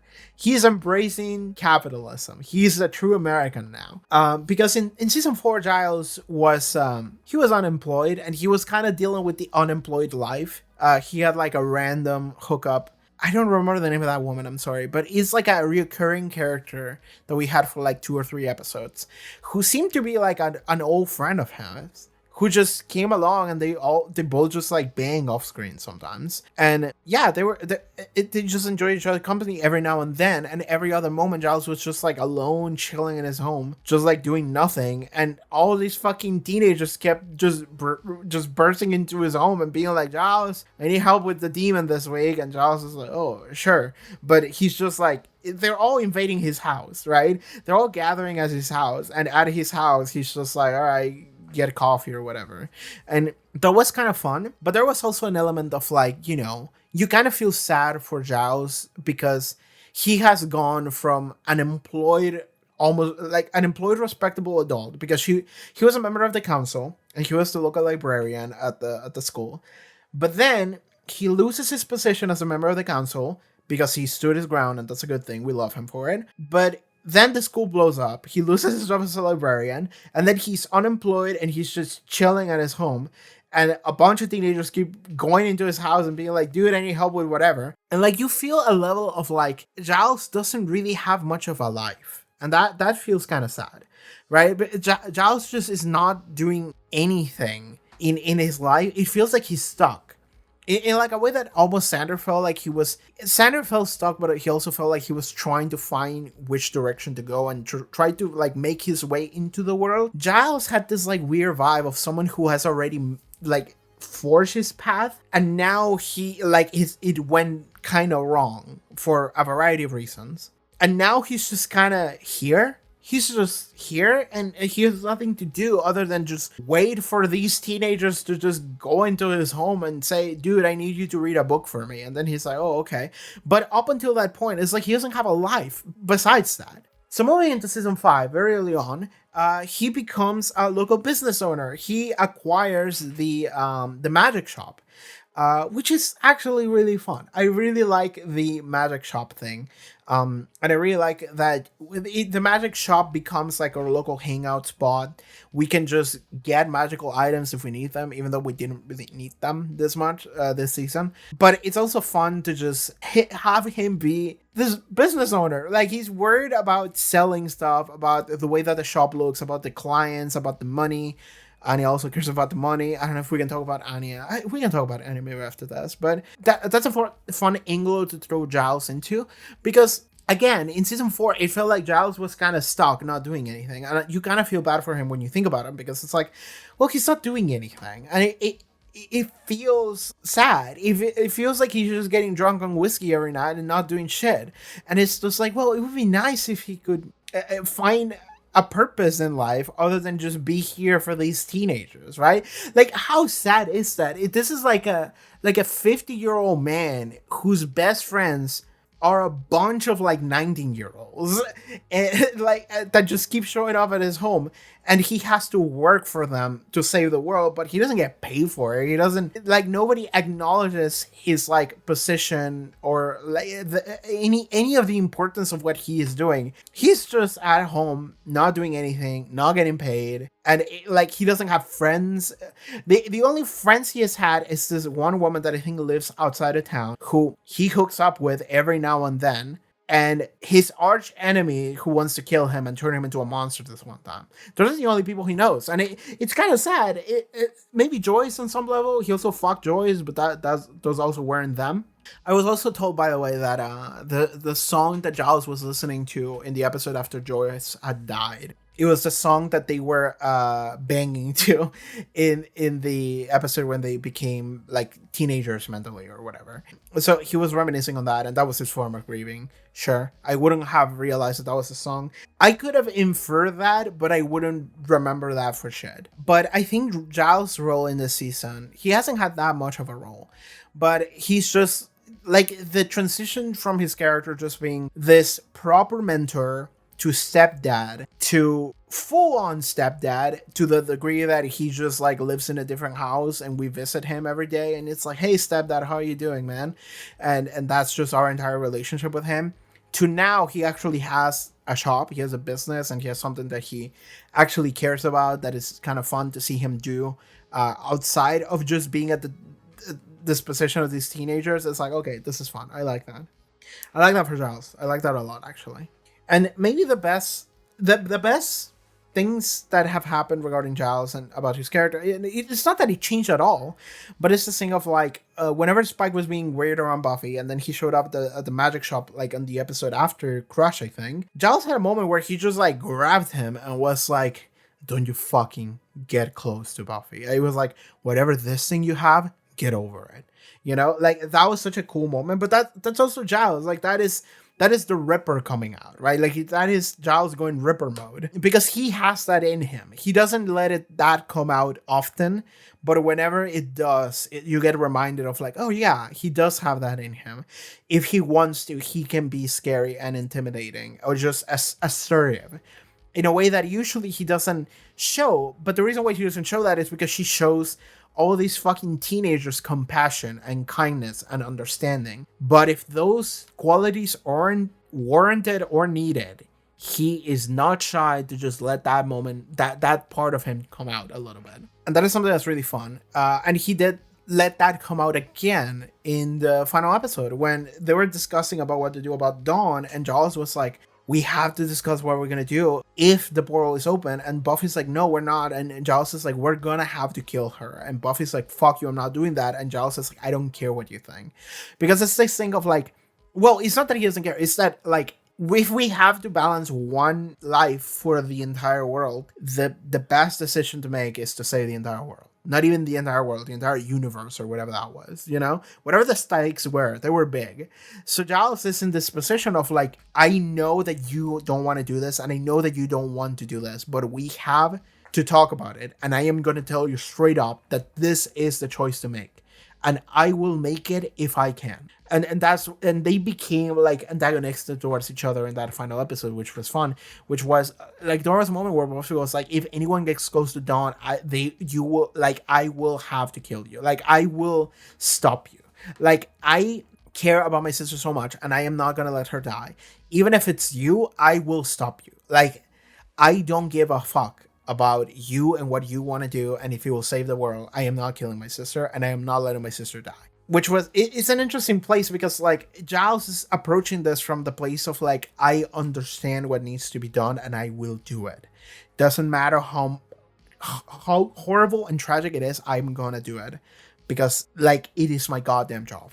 I will save this fucking planet no matter what. And Giles had that like weird cool thing about him in that final episode, which I really enjoyed, and it makes complete sense for his character. But he also has that like compassion too, like that kindness and understanding of these teenagers around him.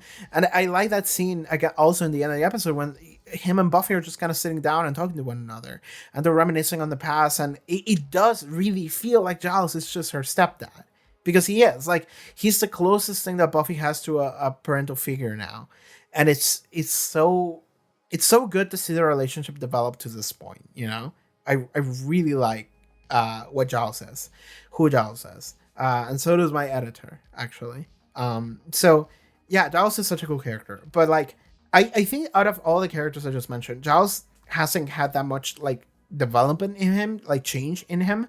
But that's because he's also, like, 50. Like, he's, like, 55, whatever. He's this, like, older guy who has already lived his life, and he has already like gone through changes and stuff, so he doesn't really need to change too much. His condition change, and that's good, actually. I think that's something I really like.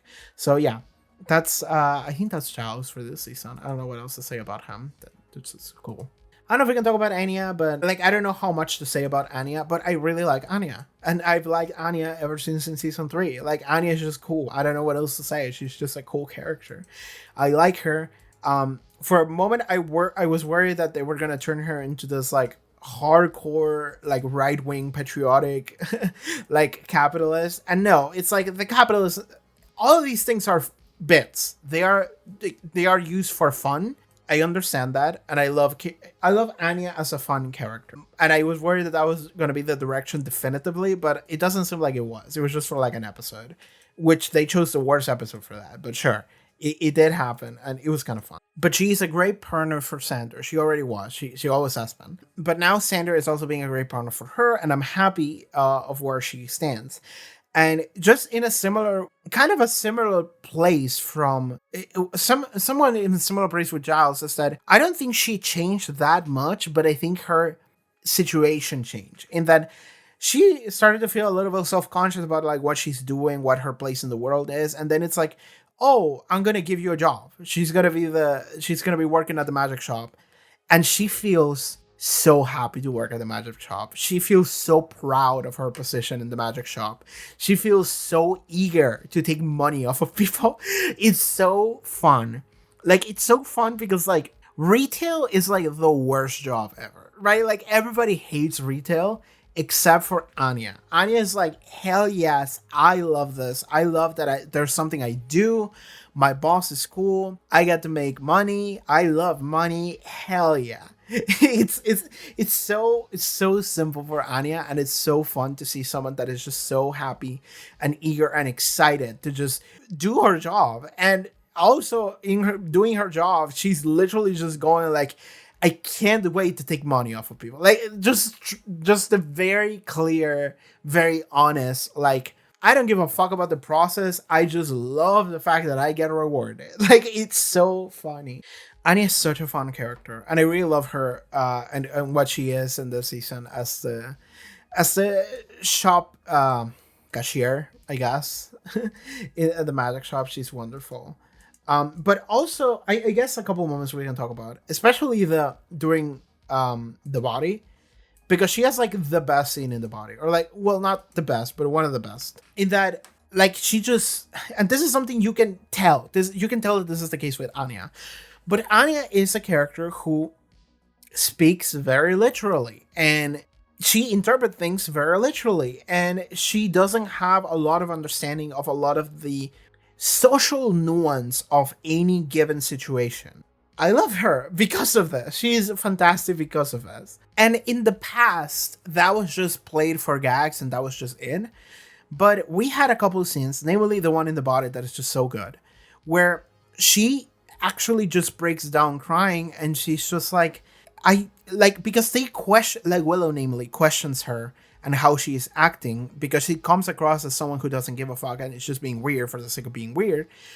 And I love that moment where Anya breaks down and she's just like, but I don't understand. Like, she's just processing it on a level that no one else is at, which is the level of someone who doesn't understand what to do about the situation, doesn't understand the way that people are acting about the situation, and doesn't understand what she should be acting like in that situation. She's trying to fit in, and she's trying to not be upsetting, and she's trying to be kind and nice and understanding to the people around her, because she understands that the situation is touchy, but she doesn't exactly understand what to do about it. So she keeps asking questions of like, what do we do? What do I do? Should we do this? Should we do that? Are we going to see this? Are we going to see that? And nobody's giving her an answer. And the reason why nobody's answering her is because everyone is processing grief also on a different level, where everybody's just taking it in and just processing it internally. But Anya is someone that, almost like a child, needs guidance. She's like, I don't get it. And now you're getting upset at me, but like, I genuinely don't understand, and I need someone to help me understand. And nobody's meeting me. Nobody's matching me. Everybody's just ignoring me. And I don't know what to do. And it was just such a good moment, because I, like, that is such a relatable thing to me. And like, I think the moments that are the most relatable to me are the moments that, to me, hit the hardest. And I think that that's just the case for most people. And that's not to diminish any other thing because like I can definitely see how Buffy is feeling and it hits me, but the Anya moment is the one that actually hit me harder. I was so I was so sympathetic towards Buffy, but I wasn't meeting her emotions in the episode The Body. But with Anya, I was like, I know exactly how that feels. I know exactly where Anya is at. Of like, I understand the situation on paper, but I don't know what to do.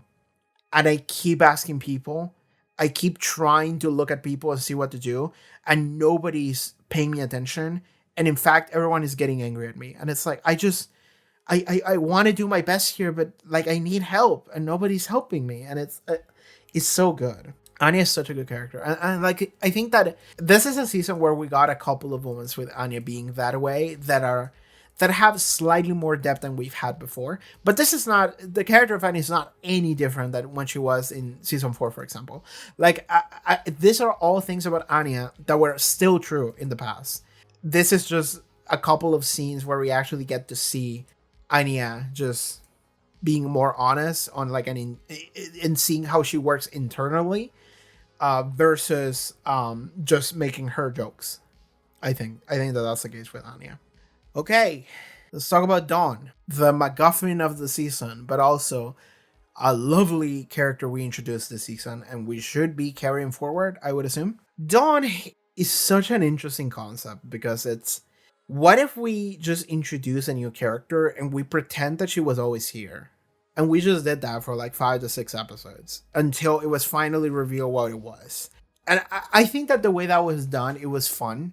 It must have been really fun. Like, this is something I actually want to hear about. Like, if you were watching the show when it came out originally in like 2000 or whatever, if you were watching this and you saw, you were watching you were watching Dawn being introduced, and everybody just rolled with the fact that Anya was just here, what was the reaction? Like, right? Like, what were you thinking? You and your friends or whoever was around, like, whatever memories you have of those moments, like, until it was revealed what the situation is with Anya, where she came from, like, where were you at? Because that sounds so fun. To be like, I don't know what the fuck is happening, dog. Like, this character is just here now. We're supposed to accept it. And, like, the reaction of the fan base had to have been so weird. And I think I was told that Anya, sorry, I keep saying Anya. I think I was told that Dawn was somewhat disliked as a result of that originally when she first appeared, because people were like, "Who the fuck is this gremlin? You know, get her out of here. You know, she's not part of the gang." And the fact that she goes unexplained, like maybe that just adds fuel to the fire. But I love that because like it made me something to chew on immediately, or like what after the Dracula episode was over, I completely ignored it, which is a really funny reaction to have in hindsight, because this is like a character that's gonna really matter, and I'm like, I don't give a fuck about that. Let's talk about that twink. Like that's how I was reacting to episode 1. But that's because the show doesn't give me anything to work with in episode 1. And then in episode 2 is heavily about Dawn. And now we're cooking. Now we have something to talk about. And Dawn is such a fun, interesting character that gave me a lot to chew on, because I was like, why the fuck is she here, right? As you're supposed to be asking. That is the intended reaction that they're giving you clearly. But I'm sitting here like, okay, what is the reason? What are we doing? Like, okay, the show is clearly not going to give me the answer until they want to do so. So until that point, I started theorizing and being like, Buffy's splitting half. This is like the human half and the Slayer half. And then I was like, I don't know what theories I threw, but I threw a bunch of them. I threw a bunch of theories, I remember. And eventually they gave me the answer. And it's none of what I thought, but it's something that I accept. And it also makes me feel for Dawn, because like before that moment, you're kind of like, you don't know if to be suspicious or something about Dawn, but after it is revealed what the situation with Dawn is, now you go like, okay, I get it. I get where Dawn comes from. I get how she feels. And then you start to feel more sorry and sadder for her. At least I did. Because Dawn starts to just become this average 14-year-old girl who's just really confused, feels like she's not good enough, feels like she can't compare to her older sister, feels like her family and her family just don't care about her as much as she wish they did. She just has all of these complexes that just don't they're not great, and it makes me feel sad for her, and it makes me feel bad for ever being suspicious of her to begin with. Like early in the season, I was like, I don't know if I can trust her. I don't know what she's doing here, because that is the intended reaction of like, you don't know. But then it makes you feel bad for actually doubting her at any point, because you go like, oh, like I just want her to be happy. This poor kid. Like that's where I was at. So that's fun that is the idea behind Dawn. Like on paper, like that is what the concept was. I really enjoyed it. But talking about her as a character, I just mentioned, like I love that Dawn has this like younger sibling thing, contrasting to Buffy's like older sibling thing here, because, and I mentioned this already a million times, but I relate to the younger sibling thing a lot more because I am a younger sibling myself. But that means that a lot of I can recognize that they did such a good job at showing both of these characters' relationships and how it felt real. It felt very real because yeah, like that shit, I've seen that shit in real life. I felt that shit in real life, you know? How Dawn feels, how Dawn sees herself, how Dawn compares herself to Buffy, how she feels like she's not good enough, how she feels like she's the least favorite daughter. But then simultaneously, I can see how Buffy, the eldest daughter, feels like Dawn is cuddled or spoiled, and she doesn't have to suffer all the hardship that Buffy had to suffer in virtue of being, the new daughter that can be taken care of, compared to the eldest daughter that was just kind of the trial run for life, and now she had to take the brunt of a bunch of shit that Dawn doesn't have to.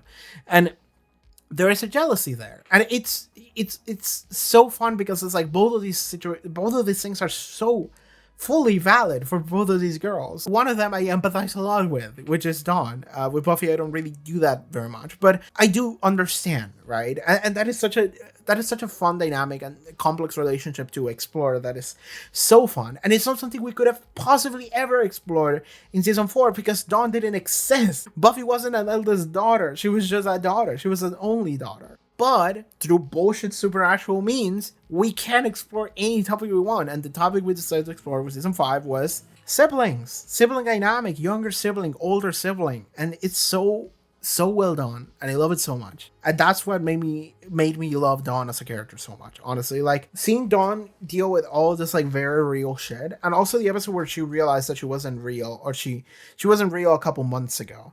And the way she reacted to that, it was just like, oh, it's so good. And the episode later, when she tries to bring back Joyce, and the way that she sees Buffy versus how Buffy sees the situation, they're both so good. I love so much what they did with Dawn and what they did with Buffy, and what this relationship dynamic they explore here that they essentially just pulled out of their asses. Like, this wasn't a thing before, and they just randomly came up with Dawn, and it's like, well, now let's explore this theme, and it's so well done. I love it so much. And I do love that Dawn, as the season evolves, she also grows in that she feels a lot more confident about her place in the world and how people view her near the end of the season, or at the end of the season, when she trusts that Buffy's gonna come back to save her. She believes in Buffy, because the entire season they have been at odds with one another, and then they had to deal with a bunch of hardship together.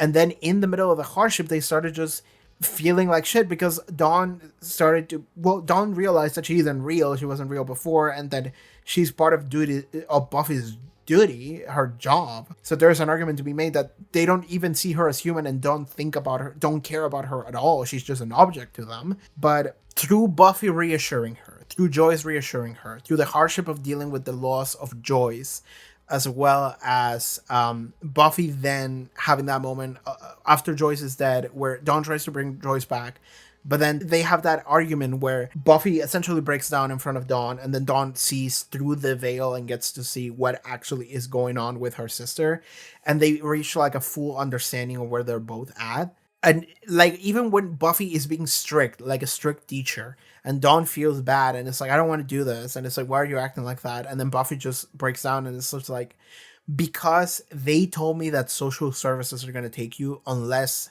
I make sure that you're doing good at school. So I have to make sure you're doing good at school, because I can't lose you, and I don't want to lose you. So you need to do better, please. And that was a moment of like, okay, I get it. Like, that's real shit now. It's such an interesting, complex dynamic for both of these characters. And I just love it. And I love that Dawn like goes from being very self-conscious about her place in the world and how people view her to someone who just like fully believes in her sister. It's just like, she's gonna come here to save me. Like, I believe in her, because the entire season has been around Buffy establishing herself as someone who actually cares about Dawn, and she's not gonna let Dawn fall into hurt. She's not gonna let Dawn die. And Dawn is like, I believe in her. Now I believe in her. Before, maybe I didn't. Before, maybe I believed that people didn't give a fuck about me, that my sister didn't give a shit about me, but that's not true anymore. And that kind of weird goes for Buffy as well. Because Buffy, like, at first, she was kind of jealous of Dawn's position as, the younger sibling that didn't have to suffer in life as much. Versus Buffy, the elder sibling, gets to take on the brunt of things. I suffer every day. And Dawn just gets to go to sleep peacefully, and mom takes care of her and whatever. And I'm just like, what about me? And it's like, Buffy is feeling that level of jealousy of like the peace, or like the fact that Dawn doesn't have to deal with the same bullshit that Buffy did. She has more support. But then what happens is that as the season goes on, the relationship develops, and Buffy actually loves her sister, and it's like, I would never let anything bad happen to her. So yeah, that relationship, the way it evolves, goes both ways, and it's so beautifully done. It's such a good sibling dynamic to just show on screen and show how it has all these ups and downs and all this complexity, and it's so good. Dawn is such a good character. I love Dawn, and I love her dynamic with Buffy. They're so good. I love them both. And I do want to give a special shout outs again to Michelle Trachtenberg, who unfortunately passed away like in the middle of me watching this season. Like, she passed away after I had watched the episode where Dawn realized that she wasn't real, and that was the first like Dawn heavy episode, I think. And I love that episode, and it made me really love Dawn. And then like a week later, I just find out like, oh, Michelle Trachtenberg passed away, and I'm just like, it was crazy because like everybody was talking about it, right? Everyone was like, Buffy actress died, Michelle Trachtenberg, who played Dawn. And I'm just like everybody was, I heard it from everybody, from people who didn't even watch Buffy, were like, oh, I heard this thing. And I'm like, damn, like it's crazy that it's crazy, but it's also understandable how it got to that reach. But it also speaks to the reach that the character, but also the actress had in the impact that they had in the real world. And that is something that is no small thing. And that is something worth commending. So yeah, just special shout outs to Michelle Trachtenberg. Like, I didn't know you. None of us probably knew you personally. But you did a fantastic job portraying this fictional character who's just a character. But there is always a level of like the individual that goes into portraying a character, especially live action. And I think she did amazing. That's all I can say. But hey, just have a moment to remember her, I suppose. Okay. There's no easy way to transition into this, but I guess I set myself up for disappointment going from that very grim topic to the absolute clown fiesta that is Spike. Let's talk about Spike. Oh my goodness. How do I begin? Where do I go? Because like Spike is Spike, what else is there to say? Oh my god. So what's interesting is that previous season, in season 4, I remember looking at Spike and I was like, oh, I understand why people like Spike. I didn't. I wasn't ready. I was like, oh, I understand why people like Spike now that he's like inoffensive, and it's really fun to turn him into this like wet, soggy cat who is just angry at everybody, but he can't do anything about it, and it's fun to make fun of him. I was like, I understand Spike. I understand why people like him. I didn't. I fucking didn't. The reasons why people like Spike are different. That part of it is that. But also, everything that goes down in season 5 is crazy. It's fucking nuts. So, season 5 Spike starts with him trying to get the chip removed. He can't do it. And then he goes fucking crazy because he can't get away from Buffy. Buffy keeps breaking into his house in the middle of the night. Buffy keeps beating him up for information. Buffy keeps just appearing and just clowning on him, beating his ass. Like, Buffy just keeps showing up every episode. Buffy. And Spike is losing his goddamn mind because this girl is just everywhere. He can't look away without this one Slayer being on his ass at any given second. And like that has to affect you on some level of like you're just chilling in your house, watching TV or whatever. And at any given moment, like Batman could just show up and beat your ass, right? Like, and it's this thing of like, okay, sure. And like eventually you're just not gonna be able to live your life without worrying about Batman breaking into your house and beating your ass again. And it's just like you can't stop thinking about it. It becomes this like obsessive paranoid thought. So you understand a little bit where that is coming from with Spike. So then when Spike starts fantasizing, he starts dreaming and then fantasizing about him hooking up with Buffy, it comes across as like the wildest shit you've ever seen in your life. But then it keeps happening and it keeps happening and it keeps happening. And because like at first Spike is like wakes up from a nightmare and he's like, oh no. But then he starts fantasizing while he's having sex with Harmony. He asks Harmony to actually roleplay as the Slayer. He starts roleplaying of like giving Buffy like chocolate boxes. And it starts like roleplaying arguing with Buffy in this conversation he's making up in his mind. He gets this like mannequin. He gets wigs. He gets photos. He starts stalking her. He starts getting her like clothes. And it's just like, dude, what are you doing? And something we have to talk about Spike. And we need to address it immediately, right here, right now. Spike sucks. Just as like a person, Spike sucks. And this is something I feel like I have to put my foot down here. And I'm like, Spike sucks. Let me just be clear here. I just want to be clear on that. It's that I think that Spike is a bad dude. And it would be a bad partner. Well, depending on what you're seeking in a partner, I think he would be a good or a bad partner. But that is up to the individual. But I think that Spike is a bad dude and not someone that you would want to get associated with necessarily. Because dude is creepy and weird and does a lot of shit that he shouldn't. He just shouldn't. But what's interesting about Spike, and this is fascinating, is that the show is like bending itself backwards to find ways in which to make Spike be like a cool, helpful guy that also you maybe feel bad about, and also the rest of the characters kind of end up begrudgingly accepting. It's fascinating that like again, I keep saying this because like I can't believe it. In the same episode where Spike makes a sex bot with this girl's face on it without her consent, because you couldn't ask, like there is no amount of money in the world that you could give Buffy Summers for her to give you consent to do that. In the same episode that he does that shit, and he's fucking weird and creepy about it, because like he also took all of Buffy's stuff in order to make it, right? And he's just making a sex box with Buffy's face on it. In the same manner where that comes from, but like in the same episode where that happens, and we all find out about it, Buffy is like, you know what, Spike? You're good. I can't believe that the episode wrote it like corner it. The episode shaped itself in a way in order to make it so Spike stays and doesn't fucking die. Because like there's like no other version of events other than the ones that went down in Intervention. I think that's the name of it. Other than in any other version of events, that doesn't happen.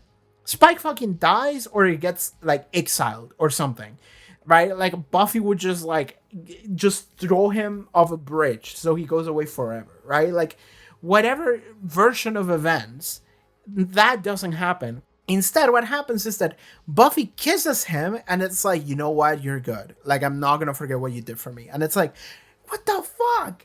How did we arrive here? And it's because the events that led up to this result are so specific to make Spike be a guy that we hang out with. And it's just like, how is this something that we accomplish?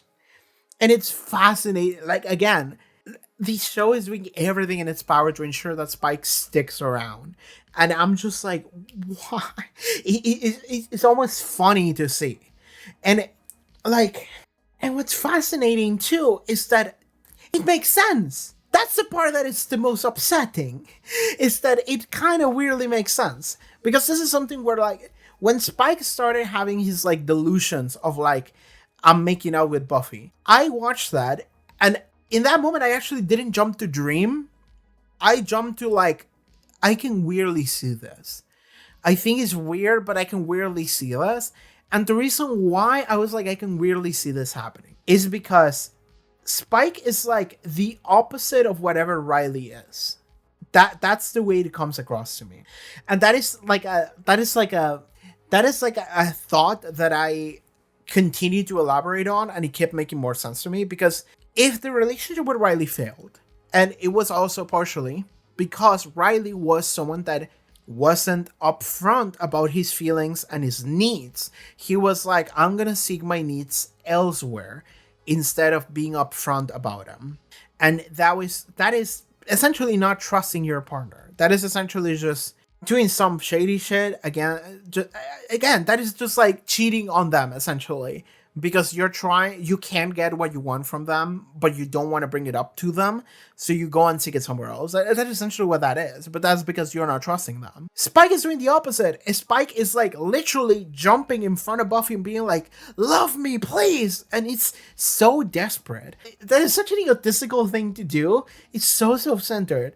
And Spike sucks as a result of it. But like at the same time, I could see Buffy being into that. Right? Like, that's something that I can see. And this is a thesis that I threw around like a while back, because I was like, I think Buffy Summers just has shit taste in men. I think that is just the reality of the show. Like, the closest we got was Angel. And like, I like Angel, but at the same time, I don't think that Angel is a good partner, maybe. I think that Angel... Yeah, no, I don't think Angel is a good partner. I think Angel is a cool guy, but I don't think he's a good partner. And I think that Buffy maybe shouldn't be going after Angel in hindsight. I don't think she should have gone after Parker, obviously. I don't think her and Riley should have been together. I think that based on the way that it went, I think to me it makes sense that I don't think Buffy was that into a relationship to begin with. She was just doing it because she felt like she had to. And Riley wasn't vocalizing very well either. He wasn't being a good partner as either. Like, he kind of sucked in that aspect. Spike! Maybe Spike is what Buffy needs, and I hate saying that. Because I'm looking at Spike and I'm like, this dude sucks, but if Buffy doesn't mind all of the negative that comes with Spike, and Buffy gets just a dude who's desperate for you, so desperate for you, in fact, that he would die for you. He would die so that you're not sad. Because that is essentially what happens in Intervention. He can't betray your trust on that level in the way that maybe Riley did. So, like, if Riley wouldn't tell you anything, he would just, like, bottle shit up and just not bring it up because he's afraid of what you would say. Spike is someone that is just so loud and outspoken and kind of selfish that he would just jump and scream what his needs are. He literally kidnapped Buffy and was like, please fulfill my needs. And it's just like, I guess if Buffy wants that in a partner, I guess maybe that is what Buffy needs in a partner. Someone who's so vocal to a negative degree, to a negative extent, to an overwhelming extent. Maybe if that, I mean, I can't make that choice for her, but maybe if that is the choice she wants to make, then sure.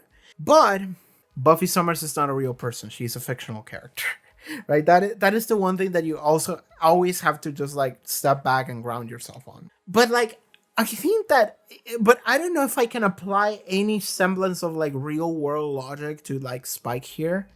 Because like, I think Spike is fucking nuts as a character. Spike is so crazy to me that I don't know what to think and say or feel about Spike. Because I think Spike is definitely like a weirdo and a creep and a freak. And the things that he's done are just so upsetting. But then also simultaneously, if someone wants that in a person, who am I to judge them? That is where I'm coming from. And I guess the one part that we have to talk about is how much do we want to trust Spike? How much leeway do we want to give Spike? How much we can say that Spike has, like, how selfish are Spike's intentions?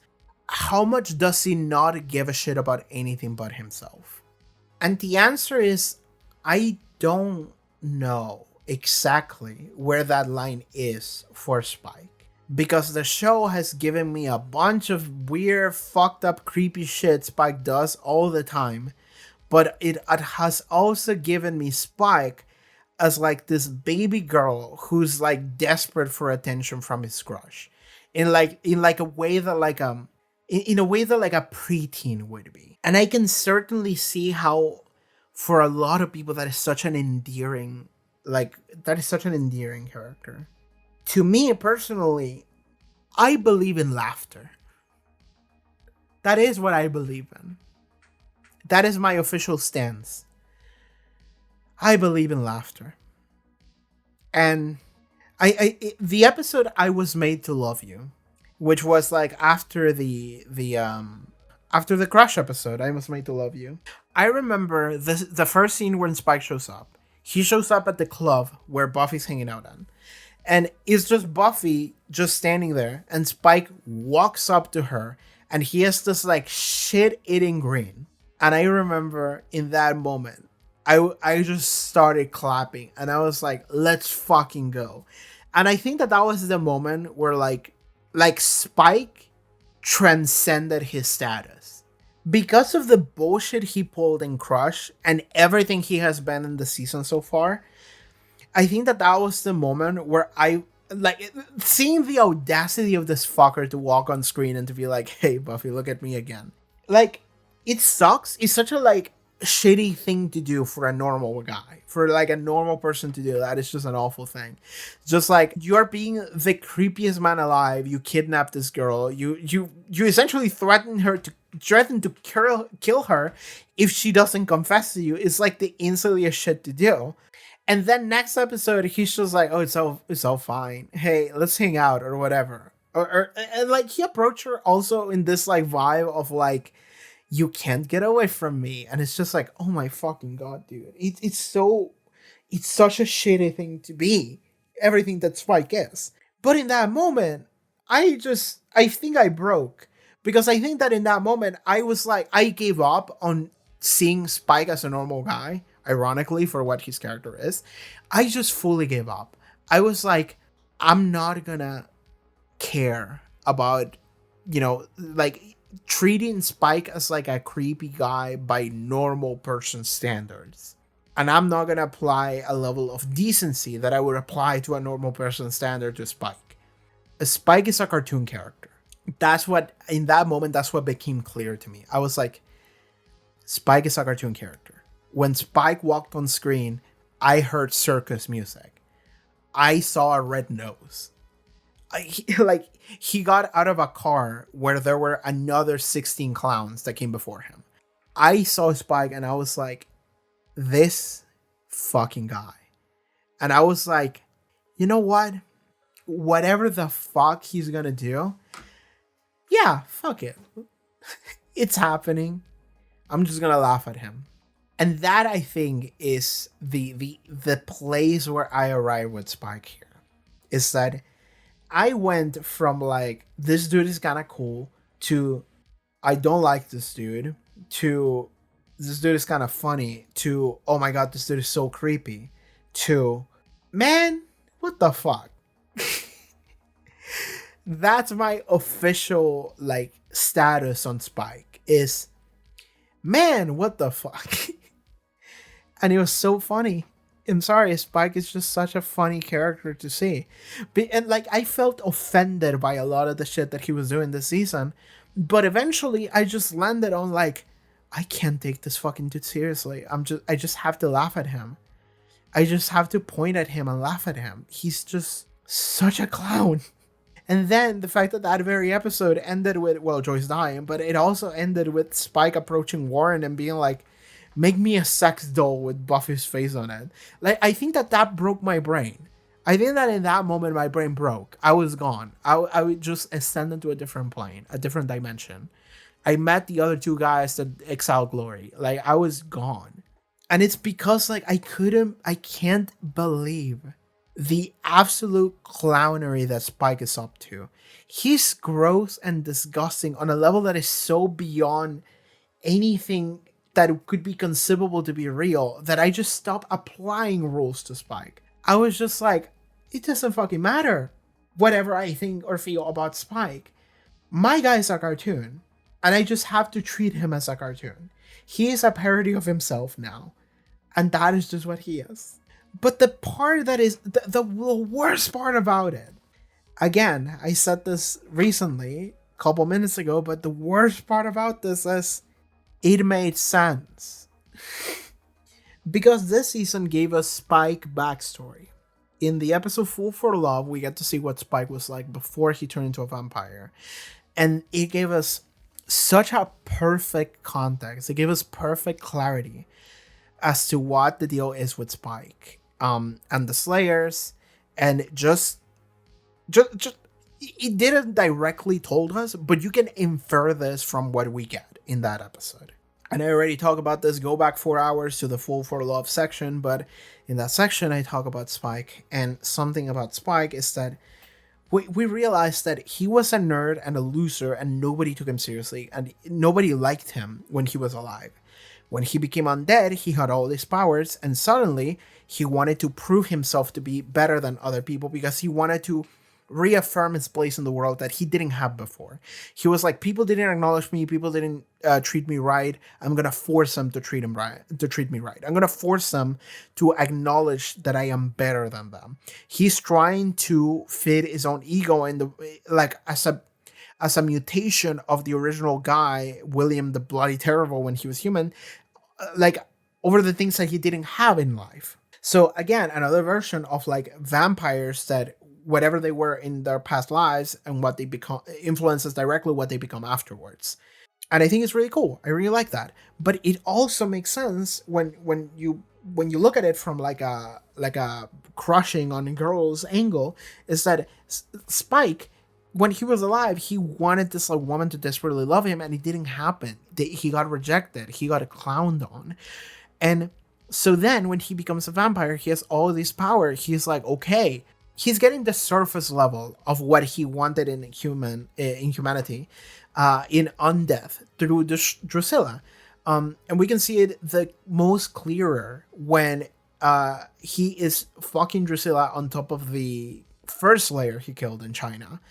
But like the relationship he has with Dracula is one where he's fulfilling his own like needs that he didn't have fulfilled in life in like a twisted way, because he's not getting the intimacy of a relationship. Instead, he is getting acknowledgement from a fellow vampire that is like, oh my god, you did such a good job murdering all those people, darling, and then just fucking the brains out of her.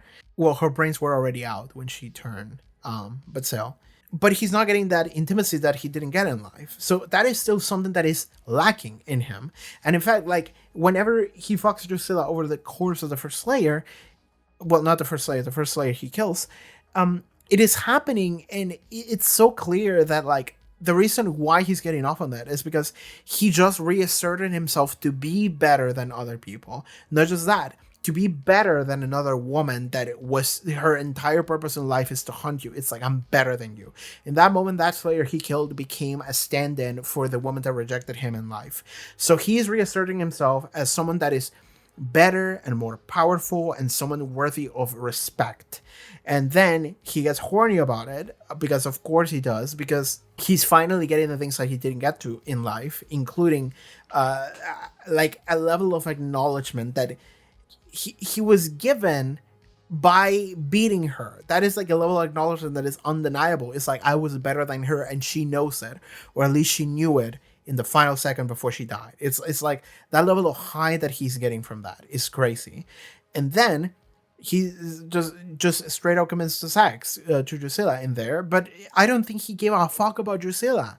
I think he only did it because he got high off of the adrenaline of like fulfilling the things that he always craved in life through like a twisted vampire version. However, and we also get context as to why the Drusilla thing eventually didn't work out and Drusilla left him. And it's because Drusilla can sense that Spike actually doesn't care about her. Spike is obsessed with fulfilling this need that he has. And the only way he gets it is from fighting people and feeling like he's more powerful than them, and namely fighting slayers and killing them, because he feels like he dominated the slayer. He dominated a woman whose entire existence revolves around Spike, and Spike is like, oh, like, I'm the focus of your attention, then I'm gonna prove that I'm above you. And he, in that way, he's reasserting himself as being above that woman that rejected him. This is like his obsession, and Drusilla can tell that that is the case. She tells him, like, you are covered with the Slayer, and he's wearing literally the second Slayer he kills, like, clothes. Like, that is his outfit for the rest of time. So it makes so much sense that now he's obsessed with Buffy as well. But not just because of those reasons, but because now he has the chip. And this is something I already spoke about when those episodes that I talked about like a couple hours ago.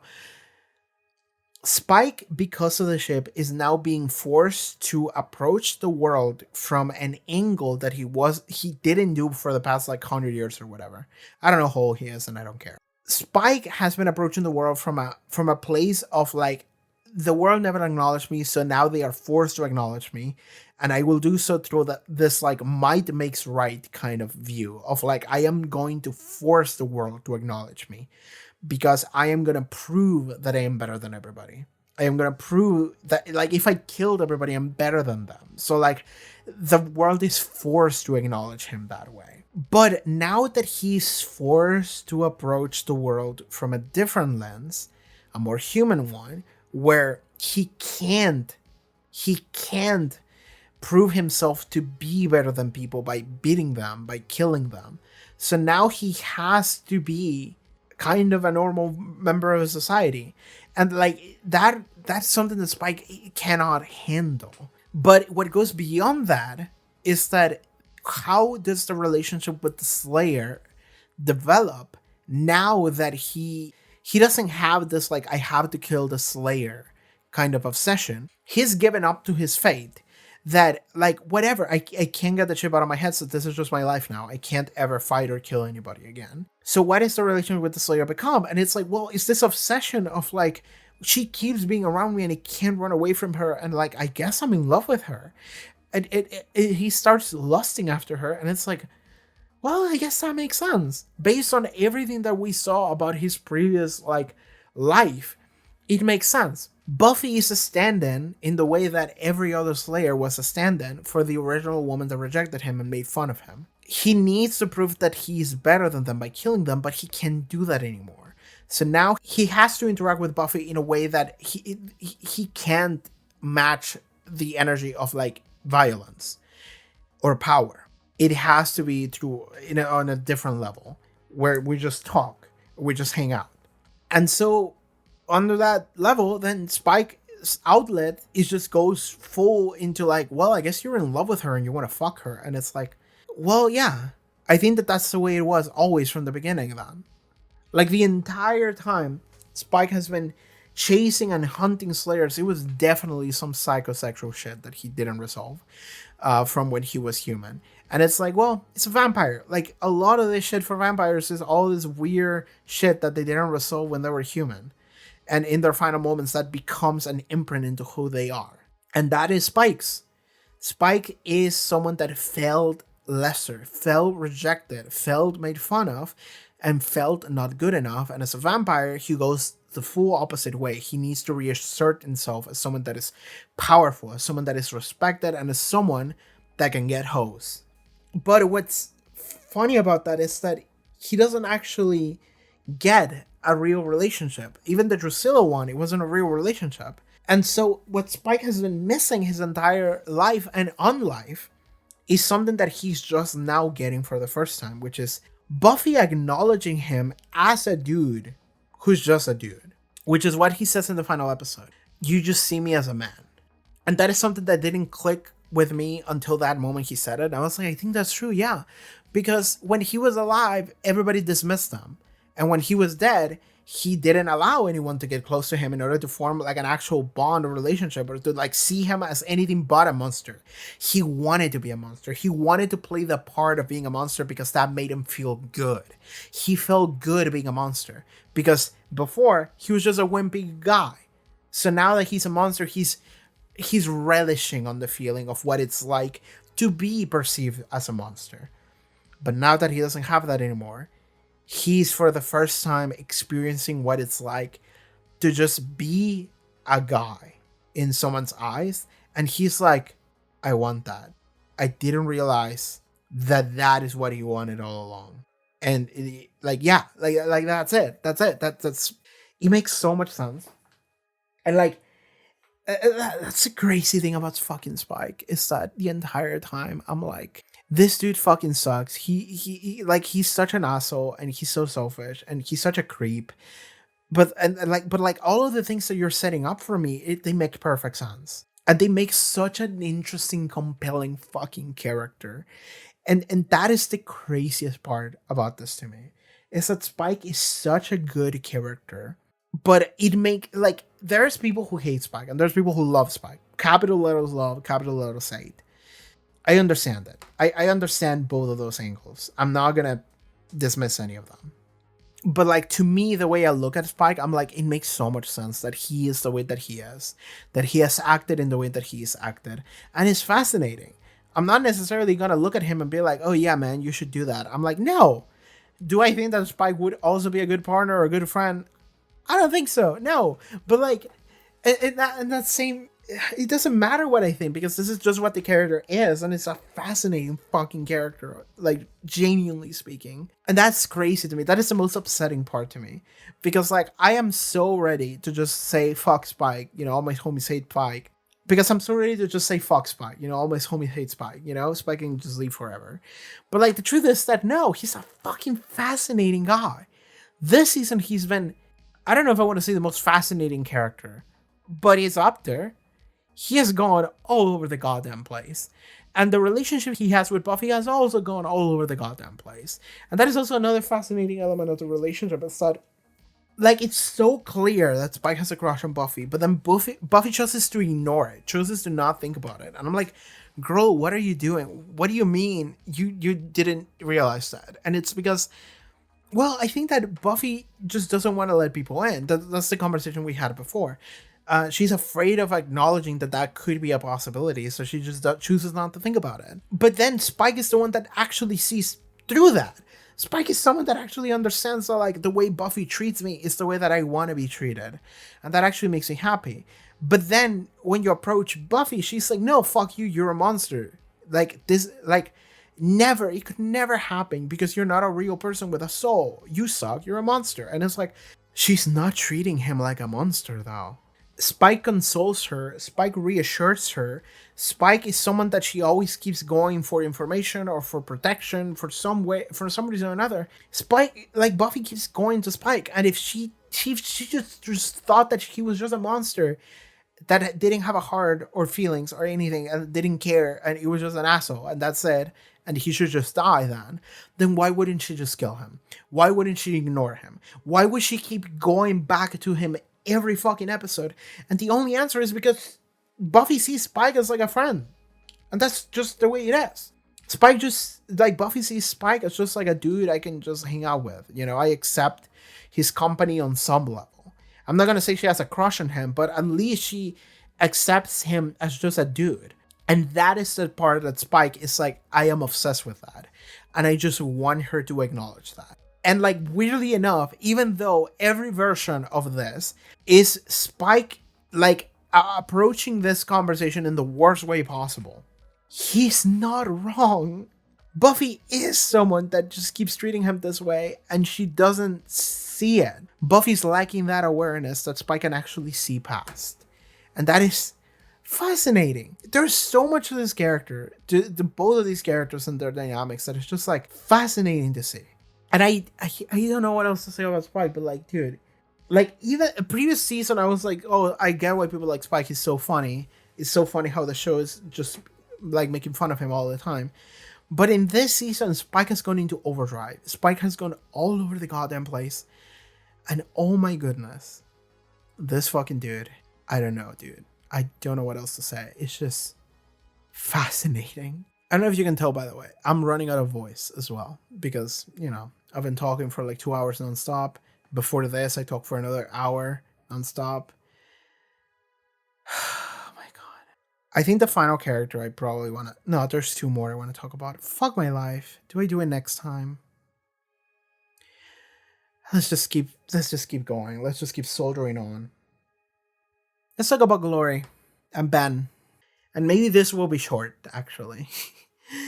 So what's interesting about Glory and Ben is that they don't matter. And I said this before already. I think that Glory and Ben don't matter. And what I mean by that is that if you go back and you listen to... You shouldn't. If you already listened to it, you shouldn't do it. But if you listen to me talk about every recap of every episode that I did in this very video, you'll notice that Glory doesn't actually matter. And I love that, actually. That makes me happy. Because it means that the season focused on the things that it needed to focus on, rather than on some whatever bullshit villain that doesn't actually matter at the end of the day. That is what Glory is, and that is what Ben is. Do I think the concept is kind of fun? I do. I do think the concept of both of these characters being the same character sharing a body, but both of them being at odds with one another. I think that it's a fun concept. I don't think it's executed that well, and also I don't think it matters. So I don't give a fuck about whether or not it's executed well or not, because that's not what the season was. This is what I actually really like about the season. Is that the stakes of the season, the apocalypse or whatever that's coming, it doesn't matter. The power of Glory being a god or whatever, it doesn't matter. What matters is, in order, the first episode is about Buffy being weirdly locked into the role as a Slayer, and starting the trend for that, and also like making us remember that there is a prophecy kind of weirdly in place because of Restless and because of the final episode of season 3. That weird prophecy. It wasn't a prophecy, but to me it was. That was episode 1. Episode 2, Dawn. Episode 3, Xander development. Episode 4, Spike is going fucking crazy. Is that it? Yeah, Spike is going fucking crazy. And also the relationship with Buffy and Riley. Episode 5, Dawn, and also something is happening with Joyce. Episode 6, Tara and her family situation and her development as a character. Episode 7, Spike, and we get to learn Spike lore and also recontextualize a lot of shit with Spike that is going to contextualize also in the future.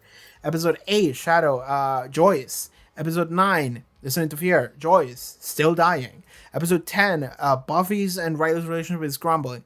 Episode 11, there's a body cop movie between Anya and Willow, and we just get to hear a little bit from... This is maybe the most like episodic episode that doesn't fucking matter in the entire season, but it's fine. It's an episode where we get to see the relationship dynamics between every single one of them, and a little bit of a relationship development between Willow and Anya, and individually as well. Episode 12, Checkpoint, Buffy and her role as a Slayer, and also people wanting to force her into the role of the Slayer, and Buffy being like, you know what, fuck all of you. I have worth, and I have value, and I was made to think that I didn't have that, but I do. That is episode 12. Episode 13, Blood Ties. Oh yeah, Dawn. Dawn is our suicidal younger sibling, and we have to take care of her. We have to reassure her that we are family and we love her. Episode 14, Crush. Spike is going fucking crazy over Buffy again, and he does some incel shit again. And it's just more Spike. Episode 15, I Was Made to Love You. Joyce fucking dies. Also, a lot of conversations to be had about Buffy and the way she approaches relationships and the raw need of wanting to feel like you belong to somebody and whether or not that is toxic or isn't. Episode 16, The Body. Self-explanatory. Episode 17, Forever. Buffy and Dawn dealing with the loss of Joyce. Everyone else also. Episode 18, Intervention. Really, it comes down to Spike. Episode 18, Intervention is just Spike. It's just Spike proving that Spike is an okay guy, kind of. Episode 19, Tough Love, is about Willow and Tara having a relationship like struggle and fighting each other. Essentially, that's what it amounts to. And Willow kind of being reckless and how that leads you into ruin and how she got saved as a result. Episode 20, Spiral, is really just the ending. We get a little bit of a lore dump, but like that also doesn't matter. Really, it doesn't. We just get Dawn gets taken, and like Buffy is so determined into protecting Dawn, and then Dawn gets taken and Buffy's mental is shattered. Episode 21, The Weight of the World. Buffy's mental is shattered. Dawn believes in Buffy. That's it. Episode 22, The Gift. Buffy Summers fucking dies. I just summarized the entirety of the season episode by episode. Glory didn't come up once. Like, yeah, Dawn got kidnapped. I guess that is something that Glory did, but like, it doesn't matter to Glory's character. Like, it could have been a zombie that abducted Dawn, and then Buffy had to sacrifice for her sister, and it's like it would have been the exact same story. Because what I mean is that like Glory and Ben, whatever they were, it was a cool mystery, but in hindsight, they didn't matter. The entire season was about other stuff. And that is something that is highly commendable about this season. This is something that I love. Because this season had something that it was going for, and it was perfect. This season was focusing a lot on these characters, a lot on how they feel, a lot on how they develop, how they progress, and a lot about loss and suffering, and especially Buffy, a lot of bad shit happening left and right. Very minimal room for like goofing around. A lot of just like serious shit. But that also means that like we had an entire season where we're like, here's this big bad, and she's big and bad and powerful, and it's like, oh no, what are we gonna do? And it's like, what we did about Glory is exactly the same thing we do for every antagonist in every episode of Buffy since season 1. We just beat her up, and then the problem was solved. It's a little more complex than that, technically speaking. You know, it's like, oh, she's a god, she can't die, she has a human avatar, we have to realize who the human avatar was, and then we can kill the human avatar, and then the problem is solved. And it's important that she was a god because she was exiled from a different dimension, and that means that the stakes are really high because she's trying to open portals so they're gonna ruin all of reality. It's like, who gives a fuck, man? It doesn't matter. You can say it was an evil wizard that was just doing some evil wizard shit. He was like, I bring the apocalypse. And he was like, I bind the apocalypse summoning ritual to the life of that girl. And now you have to kill her in order to stop it. And then Buffy was like, well, you just need the blood, so if I kill myself, it'll work. It's the exact same thing. It doesn't matter what the character who did it was. Because everything that mattered about this season was not about Glory, and it was not about Ben. And I think that there's some interesting elements about the characters that we can draw, and it's like, oh, it's fun how we have, I think somebody mentioned like I'll read this comment later, but I think that somebody mentioned something like a parallels in the season between, you know, Dawn not being real and Ben not being real. I think that is a parallel that I drew. I think that is something that I said.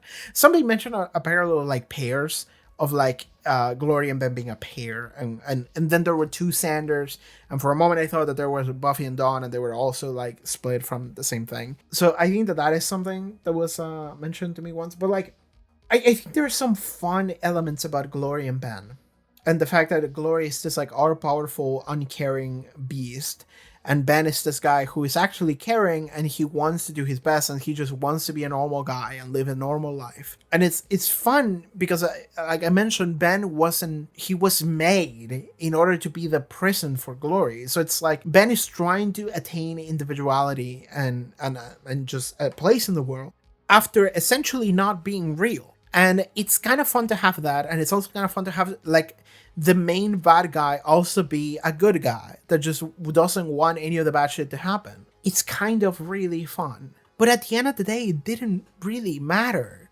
It really didn't. At the end, Buffy just beats up Glory through some shenanigans, and it doesn't even kill her because she can't. It's just like weakens her enough for Ben to come back, and when Ben comes back, Giles just kills them, and then that's it. The problem is solved. Because like the big bad, the power of the big bad, the plans of the big bad don't matter as much as the actual issues and feelings that we have with our main cast matter. This entire season was about Buffy and how she is growing up and going through these struggles of like distancing herself from love and weirdly from her humanity, distracting herself with her job and kind of missing the forest for the tree sometimes.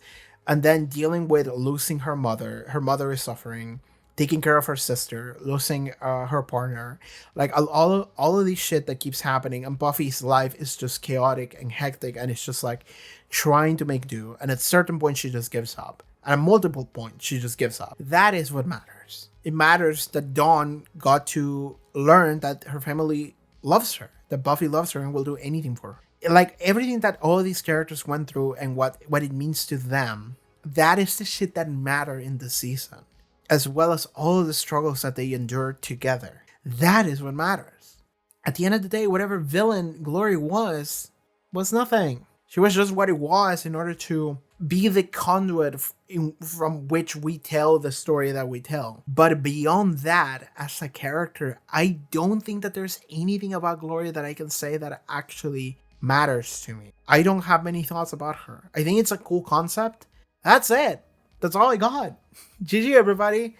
I think I mentioned this to like my editor. I much prefer the mayor as a main villain in season 3.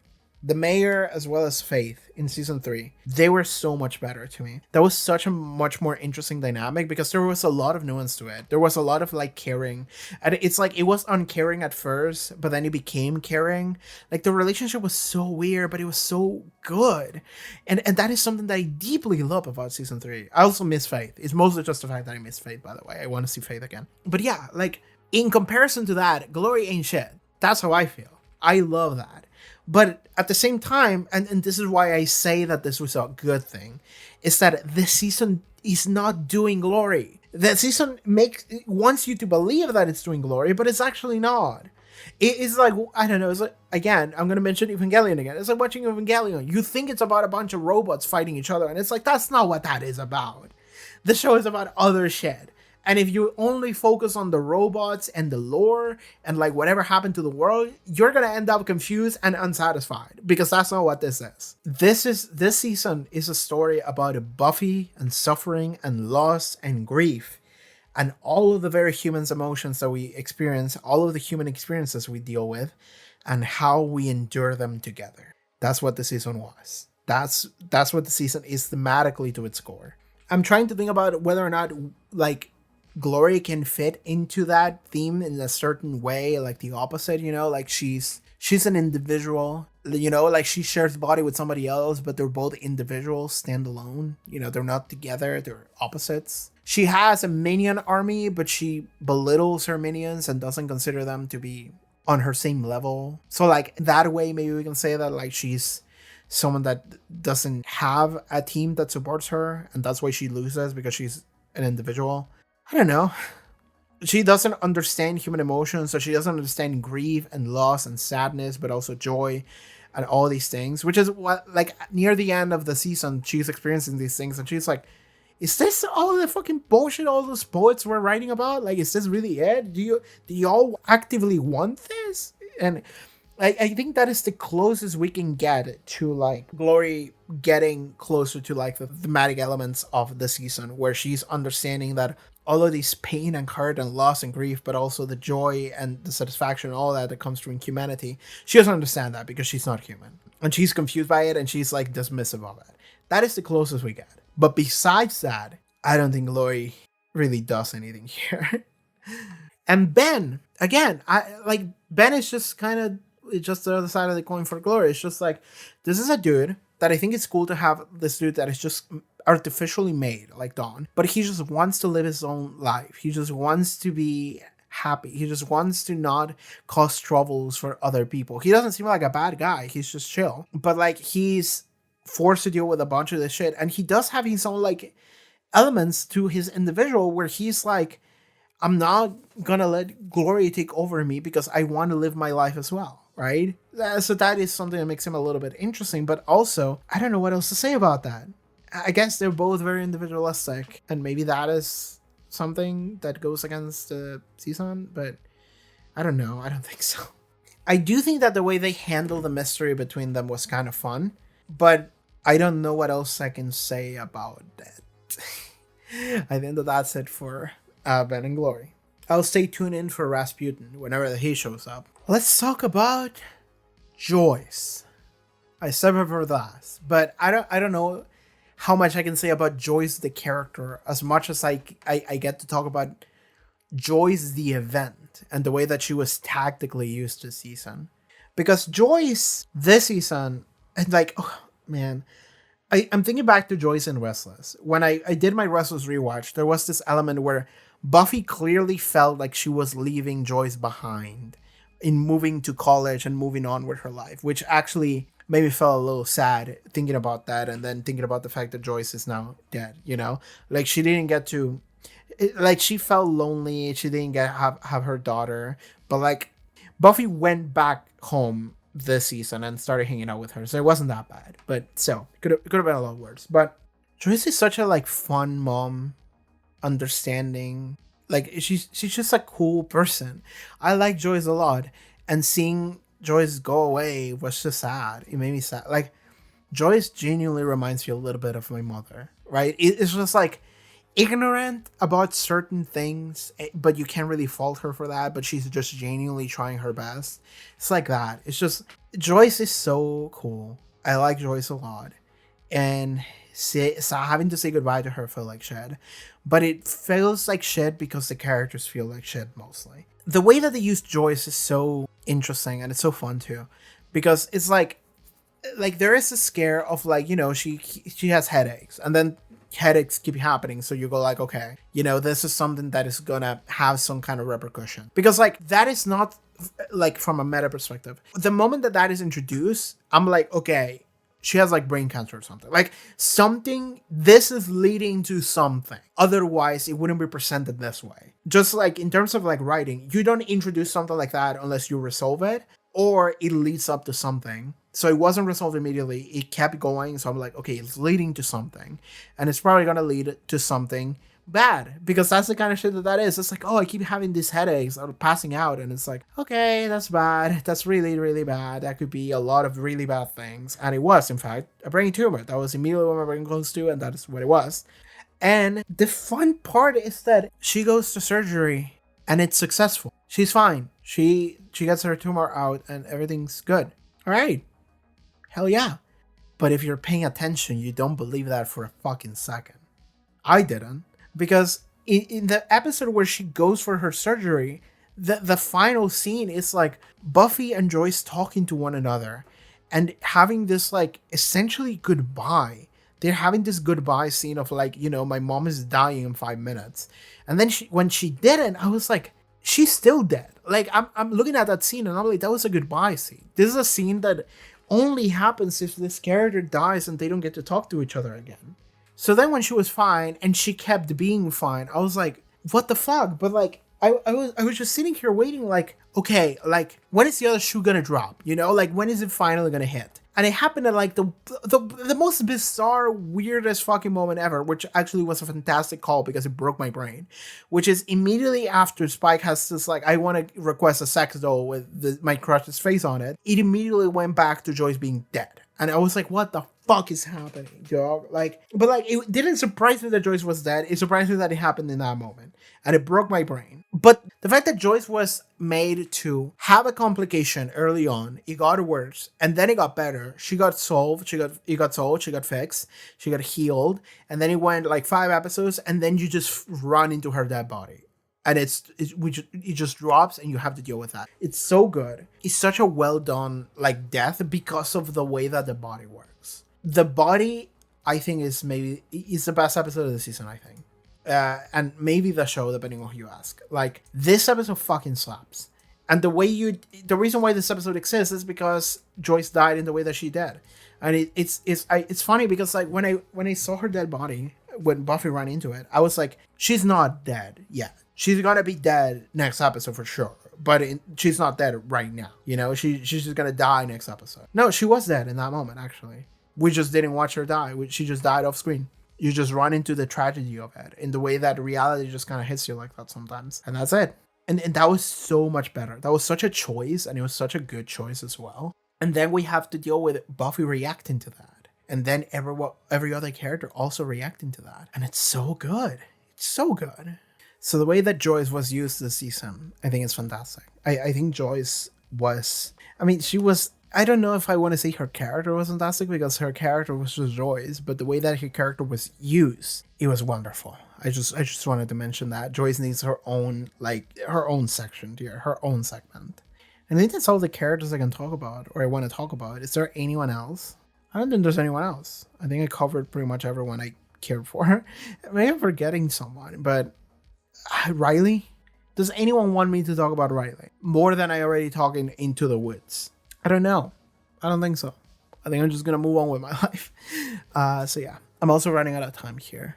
Someone entered the shower, and the shower is right next to my bedroom, and that makes a noise. So I'm just gonna leave now. All right, let's wrap this shit up. Hi everybody. Let's read some comments. We're reaching the end of this Buffy cast. Oh my god, this has taken me a while. But something that I like to do here, and I especially wanted to do it for this season, it's this thing where I go over people's direct questions or comments or queries or anything that they wanted me to address during this Buffy cast. So some questions about characters or anything like that, anything specific that you might wonder. I asked this on Patreon a couple weeks ago, and I also asked it on a YouTube community post. I am gonna be taking some questions, and I am just gonna be replying to whatever is asked of me. So we should begin here. So reading a comment here on Patreon from Bray. What's impressed you the most about the direction of season 5? What surprised you? Regarding season/series finale, Joss Whedon pretty much always wrote conclusive season finales, whatever the particulars of the contractual/renewal stuff. Although death of the protagonist seems kinda extra conclusive. I just don't think it's possible to talk about the adequacy of this thematically or structurally as a series finale without being able to contrast it with the actual season 7 series finale. So really looking forward to hitting that moment in your discussion, but obviously all the stories in between too.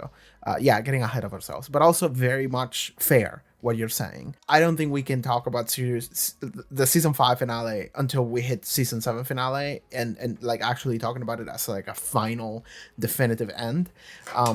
Because again, this is something that was told to me, is that whether or not this was supposed to be the finale for Buffy, it seems like it was written at some point to be that, like in the planning stage, but by the time that this got produced, and definitely by the time that it was aired, like that was no longer the case. But looking at this episode, definitely to me it feels like you can actually see the bones of how this could be a serious finale. But we'll talk about that whenever we get to season 7, and we're gonna maybe draw some parallels. So let's try to compare a little bit to see how that shakes up. But okay, for the actual question, what's impressed you the most about the direction of season 5 and what surprised you? What's impressed me the most is how real everything got, I suppose. I'm pretty sure I already said this, but like compared to season 1 especially, like oh my god, like I'm being reminded of a comment that I mentioned in the Buffy season 4, which is the one that stuck to my head the most whenever I started watching Buffy for the first time, season 1, episode 1. And it was a comment that was essentially kind of chastising me for, because they perceive me to be very dismissive and very unfair to the show and kind of just not giving it a chance or kind of making light of it. And this person got really frustrated, and they were just like you're being so disdainful and you don't understand how good the show can be, and honestly part of me thinks that you don't deserve to understand, like that kind of shit. Like that's the one that stuck in my head because that was so it was just a moment of like, all right, I guess I'll go fuck myself. That it just made me feel like shit. And I do want to say, update on this. This is a comment that I mentioned before, like when I finished season 4, I think. After I made that publicly known, that person came forward and they messaged me on Patreon and they were like, hey, I'm really sorry about that. I actually felt like shit. Like immediately after I said that, I was having a bad day. All this stuff was just happening to me. It was a bad time. And I took it out on you a little bit in that moment. And then I regretted it like later that day.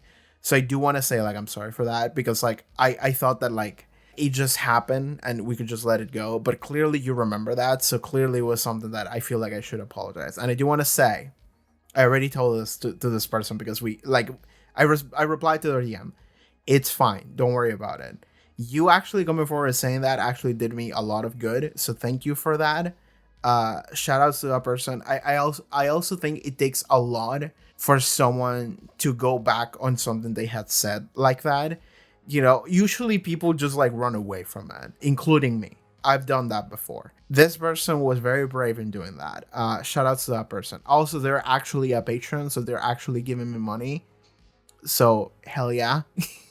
I can't be upset at you if that is their current situation. I'm just like, okay, but also actually genuinely thank you for giving me that update. You gave me like a weird resolution to something that like I carried within me.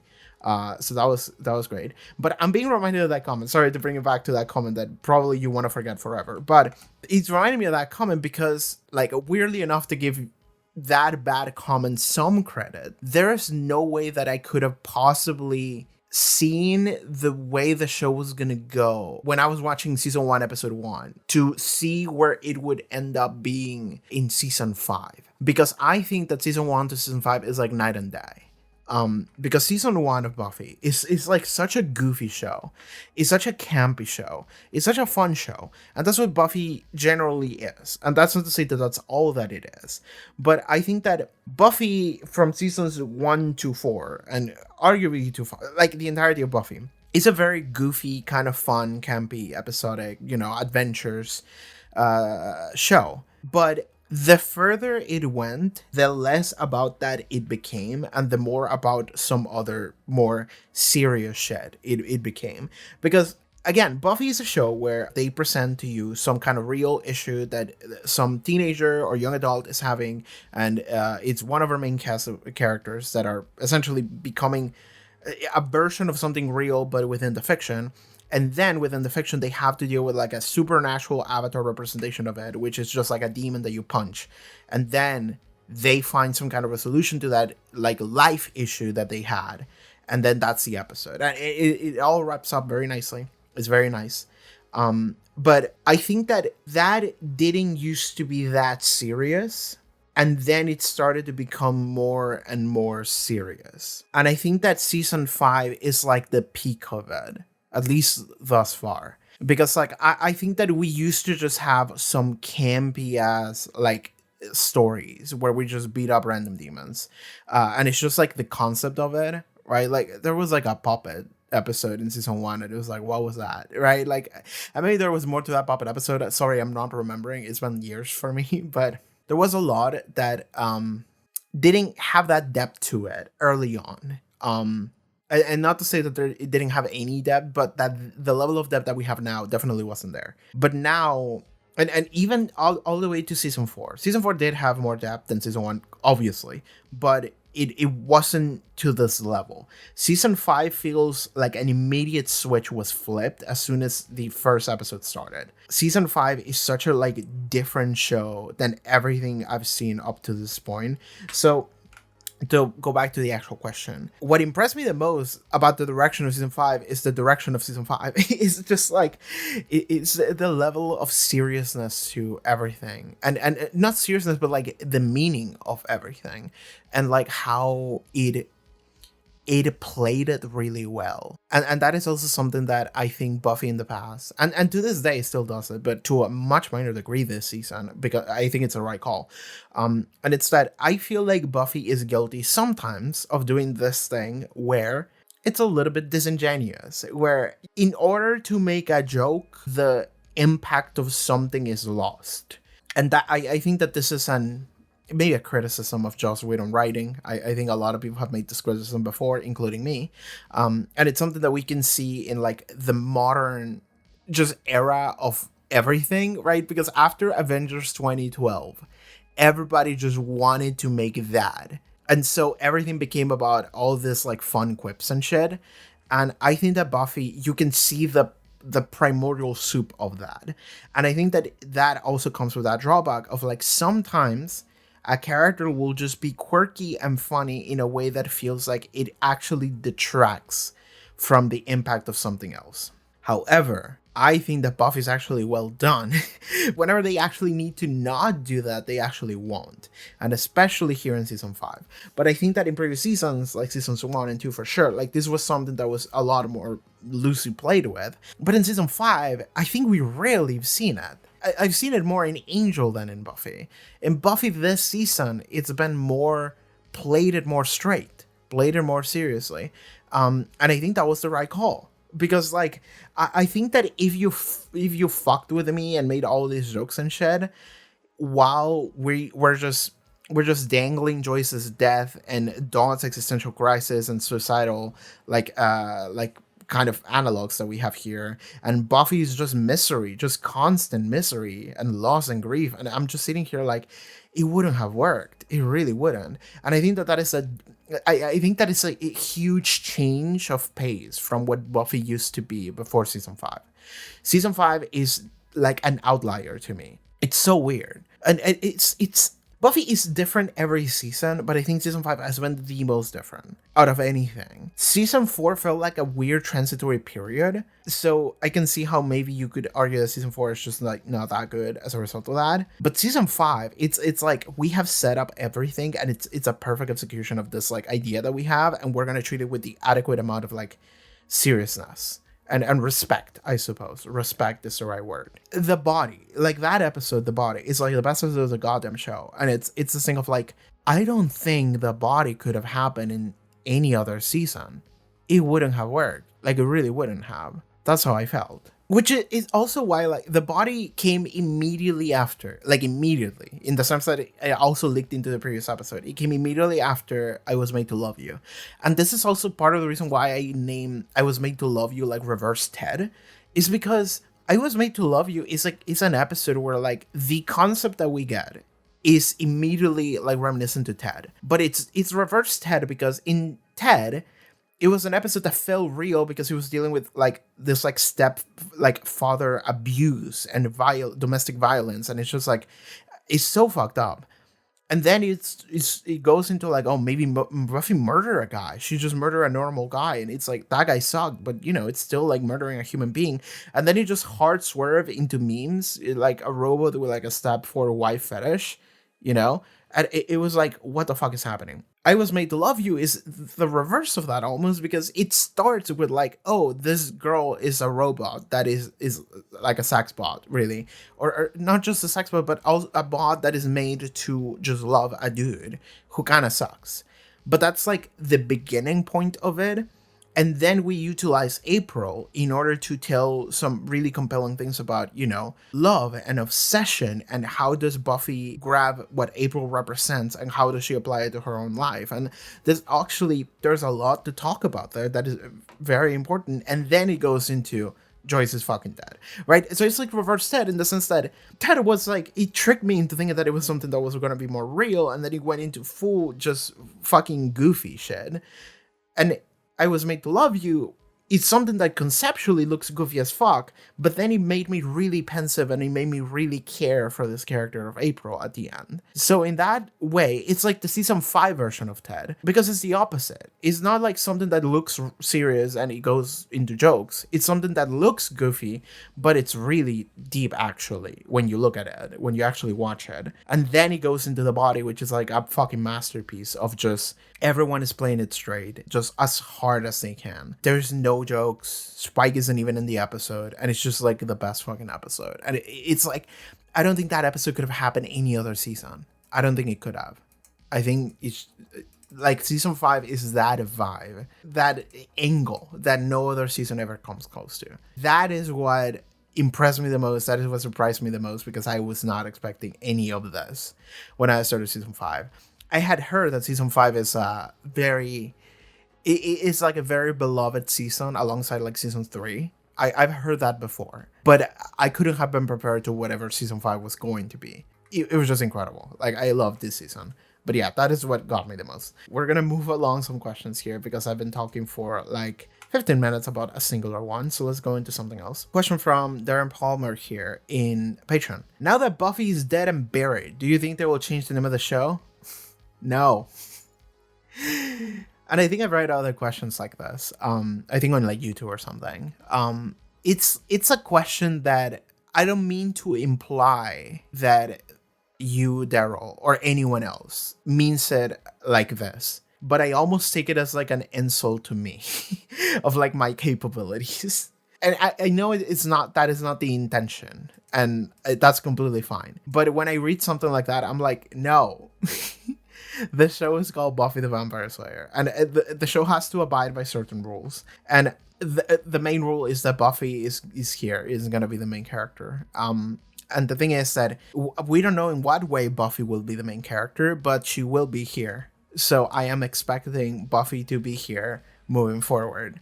I don't know what version of Buffy it will be. Like I said, I'm predicting my immediate prediction for season 6 is that it's gonna start and it's gonna be a shot of like her grave, and she's just gonna burst out of it like fucking Carrie with her hand out, and then it's gonna go into the intro, and then the show is gonna be renamed to Buffy the Zombie, Vampire Slayer. Okay, now I'm making jokes, but something like that, right? Something else that I also talk about. I don't know if I mentioned this anywhere because I don't know if I recorded this anywhere, but something I thought about is that what Faith said, or was it Tara? I think it was Tara the First Slayer, at the end of Restless. She said, "Be back before dawn." What I'm thinking is that she maybe goes into like her mindscape or heaven or whatever that place is, and then she returns. So maybe the first scene of season 6 is going to be that. It's going to be Buffy there, in like a weird version of heaven, and before she gets resuscitated by Spike doing some necromantic shit or something.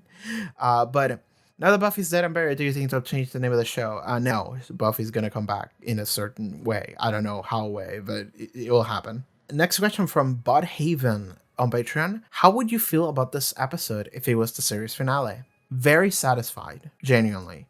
Okay, I feel like maybe the ending, the actual final like scene would be a little bit abrupt. It just ends too quickly. It's just like Buffy's dead, everyone's staring at her body, and then you see a grave, and then it just cuts the credits. And it's like, I think that I would want to see an extra like 5 minutes of everyone just grieving or moving on, or like some kind of like closure to the show and all of the characters that survived Buffy, you know, and Dawn just being like, "I'm gonna live for you, sister," something like that. Like, that's something I would have liked to see if that was actually going to be the ending. Like, if this was in a alternate timeline, if this was the ending, that's something I would have liked to see. Like, I wouldn't change anything in it. Like, I straight up wouldn't change anything. Like, I would just add 5 extra minutes of that, and that's it. Everything about the way that this finale played out, I think it was fucking perfect in order for it to be the end of the show.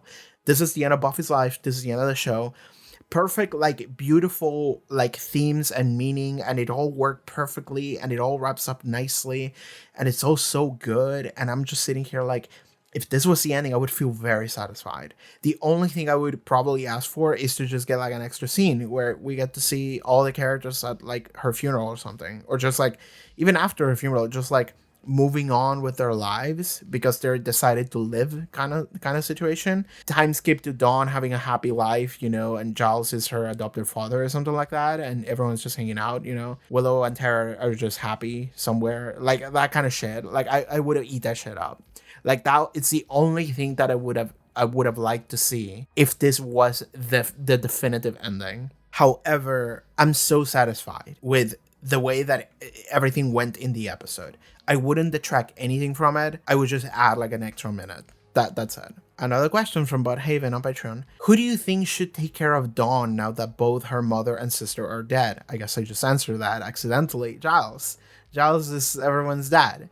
That would be nice if Giles took care of them. But I also feel like everyone should just hang out around Dawn and be there for her and stuff. It would be nice if everyone it just became like Dawn's older sibling. That would be something that I would love, and that's something that I could see happening also. But I think Giles should adopt Dawn. That's what I believe.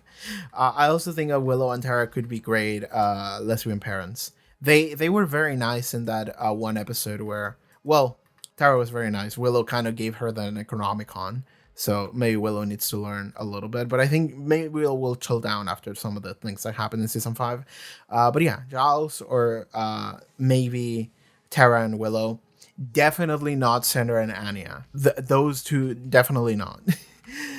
Also, not her dad. That fucking Buffy's dad sucks. Like, we haven't seen him it's in like season 1. That dude doesn't exist. He doesn't give a shit. I got questions on Patreon in like different places, so I'm just gonna scroll here, see if I can find some other stuff. Somebody compiled things that I predicted this season because this person kept track of it because it was fun. Mourner, our Patreon, thank you very much. 1, Joyce dying. 2, Dawn being the human side to Buffy's Slayer, literal in the sense that Dawn was made from Buffy, metaphorical in the sense that I believe Dawn represents Buffy's inner child and humanity that as the Slayer she's afraid of losing. Sure, you can give me that point. I wouldn't give that point myself, but thank you for doing so, I guess. Metaphorically, I guess it kind of works.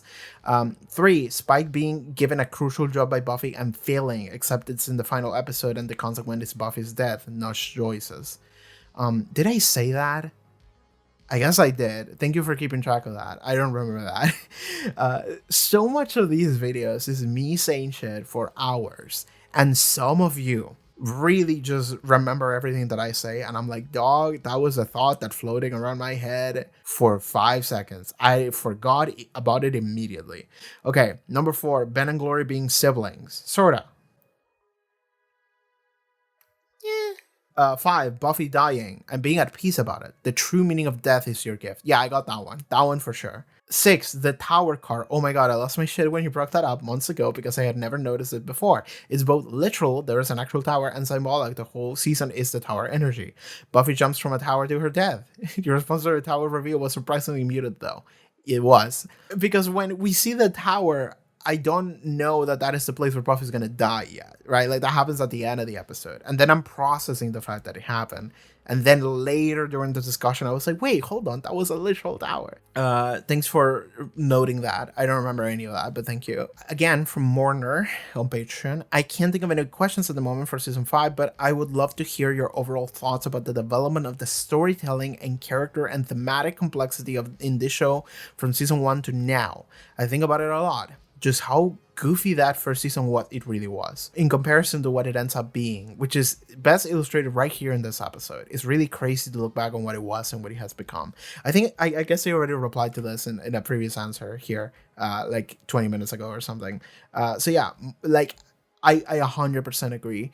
Season 1 of Buffy is like nothing like this, and that is the most shocking part about season 5. That is the part that surprised me the most, and that is the part that I think it makes season 5 so fucking good. My overall thought is that it's very good. Give it big thumbs up from me. If the show is this from this point onward, I would welcome it with open arms. But I also don't know how you go into season 6, because like I feel like we already explored the depth of human emotion in this season. Like, we explore like the complex human emotions, what it means to be human, loss and grief, but also, you know, the meaning of life almost. And it's like, where do we go from here? Like, that's the part that I'm just like, I don't know where season 6 goes. Like, I'm very curious and very excited to see where that goes. But compared to before, season 5 is just fascinating to me. It's so good. Like, I do kind of want to rewatch Buffy season 1 and just be like, dude, this was so fucking goofy. Like, that would be so fun. Okay, I'm gonna jump to YouTube, where there's a couple extra comments here on the community post. If you missed out on commenting to this community post, then I'm sorry, but it's been like 2 weeks since I posted it. So, okay. A recurring motive in season 5 is mirror personas. Glory / Ben, the two Xanders, the Buffy bot, Buffy / Dawn, Buffy / Glory, and there are bigger stretches I won't list here. What are your ideas for how all of this ties together for the season and its themes? I think it's all a stretch. That's what I'm thinking. I don't know if there's a lot. Okay, let's think about it. Let's not dismiss it. This is a thought we can explore here. Another person. So first of all, this person, Party City Dumpster. Good name. And another person, Suman57, replied, yes, way too many to mention here. I thought I was the only one seeing and hearing the subtext below the subtexts. Let's not dismiss this thought. Let's think about it. Glory and Ben. What I can see about Glory and Ben, the two Xanders, the Buffy bot, Buffy. Okay, I can maybe see something between Glory and Ben, the Buffy bot and real Buffy, and maybe Buffy and Dawn. And that is, and I was thinking about this earlier actually. between Glory and Ben, because I kept thinking about something that I kind of dismissed Glory and Ben like 100% when I recorded the previous segment like yesterday. But I kept thinking about it. Is there something else I wanna talk about? And I think that between Glory and Ben represents the human side to Glory literally, but also it works because I think that thematically what the season is doing is that it is giving us the human experience. That is what the season is doing. Like, now that we're getting to the end of the video, I'm finally saying that, because I don't think I ever mentioned that, but that is something that is so clear when you actually say it out loud. Season 5 is about the human experience. It is giving us the full gamut of just what life is and how horrible it can be, how much grief and loss and sadness and pain there can be in it, but also how you can overcome it every time life throws something at you. And that is not something that becomes incredibly apparent until the final moments where Buffy is actually imparting those lessons onto Dawn and asking her to live. And I think that, and this also happens to Glory at the end, where Glory starts to question all of these humans' emotions that she's feeling.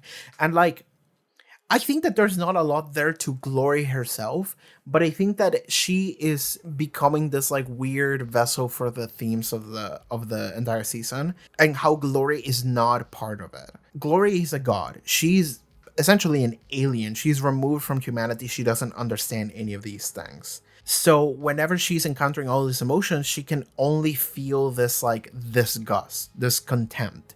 She's like, I hate this. Like, is this really all this shit that all you humans keep talking about? Like, is this really the things that all those poets keep writing shit about? Like, this sucks. And Ben is also her counterpart, in the sense that the entirety of Ben's life is he's a doctor. He tries to do good. He tries to help people, and he tries to be kind. And something I want to mention is that I was told that like the reason like maybe why Ben is kind of a dick in the final like 2 episodes is because, you know, if part of Ben is leaking into Glory, part of Glory is also leaking into Ben. That makes sense. In fact, I think that is something that I thought about, but I just like filed it away, and I was like, yeah, that makes sense. That doesn't mean that I should mention it, because it's just like something that I can see happening in front of me. But then I just like use that as fuel to just shit on Ben. So like, that's not great on my end. But it's also something that I think that maybe the show did that because it would be easier for us to just kill Ben later. We wouldn't have to feel that bad as the audience. But Ben, as we see him before, like, he's a doctor and he's trying to be good and he's trying to help out.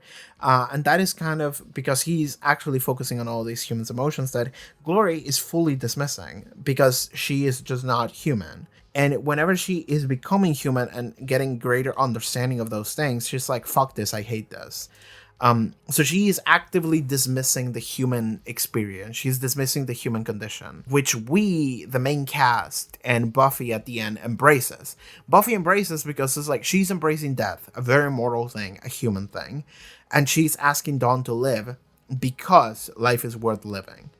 Again, embracing all of the hardship that life throws at you. That is also life, and you have to fully embrace it. And I think that Glory and Ben, that mirror is that representation of like life versus just something that rejects it, you know?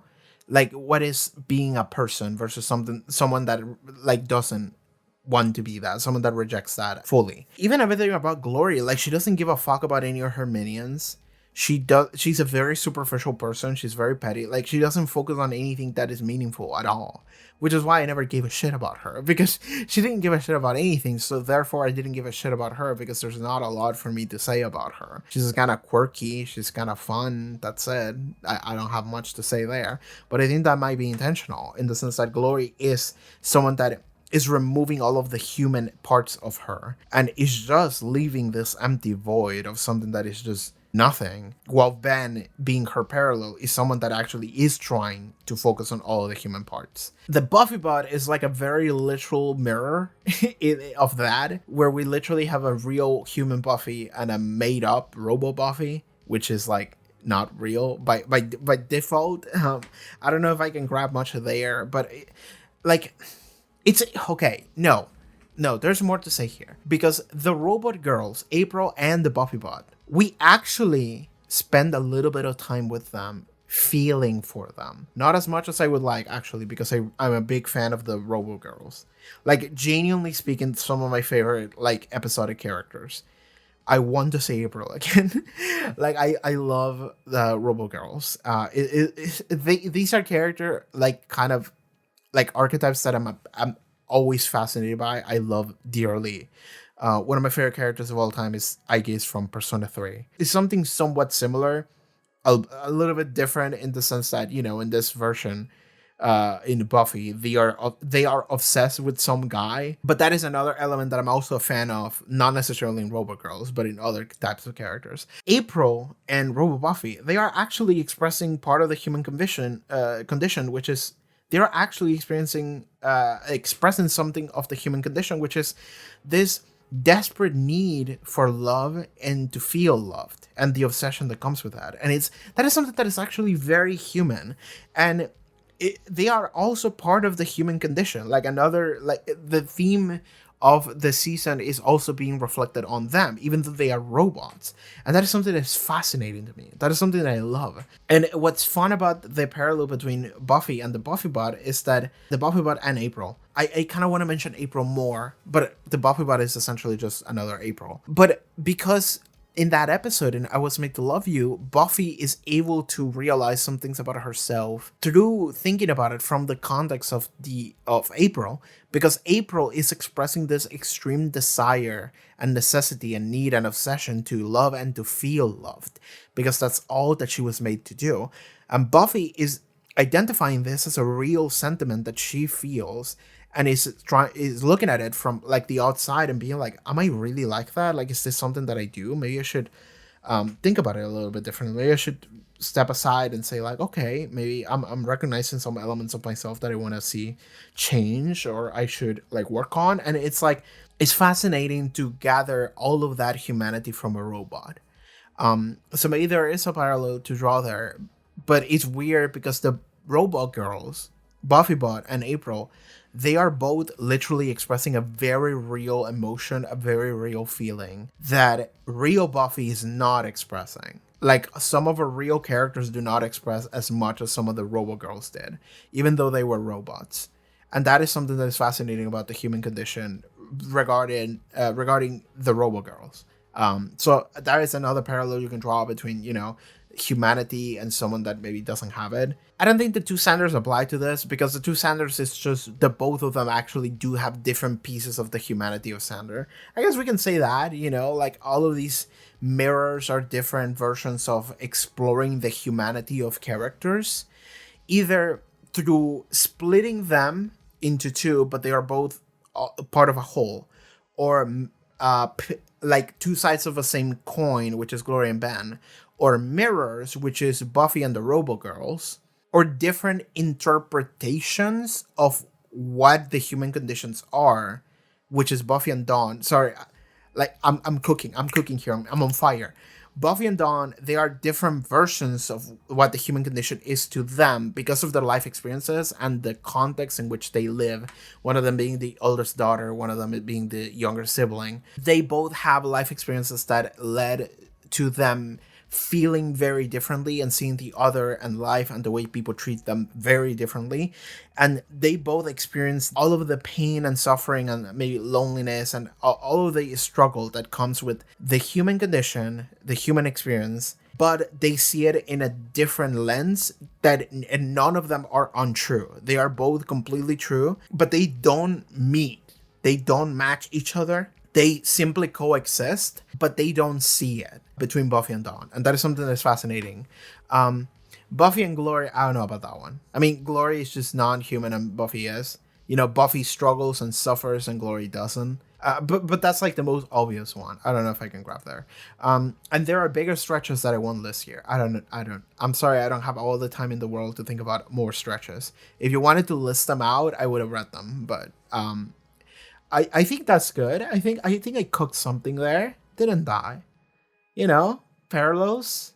I don't know if necessarily I would call everything there mirrors. I think that Glory and Ben are two sides of the same coin. One of them experiences, one of them welcomes the human condition and the other one rejects it fully. The two Xanders, they are two parts of a whole, and they, when you put them together, they both become a whole complete human. And it's facing one another in order to acknowledge all of the things about yourself that are real. And what makes you the person that you are. What is the humanity in you? Buffy and the Robo Girls is, but it actually showing the Robo Girls actually being on the position of the human condition, because they are showing you all these like very real human feelings of love, and Buffy is actually processing some of her stuff internally through them. And that is something that's very fascinating to see. Buffy and Dawn, they are both experiencing different versions of it, and they coexist, but they are different, and they have a hard time actually understanding one another because of it. And Buffy and Glory, where Buffy is the sufferer, she's the struggler in this season. She keeps experiencing loss and death and just sadness and stress and all of the things that could possibly happen to this poor girl in this season. And Glory is someone who doesn't give a shit. She doesn't care about nothing. And that's why Glory is kind of filling in the role of like the one that doesn't that actively rejects humanity, where the other one is experiencing humanity. Okay, maybe nothing of what I said made any goddamn sense, but there you go, Party to the Dumpster. I hope you like that one. Okay, next question here from Marcus Needle 9368. Do you think the ending set up a good opportunity for bringing a new Slayer show with story or of carrying the legacy of Buffy? Also, for 20 plus episode seasons, this is one of the best. Again, this is the other one that I read that I was like, feels like a little bit of an insult to my capabilities. But I'm not saying that that's what the person meant, because I don't think they did. But that's just the way I read it, because I'm like, do you think it sets up a good opportunity to bring a new Slayer? Yes. A new Slayer show? No. We're not doing that. We're not replacing Buffy. Like, Buffy, like, it doesn't fucking matter that she dies. She will be back. Like, it's a supernatural show. Like, Buffy's not going to stay dead. She, like, there's a million different ways in order to that we could bring her back, and we will bring her back. Like, that's what's going to happen. However, you said a new Slayer show. That's not happening. But I think we are getting a new Slayer. Because Buffy died, the rule works. Because we have essentially already cheated the rule, which is when a Slayer dies, a new one is chosen. Buffy died for like 5 minutes in season 1, like less than that, because I think you would get brain damage if that was the case. But Buffy died for like a little bit, and then she resuscitated, and then we got Kendra, who died, and then we got Faith. But now Buffy died again, but Buffy will return in a certain way. So that means we're going to get Buffy back, but also we're going to get another Slayer. So that's something to watch out for. We're going to get a new Slayer in future seasons. So that's something that I'm kind of excited for. The last Slayer we got was Faith, and she's literally the best character in the show, so I'm excited for that. That was not your question, but that is what I actually choose to talk about with your question. I'm sorry. I think it would be fun to get a new Slayer show. In the way that when Spike was fighting the New York Slayer, I was like, I would like to watch this Slayer. I want to watch this show. This cool Slayer in like the 70s with this like cool trench coat in New York. I'm like, hell yeah, I would have watched this. Like, this sounds so cool. Much better than like a white ass California girl, you know? Like, I would like to watch that version of the show. So that's something that I think would be cool, but we're not doing that. We're just making another season of Buffy. That's what's going to happen. And she's not going to get replaced. It's going to be, Buffy's going to come back again in some way or another. Second part of your question, for a 20 plus episode season, is this one of the best? I love that question because, like, I don't know if you mean within Buffy or just in general. If it's just in general, then I don't fucking know, dude. I haven't watched enough shows to like compare to anything else. But if it's just within Buffy, I love this question because the way it's phrased, it implies that season 1 is the best one, and it's so good that we don't even need to acknowledge it. It's like, just for the 20 plus episode season, is this one of the best? And it's like, because like season 1 is out of contention. It's clearly the best one. It's clearly the perfect season. I love that implication in that question. But okay, to answer your question, for a 20 plus episode season, is this one of the best? I think it is maybe the best. Like, depending on who you ask, I think it's the best. I think on a subjective sense, for sure, a lot of people are going to say that. Maybe we can rephrase this. Is this my favorite season? You know what? No, it's not. And if you've been watching me and you heard me talk about things, including like 2 minutes ago, you should be able to identify why. And it's because I think season 3 is my favorite. I think I do still need more time to sit with season 5, so maybe I'll change my mind later. But I think season 3 is my favorite because I think I had more fun with season 3. I think season 3 had like a much more fun main villain that I like, and very importantly, it featured Faith. And maybe the entirety of season 3 was just revolving around Faith. And again, I said it, I will continue to say it. I think Faith is the best character in the show. I think Faith is the character that I care about the most. You know, I keep yapping about Tara, but that's because Faith is not here. If Faith was here, I wouldn't be able to shut the fuck up about Faith. I love Faith so much. And Faith is such a fascinating fucking character. And everything about her relationship with the main cast, relationship with the main antagonist, like everything about that was just fascinating to watch. And I think that as a result of that, season 3 becomes my favorite. I think season 5, though, might like objectively be the best. And I don't like saying objectively because, you know, like who determines what objectivity is, especially when it comes to an opinion like that. It's all subjective. And my subjective opinion is that I think season 3 is my favorite. But I think from like most perspectives, I think season 5 is the best one. I think season 5 plays it the better, it plays the best game, plays it straight. It knows what it's doing, and it's doing a fantastic job, executing really well. It has some banger ass episodes. It has some great ideas. It has this like great theme that extends the entire season, and it's perfect in execution all the way through. Like, the more I talk about season 5, the more I talk about these episodes. 20 minutes ago, I was just realizing that, like, oh yeah, April represents part of the human condition, which is the entire theme of the season. And April, it's fun to have the robot represent the love aspect of it. I was like, oh, that's so good. I didn't realize how that fit into everything else, but it does so well. I think season 5 is the one that does that the best. So I think that season 5 is maybe the best, depending on who you ask, but I wouldn't, if anyone told me season 5 is the best season, I wouldn't argue with them. I would be like, yeah, sure. Like, I would be like, yeah. Like, I can't fight that point. It's just a point that I'm like, yeah, I think season 3 is my favorite, but like, you know what? Yeah, sure. I think you're right. Like, that's how I would reply. So, yeah, I would like to hear people's thoughts on that. And, I remember hearing from a lot of people like season 5 is my favorite, season 3 is my favorite, and other versions. So yeah, let me know in the comments, like, what is your favorite Buffy season and what are the reasons why that is your favorite? Without spoilers, of course. But yeah, okay. Okay, next question from Skeletal Phoenix on YouTube. I think of shows as having multiple parallel versions where the existence of season 2 doesn't override the version of the show that is only one season, and the existence of a season 3 doesn't override the version of the show that is only 2 seasons, etc. Let me try to put that together in my head. Okay.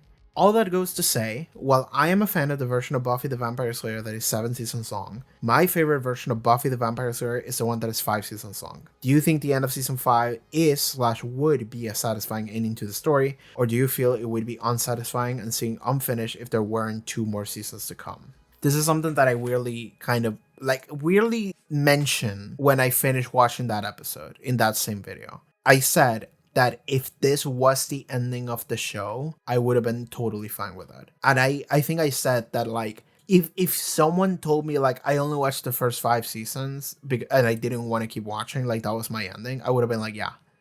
Like, that's one of those things where I'm like, yeah, that's fair. Like, what you're saying here, it's absolutely, like, I 100% understand what that means. Like, not the same comparison, but something similar. It's like, I don't know, one of my favorite shows of all time that I can't shut the fuck about is Doctor Who. Let's say that you watched Doctor Who from series 1 to series 4 up until the end of Time Part 2. Just the Russell T Davies era 1. And if you wanted to stop there, I would be like, yeah, that's fine. Because that was essentially the end of the show. Right? Like, what happens after that is a different show with different people, and it works differently, it writes differently, it just feels differently. So if you wanted to stop there after the 10th Doctor, I would have been like, yeah, 100%, I understand. Like, that makes sense to me. And I think I could say the same about Buffy season 5. I think Buffy season 5, like I mentioned, provides just a perfect ending. It's just a perfect ending. It's like an almost perfect season. It almost like weirdly like encompasses what the entirety of the show has been, which is, hey, Buffy goes through some shit. And it's just like, well, the human condition is what the entire show has been about, kind of. And I think season 5 it's just perfect. I think it's a perfect closure. And I do think that I haven't seen season 7, I haven't seen season 6, but I do think that I am always expecting season 7 to not be as clean of a closure as season 5. And I can't say that from experience because I haven't seen it yet. And don't tell me anything, don't give me spoilers. But like, I think that season 5 is such a perfect ending that I don't know what the fuck you could do in order to make a better ending a couple seasons from now. Like, I straight up don't know what you could do. And I 100% understand where you're coming from here, Skeletal Phoenix. Just like watching this episode, watching The Gift and being like, all right, that's it. You know, that's it. We're done. That was just the perfect ending. I don't need anything else. I understand that. I think it makes complete sense. I don't blame you. I wouldn't blame anyone who decides to do that, actually. I think season 5 is like a perfectly satisfying ending to the story. Not just satisfying, it's more of a perfect ending to the story. Like, it makes me worry for what the actual ending is going to be because I am worried that it's not going to be as good. That is how perfect the ending to season 5 is. That is how perfect all of season 5 is. So like, yeah, I'm with you on that one, 100%. I'm right there. This comment has a reply, which is from R Lucas 3000. I would have to go with 6 or 7, only because 6 has by far the best episode, not just of Buffy, but of any TV show ever. That's high praise. But also, first of all, the body exists. Second of all, Heaven Sent exists. Doctor Who Series 9, episode 11, Heaven Sent. That exists. So, you know, it can be the best episode of TV ever. But okay, sorry. Next question here, maybe the last one, I think, from Emburbujada. Shoutouts to my fellow Argentinian. I remember you. I remember my Argentinian besties. I don't forget about y'all. ¿Cómo andas? ¿Todo bien? I think you cover most topics in your post-episode discussions. I would like to know if you will be reading YouTube comments again starting season 6. That is a question, technically. And I did kind of reply to this already on the YouTube page itself. And I'm just going to read myself here. My reply was, should I? I have actually been enjoying my comment-free life this season, as they can get overwhelming for simple old me. I have checked a couple after finishing season 5 this past few weeks and got pretty quickly reminded of why I didn't want to read them, but I also understand that there's a very different vibe of interactivity that is lost as a result, and that in particular is regrettable.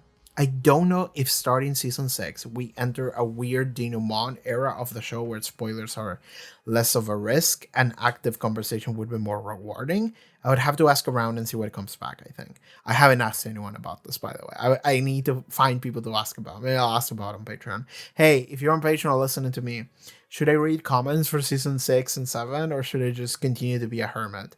I've been enjoying my life as a hermit. One of my genuine beliefs is that I don't think human beings were made to have this amount of social feedback that we have in modern day era internet. And I don't think my life is better by reading so much feedback.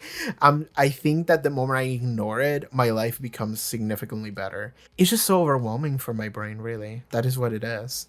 I get overwhelmed very easily, and just reading so many people saying a bunch of shit all the time, I'm just like, I can't. It's just, I'm so tired. But I will say that Emburbujada replied again with, there's always a risk of spoilers with the show, so stay away if you prefer. I was just curious. So yeah, maybe I'll stay away. I don't know. That is really the final question from the YouTube community post, but maybe there's some comments on the actual video itself, because I think I also asked there. But at this point, there's a bunch of comments that are just comments here. Shoutouts to someone who said thank you so much. I don't know why you said thank you to me.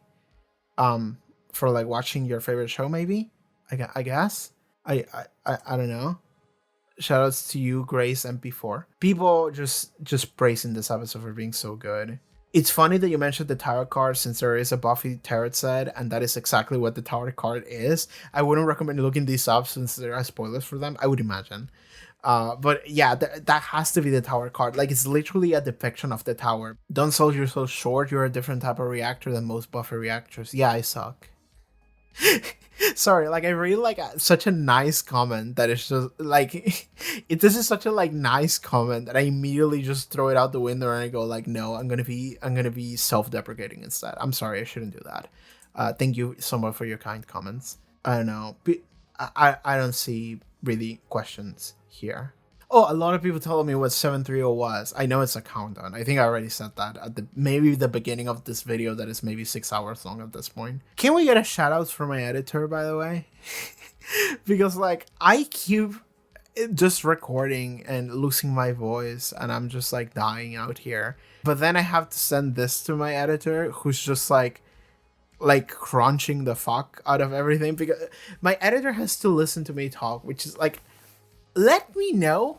This is a better question. Let me know if you listen to the entirety of this video in a single go. Let me know if you did that. First of all, what the fuck is wrong with you? Second, okay, aren't you tired of this voice yet? Because I am. My editor is. We're all tired of it. I never liked it to begin with, but I can't really do much about it. But like, why are you doing this to yourself? Okay. I don't know what else to say. Oh my god, I'm seeing the light at the end of the tunnel, which is finishing this fucking Buffy cast. And after this, I have to record the Angel cast, which will be a lot shorter. I'm not gonna do a lot of the shit that I did for this one. But I have to do it anyway. And I also wanted to do like a Doctor Who season review, something like that. And I more importantly have to actually start watching the show. Angel and Buffy again. But at least we're finally, I think we're done with the Buffy season 5. And something that I heard this in some of the comments that I checked out, which and I even mentioned one of them here. I think it was from Buruja as well, which was like, yeah, I think you cover most topics in your post-episode discussions. They said this before the finale video came out, I think. So like it's one of those things where I've heard this sentiment of like, I think I said everything that could possibly be said. Like, even before the show was done, even before the season was done, I was already just like completely emptied out the bowl. And I just want to hear if other people can echo that sentiment, because I feel like I read it in a couple of different places from different people being like, dude, you said everything, which is such a like weird place to be at, because like when I first started the show, the sentiment was the opposite. It was just like, and I guess that's part of it. It gives us like an insight as to like me as a person, because like if the original reaction from people was like, fuck you, you're not thinking enough about the show, you're not giving the show the care and attention that it deserves, the part of me that is desperate to not feel rejected just like commits 100% of my brain power into doing everything I possibly can in order to grab everything I possibly can grab from every goddamn episode. And to get to the ending of season 5 and for people to be like, I don't know what else to say, you said everything that it could possibly have been said. This video is like maybe 7 hours long. I don't know what length this video is gonna be at the end. Like the last update from my editor was like 2.5 hours, but that was like, I think not even halfway through. But yeah, I don't know if this is everything I could have said. Maybe I missed something, maybe I'm stupid, but I think we can call it here. I think we can just relax for a little bit. By the way, just a fun extra fact here. It's currently 8 in the morning. I haven't slept yet. So I'm probably just going to stop this recording and then pass the fuck out. Hey, my favorite recording sessions are the one where I'm actually sleep deprived and it's all a little bit unhinged. Those are usually the best videos whenever I record them when I'm like a little bit kind of gone. But yeah, I think I'm going to stop now.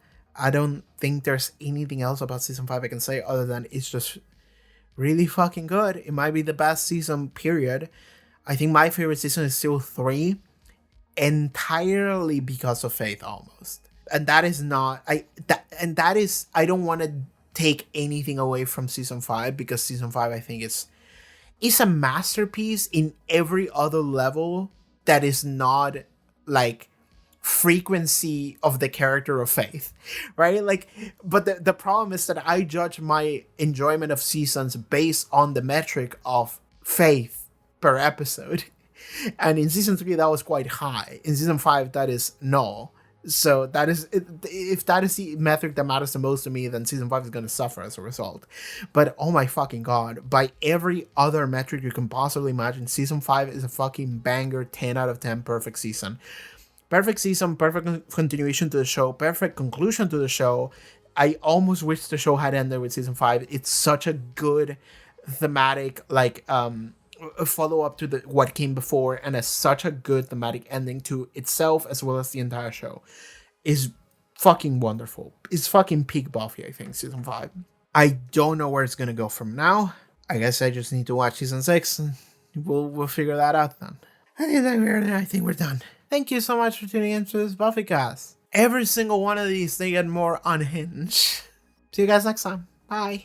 But if you would like to watch season 6 of Buffy and Angel, or whatever the fuck I'm watching next, the next stuff, it's already up on Patreon by the time you're watching this. So check out the Patreon, join in. You can get access to some of the early Buffy season 6 stuff. Thank you so much for tuning in. See you next time. Bye bye.